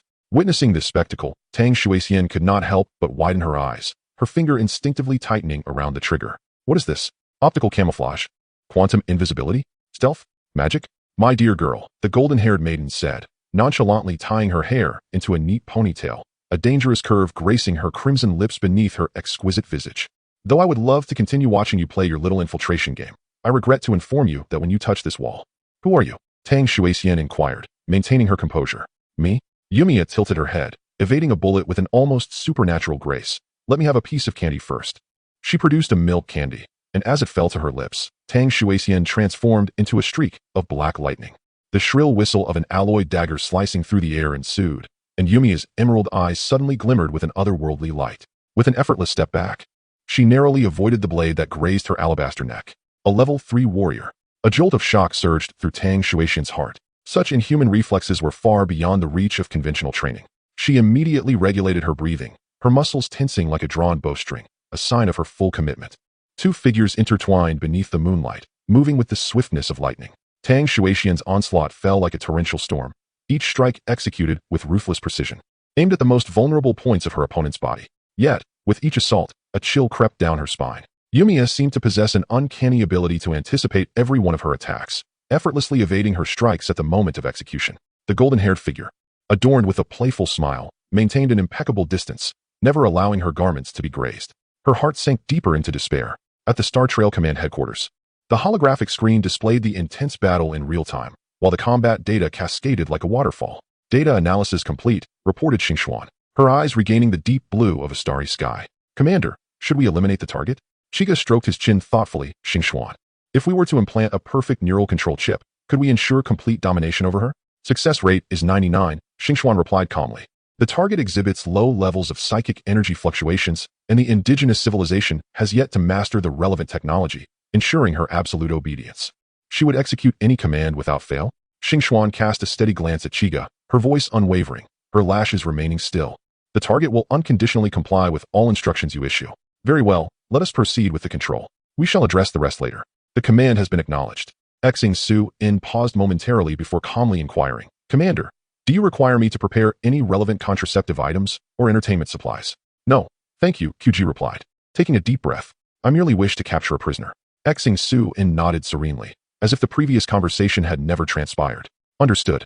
QG considered that eliminating Ting Shu 11N was indeed unnecessary. Instead, embedding her as an undercover agent within the GYOWI could yield greater benefits. With her identity, he could acquire more intelligence, whether regarding the movements in the capital or information on the GYOWI.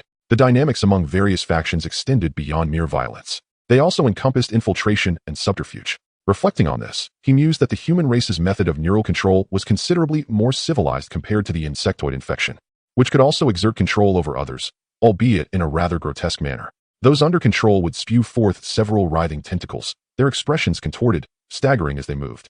In the Rainbow City insect hatching facility, several larvae had transformed into towering egg masses, slowly cracking open. Enormous claws covered in purple scales tore through the amniotic sac, and several colossal dragons, reminiscent of those from Storm City, emerged. The newly hatched dragons unfurled their membranous wings, their bodies encased in heavy bone armor. As they lowered their heads, drool dripped onto the fungal mat, etching smoking pits and corroding honeycomb-like cavities. Yut gazed with satisfaction at the dragons prostrating themselves before her. She gently caressed the bony protrusions on their foreheads, a result of her extraction of superior genes from the Storm City dragons, fused with the keratin of thunder beasts and various excellent insectoid genes to create a new killing machine. Her gaze shifted to the distance, where 2-meter-tall, rotund green creatures resided. These were her modified toxic explosive insect variants. The ordinary toxic explosive insects charged at enemies before detonating, employing corrosive acid to inflict damage. In contrast, her improved variants contained the Avirus genes within their vesicles, so that upon explosion, the splattered acid transformed into a deadly plague. Any organism corroded by it would have its genes rewritten by insectoid DNA within 10 seconds, becoming a frenzied, bloodthirsty puppet. Beside the hatching facility, hundreds of cocoons were rapidly hatching, Following her successful modification of the toxic explosive insects, she whimsically enhanced the jumping insects, incorporating the regenerative genes of the enigmatic giant from Rainbow City. Now, the improved jumping insects possessed formidable regenerative abilities. In Rainbow City, the unrest quickly subsided. Citizens remained sheltered in their homes, with no casualties reported, aside from some damage caused by incendiary bottles to a few residences. The municipal hall provided compensation in the form of points for these losses. At the Star Trek Command Headquarters reception room, Chiu reclined on a leather sofa, observing Chiu 11N, who had been implanted with a neural control chip. The miniature camera on her person had been removed and destroyed, while the injuries on her thigh, sustained during the recent skirmish, had been treated at the medical center, faint traces of blood seeping through. From this day forth, you shall serve as an undercover agent for HPZ embedded within the GYOWI, Chiu instructed calmly. I will provide you with an encrypted communication channel. All vital intelligence must be reported promptly. Tang Shuexian's eyes gleamed with a mechanical green light as she respectfully nodded. As you command, Commander. Observing her deference, Chi's gaze shifted to the other side of the sofa where Yumiya languidly sank into the cushions. The sound of her chewing on milk candy resonating distinctly in the quiet room. Xingxuan, why is the efficacy of the neural control chip so disparate despite its identical design? Gu inquired softly to Xingxuan beside her. Commander, I heard that. Yumiya exclaimed, tossing another piece of candy into her mouth. Suddenly, she straightened her posture, placing her hands neatly on her knees, her voluptuous thighs occupying nearly half of the sofa, and her expression turned exceedingly respectful. Commander, Ghost Agent Yumiya stands ready at your command. Please issue your instructions.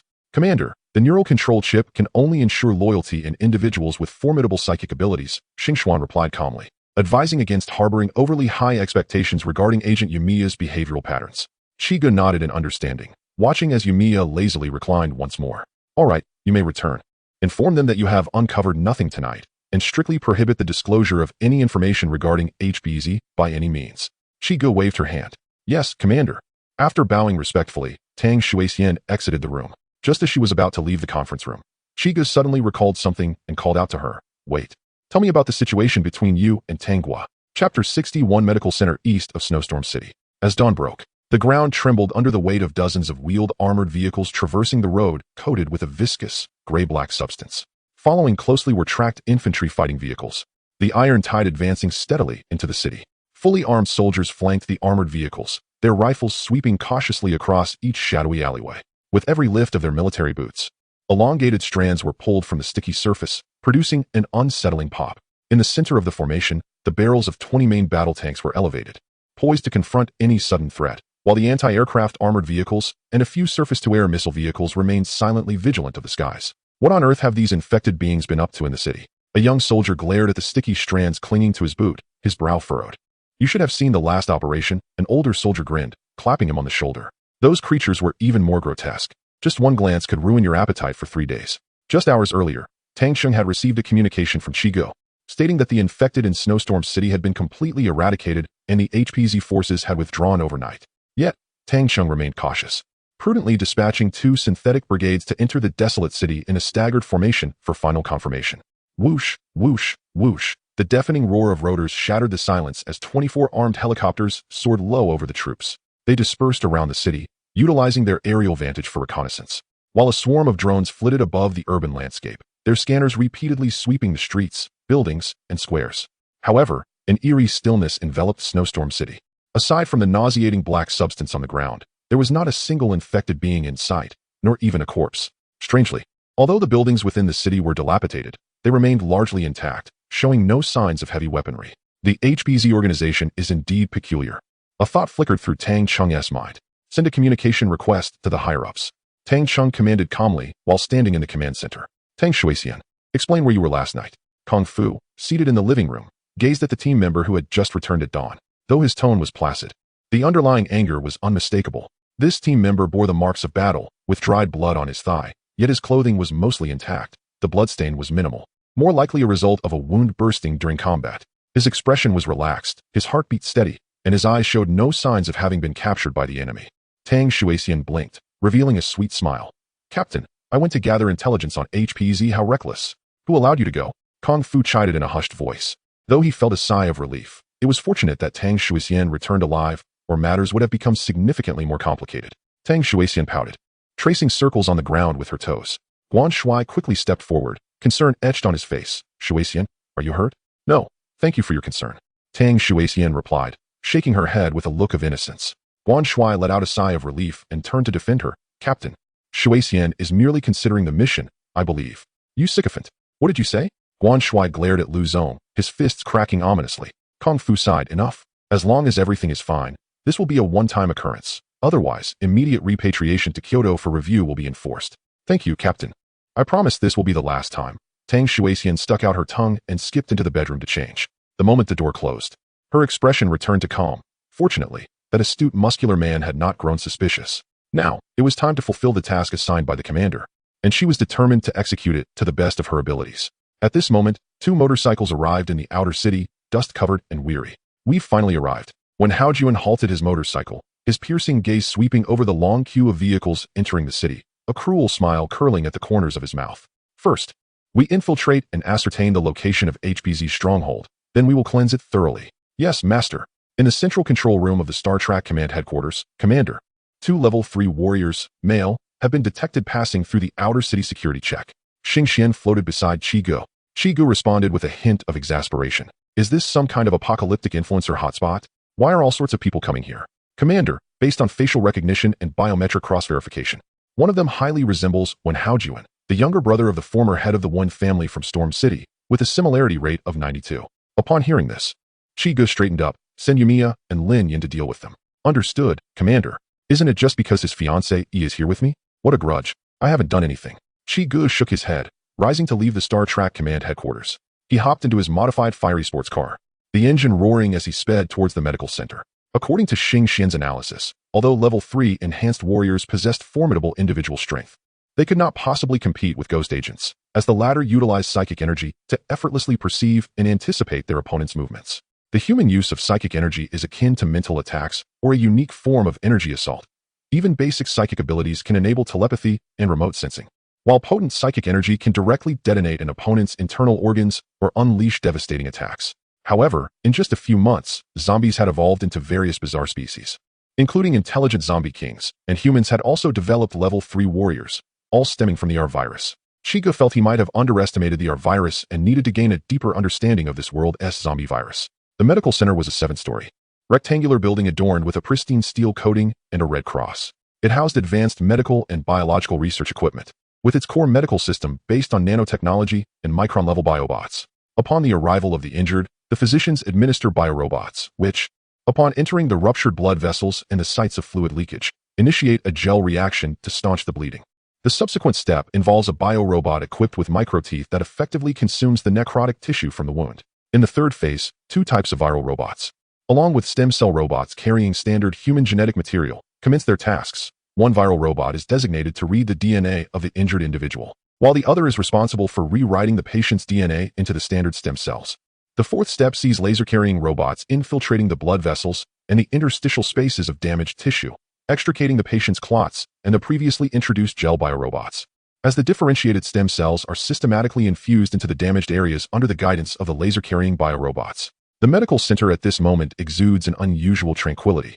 As there have been no recent casualties requiring treatment, most of the medics have congregated at the Bioresearch Center, dedicating their efforts to studying the Avirus. These knowledgeable young women, having removed their powered armor, could seamlessly assume the role of attending physicians in any top-tier hospital. Good day, Commander.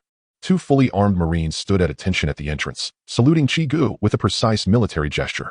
Chiu nodded in acknowledgement and stepped into the spacious and well-lit atrium.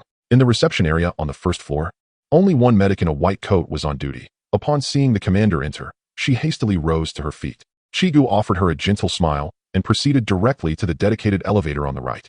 The elevator ascended smoothly to the 5th floor, which houses the heavily guarded Bioresearch Center.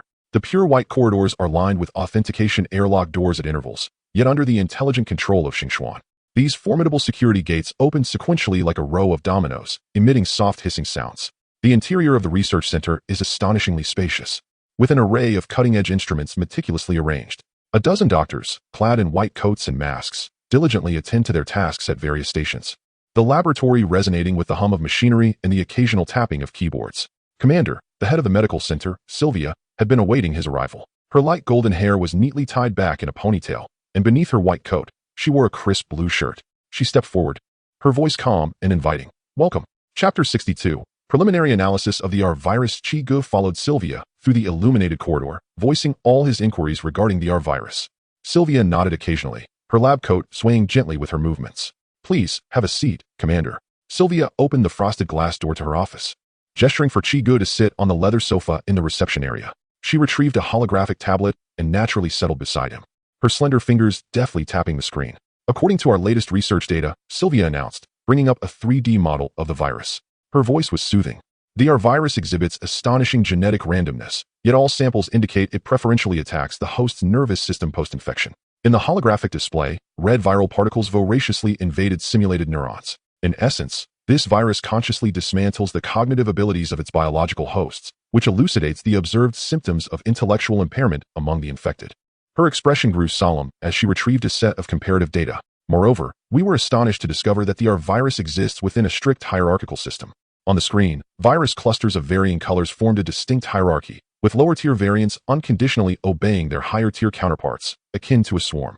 "We have analyzed thousands of samples, all of which are devoid of intelligence, belonging to the lower-tier variants." Chiu pondered this revelation. This implies that the intelligent corpse king in Rainbow City is either artificially created or is, in fact, human.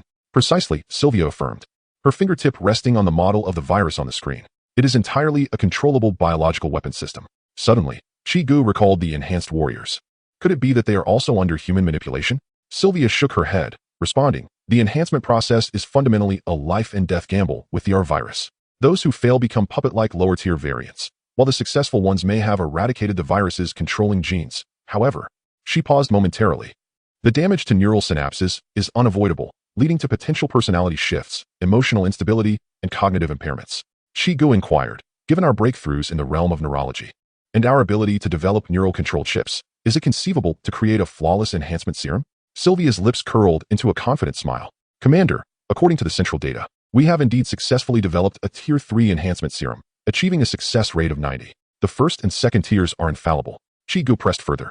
"And what of the reverse engineering of the virus? Is it possible to restore those infected back to normal humans?" Sylvia sighed, casting delicate shadows with her eyelashes. "Commander, eliminating the virus is not a challenge for our technology. Even though the viral structures of most infected individuals differ, as long as we have them in our possession, we are confident in our ability to eradicate the Avirus within their bodies. However, the damage to the nervous system is irreversible. Even if we cleanse the virus from their bodies, they will remain but living corpses." She blinked her beautiful eyes and made an analogy, like an oak hollowed out by termites. Even if all the termites were exterminated, the oak would merely remain a shell of its former self. Once the success rate of the third-level potion exceeded 100%, it would be administered to all the Marines. After Chiu finished speaking, he rose and departed from the medical center. The soldiers would meet any challenge, and the lurking puppet master would undoubtedly have further schemes. He merely needed to respond to each challenge as it came. For Chiu had long established himself in an invincible position outside the grand gates of Rainbow City. When Haojuan gazed at the imposing steel doors and the guards stationed at the entrance, twisting his neck slightly, "Remember, leave no one behind except for Lin Feng and his daughter."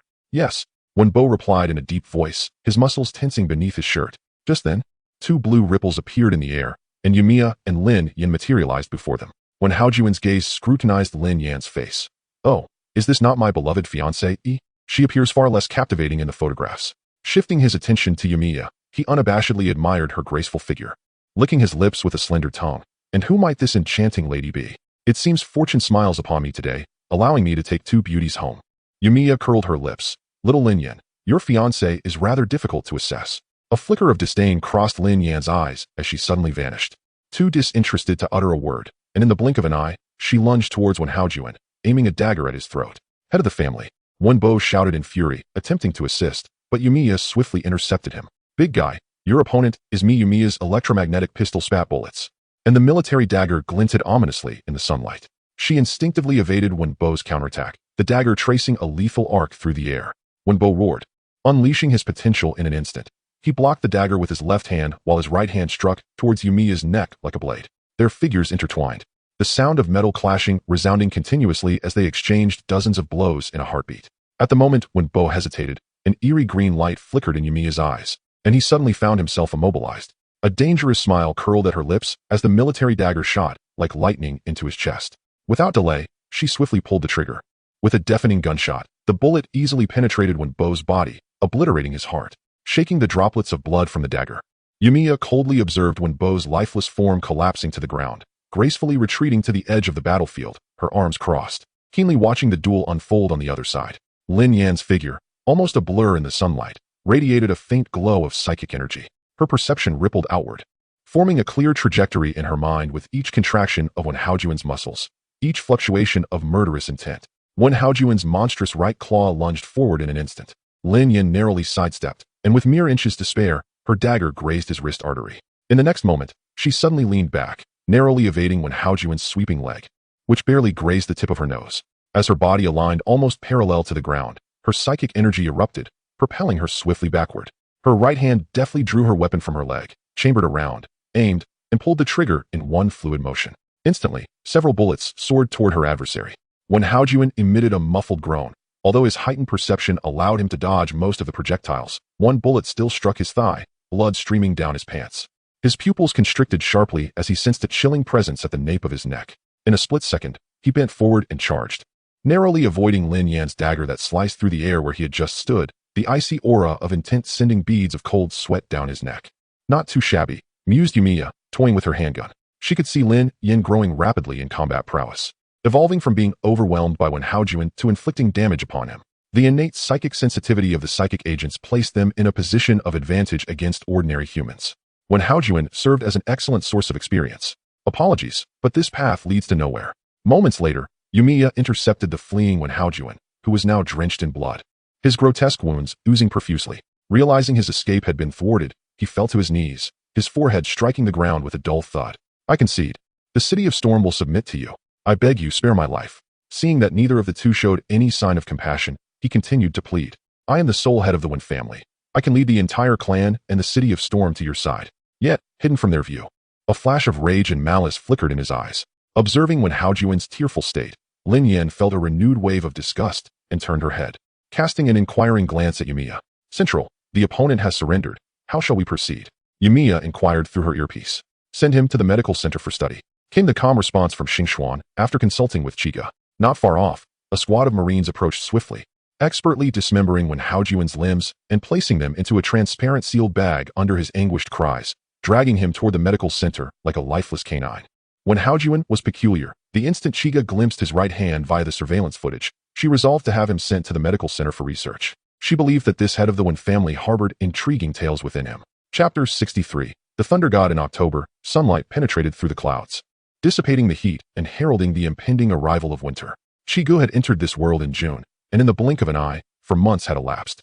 Following Wen Haojuan's transfer to the medical center for research experiments, Chiu abandoned any thoughts of attacking the Wen family in Storm City. There was simply no necessity. Currently, within the safety zone of Storm City, the Wen family's internal factions were embroiled in relentless power struggles. Jiang Chun, who held military authority, remained passive, merely observing with cold indifference as those foolish clowns floundered in the quagmire of power vacuums. Meanwhile, Shun Mo, the most formidable force within the Wen family, was preoccupied with his biological research, sending personnel to the safety zone only to capture experimental subjects. The city had succumbed entirely to swarms of insects, with fungal carpets and worker bees silently consuming its resources and developing in the shadows. In contrast, the situation in Sudden Snow City mirrored that of Rainbow City, as it was divided into inner and outer cities, with walls newly constructed around both peripheries. Inevitably, only the affluent and well-connected officials were privileged to reside in the inner city. Lacking a robust AI central command and real-time scoring systems, they were unable to implement a points-based economy, thus resorting to the primitive barter system. Occasionally, scattered infected individuals would wander from afar to the city's outskirts, while vast agricultural lands lay fallow and resources were scarce, forcing the common folk to endure a life of hardship. However, Sudden Snow City was fortunate, as HPZ's purging operations had entirely eradicated the infected within its confines. Despite the scarcity of supplies, at least there was no longer a looming threat from the increasingly terrifying mutated infectees. Conversely, survivors in other cities were confined within walled safety zones, struggling to survive.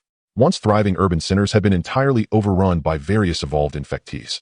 Months passed, and no one knew what horrifying mutations were gestating in the dark recesses. The paralysis of military factories rendered each bullet exceptionally precious, compelling military forces across cities to minimize ammunition expenditure.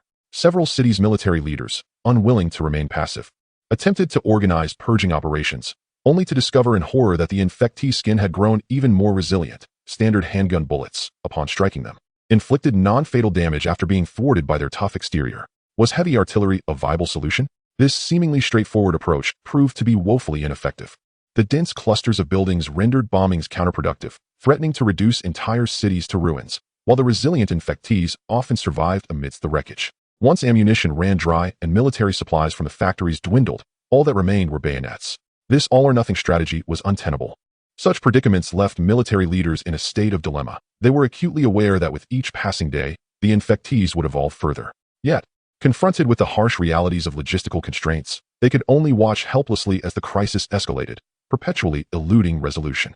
In this precarious situation, the hearts of the people flicker like a candle in the wind, with Kyoto's control over various safe zones now virtually non-existent. Once a bastion of military might, the once unified structure has crumbled into disarray. Some commanders have resolved to abandon the cities, ensconcing themselves within their respective enclaves, behaving like warlords of their own domains. Meanwhile, the reputation of Rainbow City has spread like wildfire through the ruins, boasting ample food supplies and pristine water sources, alongside a sense of order reminiscent of the pre-apocalyptic world, bolstered by a formidable military presence. Each day, ragged survivors trek towards it, forming long lines at the city gates, yearning for sanctuary in this last bastion of hope. Not far from Rainbow City, an expansive military exclusion zone has been established, its towering walls of reinforced steel soaring 100 meters high. From a distance, these imposing fortifications resemble an insurmountable chasm.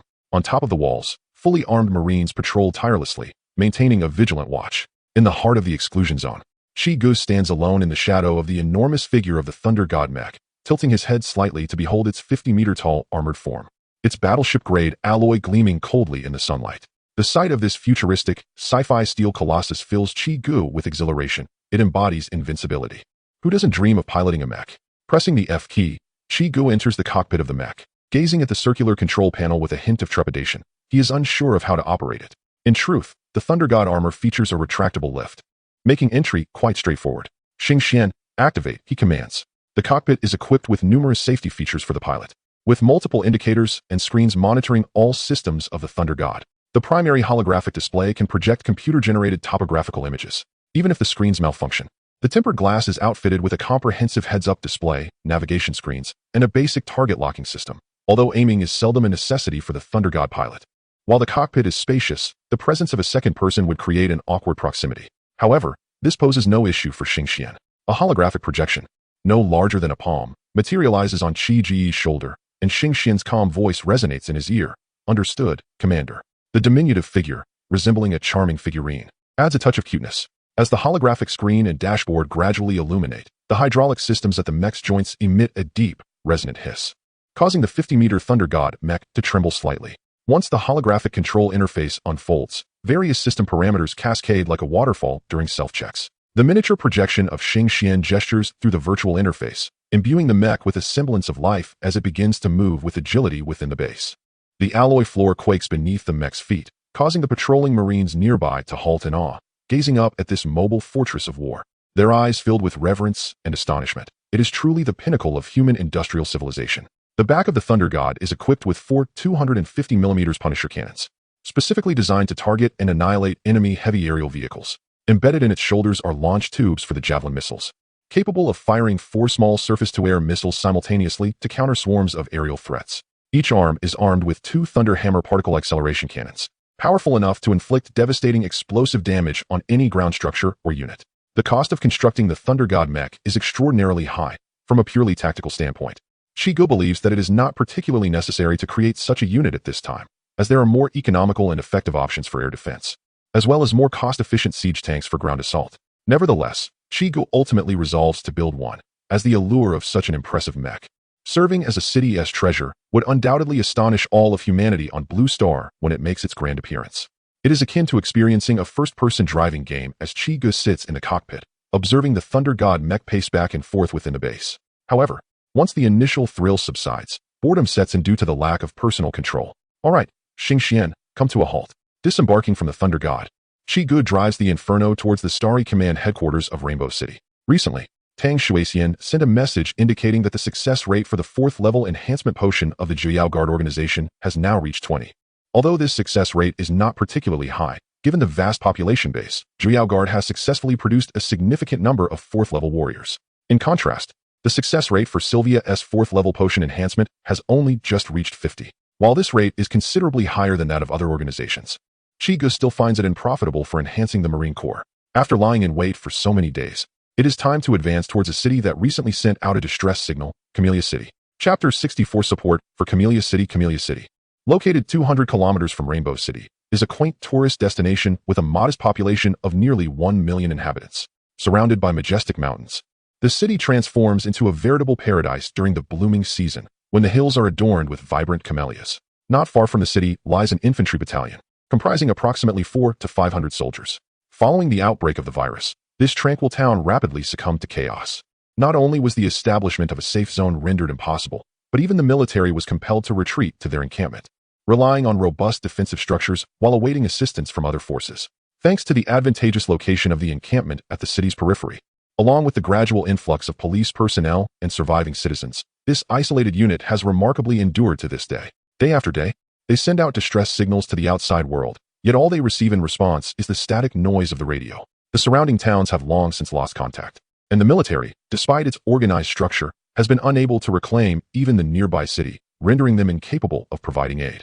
Despair began to permeate the camp until one fateful morning, when their distress signal was unexpectedly captured by the monitoring system of Starry Sky. After consulting with Chiu, a realization dawned upon him.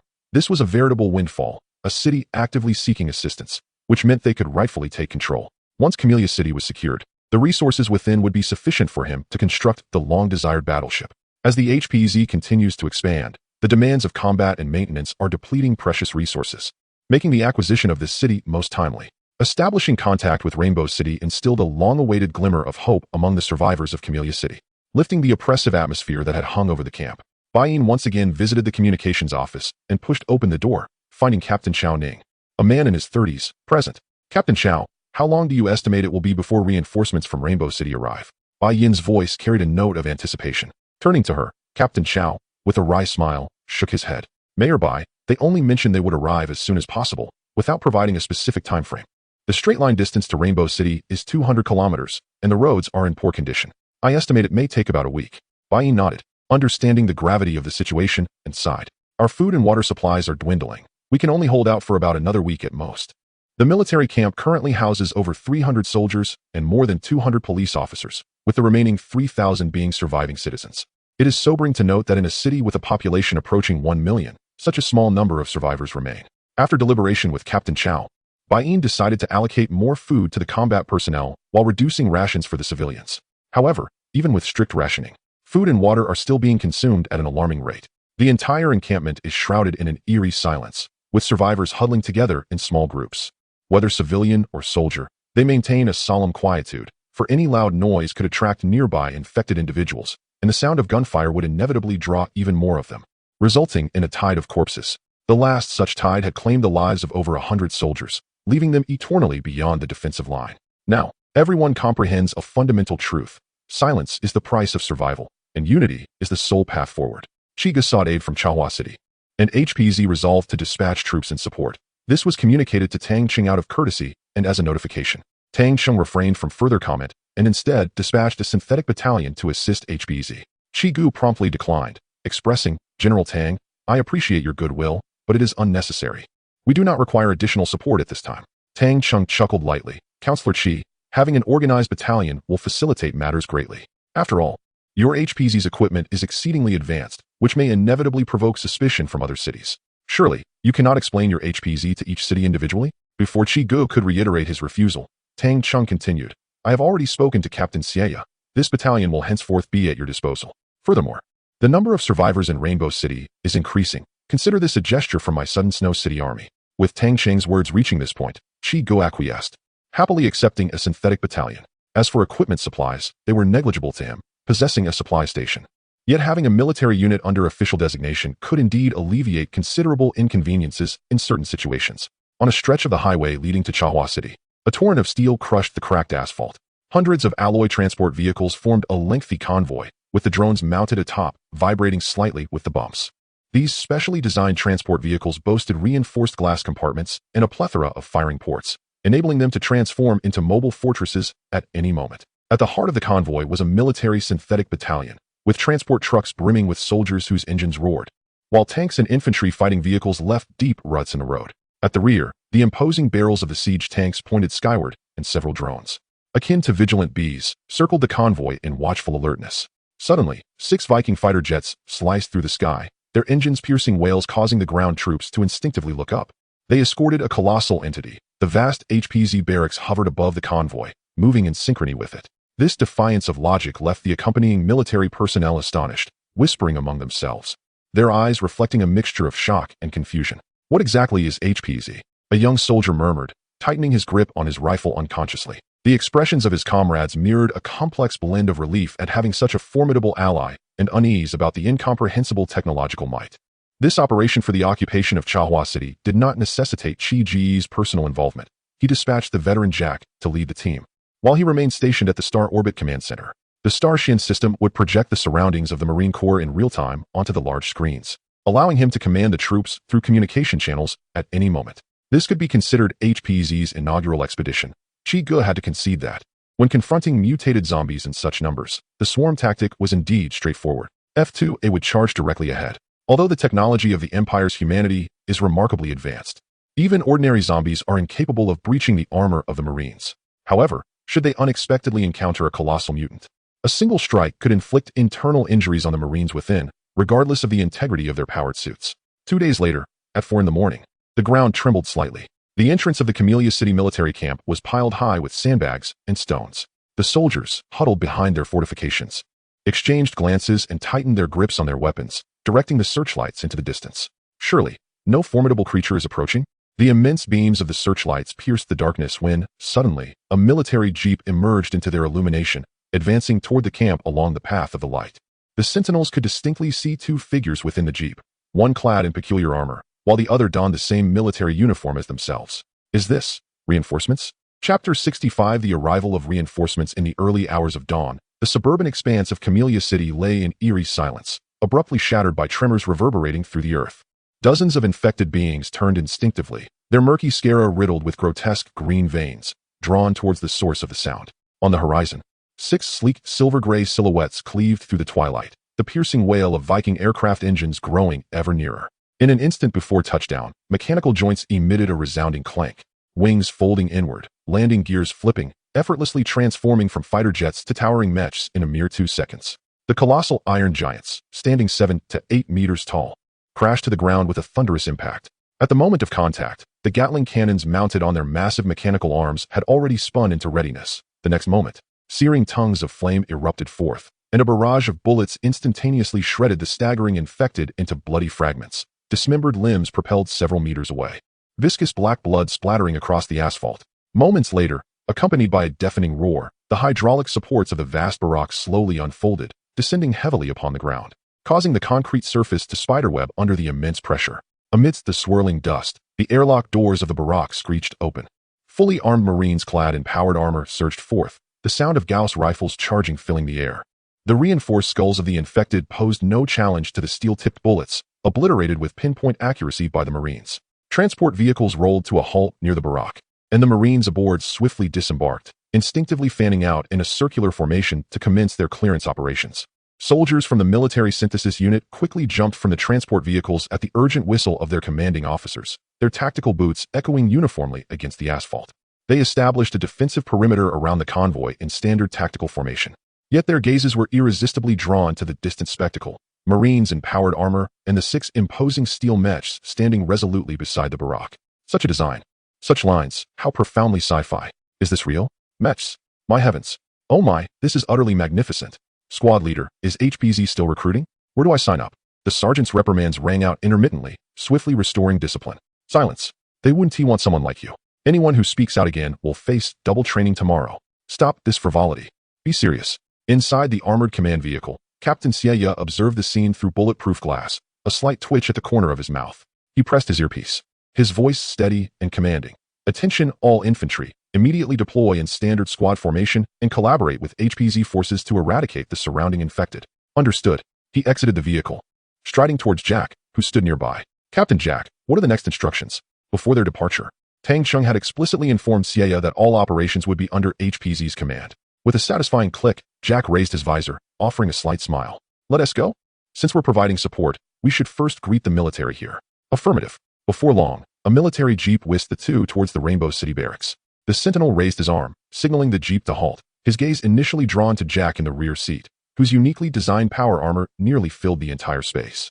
Shifting his focus to the front passenger seat, upon noticing the rank equivalent to his own commanding officer, he instinctively brought his legs together and saluted sharply. "Good day, sir. May I inquire which unit you belong to?"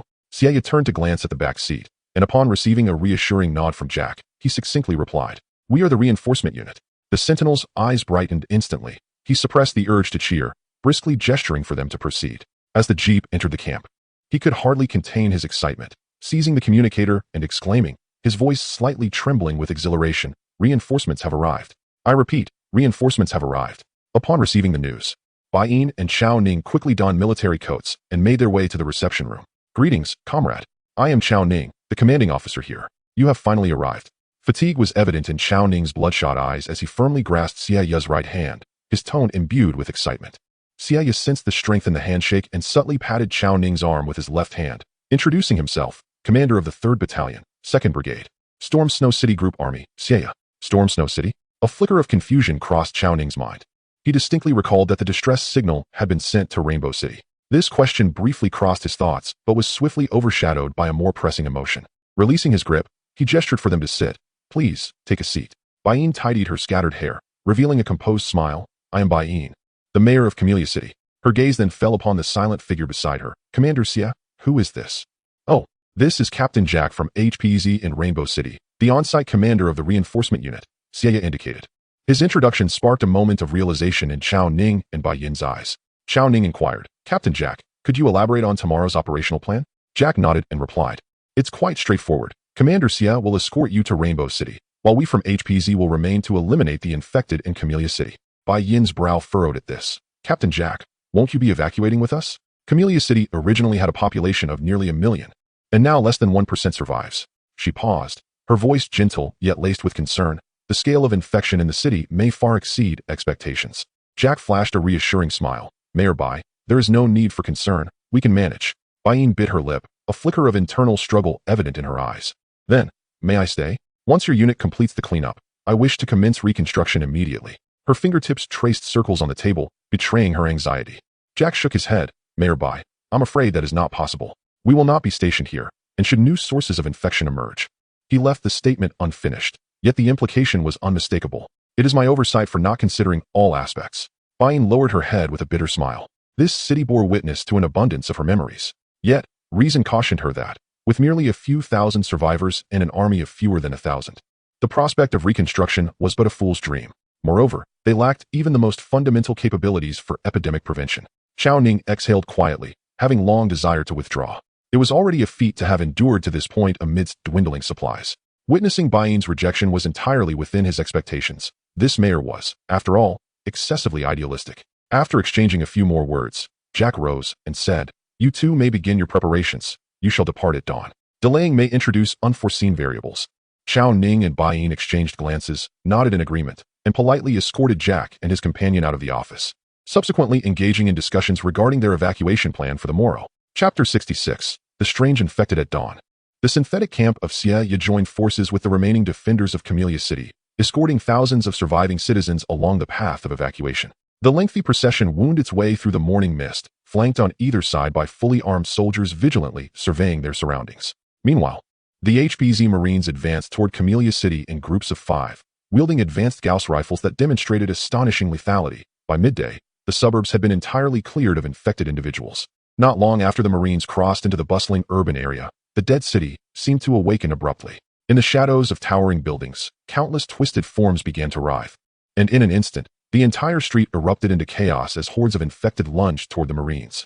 Strangely, each infected individual bore a peculiar white flower blooming grotesquely from their faces, the petals curling outward like the ribs of an inverted umbrella, completely enveloping their heads. These flowers quivered slightly with the movements of the infected, glimmering with a sickly pallor in the sunlight. The sight before them was chilling. What on earth is this? A flower of such magnitude sprouting from their faces, as if to mock our aim? The Marines exchanged banter, yet their actions remained swift and precise, forming a crossfire network. The Gauss rifles emitted sharp whirs, accurately shattering those bizarre blossoms along with the heads of the infected. However, the anticipated splatter of blood and flesh did not materialize. The struck infected crumpled like desiccated specimens, their shriveled bodies devoid of any bodily fluids, as if some unknown entity had already drained them of all moisture. What kind of absurdity is this, akin to a family-friendly cartoon? One squad member couldn't help but mutter. All personnel, stay alert. Jack's steady voice resonated over the communication channel as he deftly targeted the approaching infected while scanning his surroundings.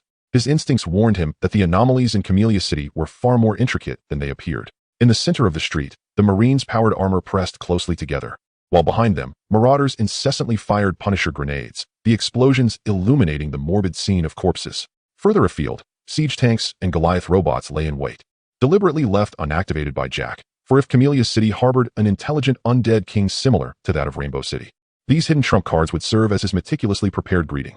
Above the Marines, a small aerial vehicle transmitted this scene in real time to a distant location, the Star Trail Command headquarters in Rainbow City. Chiu furrowed his brow, fixated on the holographic screen displaying the unfolding battle in Camellia City. The sight of these dehydrated infected, adorned with those eerie white flowers, signified that the city harbored some terrifying existence. Despite the prolonged engagement, the infected in Camellia City maintained their most basic form. While they appeared normal, this was precisely what made them so abnormal. Other cities infected were continuously evolving. Why, then, did the infected in Camellia City refuse to change? Either there exists a superior entity suppressing their mutations, or the very substances that should have propelled their evolution, akin to their lifeblood, have become sustenance for something else. In other words, within the Camellia market, it is highly likely that a colossal creature lies in wait. A similar thought flickered in Jack's mind. Yet his composed visage betrayed no hint of panic, for he was well equipped this time. Not far away stood 6 Harpy bombers, their immense dual-turbine engines emitting a sound that would gradually rupture eardrums, while the recoil rockets at the front could swiftly switch between high-explosive and plastic steel warheads according to battlefield requirements. Although these bombers lacked anti-air capabilities, the Viking fighters circling nearby perfectly compensated for this deficiency, not to mention the presence of the Marines. A storm of metal, formed by steel-tipped rounds, erected a wall of death before the tide of corpses, pinning the surging infected in place, while the Marines merely had to mechanically pull the triggers. The auxiliary targeting system of their powered armor rendered this battle as effortless as shooting practice on a training range. This relentless onslaught reminded me of those damned insects. They could only rival the swarm in numbers. These creatures were as fragile as paper, and I felt that even the larvae would be more enjoyable to combat. Suddenly, the private channel erupted with the banter of several Marines. Hey, Sifus, I heard you went to surprise Martha yesterday. How come you came back with bruises? Laughter erupted across the channel. Sifus grumbled in a low voice. Don't even mention it. I gave her my modified Gauss rifle, and she said it was too heavy to carry. I suggested she quit being a Harpy pilot and join the Marines instead. Oh, really? Did she agree? Someone asked. Stifling laughter. She said her dowry is 888,000. I suddenly felt that being single isn't so bad after all. Sifus's voice trailed off. The team burst into laughter, yet their shooting actions remained uninterrupted. Dealing with these utterly harmless lower-tier infected, they couldn't even be bothered to use the tactical channel, treating it as a leisurely live fire exercise. The battle raged on throughout the afternoon, and by evening, they had annihilated the frenzied infected. The Marines returned to the barracks to rest, and Jack believed that no matter what kind of monster lurked in the Camellia market, as long as he remained steadfast and composed, there was no cause for concern. Over the course of the day, the SCVs had utilized the prefabricated materials transported by trucks to construct a gas refinery on-site, and through the continuously transformed resources, they erected a 3-meter-high alloy wall and several bunkers and automated sentry turrets around the barracks. These steel fortifications were the true comrades of the Marines. With them, even in the most perilous war zones, the soldiers could hold their ground as firmly as nails. The ground of the camp was reinforced with an additional 20 centimeters of alloy armor plates, a tradition inherited from the era of battling the swarm. While it could not entirely thwart the onslaught of the tunnel worms, it was sufficient to afford the soldiers precious moments to prepare for combat. Every few meters, a colossal lamp illuminated the surroundings, its blinding brightness starkly contrasting with the dense darkness of the night. From several kilometers away, the camp appeared as a beacon in the night, strikingly conspicuous. Admittedly, this made the camp an obvious target. However, the risk paled in comparison to the horror of discovering a lurking explosive bug while attempting to use the restroom in the dead of night. At the very least, every soldier could now confidently inspect their gear or catch a brief nap under the protective glow, free from the dread of sudden clawed assaults emerging from the shadows. Time passed indistinctly, and countless blood-soaked tendrils began to slither from the inky depths of the city towards the camp. Upon encountering the glaring illumination that rendered every detail of the ground visible, the tendrils hesitated, pondering how they could possibly launch a surprise attack. Yet it was too late. A multitude of dark red, fleshy tendrils suddenly crawled across the pristine surface, making their presence painfully obvious. In the next moment, the camp's warning lights flashed frantically. and the shrill blare of alarms shattered the stillness of the night. Enemy invasion. Warning. Enemy invasion. The cold, mechanical synthesized voice echoed continuously throughout the base, prompting the battle-hardened Marines, still encased in their power armor, to spring into action reflexively. With a decisive click, they sealed their visors and swiftly burst from their barracks, rushing to nearby defensive fortifications and combat positions, their eyes keenly scanning the horizon. As the colossal silhouette of the approaching threat came into view, every Marine widened their eyes in unison. Damn it, what is that? Good grief. This is, so revolting. Brothers, open fire. Chapter 67. The sinister giant flower. A colossal figure emerged under the bright illumination of the camp, revealing a terrifying flower born of a grotesque fusion of flesh and flora. Towering at a height of 1 to 200 meters, its layers of petals were composed of writhing flesh, each surface adorned with pulsating veins. As the petals slowly unfurled, they revealed a central maw exceeding several dozen meters in diameter, lined with a multitude of spiral, razor-sharp teeth. The stalk appeared to be an intricate intertwining of resilient wood and robust flesh, resembling a twisted pastry. Its lower limbs were formed by countless tendrils, each as thick as a giant python and encased in a hard, chitinous layer. More alarmingly, when these tendrils were shattered, the splattered viscous green blood rapidly aerosolized in the air, creating a noxious, corrosive mist. Marines detected red alerts on their HUDs and swiftly switched to internal circulation systems. The camp's automated sentry turrets emitted a cacophony of buzzing sounds, unleashing a hailstorm of bullets that shattered the advancing tendrils into fragments. With viscous green blood spraying through the air, following this mutated, fleshly behemoth were countless infected individuals, each adorned with a white flower upon their faces. With a hydraulic hiss, the camp's siege tank positioned its 2 hydraulic stabilizers firmly on the ground, merging its twin 90mm cannons into a formidable 180mm impact cannon. As the fire control system locked onto the target, the barrel elevated, aiming toward the distant, aberrant flower. With a resounding boom, the 180mm cannon roared to life, unleashing high-temperature tungsten rounds that tore grotesque wounds into the creature, severing its robust torso. However, the splattered corrosive blood formed a lethal mist around the camp's periphery. With a thunderous crash, the head of the mutated flower struck the ground, emitting a harrowing wail. Despite its body being obliterated, it remained alive. The Marines observed in horror as the shattered petal fragments writhed upon landing, reassembling themselves into hundreds of diminutive versions of the grotesque flower in the blink of an eye. The creature's retaliation was swift. Its gaping maw, lined with spiral teeth, unleashed a piercing shriek that could rupture eardrums. In an instant, millions of spores erupted forth like a flood breaching a dam, forming a gray-green wave of death that surged toward the camp. A few Marines hesitantly fired at the cloud of spores, but the bullets vanished as if cast into the ocean, swallowed without a trace. On the camp's outskirts, the first batch of spores that landed rapidly expanded and grew, swiftly blossoming into bizarre white flowers. Their roots squirmed as if alive, burrowing into the soil and greedily extracting nutrients. The Doomsday turret activated. A torrent of crimson plasma flames erupted, and upon colliding with the wave of spores, a chilling hissing sound erupted in the air as the spore cloud vaporized in an instant under the searing heat of thousands of degrees. Meanwhile, a dozen reconnaissance vehicles emitted a cacophony of mechanical transformation as hydraulic systems reshaped armored plates, instantaneously morphing into towering 5-meter behemoths resembling malevolent bats. These steel constructs wielded a pair of steel alloy shields in each arm, while short-range jet propulsion systems on their backs belched forth crimson plasma flames, incinerating any spores that dared to escape. Following this, 6 Harpy bombers ascended into the sky, their turbine engines producing an uncanny sound. The pilots swiftly locked onto their targets, launching 12 high-explosive recoil rockets that traced fiery arcs through the air, hurtling towards the mutated giant flower. With a thunderous roar, an ear-splitting explosion, the fiery blast cleaved through the spore cloud, eliciting a gut-wrenching wail from the mutated flower, yet the Harpy pilots offered it no respite. Brothers, continue the assault. The second barrage of rockets struck with precision, the shockwave distorting the surrounding air and through the thick smoke. The tormented silhouette of the mutated flower writhed in agony. Brothers, one more round. The captain's exuberant shout crackled over the radio. Boom. Brothers, let it witness the full might of our Harpy artillery. Boom. Brothers, the final round. The captain's voice on the radio crescendoed to a near break. Boom.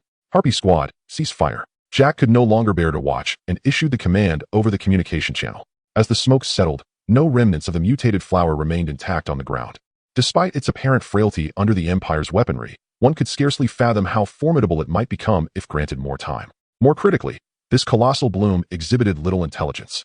A grotesque amalgamation of flesh and flora, it resembled a mere experimental specimen cultivated by others.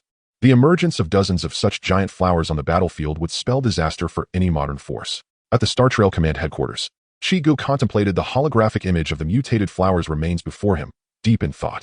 Captain Jack, collect specimens from the giant flower's remains and send them to the Medical Research Center upon your return. Understood, Commander.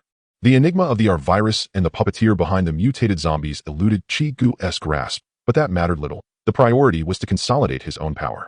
The city of Camellia was essentially within their grasp, and the next step involved utilizing resources to construct a battleship cruiser.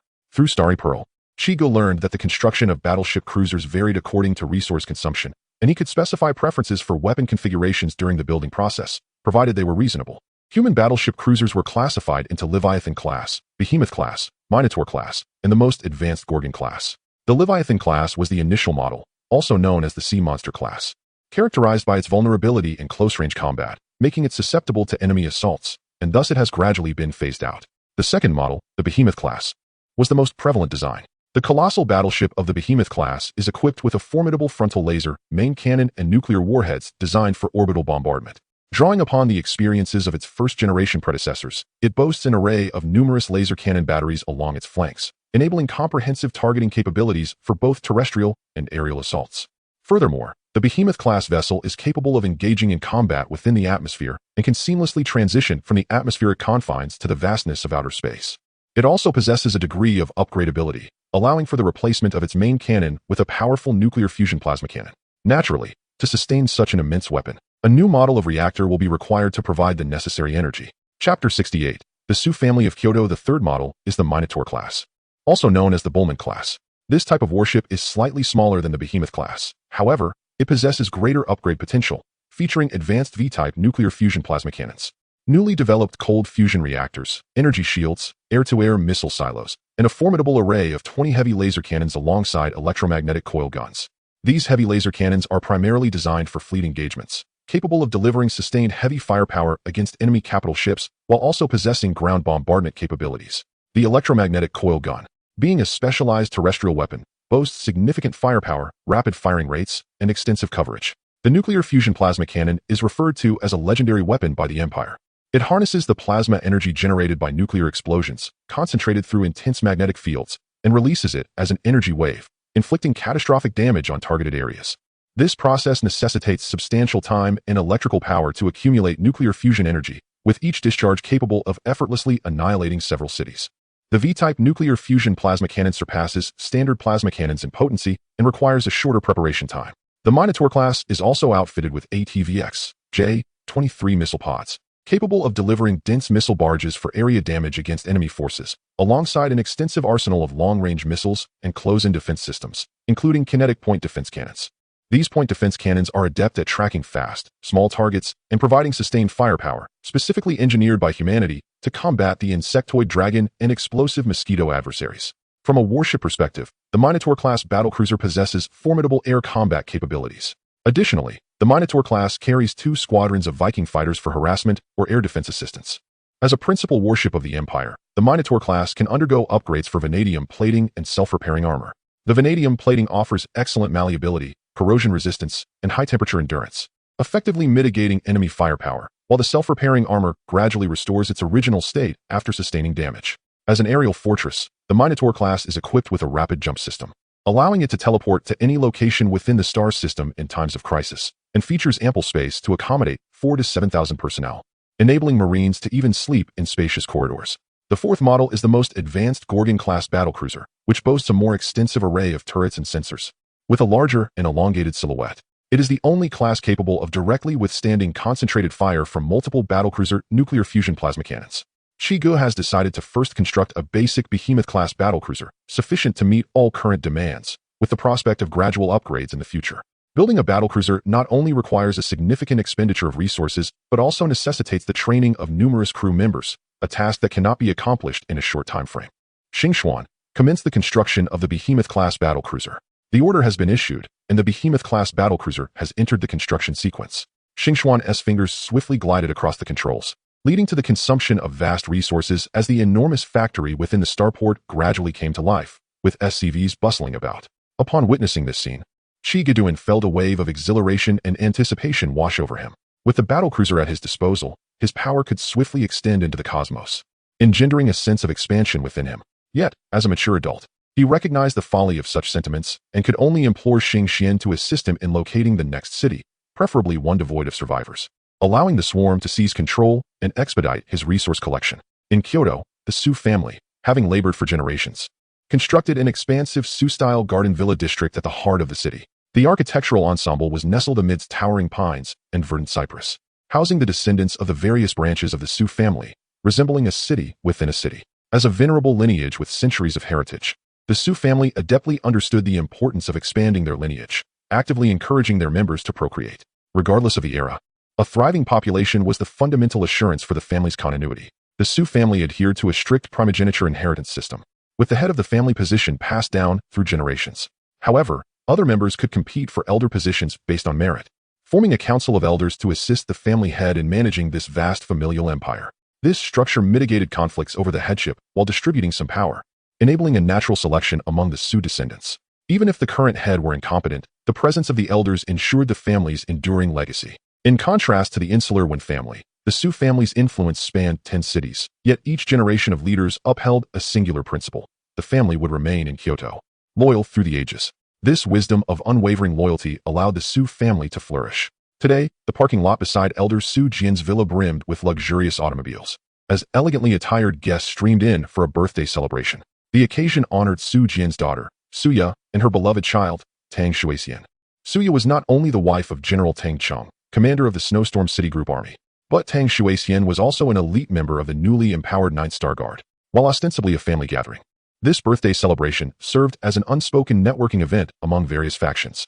In this era where strength reigns supreme, the Su family, wielding control over 10 cities and military power, had become a coveted ally. Draped in a splendid gown, Tang Shuixian was surrounded by a throng of well-groomed young talents, each striving to capture the attention of the newly ascendant figure in the Ninth Star Guard. Winning her favor not only promised the patronage of General Tang Cheng, but also the formidable backing of the Su family. Within the villa, amidst the clinking of glasses, well-trained servers glided through the crowd, offering champagne and exquisite delicacies. The melodious strains of a violin entwined with the laughter of guests, creating an ambience where the impending apocalyptic crisis seemed a distant memory. Simultaneously, in a study on the second floor of the villa, a man in a tailored suit gently tapped on the ornately carved wooden door. After receiving permission, he cautiously entered. "Miss, I have procured the detailed itinerary of Miss Shuixian's external assignment from Commander Guan," he reported, lowering his voice. Suya reclined languidly in a leather chair. "Get to the point." The young lady traversed several cities, yet it is noteworthy that the man hesitated slightly before continuing. She encountered Tang Gua, the daughter of the general and his ex-wife, in Rainbow City. Suya remained non-committal. After marrying into the Tang family, she had inflicted emotional neglect upon this bothersome stepdaughter, ultimately using an excuse to send her away to her grandmother's house in Rainbow City. To Suya, she was merely an inconsequential little girl. According to Guan Shui, Miss Shuixian had suffered an assault by the organization to which Tang Gua belonged, resulting in quite severe injuries. The man in black added cautiously. "What? Shuixian is injured?" Suya abruptly stood, her meticulously maintained visage contorting in an instant, instinctively rushing downstairs to ascertain her daughter's condition. Immediately, a fierce glint flashed in the noblewoman's eyes. "Dispatch someone to eradicate that organization at once." She paused briefly, a cold smile curling her crimson lips. Since the world had descended into chaos, that little girl need not be spared and should be dealt with thoroughly. "Understood." The man bowed and exited, gently closing the door behind him. Chapter 69. The City of Mist. The City of Mist is a renowned tourist destination, celebrated for its perpetual, ethereal fog that envelopes the city year-round. This atmospheric veil does not hinder the city's operations. Rather, it imbues the surroundings with a dreamlike quality. At the heart of the city stands a magnificent Gothic clock tower, soaring over 500 meters into the sky. This iconic structure serves as a popular landmark, offering a breathtaking view of the city shrouded in mist. The modern architectural marvels emerge and dissolve within the flowing veil of fog, resembling a mirage. As a tourist city, Mist City boasts a resident population of approximately 2 million. Beneath the cover of the fog, several military units are stationed nearby. However, the once gentle haze has transformed into a dense, rolling leaden fog, reducing visibility to less than a meter. Within this thick mist, eerie shadows flit about, accompanied by unsettling low growls that send shivers down one's spine. Su Hao, the temporary commander of this military contingent, gazed into the impenetrable fog of Mist City and resolutely abandoned any plans to reclaim it. The survivors within would have to fend for themselves, hoping that the infected monstrosities were as blind as they were. Disturbingly, this enigmatic fog seemed to possess a sentient quality, forming a distinct boundary in the outskirts of the city. Not a wisp of fog dared to cross the established perimeter. The military had conducted experiments, but any electronic devices, such as drones attempting to breach the fog wall, would instantly lose contact, as if devoured by some unknown entity. At that moment, a young officer in crisp military attire knocked on the door and entered briskly, holding a tablet in hand. He respectfully presented the device to Su Hao. "Uncle, this is an urgent directive from the Kyoto headquarters." As he spoke, his gaze inadvertently drifted to the radio on the desk, which was playing a tape of traditional Peking opera, a sound he found utterly unappealing. Su Hao took the tablet, swiftly scanning its contents before tossing it back to his nephew, Su Ren. He closed his eyes once more, swaying his head in rhythm with the operatic melodies of four scholars. "Uncle, what shall I say?" Su Ren could not help but inquire. Su Hao seemed oblivious to the question, his fingers drumming a steady beat on the armrest of his chair. Suddenly, he began to hum along with the radio. "I have two brothers born of the same mother. The elder is Yin Chun, and my sister-in-law is of the Tian family. Though she hails from an official family, her temperament is quite difficult. The family has been divided into two households." Su Ren sighed inwardly. He knew his uncle all too well. Years ago, it was precisely due to his disdain for certain family members' behaviors that Su Hao had chosen a military career over politics. At this moment, his actions were clearly a veiled allusion to something. This was not the first time Su Hao had disregarded orders from above. "I shall convey your refusal." "I will say that," Su Ren mused, formulating a plan. Recent anomalies in Mist City require the military to maintain the highest state of alert, making it impossible to redeploy forces to Rainbow City to fulfill the directive. Only then did Su Hao slowly open his eyes, a flicker of approval crossing his gaze. "Very well, henceforth, disregard any commands from Suya." "Understood," Su Ren replied, standing at attention before exiting the office. Since the outbreak of the virus, the entire world has plunged into a chaotic state reminiscent of an apocalyptic scenario. My already intellectually challenged sister has become utterly foolish, believing that a mere phrase could mobilize the military. Does she fancy herself a queen, able to extinguish lives at will? Perhaps she has consumed counterfeit liquor, impairing her judgment. Moreover, the news of the HPZ organization's reclamation of Rainbow City has long circulated. This neighboring tourist city, home to 2 million, has made no progress. Who is truly strong and who weak? Without superior orders, allowing her to unilaterally deploy troops is akin to affixing a traitor's label on her forehead.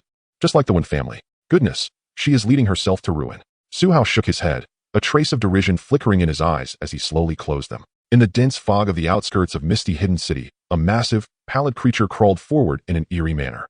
Its sturdy limbs supported a body measuring 6 to 7 meters in length, its pale skin glistening dully in the mist. On its eyeless face, an exaggerated pig-like snout comically twitched, beneath which lay a gaping maw filled with interlocking fangs. Its enormous ears quivered, capturing every vibration in the air.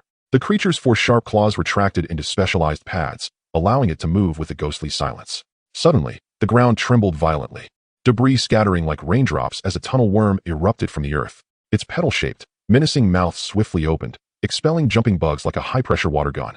As an experienced transport creature of the insect race, it understood the ways of survival, as long as it could expel its cargo quickly enough.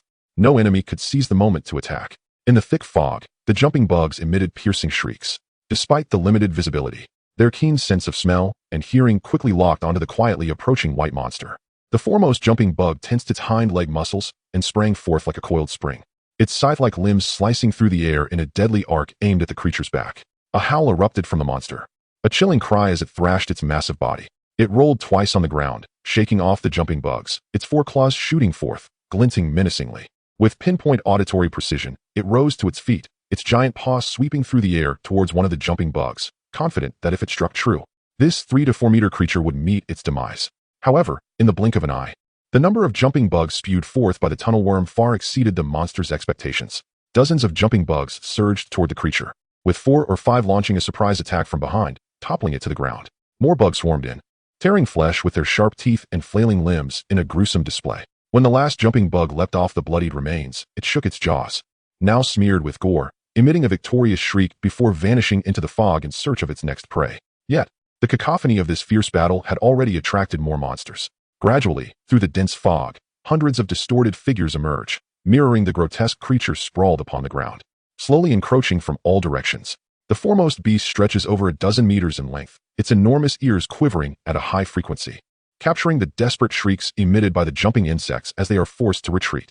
Its mouth, lined with jagged fangs, contorts into a sinister grin. Suddenly, a sharp sound pierces the air. From behind the swarm of jumping insects, a blob of dark green corrosive liquid cleaves through the mist, striking a monster with precision. Accompanied by hissing white smoke and a chilling wail, the creature is visibly corroded into a grim skeleton. Simultaneously, the jumping insects unleash a ferocious onslaught, charging towards the white monstrosities.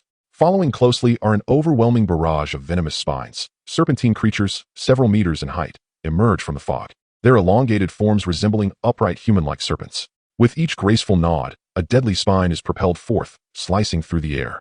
The burrowing worm gapes its abyssal maw, from which a relentless tide of alien insects surges forth, akin to the opening of the gates of hell. Several worker bees have already undergone mutation on the fungal mat beside the burrowing worm, as massive eggs visibly swell, their surfaces undulating incessantly. Above the city of misty concealment, a dozen fearsome dragons, with wingspans measuring dozens of meters, unleash deafening roars. Fearlessly, they plunge downward, plunging into the dense sea of fog.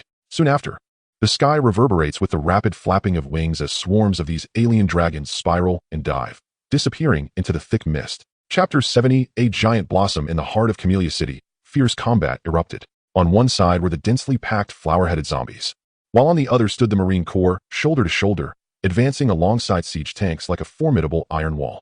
The capacitor systems of their Gauss rifles emitted a low hum, and flames erupted from the muzzles as steel projectiles tore through the undead hordes, obliterating them in waves. Behind the Marines, K-12 Punisher grenades whistled past, exploding in fiery bursts amidst the throngs of corpses. Boom! The dual-mounted 90mm cannons of the siege tanks roared continuously, each shell clearing dozens of meters of zombies. Marine squads darted through the city streets and alleys, engaging in relentless gunfire to eliminate scattered zombies or small clusters of the undead. Just as the central swarm was on the verge of being eradicated, massive, writhing tentacles burst forth from the night sky once more, slithering toward the Marines like a living serpent. Hey, brothers, that thing has re-emerged. Stay vigilant. The well-trained Marines instantly shifted into combat formation, their rifles trained on the undulating, terrifying appendages. A storm of bullets erupted, transforming into the scythes of death, tearing each tentacle into bloody fragments. With a thunderous crash, a building began to topple, sending a cloud of dust billowing into the air. Behind this gray veil, a towering figure began to take shape, a monstrous, deadly flower. Fire! Without waiting for the target to fully reveal itself, the Harpy bombers soaring above unleashed 12 recoil rockets, trailing fiery orange tails as they struck the creature's body, igniting a series of brilliant fireballs. Swoosh, swoosh, 6 Viking fighter jets skimmed the battlefield at low altitude. Faced with such a colossal target, the pilots could directly lock onto it with air-to-surface missiles. 6 wave-breaking missiles, designed specifically for light vehicles, traced azure trails before precisely hitting the flower's gaping maw. Boom! The tank battalions, converted to siege mode, opened fire simultaneously, unleashing 180mm high-heat tungsten rounds that shattered the giant flower's thick limbs with devastating force. As the dust settled, the colossal beast, which had made its entrance mere minutes ago, lay vanquished beneath the overwhelming firepower of humanity. Jack raised his visor with a click, gazing at the immense corpse of the flower, his brow furrowed. Another one? Shouldn't there be only one per city? How could another appear? It can't be a male and a female, can it? He instructed the Viking squadron to scan the entire city for any anomalies. Proceed with caution, gentlemen. Understood, sir. The 6 Vikings scattered like shooting stars. After several low-altitude passes, the pilots reported seeing only ordinary flower-headed zombies, with no other irregularities detected. Soon, communications flooded in. No anomalies, sir. Scanning complete. Nothing was found. Commander, according to the scans and detections, everything appears normal on my end. Gentlemen, this might be the last one, wouldn't it? I can confirm safety here, Commander. Jack keenly observed that one pilot had not reported in and inquired in a low voice. Who else has not reported? The channel fell silent for a few seconds, and someone hesitantly responded. It seems to be Uwais. Uwais, if you hear this, please respond. The pilots called out in unison, but only the crackling of static met their ears. The radar indicated that Uwais' signal was stationary at the foot of the mountains outside Camellia City, and that still green dot sent a shiver down everyone's spine. The squadron immediately adjusted their course, engines roaring as they sped towards the coordinates. Just then, the communicator crackled to life with Uwais' subdued voice. Everyone, I think I have discovered something extraordinary. Upon the squadron's arrival, they beheld Uwais' Viking fighter hovering beside the majestic mountains. While scanning the outskirts of Camellia City, his radar had abruptly detected a dense cluster of gigantic red dots in the mountains, prompting his curiosity to investigate. Now, what lay before him caused the blood of all to freeze. The entire mountain range was adorned with countless blooming camellias, each flower as colossal as that giant one in Rainbow City. The pilots of the 6 Viking fighter jets fell into a heavy silence. Jack, observing the real-time images relayed to him by the pilots, too, was rendered mute. At the Rainbow City Star Trek Command headquarters, Chiu remained silent, his gaze fixed on the holographic projection of the bizarre floral expanse blanketing the mountains, his brow furrowed in contemplation.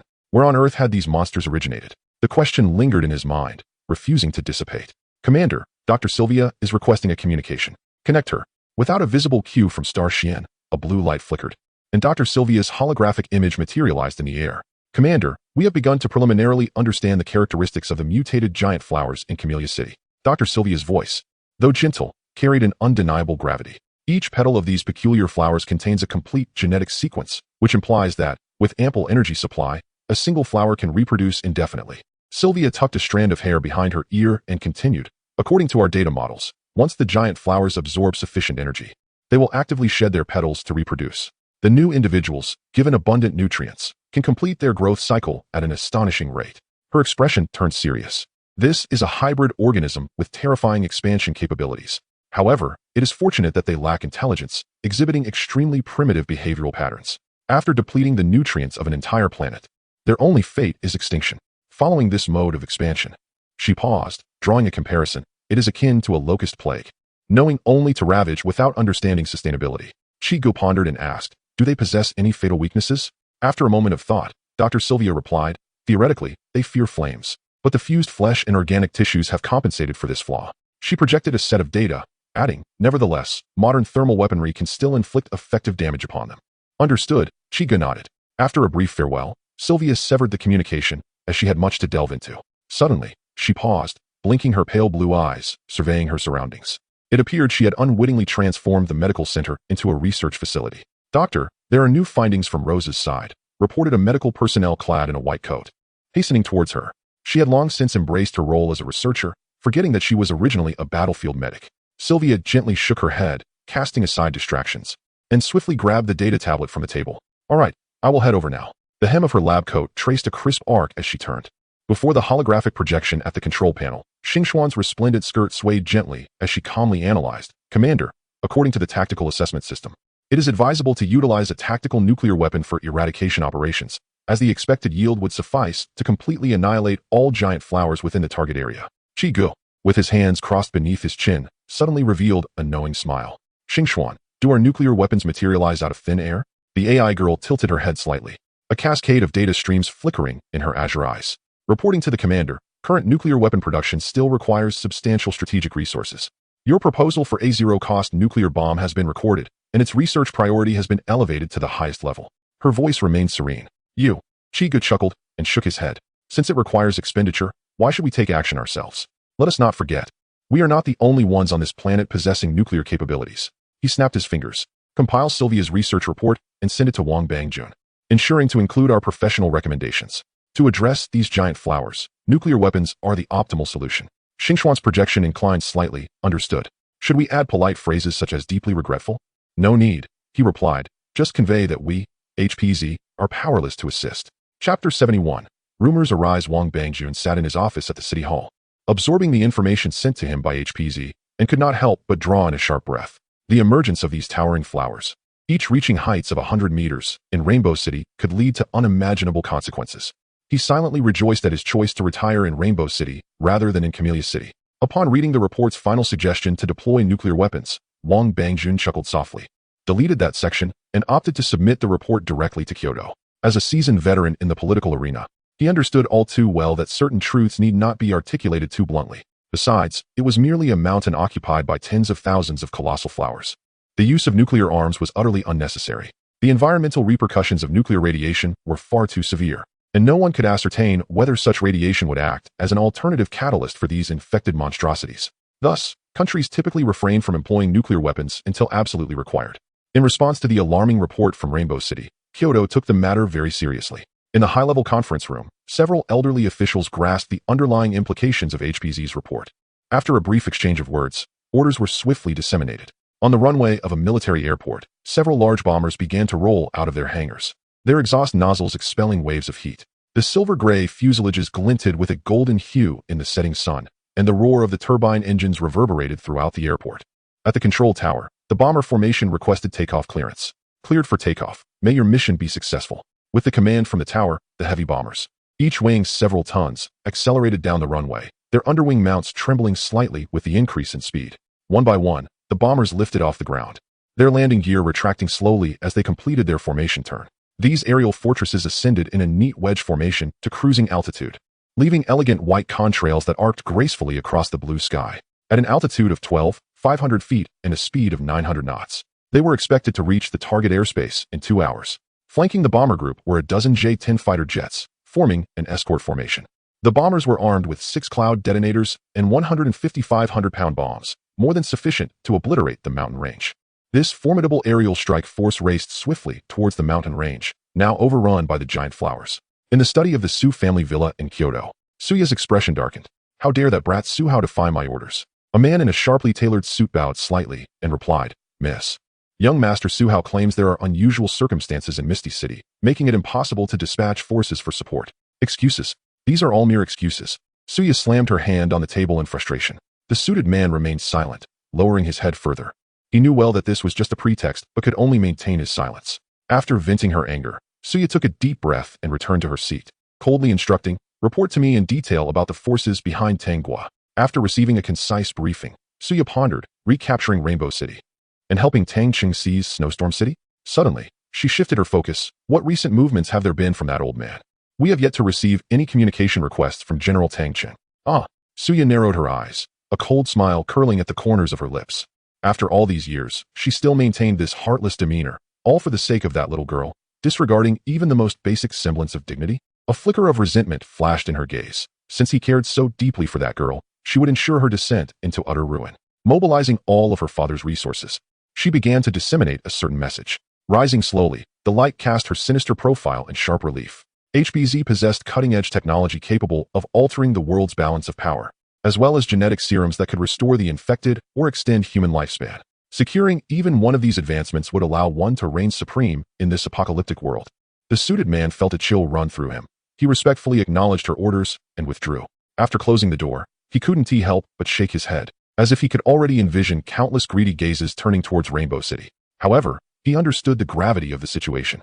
Pulling out his phone, he meticulously composed a message detailing Miss Su Ya's plans and sent it to the reclusive elder of the Su family, Su Jian.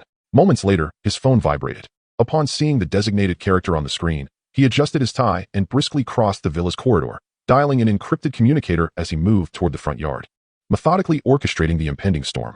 At the Star Trek Command headquarters in Rainbow City, the central control room showcased a holographic projection of a colossal battleship's design.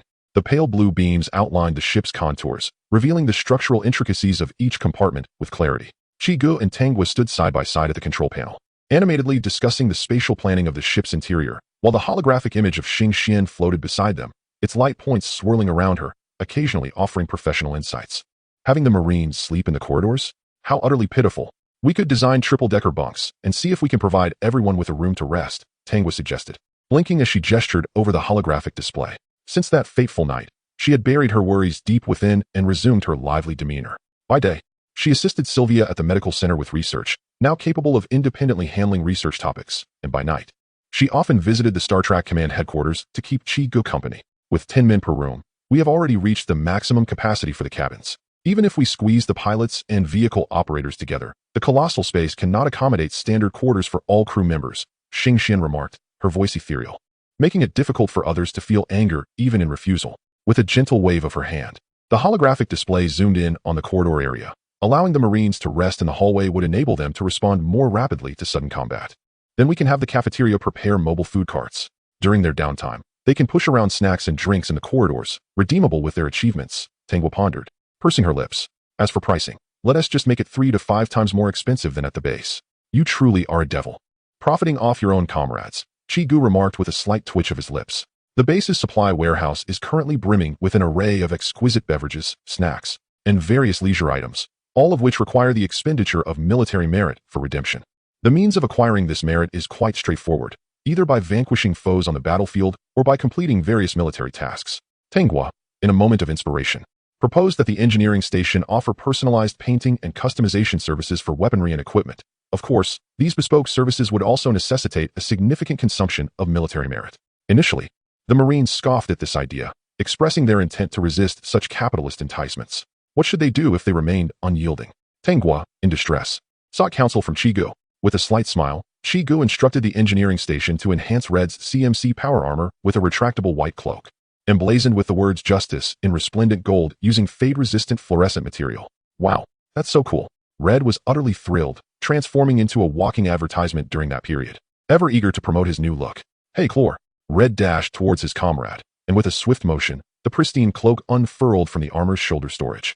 The golden characters shimmering brightly, causing Chlor to hastily snap his visor shut. Isn't it handsome? From this day forth, please call me Captain Justice. During combat, Red could hardly contain himself, recklessly breaking formation to charge ahead, the white cloak billowing dramatically in the wind. Red, get your ass back here. Deduct 50 military merits. If you dare do this again, you'll scrub SCVs for the rest of your life. Jack, usually composed, was unusually furious over the communication channel. Nevertheless, truth be told, the cloak did possess a certain charm. Jack instinctively touched his own back, reflecting on his years of battle. He thought a cloak wouldn't be so bad after all. Perhaps, he mused, he could have the words Invincible Captain inscribed on it. At this thought, the seasoned soldier felt a slight flush of embarrassment. Chapter 72. Bombing the Camellia City Mountains. As night enveloped the skies above Camellia City, a formation of bombers pierced through the clouds, each crew member confirming the final parameters for the impending attack via radio. The target area was confirmed, altitude set at 8,000 feet, speed at 600 knots. And bomb release preparations were underway. The captain's voice resonated over the encrypted channel, and as the bombing computer emitted a locking sound, the bomb bay doors gradually opened, allowing the frigid air to rush into the cabin. Release the bombs. In an instant, 150 bombs cascaded downward like black raindrops, producing a series of peculiar sounds as they carpet-bombed the mountains adjacent to Camellia City. The rear weapons operator, peering through the observation window, witnessed a sequence of orange fireballs erupting from the ground, shockwaves radiating in clear ripples through the night. Boom. The first wave of bombers slightly ascended as the second wave of 3 bombers began to glide downward. Cloudburst bombs were prepared, and with the fire control officer pressing the release button, 6 cloudburst bombs detached from their racks, tracing elegant parabolas across the night sky. Boom. As the bomb casings detonated at an altitude of 200 meters above the ridge, tons of fuel instantaneously formed a milky white cloud nearly 100 meters in diameter, resembling 6 mushrooms blooming in unison. Boom. The entire mountain range was engulfed in an eerie silence, soon followed by the explosive emergence of 6 colossal orange fireballs, each exceeding 200 meters in diameter, bursting forth from the cloud. The shockwaves shattered the clouds within a 3-kilometer radius. The intense heat waves rapidly swept across the ridge, carbonizing towering monstrous flowers within a fraction of a second, their petal structures vaporizing at temperatures reaching 2,000 degrees Celsius. The vacuum created at the explosion's epicenter generated a force comparable to a typhoon, uprooting ancient trees en masse. Robust trunks twisted and splintered midair, while glass from distant suburban buildings in Camellia City shattered in sheets. As the dissipating smoke cleared, the mountain range lay nearly flattened. Numerous craters of varying sizes still emitting white smoke, flames leaping high among the surrounding trees. This once vibrant landscape had been stripped of all vitality. Mission accomplished. All munitions struck their designated targets. The captain of the bomber formation cast a cursory glance over the mountains and continued, prepare for return. The bombers and their escorting fighters traced graceful arcs through the sky. Behind them, thick smoke rose slowly into the ink-black night. The Viking fighter squadron was immediately dispatched to the target area for reconnaissance. At the Camellia City HPZ base, 6 Viking aircraft roared to life, their engines thrumming as vector nozzles expelled searing exhaust, slicing through the clouds above Camellia City, racing towards the ravaged mountains. Report, Commander. The life scanner shows a reading of 0. Those monstrous flowers appear to have been entirely eradicated. The voice of the Viking pilot echoed through the communication channel. As the aircraft circled the charred ridge, the sensor arrays meticulously scanning every inch of terrain. Hey, guys, that hole. It doesn't seem like it was caused by a bomb. U.S. remarked, his eyes fixed intently on the holographic 3D terrain map within the cockpit. I ventured forth for reconnaissance, while you were tasked with aerial support. No sooner had the words left my lips than the Viking aircraft of Waze initiated its transformation sequence, its body rapidly reconfiguring midair, the mechanical joints emitting a resonant metallic clang. With a resounding thud, a towering battle mech, standing 7 to 8 meters high, firmly established itself upon the scorched earth.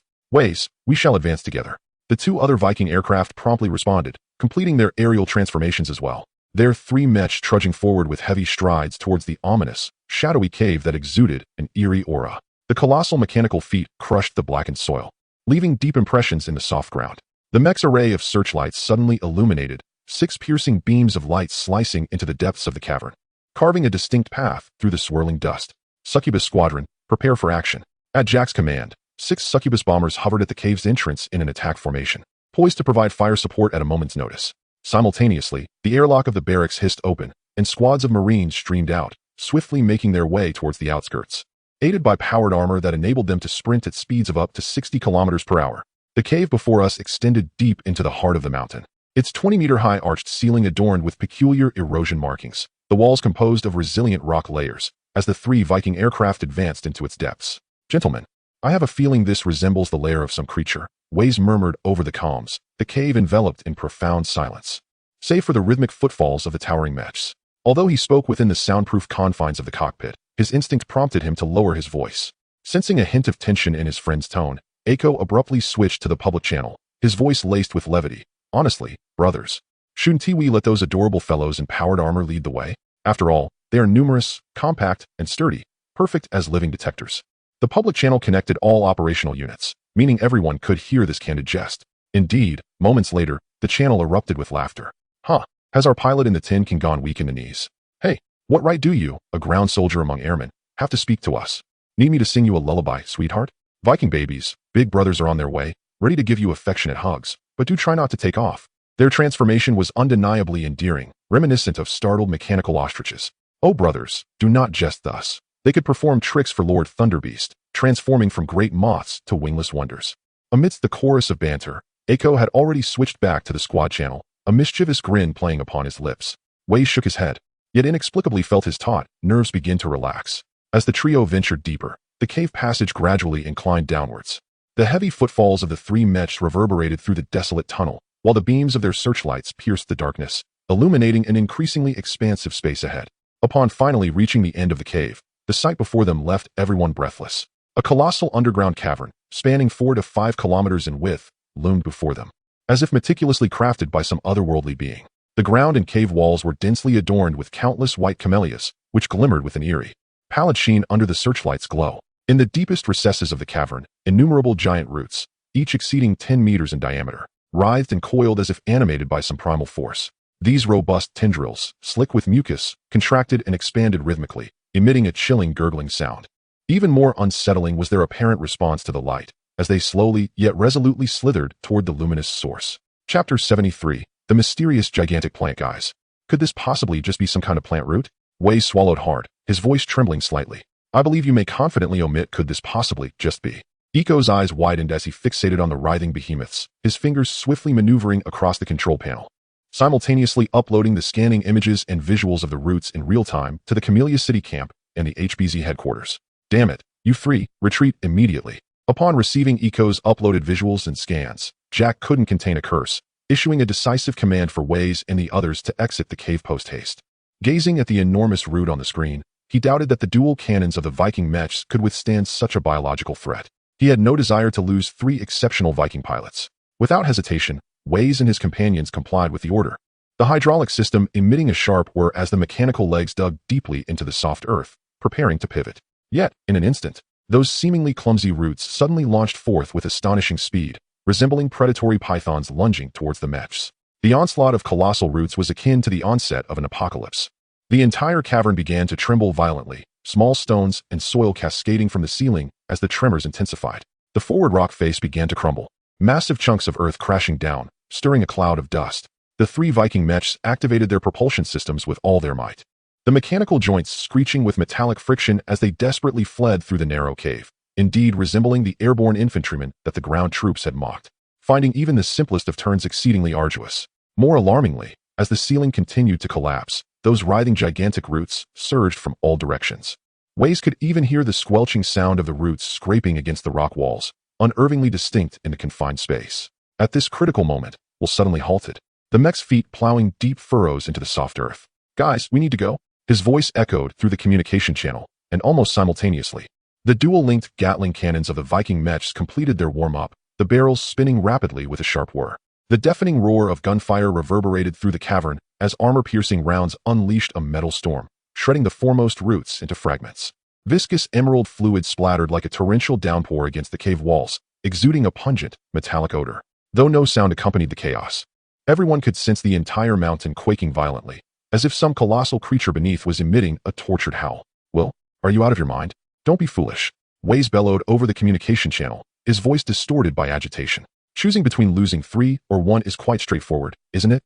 The hydraulic limbs of Will-S Viking mech emitted a resonant sound as it leapt aside, narrowly evading a swiftly approaching, robust root.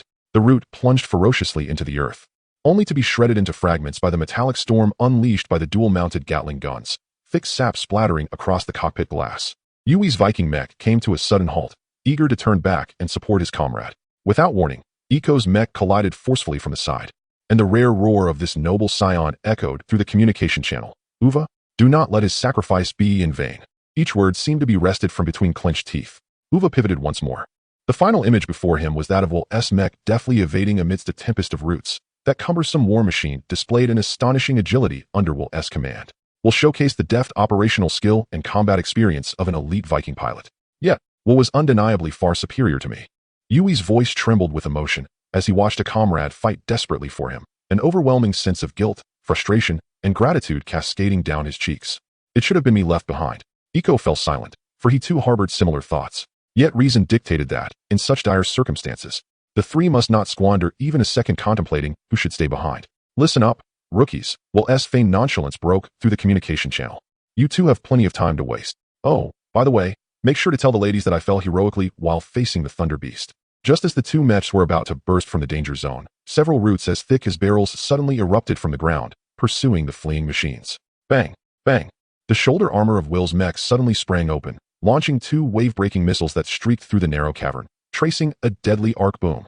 The deafening explosion instantly filled the subterranean space, a searing fireball engulfing the pursuing roots, while debris and soil lifted by the shockwave rained down like a violent storm, causing the already precarious ceiling to begin its collapse. Faced with the weighty earth and stones, even the massive roots found it difficult to break through momentarily. Come on, big guy, let us have a true duel between men. At that moment, Will felt an urge for a cigarette. He sighed and swiftly operated his controls, unleashing all weapon systems of the mech in unison, a barrage of missiles and gunfire converging upon the grotesque roots. Let me show you that a grounded Viking is not inferior to a chicken. The entire mountain trembled violently, the ground heaving like a boiling sea, the sound of cracking rocks echoing relentlessly. All combat units of HPEZ had long been on high alert, weapons trained on the deep cavern that continuously belched forth clouds of dust. Suddenly, two Viking mechs, caked in mud and grime, staggered out of the cave, their thrusters belching unstable flames. Barely 100 meters behind them, countless colossal roots, as thick as giant pythons, erupted from the earth, frantically pursuing the fleeing mechs. Oh, dear Viking little ones, do not fear. The rough voice of a marine reverberates through the communication channel, declaring that your infantry brother has arrived to support. Attention, all units. Free fire. As it became evident that only two mechs had escaped, everyone surmised the scene within. In an instant, dazzling flashes illuminated the night. The 8mm steel nails ejected from the Gauss rifles converged in the air, forming a lethal barrage, while 180mm high-heat tungsten shells obliterated the roots, sending juices flying. The recoil rockets of the Harpy bombers screamed through the sky, trailing long tails of flame, and the shockwaves from the explosions caused the ground to tremble. Those fearsome tendrils were instantly reduced to powder under such concentrated fire, unable to extend even an inch beyond the already collapsed entrance. Ceasefire. Minutes later, the battlefield gradually fell silent, as the mysterious, thick roots seemed to concede, no longer making a sound. U.A.S. wept profusely. Captain. Captain. Is it still possible to go in? To save Will? A heavy silence enveloped the communication channel, and after a prolonged pause, the captain's voice emerged slowly. Will is the finest pilot I have ever encountered. Chapter 74. Fermentation in the command headquarters of Star Trail, Rainbow City. Several holographic screens hovered in the air, displaying the scanning images of the vast root system located in the nearby caverns of Camellia City, slowly rotating in a blue luminescence. The commander, upon analyzing the plant model, noted that these roots had reached a diameter of several dozen meters. If scaled proportionally, the main body could potentially soar to heights of 1,000 meters. However, the geological structure of the mountains surrounding Camellia City could not possibly support such a colossal organism in hiding. Xingxuan's eyes glimmered with a profound blue light, as if countless data streams flowed within her gaze. Her calculations lasted but a few moments, leading her to a conclusion. Based on the existing data, there was a 38% probability that the organism was solely composed of roots, and a 30% chance that a trunk existed in other areas. I am inclined to believe that these roots serve merely as guardians or nutrient absorbers, rather than constituting the main entity. She deftly tapped on the holographic image, magnifying the core area. According to the analysis, the densest region of roots might conceal what they were tasked to protect. The first casualty since the establishment of HPZ, which included the loss of a costly Viking fighter and an elite pilot, weighed heavily on Chiga's chest. What is a plant's greatest fear? Undoubtedly, it is insects. Chiga already devised a plan in his mind. Very well, I understand. He rose directly from the Star Trail Command headquarters and made his way to the depths of the inner city, where the tunnel worm resided. After passing through layers of protective doors, he beheld the enormous form of the tunnel worm. Summon Yutong to see me. Shortly thereafter, Yutong, towering over 6 meters, gracefully descended beside Chiga. It had been a while since she last saw the commander, and with excitement, she gently touched Chiga's shoulder with her forelimbs, the chitinous armor producing a crisp clattering sound. How is Misty City faring? Chiga inquired, running his fingers over the smooth exoskeleton of the worm. Everything is proceeding smoothly. Yutong's voice transmitted directly into Chiga's mind through bioelectric waves. Chiga smiled and summoned a holographic projection before Yutong, revealing a blue three-dimensional model of the Camellia City Mountains, which slowly rotated in the darkness. He pointed, magnifying the location of the routes marked by Xingxuan. Behold, a great entity lies hidden beneath. His voice carried a hint of menace. Find it and annihilate it. Understood. He displayed the high-definition images of the gigantic roots to Yutong and suddenly asked, what do you intend to do? Yutong replied succinctly, dispatch tunnel worms to deploy swarms for complete extermination. Chiga nodded in approval, but then summoned the geological scan of the mountains, stating, this is a plant-based adversary. Plants require sustenance. You could allow the fungal blanket to envelop the entire mountain range, severing its nutrient supply. Of course, a dual approach would yield even better results. Remember, when dealing with an enemy reliant on its environment, disrupting its habitat often proves to be twice as effective. Yutong understood that the commander was imparting knowledge, a glimmer of enlightenment flashing in her multifaceted eyes, and she firmly committed the tactical points to memory. Very well, go forth. Chiga gazed as the silhouette of Yutong gradually vanished into the maw of the tunnel worm, suddenly realizing that the swarm appeared to be rather occupied. Yet, it mattered not. The battles and plunders would ultimately transform into sustenance for the swarm's evolution. His gaze drifted towards the distant camellia market, cognizant of the adage that one must reciprocate a gift. The tunnel worm was poised to deliver its offering shortly. Days later, a piece of news surged across the nation, igniting the interest of various factions. In an office situated within the core of Kyoto, 3 elder statesmen gathered around a Zeton tea table, the fragrant steam of green porcelain teacups curling upwards. Have you heard about the news concerning the HPZ in Rainbow City? The elder seated at the center inquired with a calm demeanor. The source of the information has been traced, spoke the elder on the right, adjusting his spectacles. It originates from the Su family. The Su family? The elder continued, elucidating with poise. This matter pertains to old Tang. Suya has orchestrated the dissemination of rumors targeting his daughter. The general on the left furrowed his brow, his military authority palpable. This is preposterous. Such matters should not be trifled with. Though his voice was measured, it resonated with undeniable gravity. At that moment, a man clad in a tailored Zhongshan suit lightly rapped on the door, and upon receiving permission, stepped inside with measured confidence. Sir, the Black Palace hotline requests an urgent meeting of the 5 constant virtues. The elder at the center pondered for a moment, his gaze shifting between his colleagues. He took a delicate sip from his teacup before decisively stating, it is too late to debunk the rumors now. Instead, let us select a city under the jurisdiction of the Su family that lies closest to Rainbow City, withdraw our troops, and transfer governance of that city to Rainbow City. His voice was unhurried yet imbued with an unmistakable authority. In the dimly lit underground of the Wealth Harbor safe zone, shadows flickered under the inadequate lighting. A crumpled note was slapped onto the greasy metal table, scribbled with the words, the HBZ laboratory in Rainbow City has successfully developed gene reconstruction technology capable of reversing the infection process and extending human lifespan by 30 to 50 years. Boasting cutting-edge global technology, a black market trader pinched the note between his fingers, having just exchanged 2 bags of precious rice for this so-called significant intelligence. Rainbow City, reversing the infection process, extending lifespan? He scoffed, dismissing the claims as ludicrous. Crumpling the note into a ball, he turned to his subordinate and commanded, disseminate this information to those dim-witted mercenaries. As for the cost, he mused, tapping his remaining ear, let us settle for 5 pounds of rice. That night, 10 fully armed mercenary squads stealthily departed the safe zone under the cover of darkness, their objective remarkably singular, Rainbow City. On the outskirts of the Whitestone City safe zone, within an unassuming 2-story building, a robust voice proclaimed, Fangda, we must obtain the Avirus reversal agent from HBZ at any cost. Yes, I guarantee the task will be completed.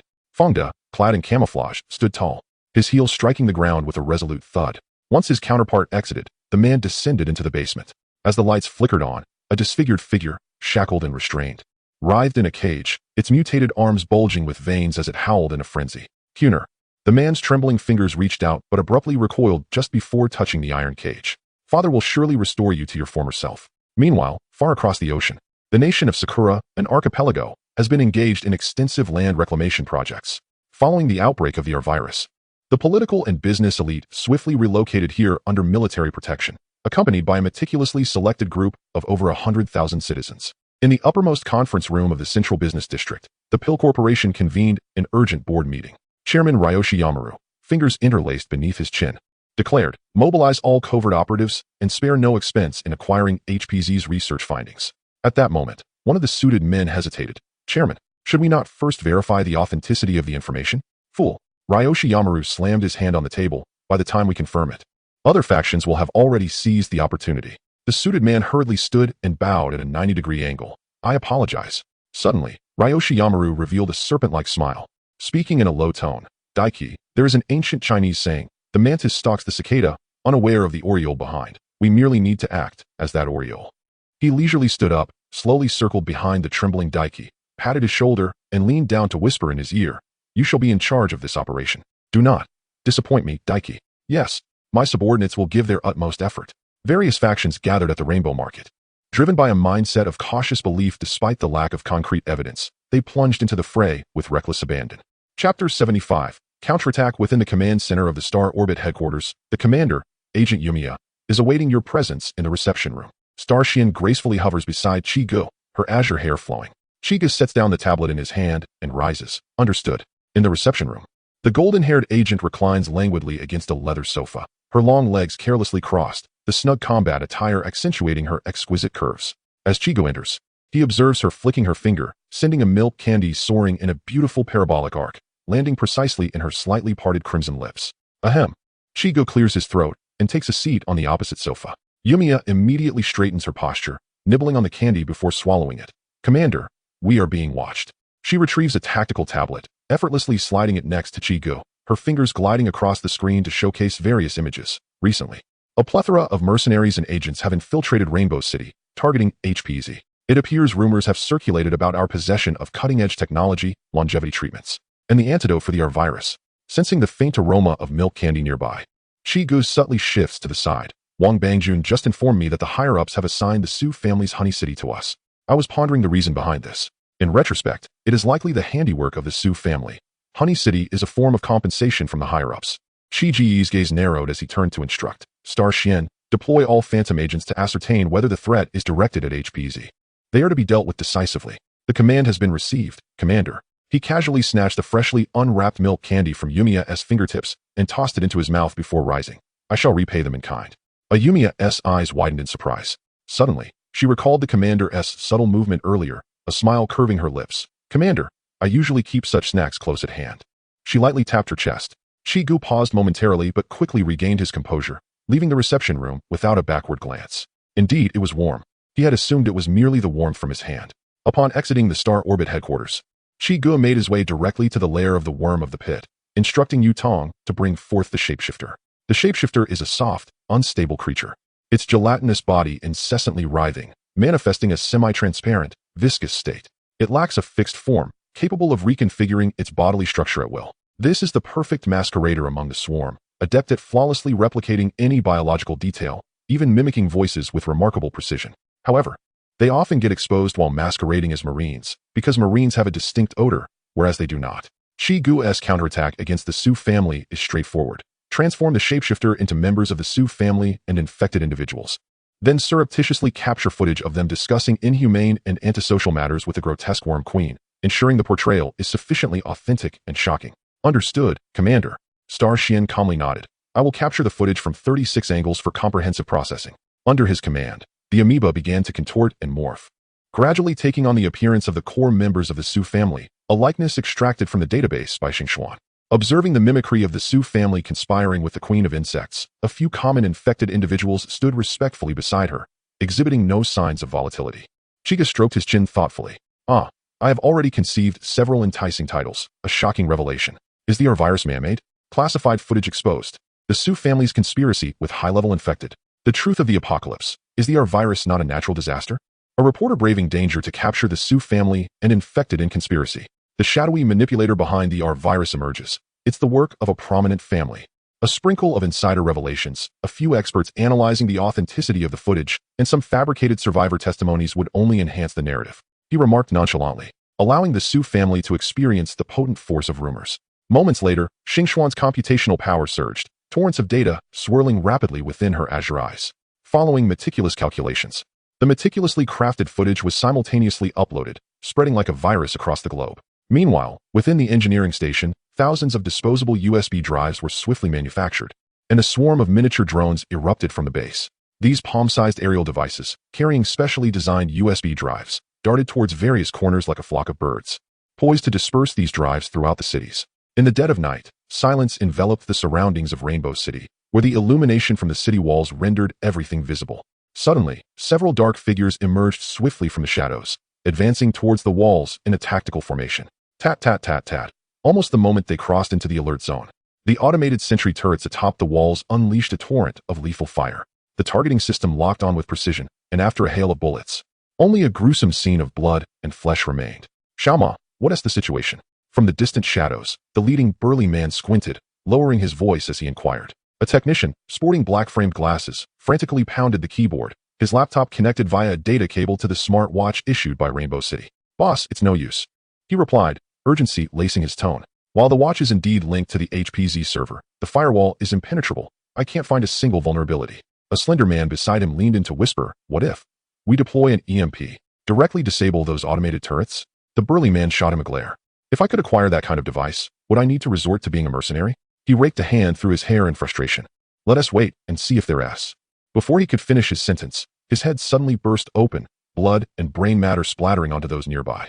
Several team members barely had time to react before a spectral figure appeared before them. A Spectre operative, entirely enveloped in a sleek nano-combat suit, stood before them, his face obscured by a hood, revealing only the eerie, glowing green lenses of his goggles that sent chills down one's spine. In his hands, a cutting-edge rifle underwent a metamorphosis, transitioning seamlessly from sniper mode to close-quarters configuration. Ladies and gentlemen, I wish you a pleasant evening, he intoned. The mercenaries hastily raised their weapons, but the C-20 Gauss shotgun had already unleashed its deadly barrage. The multiple layers of suppressors rendered the gunfire almost imperceptible. As the last wisps of smoke dissipated, the alley lay strewn with lifeless bodies, and pools of blood began to spread ominously. This latest C-20 shotgun, developed by the engineering station, could switch stances between sniper and rifle, compensating for the phantom shortcomings when faced with small-scale adversaries. Yumiya, what is the status of target elimination? Do you require assistance? The phantom operative inquired through a secure channel. A languid chuckle emanated from the communicator. Sure thing. TARS, I've transmitted the target data to you. Soon, a multitude of red markers appeared on TAR's HUD interface, prompting him to swallow hard. Hey, you haven't dealt with a single target since the mission commenced, have you? Because I know you are the most reliable, TARS. TARS felt a shiver run down his spine from Yumiya's deliberately elongated syllables, his ears flushed with heat, and he promptly severed the communication, delivering a sharp slap to his own face. That'll teach you to speak out of turn. Chapter 76. The Camellia City Convoy on the outskirts of Rainbow City. A grand procession emerged from the swirling dust. A colossal convoy that had traversed countless miles over several days finally reached its destination. The thunderous roar of wheels upon the road intermingled with the rhythmic cadence of military boots. Leading the charge were several armored vehicles, their robust exteriors gleaming under the sun, flanked by fully armed soldiers who, gripping their standard-issue rifles, scanned the surroundings with vigilant eyes. As they neared their destination, a hint of relaxation flickered in their gaze. In the heart of the convoy was an unbroken line of citizens, men, women, and children, who, despite their weary expressions and tattered clothing, emanated a glimmer of hope. Following closely behind were neatly arranged military transport trucks, their cargo holds filled with armed soldiers, while two tank companies, like iron behemoths, rumbled across the terrain, sending tremors through the ground. Bringing up the rear was a logistics unit laden with supplies, with various support vehicles moving in orderly fashion. On either side of the civilian throng, officers in uniforms and soldiers in camouflage maintained the order of the procession, ready to thwart any sudden assaults from infected individuals, thus providing a measure of security for the citizens. This mixed force, having evacuated from Camellia City to Rainbow City, faced numerous challenges along the way. The massive convoy inevitably attracted a swarm of infected. However, the seasoned citizens remained composed, navigating through the perilous encirclement under the military's steadfast protection. Mayor Wang Bangjun of Rainbow City, along with Vice Mayor Lin Feng and several officials, had already received urgent notifications from HPZ and were currently making their way toward the arriving convoy, escorted by police officers. Upon receiving the alert, Mayor Bai Yin of Camellia City and Captain Chao Ning promptly joined forces with Captain Xie of the Blizzard City Combined Battalion. The trio adjusted their slightly disheveled attire, a hint of nervousness apparent as they approached the officials of Rainbow City. Welcoming guests from afar, Wang Bangjun greeted them with a warm smile, extending his hand first. It has been a long journey. I am Wang Bangjun, the acting mayor of Rainbow City. Baiyin inclined her head slightly, engaging in a courteous handshake. I am Baiyin, mayor of Camellia City. Thank you for your city's hospitality. Her voice carried the weight of exhaustion and a sense of relief.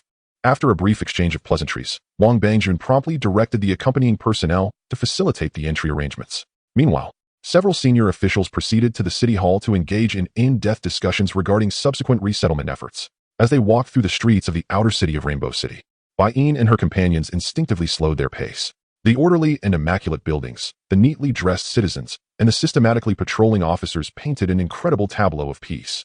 They exchanged astonished glances, for in this apocalyptic world, such a secure zone felt almost unimaginable. After several hours of profound deliberation, confronted with the escalating management pressures of the outer city of Rainbow City, Wang Bangjun earnestly proposed that Baiyin assume the role of deputy mayor, sharing the responsibility for the governance of the outer districts. As for Chao Ning and Xie promptly stood up, expressing that he had received explicit instructions from Tengcheng and would henceforth fully comply with the unified directives of HBZ and Rainbow City.